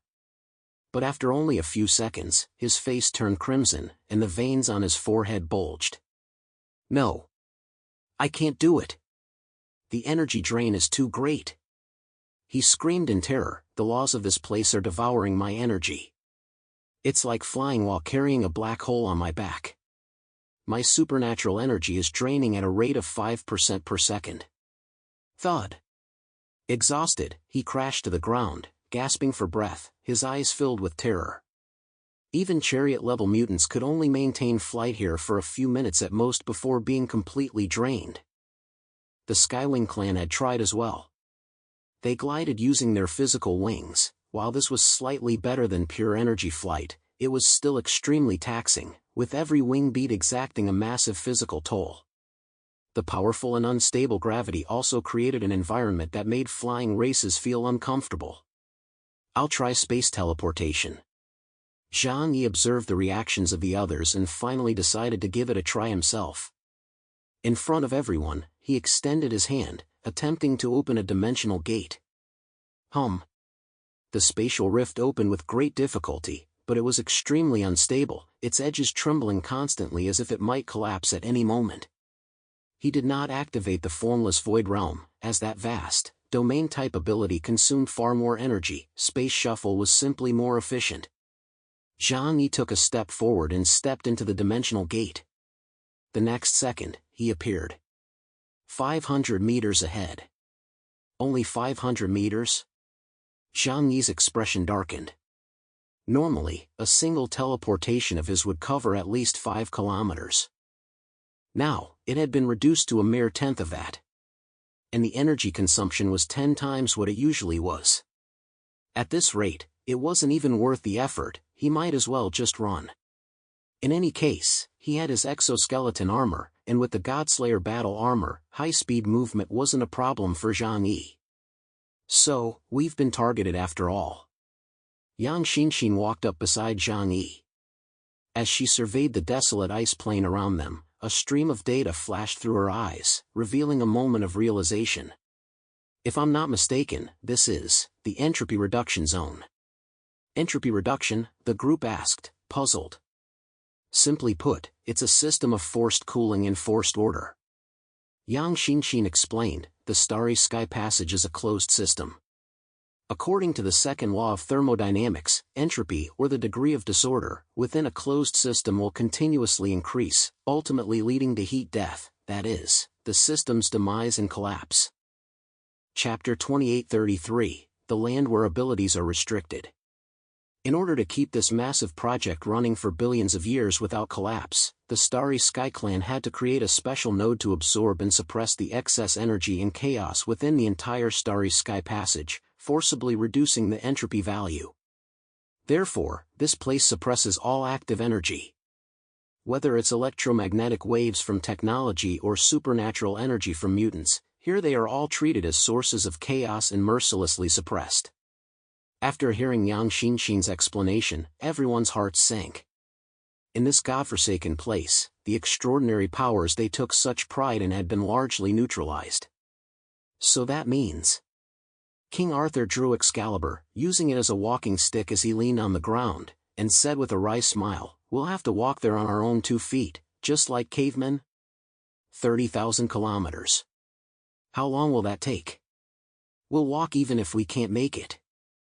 Zhang Yi took a deep breath and adjusted the internal circulation system of his Godslayer battle armor to maintain his body temperature at an optimal level. There are 2 ways for mutants to restore their supernatural powers: directly absorbing external energy, or through meditation. But in this place, energy only flows out and never in, so in other words, the meditation method is nearly impossible to use. In truth, Zhang Yi could harness the undigested origin of the Black Knight stored within him, but he certainly wouldn't tell anyone. This is the only way. Fortunately, though our supernatural abilities are suppressed, our physical strength remains intact. The battlesuit's physical support functions are still operational. Traveling 1,000 miles a day isn't difficult for us. As long as we're heading in the right direction, we can reach the pole within a month. He turned around, gazing at the vast expanse of troops behind him, as well as the vast multiracial armies in the distance that were landing one after another, equally trapped in this predicament. On this ice-blue dead planet, the ancient powerhouses who once soared through the skies and traversed the earth were forced to bow their noble heads and relearn how to traverse the land on foot. All units, fall in. Zhang Yi's voice carried through the biting wind. Let this be our starting point. With the pole as our destination, we will march as swiftly as possible to leave this cursed planet. And so, an unprecedented great migration of the 10,000 races, filled with both tragic grandeur and absurdity, began on this planet known as entropy reduction. No flight, no teleportation. Only endless footprints stretching across the ice-blue permafrost toward the unknown horizon. The great races moved in droves, like a herd of ancient beasts migrating for survival, marching toward their only hope under the dual torment of bitter cold and gravity. This frozen celestial body, known as the Zero-Point Star, now resembled a gigantic morgue. Tens of thousands of warships from various races lay crippled and scattered haphazardly across the ice-blue permafrost. Those interstellar cruisers and anti-gravity arcs, once the masters of the cosmos, had now lost their radiant power and had become lifeless metal coffins. The howling wind swept up shards of ice from the surface, striking the ship's thick armor with a sharp, clanging sound. Are we really going to abandon the ship? An elder from the photosynthetic clan trembled as he stretched out his withered fingers to touch the cold hull of the vessel. For their race, which relied on stellar light energy to survive, the warship was not merely a mode of transportation, but a mobile greenhouse and life support system. In this hellish place, where temperatures plummet to -150 degrees Celsius, gravity is 10 times normal, and sunlight is absent, leaving the warship meant burning away their very lives with every step. If we don't leave, we'll just be waiting to die here. Beside him, a member of the Tyrannosaur clan snorted coldly, shoving a large chunk of high-calorie compressed jerky into his mouth and chewing it with a crunching sound. The magnetic field here has locked down all our energy systems. If we stay here and let the ship's backup life support batteries run dry, we'll all turn into ice sculptures. But what about supplies? Someone raised the most pressing question. Without the warship's massive cargo holds, relying solely on the supplies each soldier carries, who could guarantee we'd last long enough to explore the depths of the starry sky passage? That was an unknown realm where even space itself might be unstable. Just as opinions were flying and morale was wavering, a seductive voice rang out over the public channel transmitted via short-range sound amplifiers. "Everyone, don't forget where we are." It was a leader of the Construct clan, who had been traveling with Zhang Yi and the others. The physical forms of the Construct clan are frail. They typically stand only about a meter tall, with large heads and short limbs. However, they are exceptionally skilled at crafting tools, and in everyday life, they are usually concealed within powerful construct armor. These constructs are composed of intricate gears and springs. While they are unaffected by the cold, their movements slow under strong magnetic fields. This is the Starry Sky Passage. It is the remnant of a fourth-generation mighty god-level civilization. Back in the day, the Starry Sky clan stockpiled unimaginable resources to oppose the Creator. Deep within the Starry Sky Passage, there must be energy and supplies capable of sustaining life, perhaps even the divine sustenance we've never seen before. We've all tasted success in the outer worlds. Are we really going to stop here? If we push to the limit and venture deep inside, every resource we expend could be repaid 1,000-fold. These words struck precisely at everyone's Achilles heel: greed. Indeed. They had already obtained the world cores and the ether fragments in the outer regions. It was like a gambler who had won the first hand. How could they possibly walk away from the table before seeing the final cards? Besides, having come this far, there was no turning back. This wasn't a game level where you could retreat at any moment. The 0-point star, as a vast region of entropy reduction, to put it bluntly, a bug zapper, wouldn't care a whit about their survival once these flying insects swarmed in. Leaving on a warship was now out of the question. There was no choice but to press forward. Let's go! For evolution. For our race. Hesitation was swept away by greed. The major factions finally made up their minds. One by one, they shouldered their heavy packs, left the warships they'd relied on for survival, and set foot on that frozen path leading to the extreme. In the Huashu Kingdom's contingent, Lu Karen was sweating profusely even though the sweat would freeze instantly, as she tinkered with several anti-gravity motorcycles. "It's no good. Boss, it still won't work." Lu Karen tossed down her wrench in frustration. The entropy reduction rules here are too overpowering. Anything involving complex electronic transitions or high-energy particle collisions gets instantly suppressed. The anti-gravity engines won't even start, and even the electromagnetic levitation systems have failed. That means we really have no choice but to walk. King Arthur sighed, gazing at the endless ice plain stretching before them, already feeling a dull ache in his knees. Zhang Yi stood in the biting wind, his brow slightly furrowed. Walk on foot? Although, given their physical condition, walking there wasn't impossible. But that would be far too inefficient, and it would drain their stamina immensely. Chapter 2834, Return to the Primitive Age. In this peril-filled Starry Sky Passage, conserving energy meant preserving their chances of survival. High-tech won't work. Zhang Yi muttered to himself, his mind racing. Why wouldn't it work? Because the rules here suppress high energy and chaos. The more sophisticated the electronic equipment, the more it relies on high-energy particle streams, the greater the interference it faces. So, what if we weren't so high energy? What if we didn't rely on electronic systems or magnetic levitation, but instead returned to the most primitive, brute force physical methods? Zhang Yi's eyes suddenly lit up. It was that distinctive gleam unique to the Hamster Party. The Hamster Party originally refers to polyers in games who like to hoard items and materials but are reluctant to use them. How could I have forgotten that? Zhang Yi slapped his thigh hard, a wild grin curving his lips. Everyone step back. I've got a little treasure to show you. The The crowd froze, instinctively clearing a circle of space. With a sweeping gesture of his hand, Zhang Yi burst open the doors to dimensional space. But he didn't pull out some sci-fi-looking flying machine, nor did he produce some magical artifact glowing with enchantment. Clang! Clang! Clang!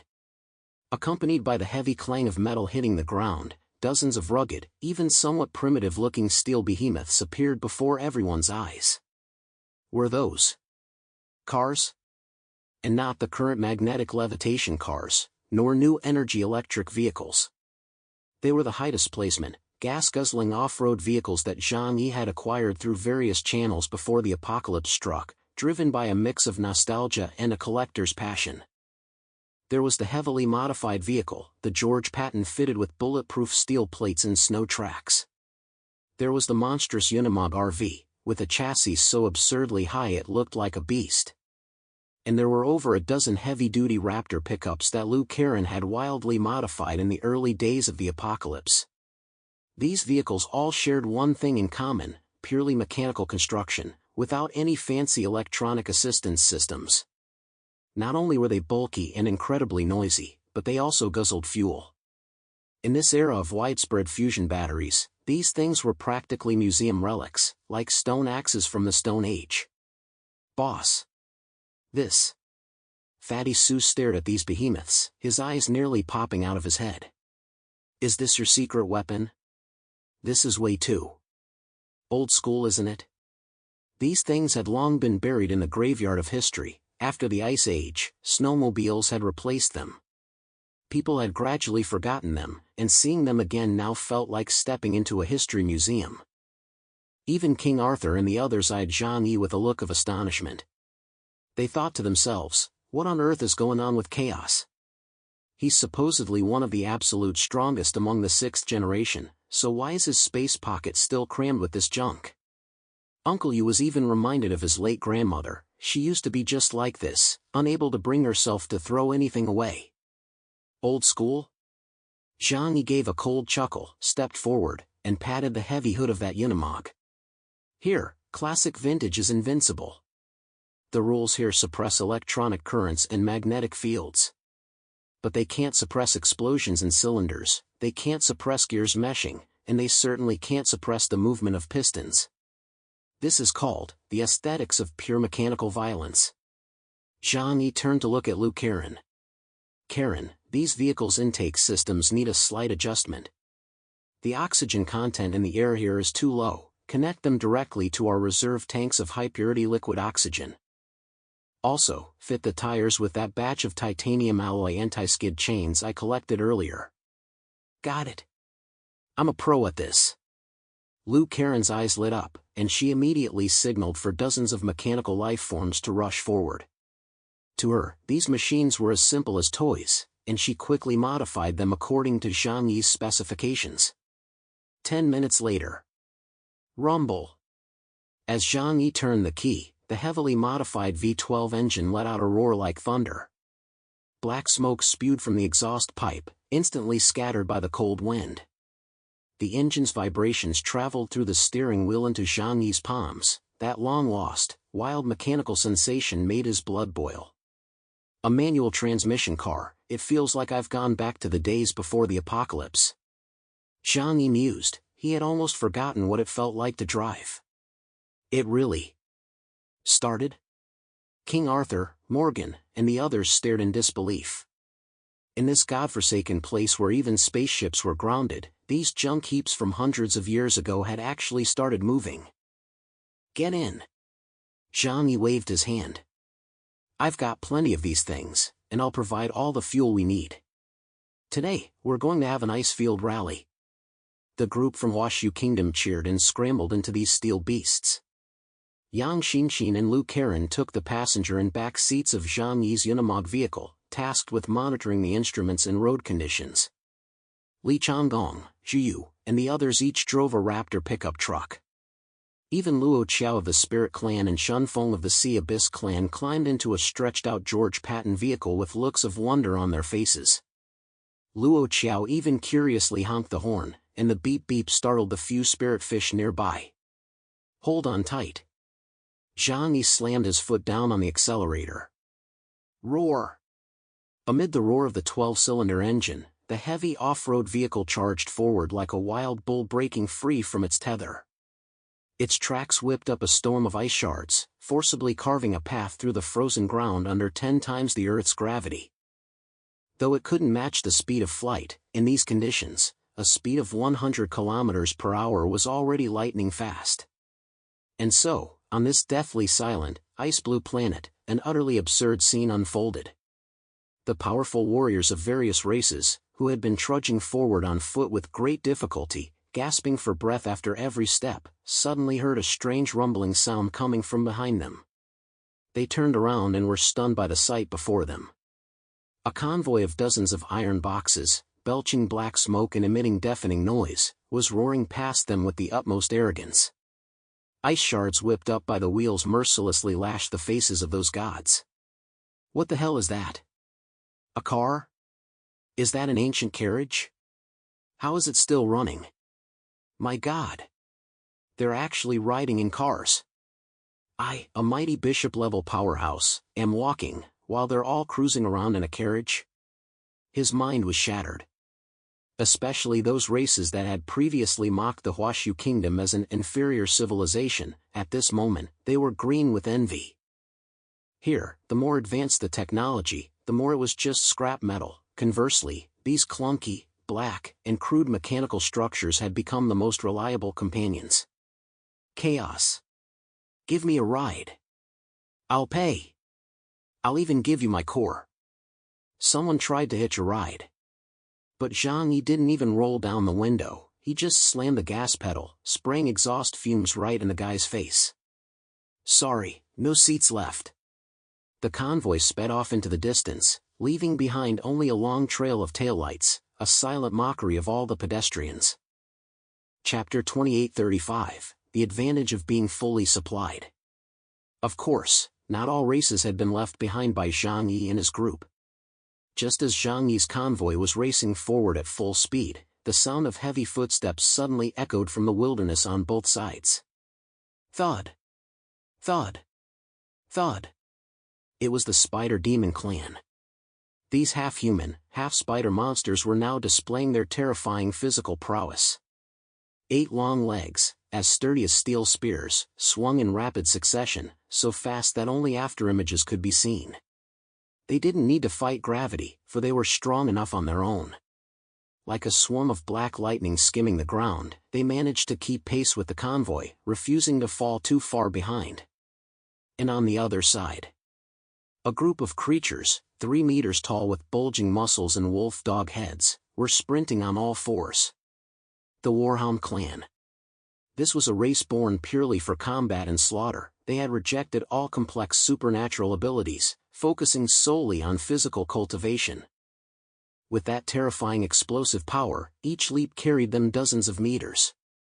Their jaws were wide open, tongues hanging out to cool themselves, their eyes fierce and excited, as if they were engaged in a hunt that brought them great pleasure. This is interesting. Zhang Yi gripped the steering wheel with both hands, driving the car while watching the relentless pursuit of the spider demons and warhounds through the rearview mirror. Besides them, other ancient races were also running. Among nearly all intelligent beings in history, the physical bodies of the 6th generation were the weakest. Not to mention compared to the dragons and Tyrannosaur clan, those colossal beasts of the 5th era, the oxygen-rich Earth Age, even when compared to the Wolf Fang clan or the Worm clan, the 6th generation's physical capabilities were at an absolute disadvantage. Therefore, they could indeed rely on the strength of their battle armor and their own bodies to complete this 30,000-kilometer march. In this magic-suppressed zone, physical races do indeed hold an absolute advantage. However, Zhang Yi glanced at the fuel gauge. In his dimensional space, he stored enough fuel, looted from across the entire Huashu kingdom, to keep this convoy running for 10,000 years. Oh no, it should be more than 10,000 years. Who knows how long it will last? After all, fossil fuels have now been almost completely phased out. Only in some remote small towns do the poor, who have no money, use them for heating. But because the thick smoke they produce causes significant pollution, they are often banned by people in the main cities. I wonder if your stamina can outlast my fuel? Step on it. The roar of engines rose once more.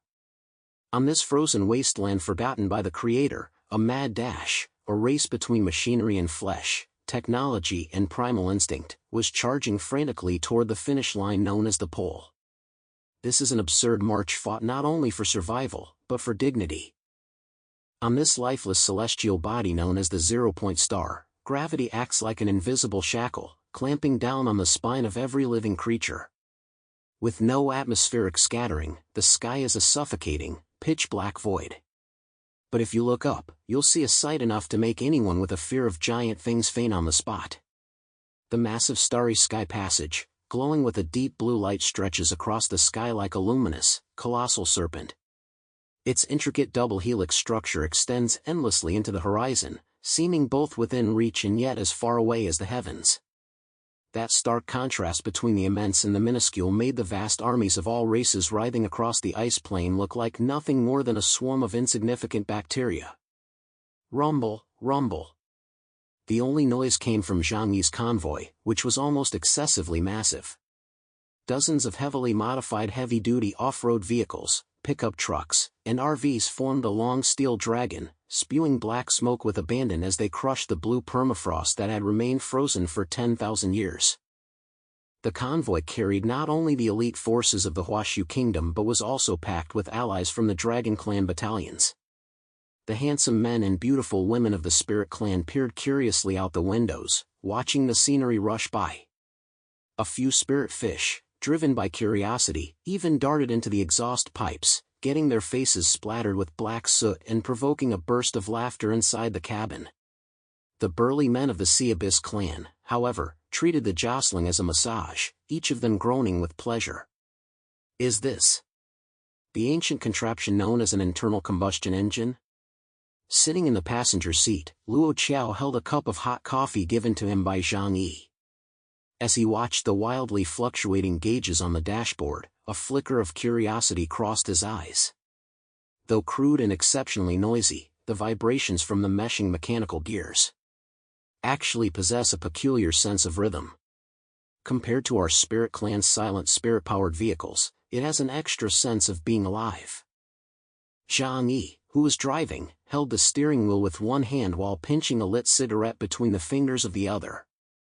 Productivity in Huashu Kingdom had already recovered, there was even surplus land for growing tobacco. Hearing this, he chuckled softly. This, right here, is what you call the aesthetics of violent machinery. In this godforsaken place where supernatural powers are as common as air, only this kind of pure physical work won't betray you. No sooner had he finished speaking than a call came over the radio from the vehicle behind them. Boss. The guys from the Sea Abyss clan say they're out of gas. That Unimog is a gas guzzler, at this rate, the tank won't hold out. Fatty Sue's voice came through. Out of gas? Zhang Yi raised an eyebrow. That was only to be expected. In the entropy reduction zone with 10 times the gravity, the engine had to maintain high RPMs constantly to keep the vehicle moving, resulting in fuel consumption 10 to 20 times higher than normal. One press of the accelerator, and the fuel gauge dropped faster than a heartbeat. Stop. Refuel. At Zhang Yi's command, the entire convoy came to a gradual halt. Immediately afterward, a scene unfolded that made the surrounding alien warriors, who were trekking on foot and exhausted beyond belief, green with envy. With a sweeping gesture of his hand, Zhang Yi opened a space rift behind him. Clang! Clang! Clang! Barrel after barrel of high-purity fuel, labeled 98, 95, and even jet fuel, piled up like a small mountain, as if it were worthless trash. Come on, don't be shy. Standing atop the pile of fuel barrels, Zhang Yi shouted like someone who just struck it rich. No matter which clan you're from, as long as you're a brother in our Dragon Clan task force, help yourselves. Fill up as much as you want. If that's not enough, I've got more right here. This is just too extravagant.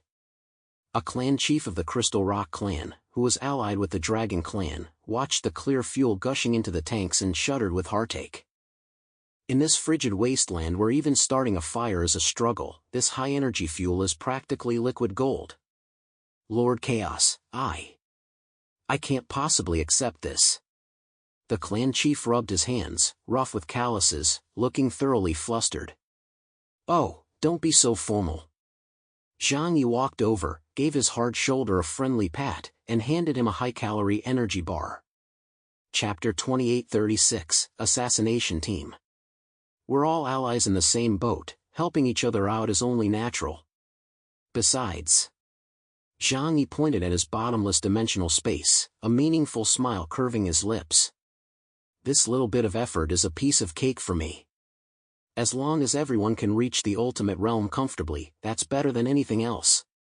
These words were spoken with such boundless generosity and unwavering loyalty.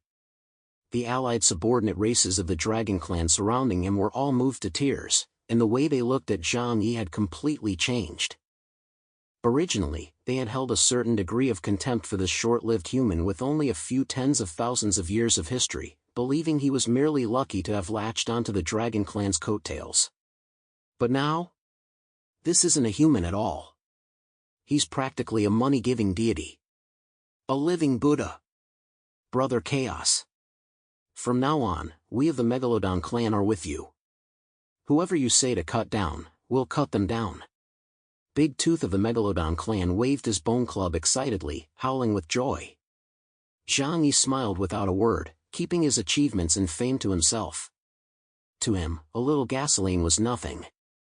Before the apocalypse, he'd cleaned out the stockpiles of several large refineries. His space pocket was still piled high with millions of tons of these oil drums, enough to burn for several lifetimes just for fun. Trading this worthless industrial waste for the goodwill and favors of these powerful warriors was a deal that paid off big time. However, this warm and harmonious scene was nothing short of a vicious psychological blow to the eyes of the other races who were still traversing the land on two legs. It's not scarcity that we fear, but inequality. If everyone were suffering together, that would be one thing. But there's a group of people right next to you, riding in cars, enjoying the heat, sipping hot drinks, and someone's even refueling them for free. Who could stand that? Finally, someone couldn't hold back any longer. Lord Chaos, please wait. A slimy, unpleasant-sounding voice rang out. A limbless creature, moving forward solely by wriggling its body, was struggling desperately to make its way from the back of the line. Moving so quickly, it left a long trail of slime on the ice. It was Asakawa, the representative of the Worm Clan, whom they had met earlier in the small world. But where was the cold, cunning demeanor Asakawa had displayed earlier? In the bitter cold, his entire body had turned purple. The slime that normally kept him moist was nearly frozen solid, making him look like a slug on the verge of being frozen stiff.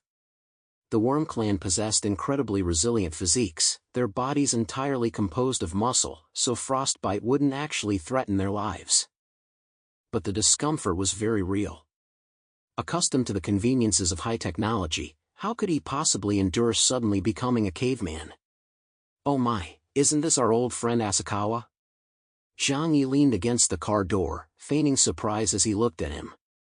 How did you end up looking like this? Aren't you the Worm Clan, the best at moving underground? You should be able to travel pretty fast. Asakawa gave an awkward smile, his mouth full of sharp teeth stretching into a grimace that looked worse than a cry. Your Lordship Chaos is joking. The ground is too hard, we can't burrow through it. And it's so cold out here, we cold-blooded creatures really can't take it. He cast a greedy glance at the steam-billowing vehicles behind Zhang Yi and swallowed hard. I see you have quite a fleet of vehicles here. I was wondering if we could borrow a few? Even one of those open-top pickup trucks would do. We'll pay. We'll pay with energy cores. Borrow a vehicle? Zhang Yi rubbed his chin, seemingly giving it serious thought.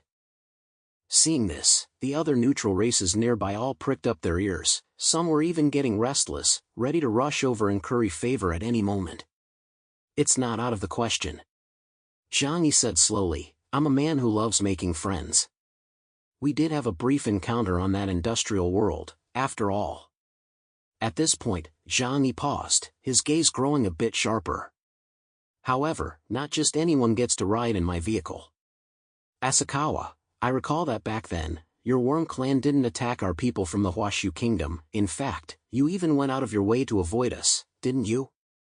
As soon as Asakawa heard this, he nodded frantically. Right.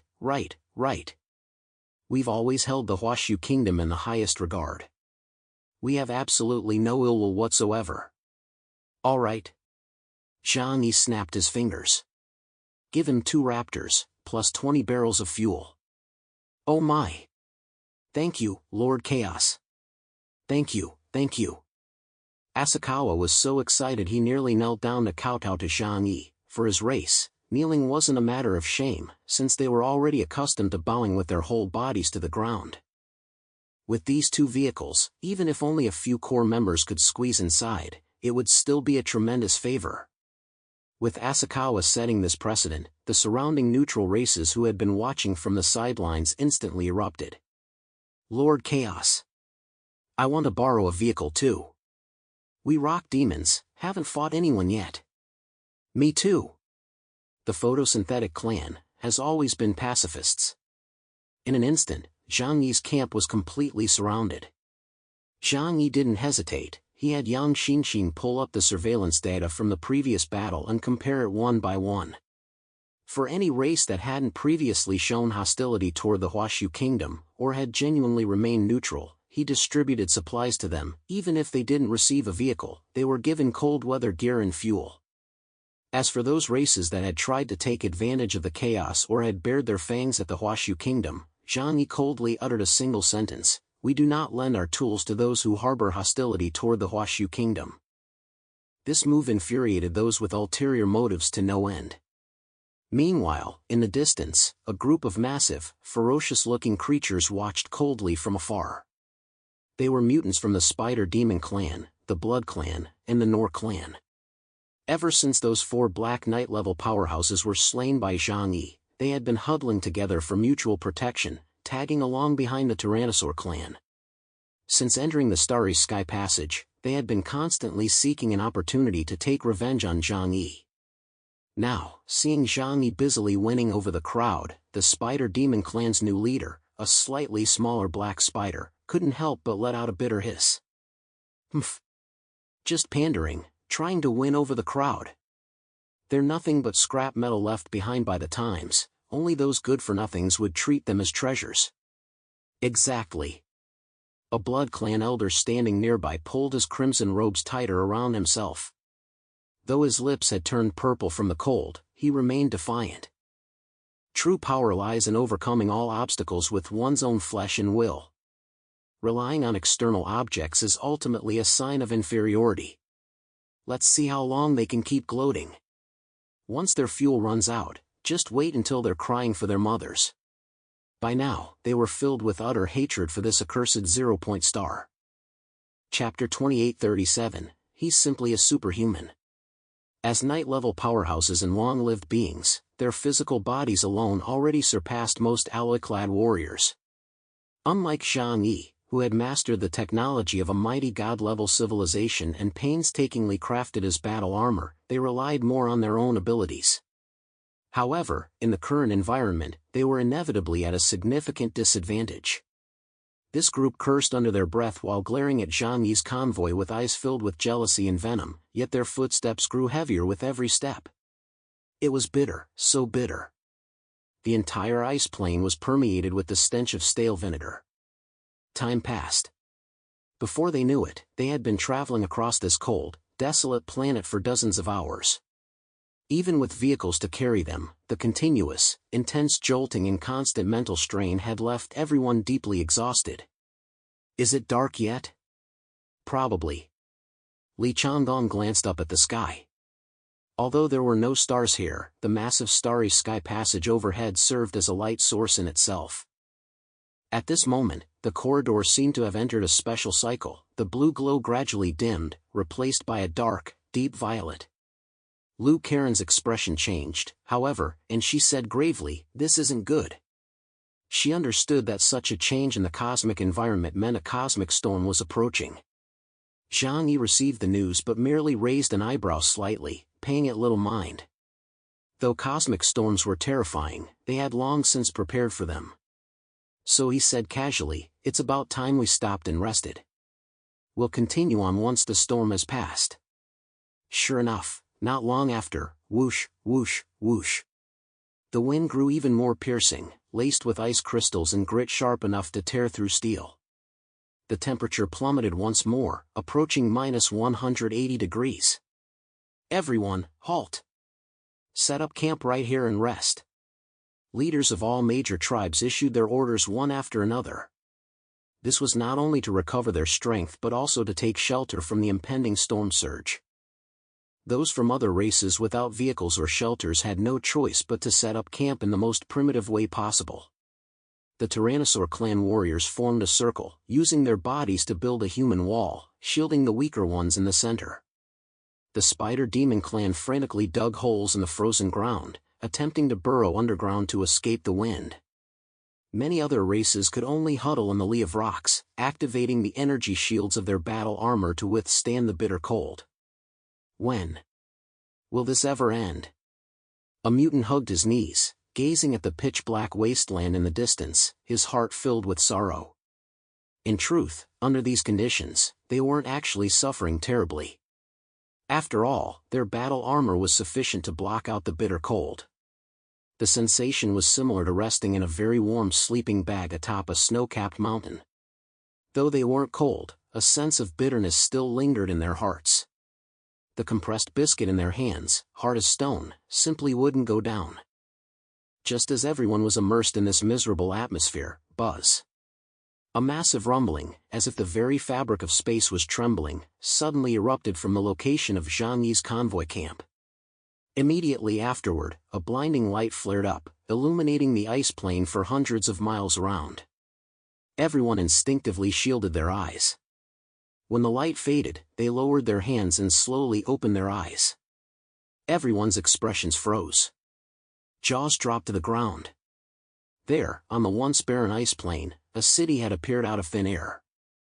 No, it was more than just a city.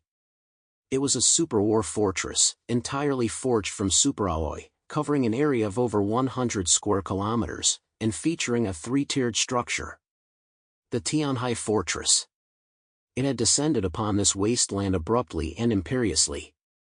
Warm yellow light flowed across its massive metal exterior, the radiance of civilization.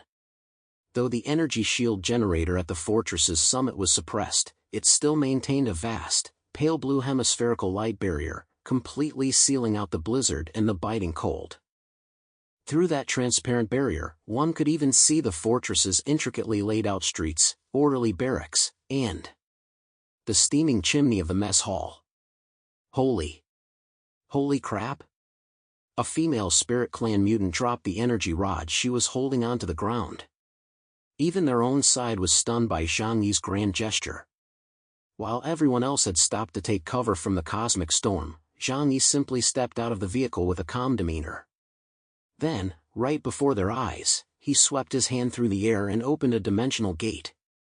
Instantly, the allied forces of the Deep Blue Kingdom, the Spirit Clan, the Sea Abyss Clan, and others in the same task force stared in utter disbelief at a sight that left them speechless. The Tianhai Fortress had appeared.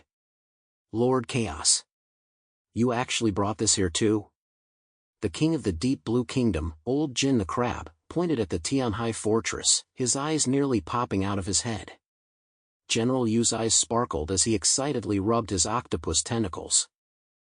Oh, esteemed sir. You are truly magnificent. Zhang Yi stood before the fortress doors, observing the crowd's wide-eyed, wide-world-unseen expressions, and calmly adjusted his collar. What's the matter? Isn't it perfectly normal to bring a tent when traveling? Is that a tent? Shun Feng pointed at the fortress, which was larger than a small city, his thick fingers trembling. This is a freaking mobile palace. It's nothing special. No need to be surprised. Zhang Yi waved his hand, and the fortress's heavy alloy doors swung open with a thunderous crash. A warm, moist current instantly surged out from within, caressing the frozen faces of the crowd. Everyone, come inside. Hot water is ready, and the dining hall has been prepared by the robotic servants with hot pot and grilled meat. Eat and drink to your heart's content, get a good night's sleep tonight, and we'll continue our journey once the cosmic storm has passed. Long live! Long live Lord Chaos! You're practically a superhero. I'm not that weak, okay? Cheers rang out to the heavens. The warriors of Huashu Kingdom, along with their allies from the Dragon Clan detachment, rushed into the fortress one after another as if they'd lost their minds. It felt as though they'd stepped straight from hell into paradise.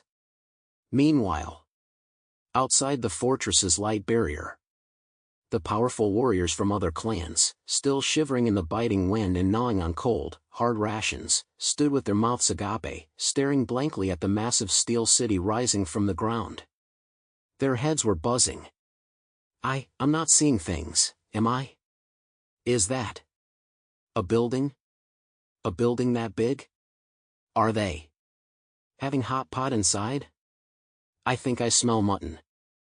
And cumin. How is that even fair? Someone finally snapped, slamming the compressed biscuit in their hand down onto the ground. We're all here on an expedition. Why do we have to sleep in the snow like stray dogs while they get to live in a castle, take hot baths, and eat all the good stuff? Is this what a space ability user is? This is downright cheating. Chapter 2838, Waiting for Someone to Fall Asleep. Their minds were shattered. Completely shattered. Especially those from the Spider Demon Clan and the Blood Clan who had previously mocked Zhang Yi's junk, their faces were now red with embarrassment. As they gazed at the brightly lit fortress, the warm yellow glow felt more blinding to them than the most vicious curse. Inside the fortress, Zhang Yi sat in a spacious, well-lit command room, watching the envious, jealous, and resentful stares outside through the holographic screen while gently swirling the thermos in his hand. White Dragon's strategy of resting while the enemy tires and winning hearts really works. Zhang Yi couldn't help but feel a sense of admiration. Intelligence from the Starry Sky Passage was shared only between the Dragon Clan and Zhang Yi, which is why they could remain so composed and at ease on this journey. Unlike other clans, who had to scramble around in a panic. And taking this opportunity to win over the hearts of the people was also part of the plan White Dragon had laid out for him. Otherwise, given Zhang Yi's past temperament, he might not have actually brought so many people along with him. Using energy and food that were practically worthless on Earth to gain the goodwill of so many clans, it was a deal that was simply too good to pass up. He turned to look at Luo Qiao and Shen Feng, who were seated across from him. By now, these two powerful members of other races had also changed into comfortable everyday clothes. Holding chopsticks, they were tucking into the bubbling red oil hot pot before them. Shou Qi, wearing an apron, smiled as she brought over a large tray of beef rolls. Red oil hot pot, Tianhai City style. Luo Qiao pointed his chopsticks at the hot pot and remarked with emotion, "The conditions outside are so harsh, yet we're eating this well, it's almost too much. Brother Chaos, this is far too generous." Zhang Yi smiled faintly, "It's nothing. Everyone, eat and drink to your heart's content." Luo Qiao, gasping from the heat, couldn't help but give a thumbs up. The Spirit Clan will remember this favor. If there's ever anything we can do for you in the future, just ask. Indeed. Shen Feng was eating so enthusiastically that grease was dripping from his mouth. I've never been impressed by anyone in my life, but this time, I'm truly impressed by you. You've really thought ahead, your preparations are impeccable. This isn't an expedition, it's practically a vacation. Zhang Yi smiled faintly and raised his wine glass. As long as everyone is happy. After all, only by resting well can we have the strength to face the troubles ahead, don't you think? On this frigid night, Zhang Yi used a fortress not only to humiliate his enemies but also to firmly bind the hearts of his allies to his cause. This night was destined to bring joy to some and heartbreak to others. Time, on this lifeless celestial body known as the zero-point star, seemed to stretch endlessly under the influence of the omnipresent entropy-reducing force field. In the blink of an eye, half a month had passed. For the majority of the alien races, who could only rely on their own 2 feet to trudge across the ice fields, Every second of those 2 weeks was a hellish ordeal. They had to endure the crushing pressure of 10 times Earth's gravity, the extreme cold of minus 150 degrees Celsius, and the oppressive rules that dulled even their thoughts. To conserve energy, they dared not speak, dared not make any unnecessary movements, and even breathed with the utmost caution. They were like a horde of the living dead, leaving behind a trail of heavy, despairing footprints across the ice-blue wasteland. Yet, at the front of the column, the scene was entirely different. The massive Tianhai fortress stood like a mobile 5-star hotel, towering steadily above the ground.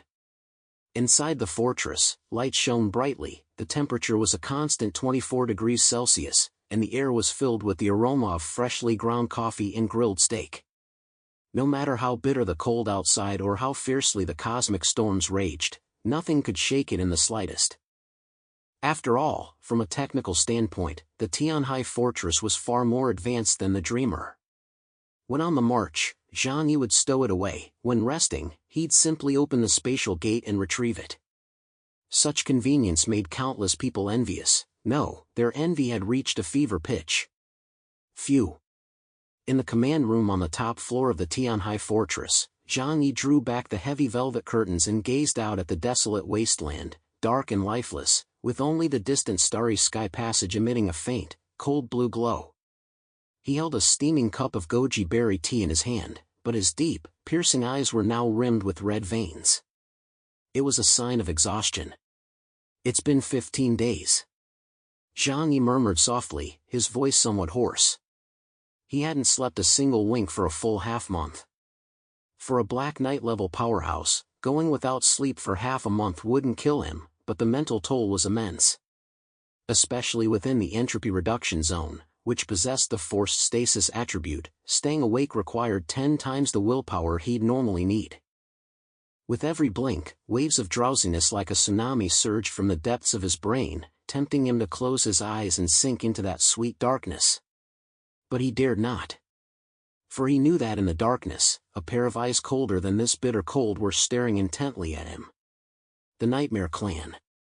That eerie race was the nightmare of all living beings. They never engaged in direct combat, they were powerful assassins born to lurk in the shadows. They only attacked when you were at your most vulnerable, during sleep.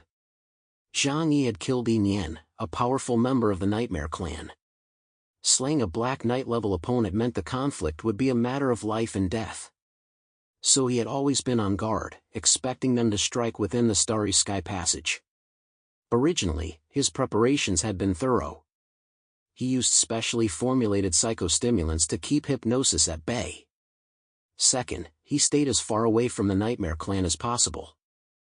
After all, with the Jamin records in his possession, as long as he didn't act recklessly, he'd be fine. Perhaps he could simply wait for the dangers of the starry sky passage to consume them. But human plans are no match for fate. After all, the Jamin records couldn't possibly cover every detail of the vast starry sky passage. The appearance of the 0-point star had slowed his pace and prevented him from fully distancing himself from the Nightmare Clan. And so, the crisis was born. As long as I don't sleep, the dreamscape won't form, and you won't be able to do anything to me. Zhang Yi took a sip of strong tea, forcing down the dizziness in his head. It was the most primitive, yet most effective, defensive tactic. But he wasn't made of iron. The constant state of tension was making him restless. Before leaving 0-point star, everyone's movement had been severely restricted. He couldn't use Space Shuffle to completely shake off the Nightmare Clan. As for seeking a fight? Zhang Yi shook his head. The enemy was in the dark while he was in the light.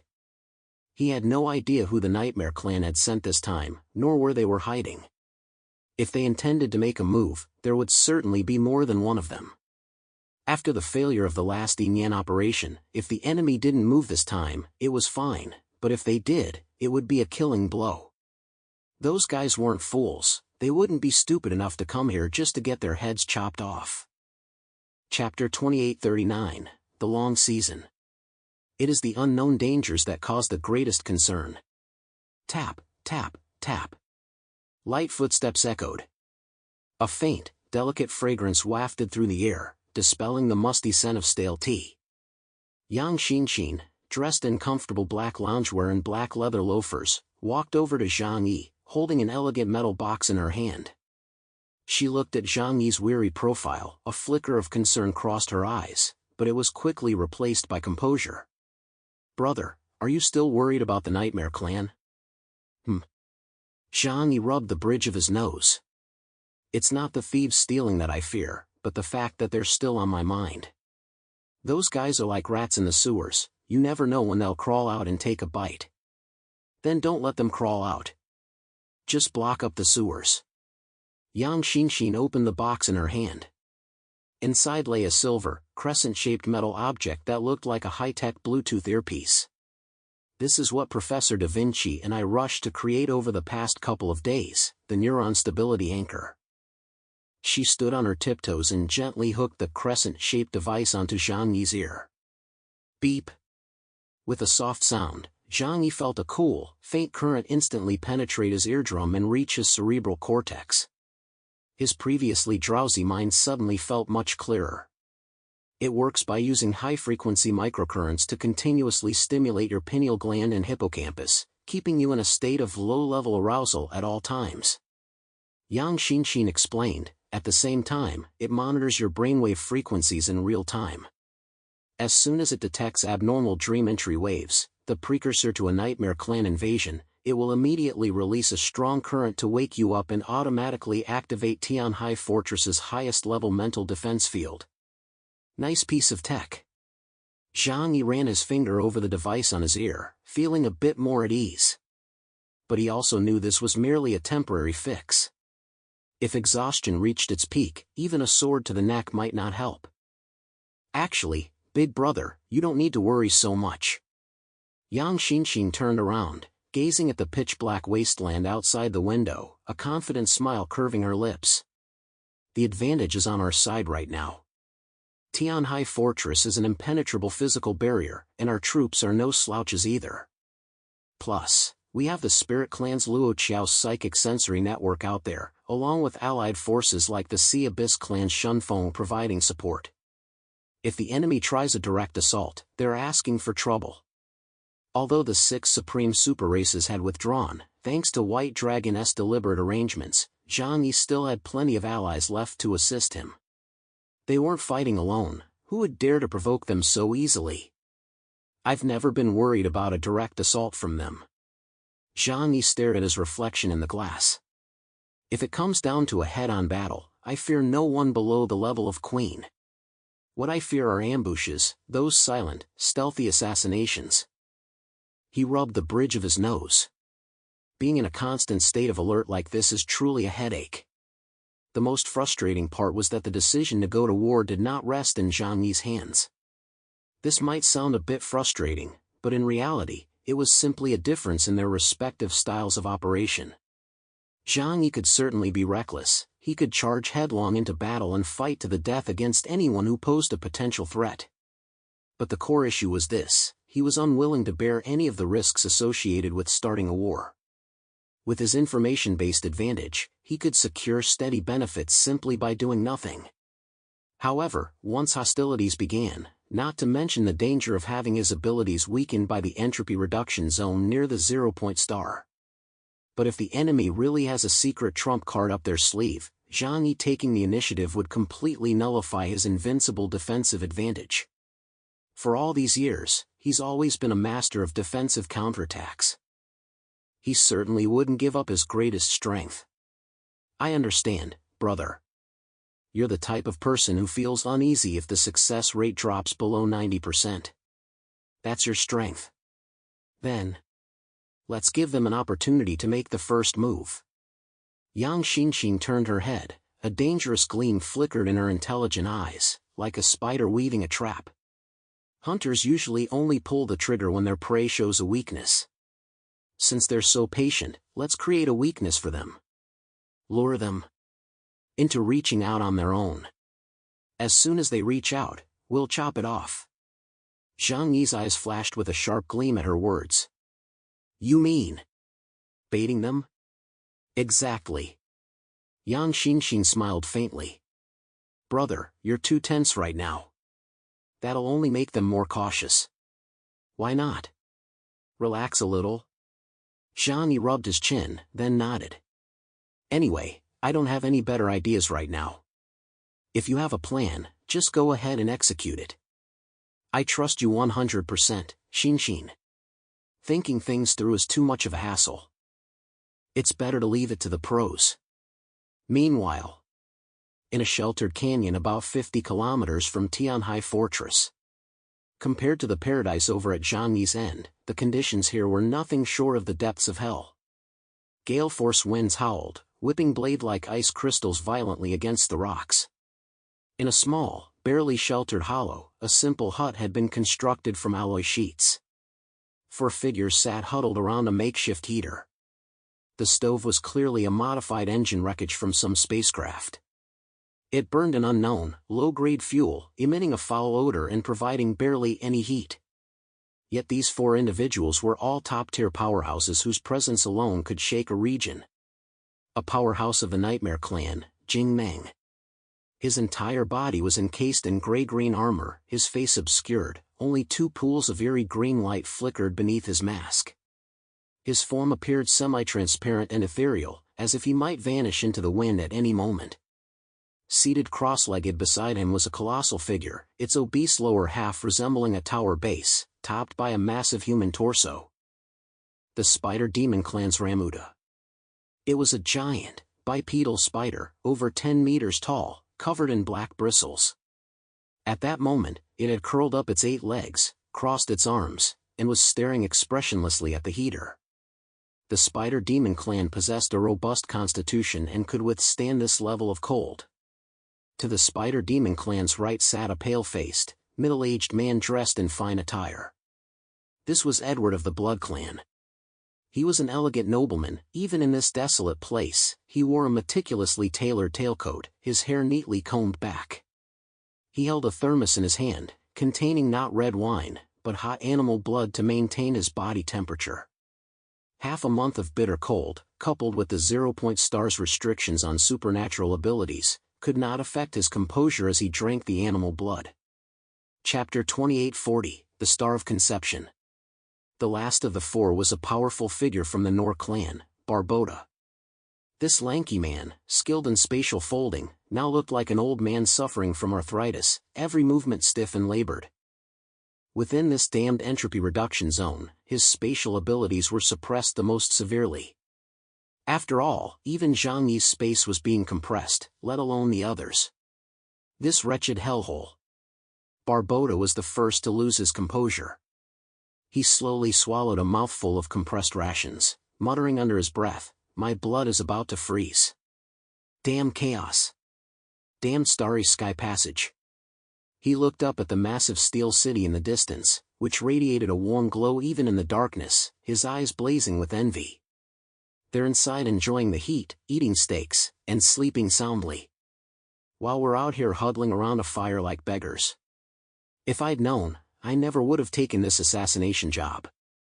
He glanced at the other 3 and said coldly, "If you ask me, we should just charge in and fight them. I'd like to see whose firepower is stronger." "Shut up." A chilling voice rang out, bringing Barboda's complaints to an abrupt halt. The speaker was Jing Meng of the Nightmare Clan. He wasn't warming himself by the fire, as spirit forms have no need for heat. Yet he still felt uneasy. The rules here were suppressing the spread of his spiritual energy. Fight? With what? He pointed at Barboda and the others. Just look at yourselves, every one of you is starving. They've got a super fortress, just waiting for us to storm in. Complaining won't solve anything. Edward, if you want to charge in and die, I won't stop you. Jing Meng's voice sounded like a whisper from the depths of a dream. You saw the defensive systems of the Tianhai Fortress that day. Its physical defenses rival those of a starship, and while its energy shields are suppressed, they're still strong enough to withstand our ambush. Not to mention that Zhang Yi still has that cursed god-slaying bow. At the mention of the god-slaying bow, the spider demon Ramuda beside him instinctively flinched. Earlier, several of his kin had been shot in the head by that bow as if they'd been called out by name. Then what do we do? Are we just going to stand by and watch? Barboda of the Nor clan gritted his teeth. The orders from above are to take him out in the Starry Sky Passage. If we let him leave here alive, and at worst, his warship regains power, we'll have even less of a chance. What's the rush? Jing Meng let out a contemptuous, cold laugh. He extended a hand as pale as smoke and gently stirred the embers in the hearth. I know these sixth-generation humans very well. They're carbon-based lifeforms, their bodies and minds have their limits. That chaos, he hasn't slept in half a month, has he? Jing Meng raised his head, those two ghostly flames flickered faintly in the darkness. He's guarding against me. He's afraid I'll enter his dreams. He thinks he can evade me by staying awake. Little does he know that this prolonged forced wakefulness is itself destroying his mental defenses. Human willpower is like a rubber band, the tighter it's stretched, the faster it snaps. As long as he's still breathing, as long as he remains a carbon-based life form, he will inevitably fall asleep. Even a single second of distraction, even a fleeting moment of dozing. Jing Meng's voice grew icy cold, laced with a despairing certainty, and he snapped his fingers sharply. The sharp snap rang out with startling clarity in the deathly silent night. That moment will be his death. The other three stared at Jing Meng, harboring not a shred of doubt regarding his words. The Nightmare Clan, though not a top-tier civilized race, ranked just below those elite groups. They were the embodiment of nightmares, no race dared to provoke them. In a head-on battle, a spider demon could tear his body to shreds with a single strike. But once inside his dream realm, to put it bluntly, even a queen-level being might perish without sufficiently powerful mental strength. In a sense, every member of this race is a rules category ability user. So, Jing Meng surveyed the other three, his tone eerily calm. We don't need to do anything right now. No need for a direct assault, no need to reveal ourselves. We only need to do one thing, wait. Like the most patient hunter, we'll wait for the prey to wear itself out. The Starry Sky Passage is vast, and we have a long road ahead. We have plenty of time to play this game of cat and mouse with him. The other three exchanged glances, the restlessness in their eyes gradually subsided, replaced by a cold, vicious determination. Then let him enjoy himself for a few more days. The spider demon rammed to ground his fangs. When the moment comes that he breaks down mentally, I'll tear his battle armor to shreds with my own hands and bite his flesh off piece by piece. Heh heh heh. The four let out low, sinister laughter in the biting wind.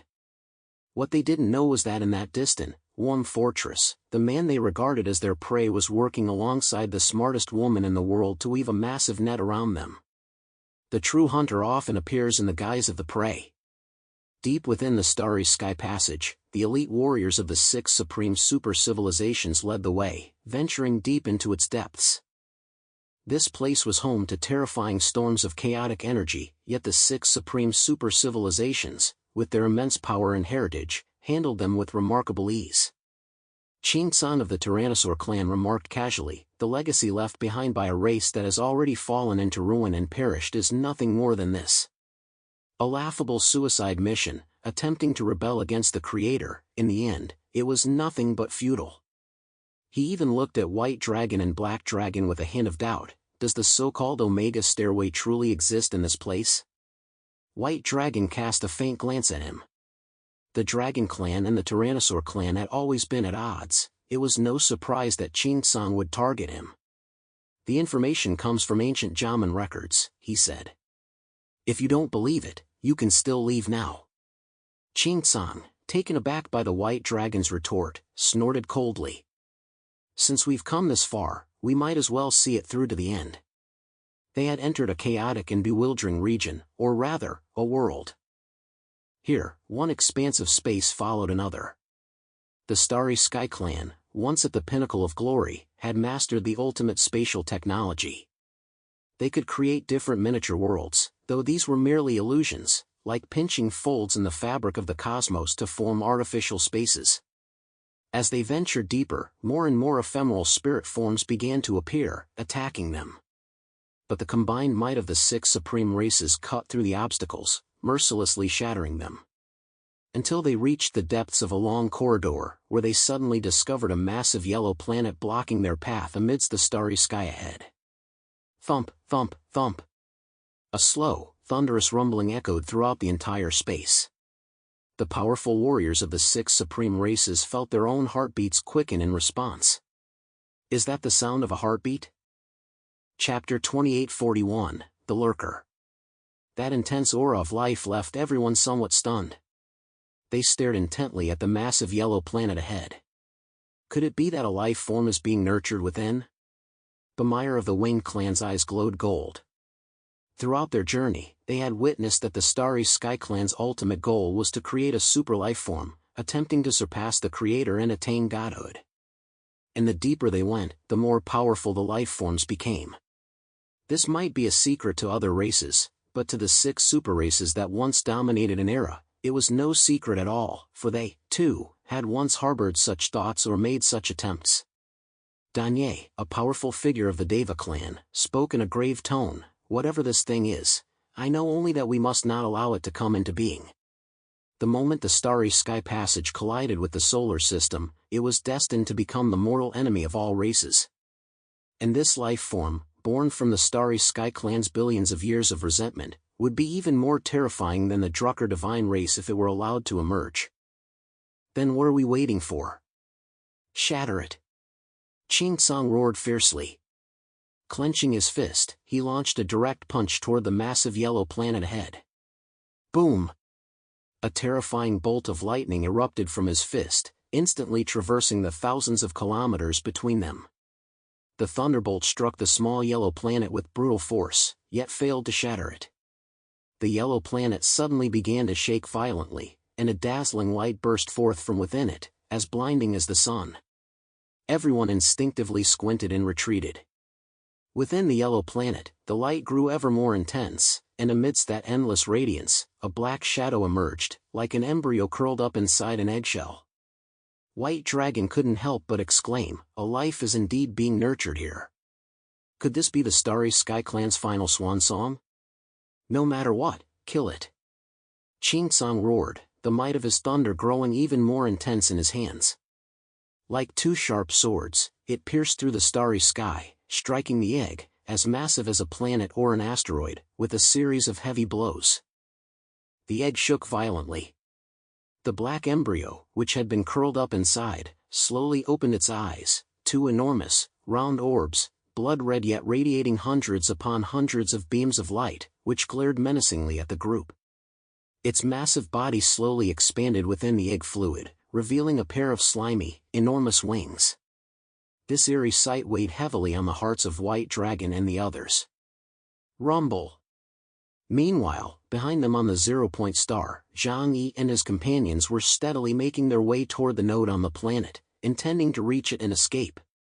Suddenly, a violent cosmic storm erupted from the depths of the Starry Sky Passage, causing the entire 0-point star to tremble slightly. Zhang Yi narrowed his eyes. Looks like things are getting pretty heated deep within the Starry Sky Passage. Deng Shintong walked over. Should we go check it out? Zhang Yi gave him a casual glance and rubbed the bridge of his nose. Having gone without sleep for days, his mind was inevitably weary. He said, "Don't go looking for death. That is not a world we can touch right now." He didn't know what exactly lay in the depths of the Starry Sky Passage, but he was very clear about his own purpose. He merely intended to use this opportunity to eliminate most of the races on Earth that posed a threat to him. As for those so-called more valuable treasures, he wasn't greedy. If he could get them, great, if not, it didn't matter. He wasn't arrogant enough to think he could go up against super races like the Dragon Clan or the Tyrannosaur Clan. He pulled back the curtain and looked out through the defensive barrier of the massive castle toward the desolate plain in the distance. The cold storm still raged, yet no other race could live as freely and unencumbered as they did. But those who had come here were all the strongest of their respective races. They wouldn't freeze to death over a little cold. Zhang Yi narrowed his eyes. He hadn't slept in over half a month, yet he could still sense someone lurking in the shadows, watching him. This was the instinctive sense of impending danger possessed by high-level time ability users. He knew that during this operation, the Nightmare Clan would definitely come to attack him. Moreover, having learned from their previous failures, they would be even more cautious this time. However, due to the agreement made when the alliance of 10,000 races set out, he could not take the initiative to seek out the Nightmare Clan hiding in the shadows. In other words, the initiative to start a war lay in the hands of the Nightmare Clan. I've never liked leaving my fate in the hands of others. Zhang Yi said calmly, if you won't make your move, then I'll give you a chance. On this day, Zhang Yi gathered all the members of the Tianhai Fortress, including Luo Qiao of the Spirit Clan and Shun Feng of the Sea Abyss Clan, who were allies. He spoke frankly, someone has set their sights on us. Upon hearing this, many faces grew grave. Deng Shintong said in a deep voice, before we set out, the 10,000 races made an agreement, under no circumstances would we stab an ally in the back at a time like this. Otherwise, they would face the combined punishment of the 10,000 races. Are these people really not afraid of death? Zhang Yi said calmly, as long as it's done secretly enough and isn't discovered, then there's no problem, is there? If we really are taken out by others, and they can't find concrete evidence, who's going to be able to do anything about them? Luo Qiao of the Spirit Clan was an elegant, handsome man. He smiled as he looked at Zhang Yi, with 3 translucent large fish always swimming around him. These guys are all after you. After all, you've offended too many people over the past time. Zhang Yi shrugged. What choice did I have? The 6th generation is in decline, our strength is still too weak. If I hadn't been firm, I'm afraid we would have been wiped out long ago. What conditions did they propose at the Grand Assembly of all races? The best-case scenario was nothing more than banishing all members of the 6th generation to the Aozhou continent, leaving them to fend for themselves, and forbidding them from participating in any resource disputes. Luo Qiao smiled faintly. Lord Yuan Mo has already instructed us to do everything in our power to help you. So if there's anything you need, just ask. After all, we're allies now. The goodwill he shared with Zhang Yi wasn't enough to make him go through fire and water for him, but he had no choice but to obey the White Dragon's orders. At present, the 6 supreme super races were like 6 major syndicates, and they were the subordinate factions within those syndicates. With the Dragon Head having spoken, how could these subordinate faction leaders refuse to obey? Shun Feng of the Sea Abyss Clan also stated frankly, all powerhouses at the Queen rank and above have entered the deepest reaches of the Starry Sky Passage to seek out the secrets of the Starry Sky Clan. Among those remaining on the 0-point star, the strongest are no more than the Black Knight rank. Rest assured, if they truly intend to take your life, I, Shun Feng, can hold off 2 or 3 of them for you. Chapter 2842, Sleepless. Xunfeng's words caused many to glance at him in surprise. An ability index of 50,000 points or higher marks night level, and those above night level are already geniuses of a superworld caliber. There are rarely many such individuals within a single race, and it requires the combined efforts of the entire race to cultivate them. That Shun Feng dared to claim he could hold off 2 or 3 opponents of his own level clearly demonstrated just how confident he was in his own strength. Zhang Yi nodded. You may not be familiar with my personality. I always prepare thoroughly for everything I do, I never wait until a situation arises to react. Therefore, here are my arrangements. With a series of adjustments, he deployed every available person at his disposal. Even Epsilon-level powerhouses like Deng Shintong, Li Changgong, and Zhu Yu, whose ability indexes were only 20 to 30,000 points, were assigned to positions where they could fully utilize their capabilities. As Luo Qiao and Shun Feng listened to Zhang Yi's arrangements, their astonishment continued to grow. For the level of caution and meticulousness this man displayed was simply staggering, even to the point of seeming excessive. For a task that only required a 100% effort, he was pushing for 500% or even 1000%. This would result in a waste of manpower and resources, but from the perspective of his enemies, it was utterly terrifying. They couldn't help but feel a sense of pity for those who were secretly plotting to attack Zhang Yi. Luo Qiao took a deep breath and said to Zhang Yi, I would never be your enemy in this lifetime, because that would be too terrifying. Zhang Yi smiled faintly, rubbing the bridge of his nose with a look of weariness in his eyes. He hadn't slept in over half a month. He was now relying entirely on medication and physical stimulation to stay awake, and he desperately wanted a good night's sleep. If possible, I wouldn't want any enemies in this world. Of course, that's just a beautiful ideal.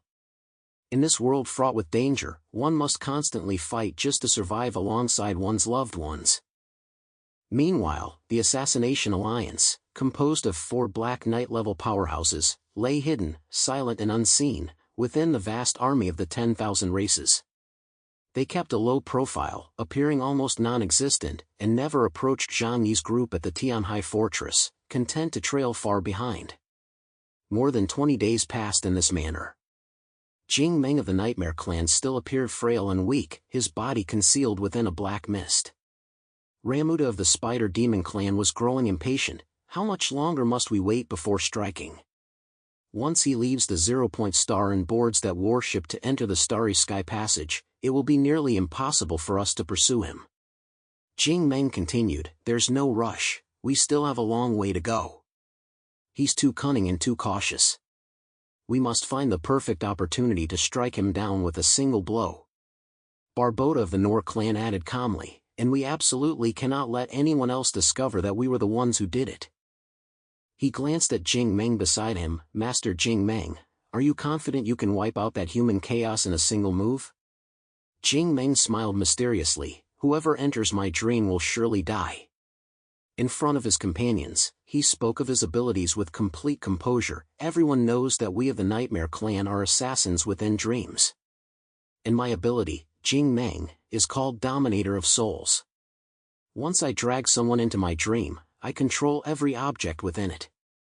There are only 2 ways to escape my dream. He casually held up 2 fingers, causing the 3 people beside him to look somewhat surprised. They hadn't expected Jing Meng to reveal such a crucial secret about his ability to others. For any supernatural ability user, the specifics of their abilities are strictly confidential. The fact that Jing Meng dared to speak of it meant he had absolute confidence in his power, or perhaps that even if others knew his ability, they would be powerless to resist. Jing Meng continued, first, you must possess mental strength surpassing my own. Only then can you directly shatter my dream and awaken. Hearing this, the 3 fell silent. Never mind that Jing Meng was a formidable being with a supernatural ability index of 8,000 points, already approaching the level of Queen. Even setting that aside, the Nightmare Clan was notorious for their frail physical bodies, focusing solely on cultivating mental power. To surpass him on a mental level was simply unimaginable. Jing Meng continued, second, possessing a supernatural ability index far exceeding mine can also force open my dreamscape and gain freedom. He shrugged. There are only these 2 ways to counter my ability, there are no other possibilities. The 3 fell into a long silence, for after hearing this, they felt Jing Meng had spoken nothing but nonsense. It is common knowledge that supernatural abilities stem from the power of the mind. They are the manifestation of mental will, a force of cosmic primal energy that exists on a higher plane than mere mental powers. As long as the power of a supernatural ability is strong enough, in theory, it can crush any spell. This is what is known as a single force breaking all laws. Why do the abilities of higher-tier mutants tend to be simpler in form? This is precisely the reason. Ramuda of the Spider Demon Clan crossed his arms and said indifferently, I recall that Chaos's ability index is only 63,000 points. That means as long as he enters your dream, he is as good as dead. Jing Meng smiled faintly, a flash of ruthlessness crossing his eyes. Exactly. So there's no need to rush. We must choose the perfect opportunity. A single chance will suffice to allow me to eliminate him. Another 5 days passed, and Zhang Yi grew increasingly exhausted. He dared not close his eyes for a single moment, his pupils were already bloodshot. Zhou Qi watched him with deep concern. Every day, she used her abilities to help relieve his physical exhaustion, but the mental fatigue remained impossible to fully dispel. Zhang Yi, are you okay? Zhou Qi crouched beside him, looking at him with worry. Zhang Yi smiled as he stroked her delicate, flawless cheek. Don't worry. I'll be fine. But Zhou Qi hesitated, unable to speak. Although she knew Zhang Yi's plan, she still felt it was extremely dangerous. Zhang Yi slowly closed his eyes and said calmly, "As long as I can successfully eliminate all those potential enemies this time, it will secure at least 10 years of peace for us. Because once the Starry Sky Passage mission concludes, the entire Earth will enter a temporary period of peace. With White Dragon and others stepping in to keep them in check, high-level mutants will no longer engage in combat so easily. After all, at present, any conflict involving a mutant of Black Knight level or higher would inevitably lead to a battle between two civilizations, or even trigger a world war involving the entire globe. This is a consequence no one wishes to see." Chapter 2843, The Endless Dream. Zhang Yi's voice grew fainter and fainter, and his breathing began to even out. When he opened his eyes again, he suddenly felt an intense heat all around him. He was seated on a hard black iron chair, his hands and feet shackled by heavy chains. Endless flames surrounded him, along with pitch-black peaks and deep chasms. One after another, charred demons wailed in the sea of fire. Suddenly, a violent roar erupted from the abyss ahead. Lava surged skyward, and a lava demon over 10,000 meters tall rose to its feet with a hideous grimace, standing before Zhang Yi like a towering mountain whose peak could not be seen. It opened its massive maw, and a torrent of incredibly dense lava gushed forth like a tsunami. The next moment, Zhang Yi suddenly opened his eyes in the real world. His left ear ached slightly. The device Yang Xinxin had given him monitored his sleep patterns. As soon as it detected he had fallen asleep, it would immediately deliver an electric shock to force him awake. Zhang Yi, however, showed no fear from the terrifying dream he'd just had. Instead, a faint smile appeared at the corner of his mouth. "It seems I've pushed myself to the limit. Certain people should be stepping in by now, shouldn't they?" He issued an order to Lu Karen in the distance. "Karen, pick up the pace. We need to make others think we're in a hurry." Lu Karen nodded and slammed her foot on the gas pedal. The RV accelerated across the ice field, heading toward the origin point of the zero-point star. Behind them, dozens of kilometers away, Jing Meng suddenly opened his eyes, a smirk spreading across his lips. "That guy is finally about to collapse."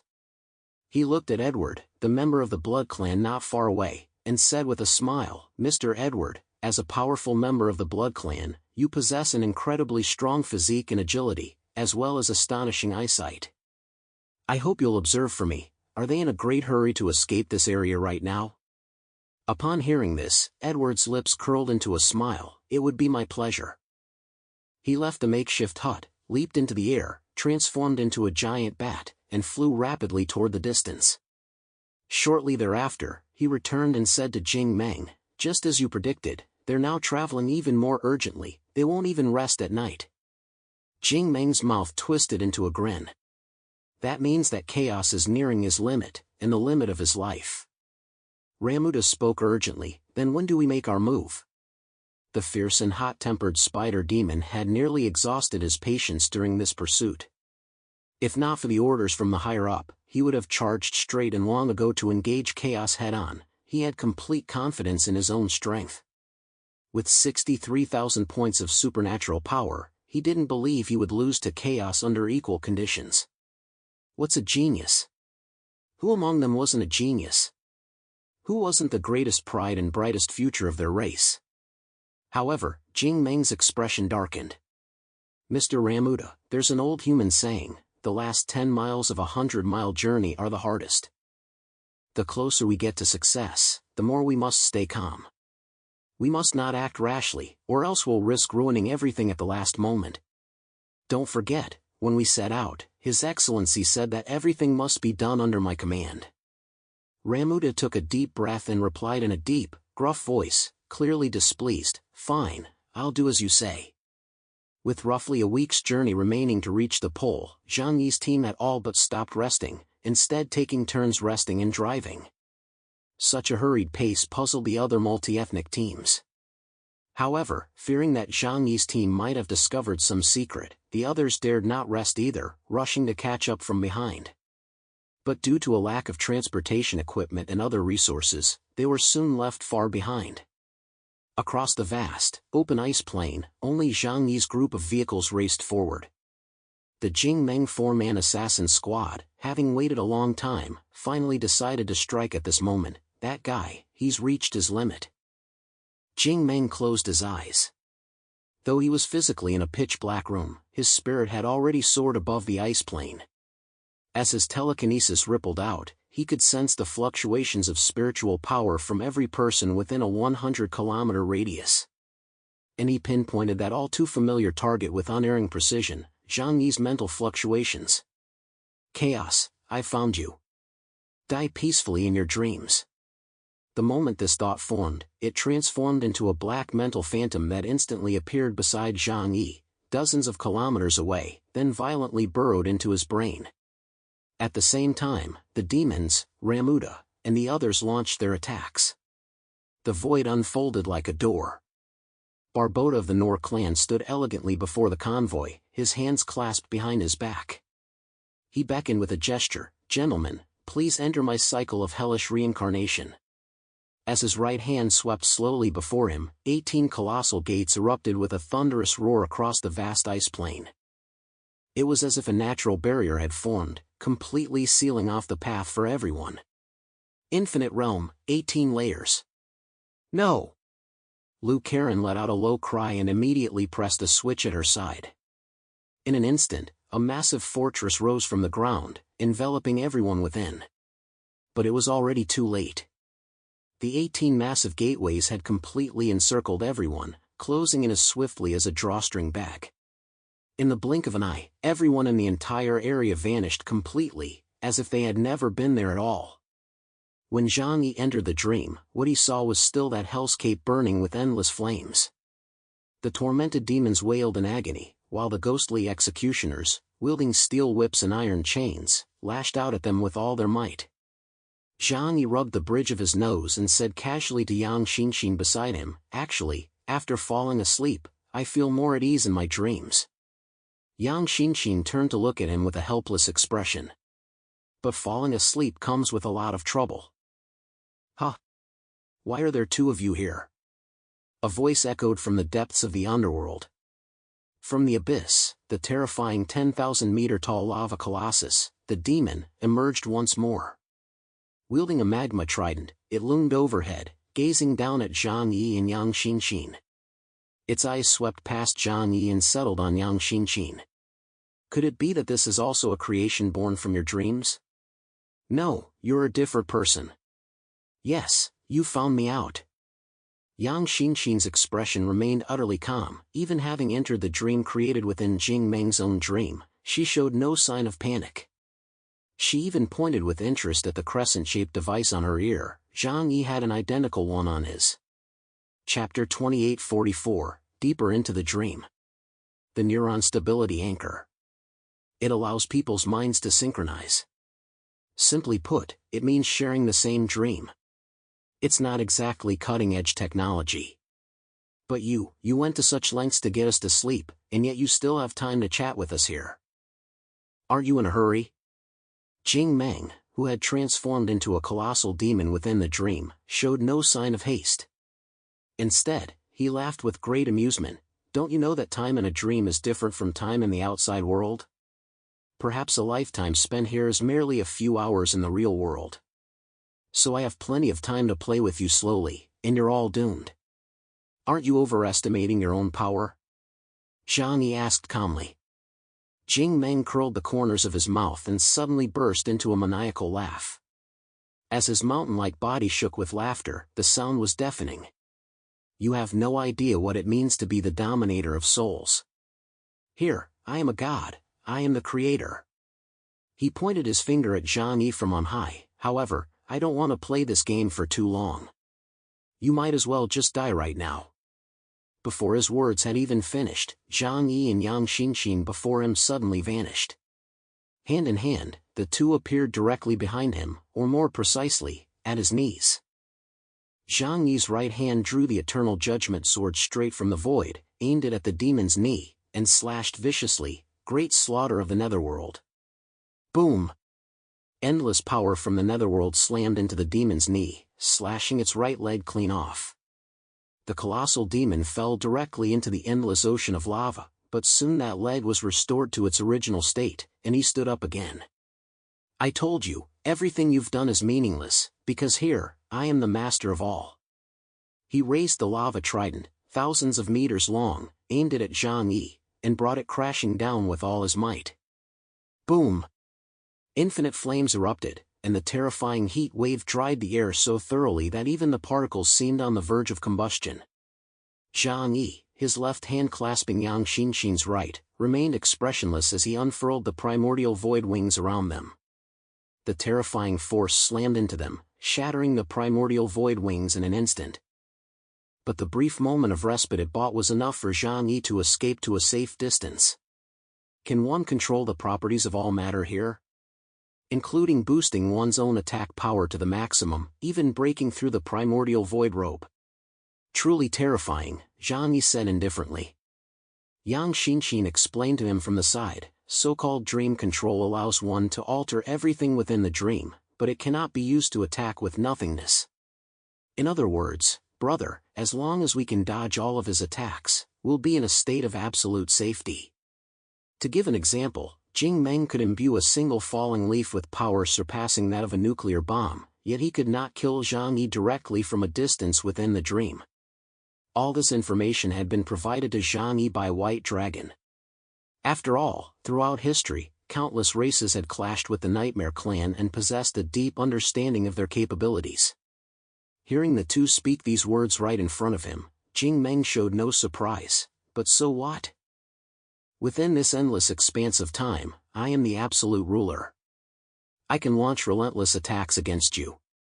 I can make 1,000, 10,000, or even 100 million mistakes, but the moment I strike you even once, you will perish completely.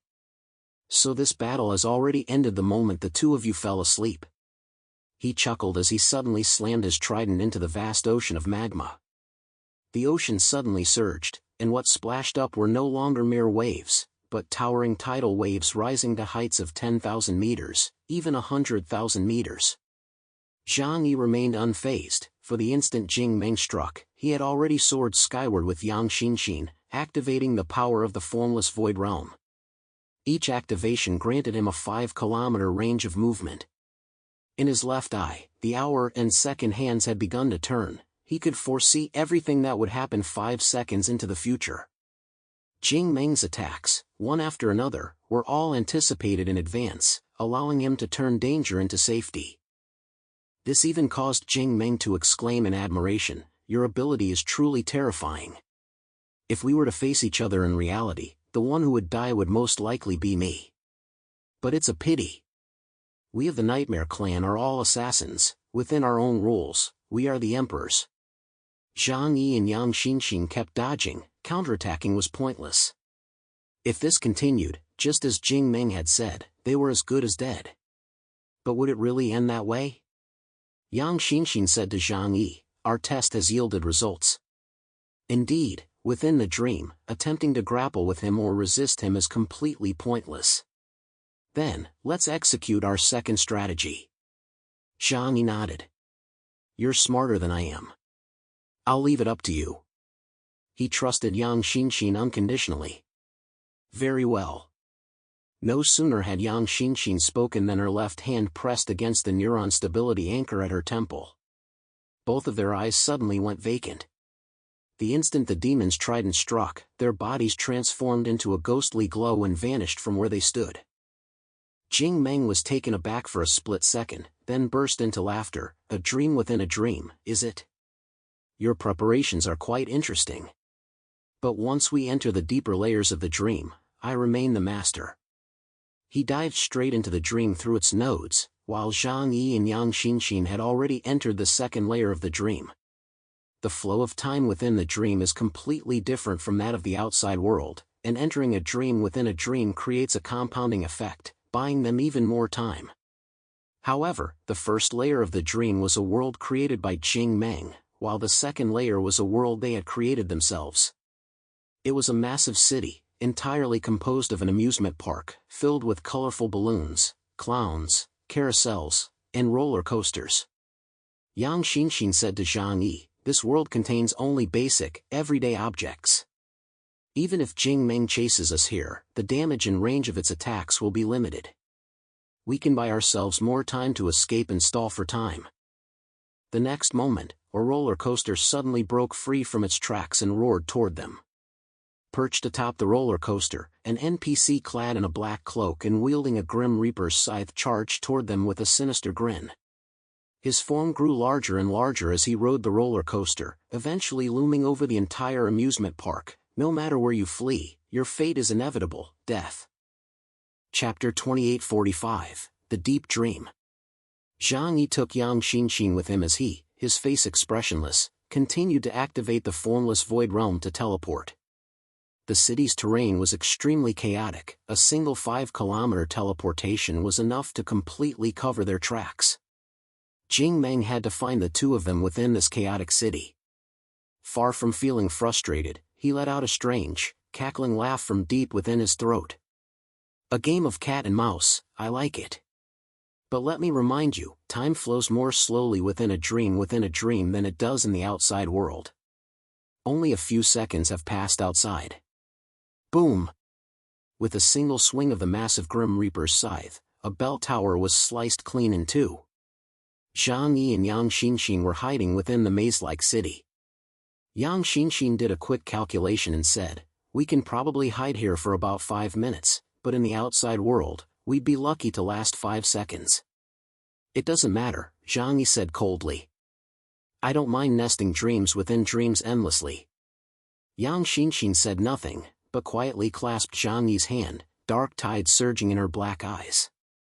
Although they were on the run, the fact that it was just the two of them, her and Zhang Yi, suddenly made her feel a sense of joy. Meanwhile, in the outside world, Zhang Yi and Yang Xinxin lay on chairs, both having fallen into a dream. Shou Qi, Yang Xia, and the others watched the pair nervously from the side. They had tried many methods to wake Zhang Yi, but at that moment, he was as still as if dead. His mind was too exhausted, even physical pain could barely rouse him from his slumber. After all, someone who hadn't slept for nearly a month would become numb to external stimuli after being subjected to various methods like stimulants, electric shocks, and even being choked. What should we do? Yang Xia was completely panicking now. Shou Qi took a deep breath. She knelt beside Zhang Yi, clasped his hands in hers, and felt that his hands were still warm, which put her at ease. All we can do now is stay by his side. If anything happens to Zhang Yi, I'll follow him to my death. In the dream, Zhang Yi and Yang Xinxin held hands, never letting go for a single moment. This was a very wise tactic, because once the two separated, Jing Meng might create another version of Zhang Yi or Yang Xinxin within the dream to lure them into a trap. In the city of amusement, Jing Meng transformed into a colossal Grim Reaper. His form grew ever larger, reaching a height of 1,000 meters, allowing him to look down upon everything in the city. He said coldly, "You'd better hide well. If I find you, you'll surely die." As he spoke, his massive scythe swept through the air, slashing buildings across a vast area clean in two. Zhang Yi led Yang Xinxin as they fled further and further away. Everything unfolding before them was exactly as they had planned. Jing Meng could control their dreams, but he couldn't create something out of nothing within Zhang Yi and Yang Xinxin's dreams. And that was a privilege reserved solely for the master of dreams. This escape couldn't last long, for no matter how fast they ran, they couldn't outpace Jing Meng, who held complete control over everything within the dream. Before long, the city within the amusement park was utterly destroyed, and the surrounding buildings vanished like bubbles. Amidst these ethereal bubbles, Jing Meng spotted Zhang Yi and Yang Xinxin. "I found you. Die." Zhang Yi remained silent, a glint flashing in his left eye. Everything had been within his foresight. Whoosh! Before the massive Grim Reaper's scythe could even come down, he had already vanished 5 kilometers away. Time manipulation abilities, truly a prodigy, Jing Meng couldn't help but marvel. If a person can master both the third dimension of space and the fourth dimension of time, their talent would likely make even the gods jealous. But today, I've decided these two must die. He reversed his hand to expand his attack range, his body slowly swelling until it seemed poised to fill the entire world. 5 minutes later, Yang Xinxin activated the second phase of the dream within a dream plan, entering the third layer of deep dreams. Interesting. I'll see just where you hide, Jing Meng said, showing no sign of haste. He merely chuckled as he continued his pursuit. Trying to evade my pursuit with this nesting doll tactic is utterly pointless, for no one understands the true horror of dreams better than I do. Sure enough, the moment Zhang Yi entered the third layer of the dream, he froze for an instant. Surrounded by boundless wilderness, vast grasslands, and meteors continuously plummeting from the sky, the scene felt like a prehistoric world. How did I end up here? He was momentarily stunned. His left hand was quietly clasped. Yang Xinxin reminded him, "Brother Zhang Yi, snap out of it, we've already entered the third layer of the dream." Only when he met Yang Xinxin's eyes did Zhang Yi slowly regain his senses. I almost forgot, as the dream grows deeper, memories from reality become disconnected, causing one to forget where they are. The deeper the dream, the more one loses oneself. If no way out is found, one might even end up in a vegetative state. Just then, a deafening roar echoed from the sky. High above, a massive meteorite was plummeting straight toward them, though, of course, that would happen 5 seconds later. "Let's go!" Zhang Yi didn't hesitate. He activated the formless void realm and carried Yang Xinxin away. 5 seconds later, the massive meteorite crashed onto the plain, shattering the earth. Lava surged skyward from beneath the ground, and flames shot into the heavens. "Have you figured out his patterns yet?" Zhang Yi asked Yang Xinxin. "First things first, we can't kill him here, right?" Yang Xinxin nodded. "Yes, but if we die here, it will be a real death. Even if we found a way to kill Jing Meng 1,000 or 10,000 times here, we could never truly kill him, and we wouldn't be able to do it anyway. Because here, Jing Meng was virtually invincible. However, there are a few things we could try." As Yang Xinxin spoke, she slowly raised her left hand. Her eyes were pitch black, and her thick, jet black hair floated up like seaweed. A massive phantom of a fallen angel puppet materialized behind her. A black arrow shot from the palm of her hand, hurtling toward the star plummeting to the ground in the distance. After the massive meteorite hit the ground, its surface actually cracked open, revealing a hideous, demonic face. Haha. The mimetic arrow cut through the air, but in an instant, the meteorite turned ethereal, allowing the arrow to pass right through its body.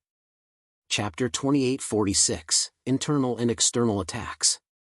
"Little girl, I know your abilities. Your arrows are formidable, but if you can't hit me, aren't they completely useless?" Jing Meng sneered coldly. In this place, he could control everything, and of course, he could ensure Yang Xinxin's arrows never hit him. Yang Xinxin showed no sign of panic. She merely said calmly to Zhang Yi, "She can indeed turn everything from nothingness into reality, and then turn reality back into nothingness." "Is there a solution?" Zhang Yi asked. "If you have a method, use yours first. If not, use mine." Yang Xinxin curved her lips into a smile. "I've already discovered a flaw in his ability." Zhang Yi's eyes lit up. True to form for Yang Xinxin, she'd found the opponent's weakness with such speed. Yang Xinxin explained, "He isn't truly invincible within the dream realm. At the very least, my rules category ability, born from my thoughts, can still function effectively within the dream.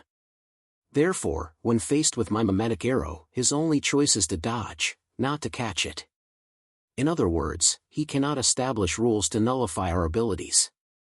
With that settled, Yang Xinxin knew she had ample room to maneuver. If it's just a matter of buying time, it shouldn't be too difficult. A dazzling golden glow surged through the fallen angel puppet's arms as it drew a black longbow of judgment.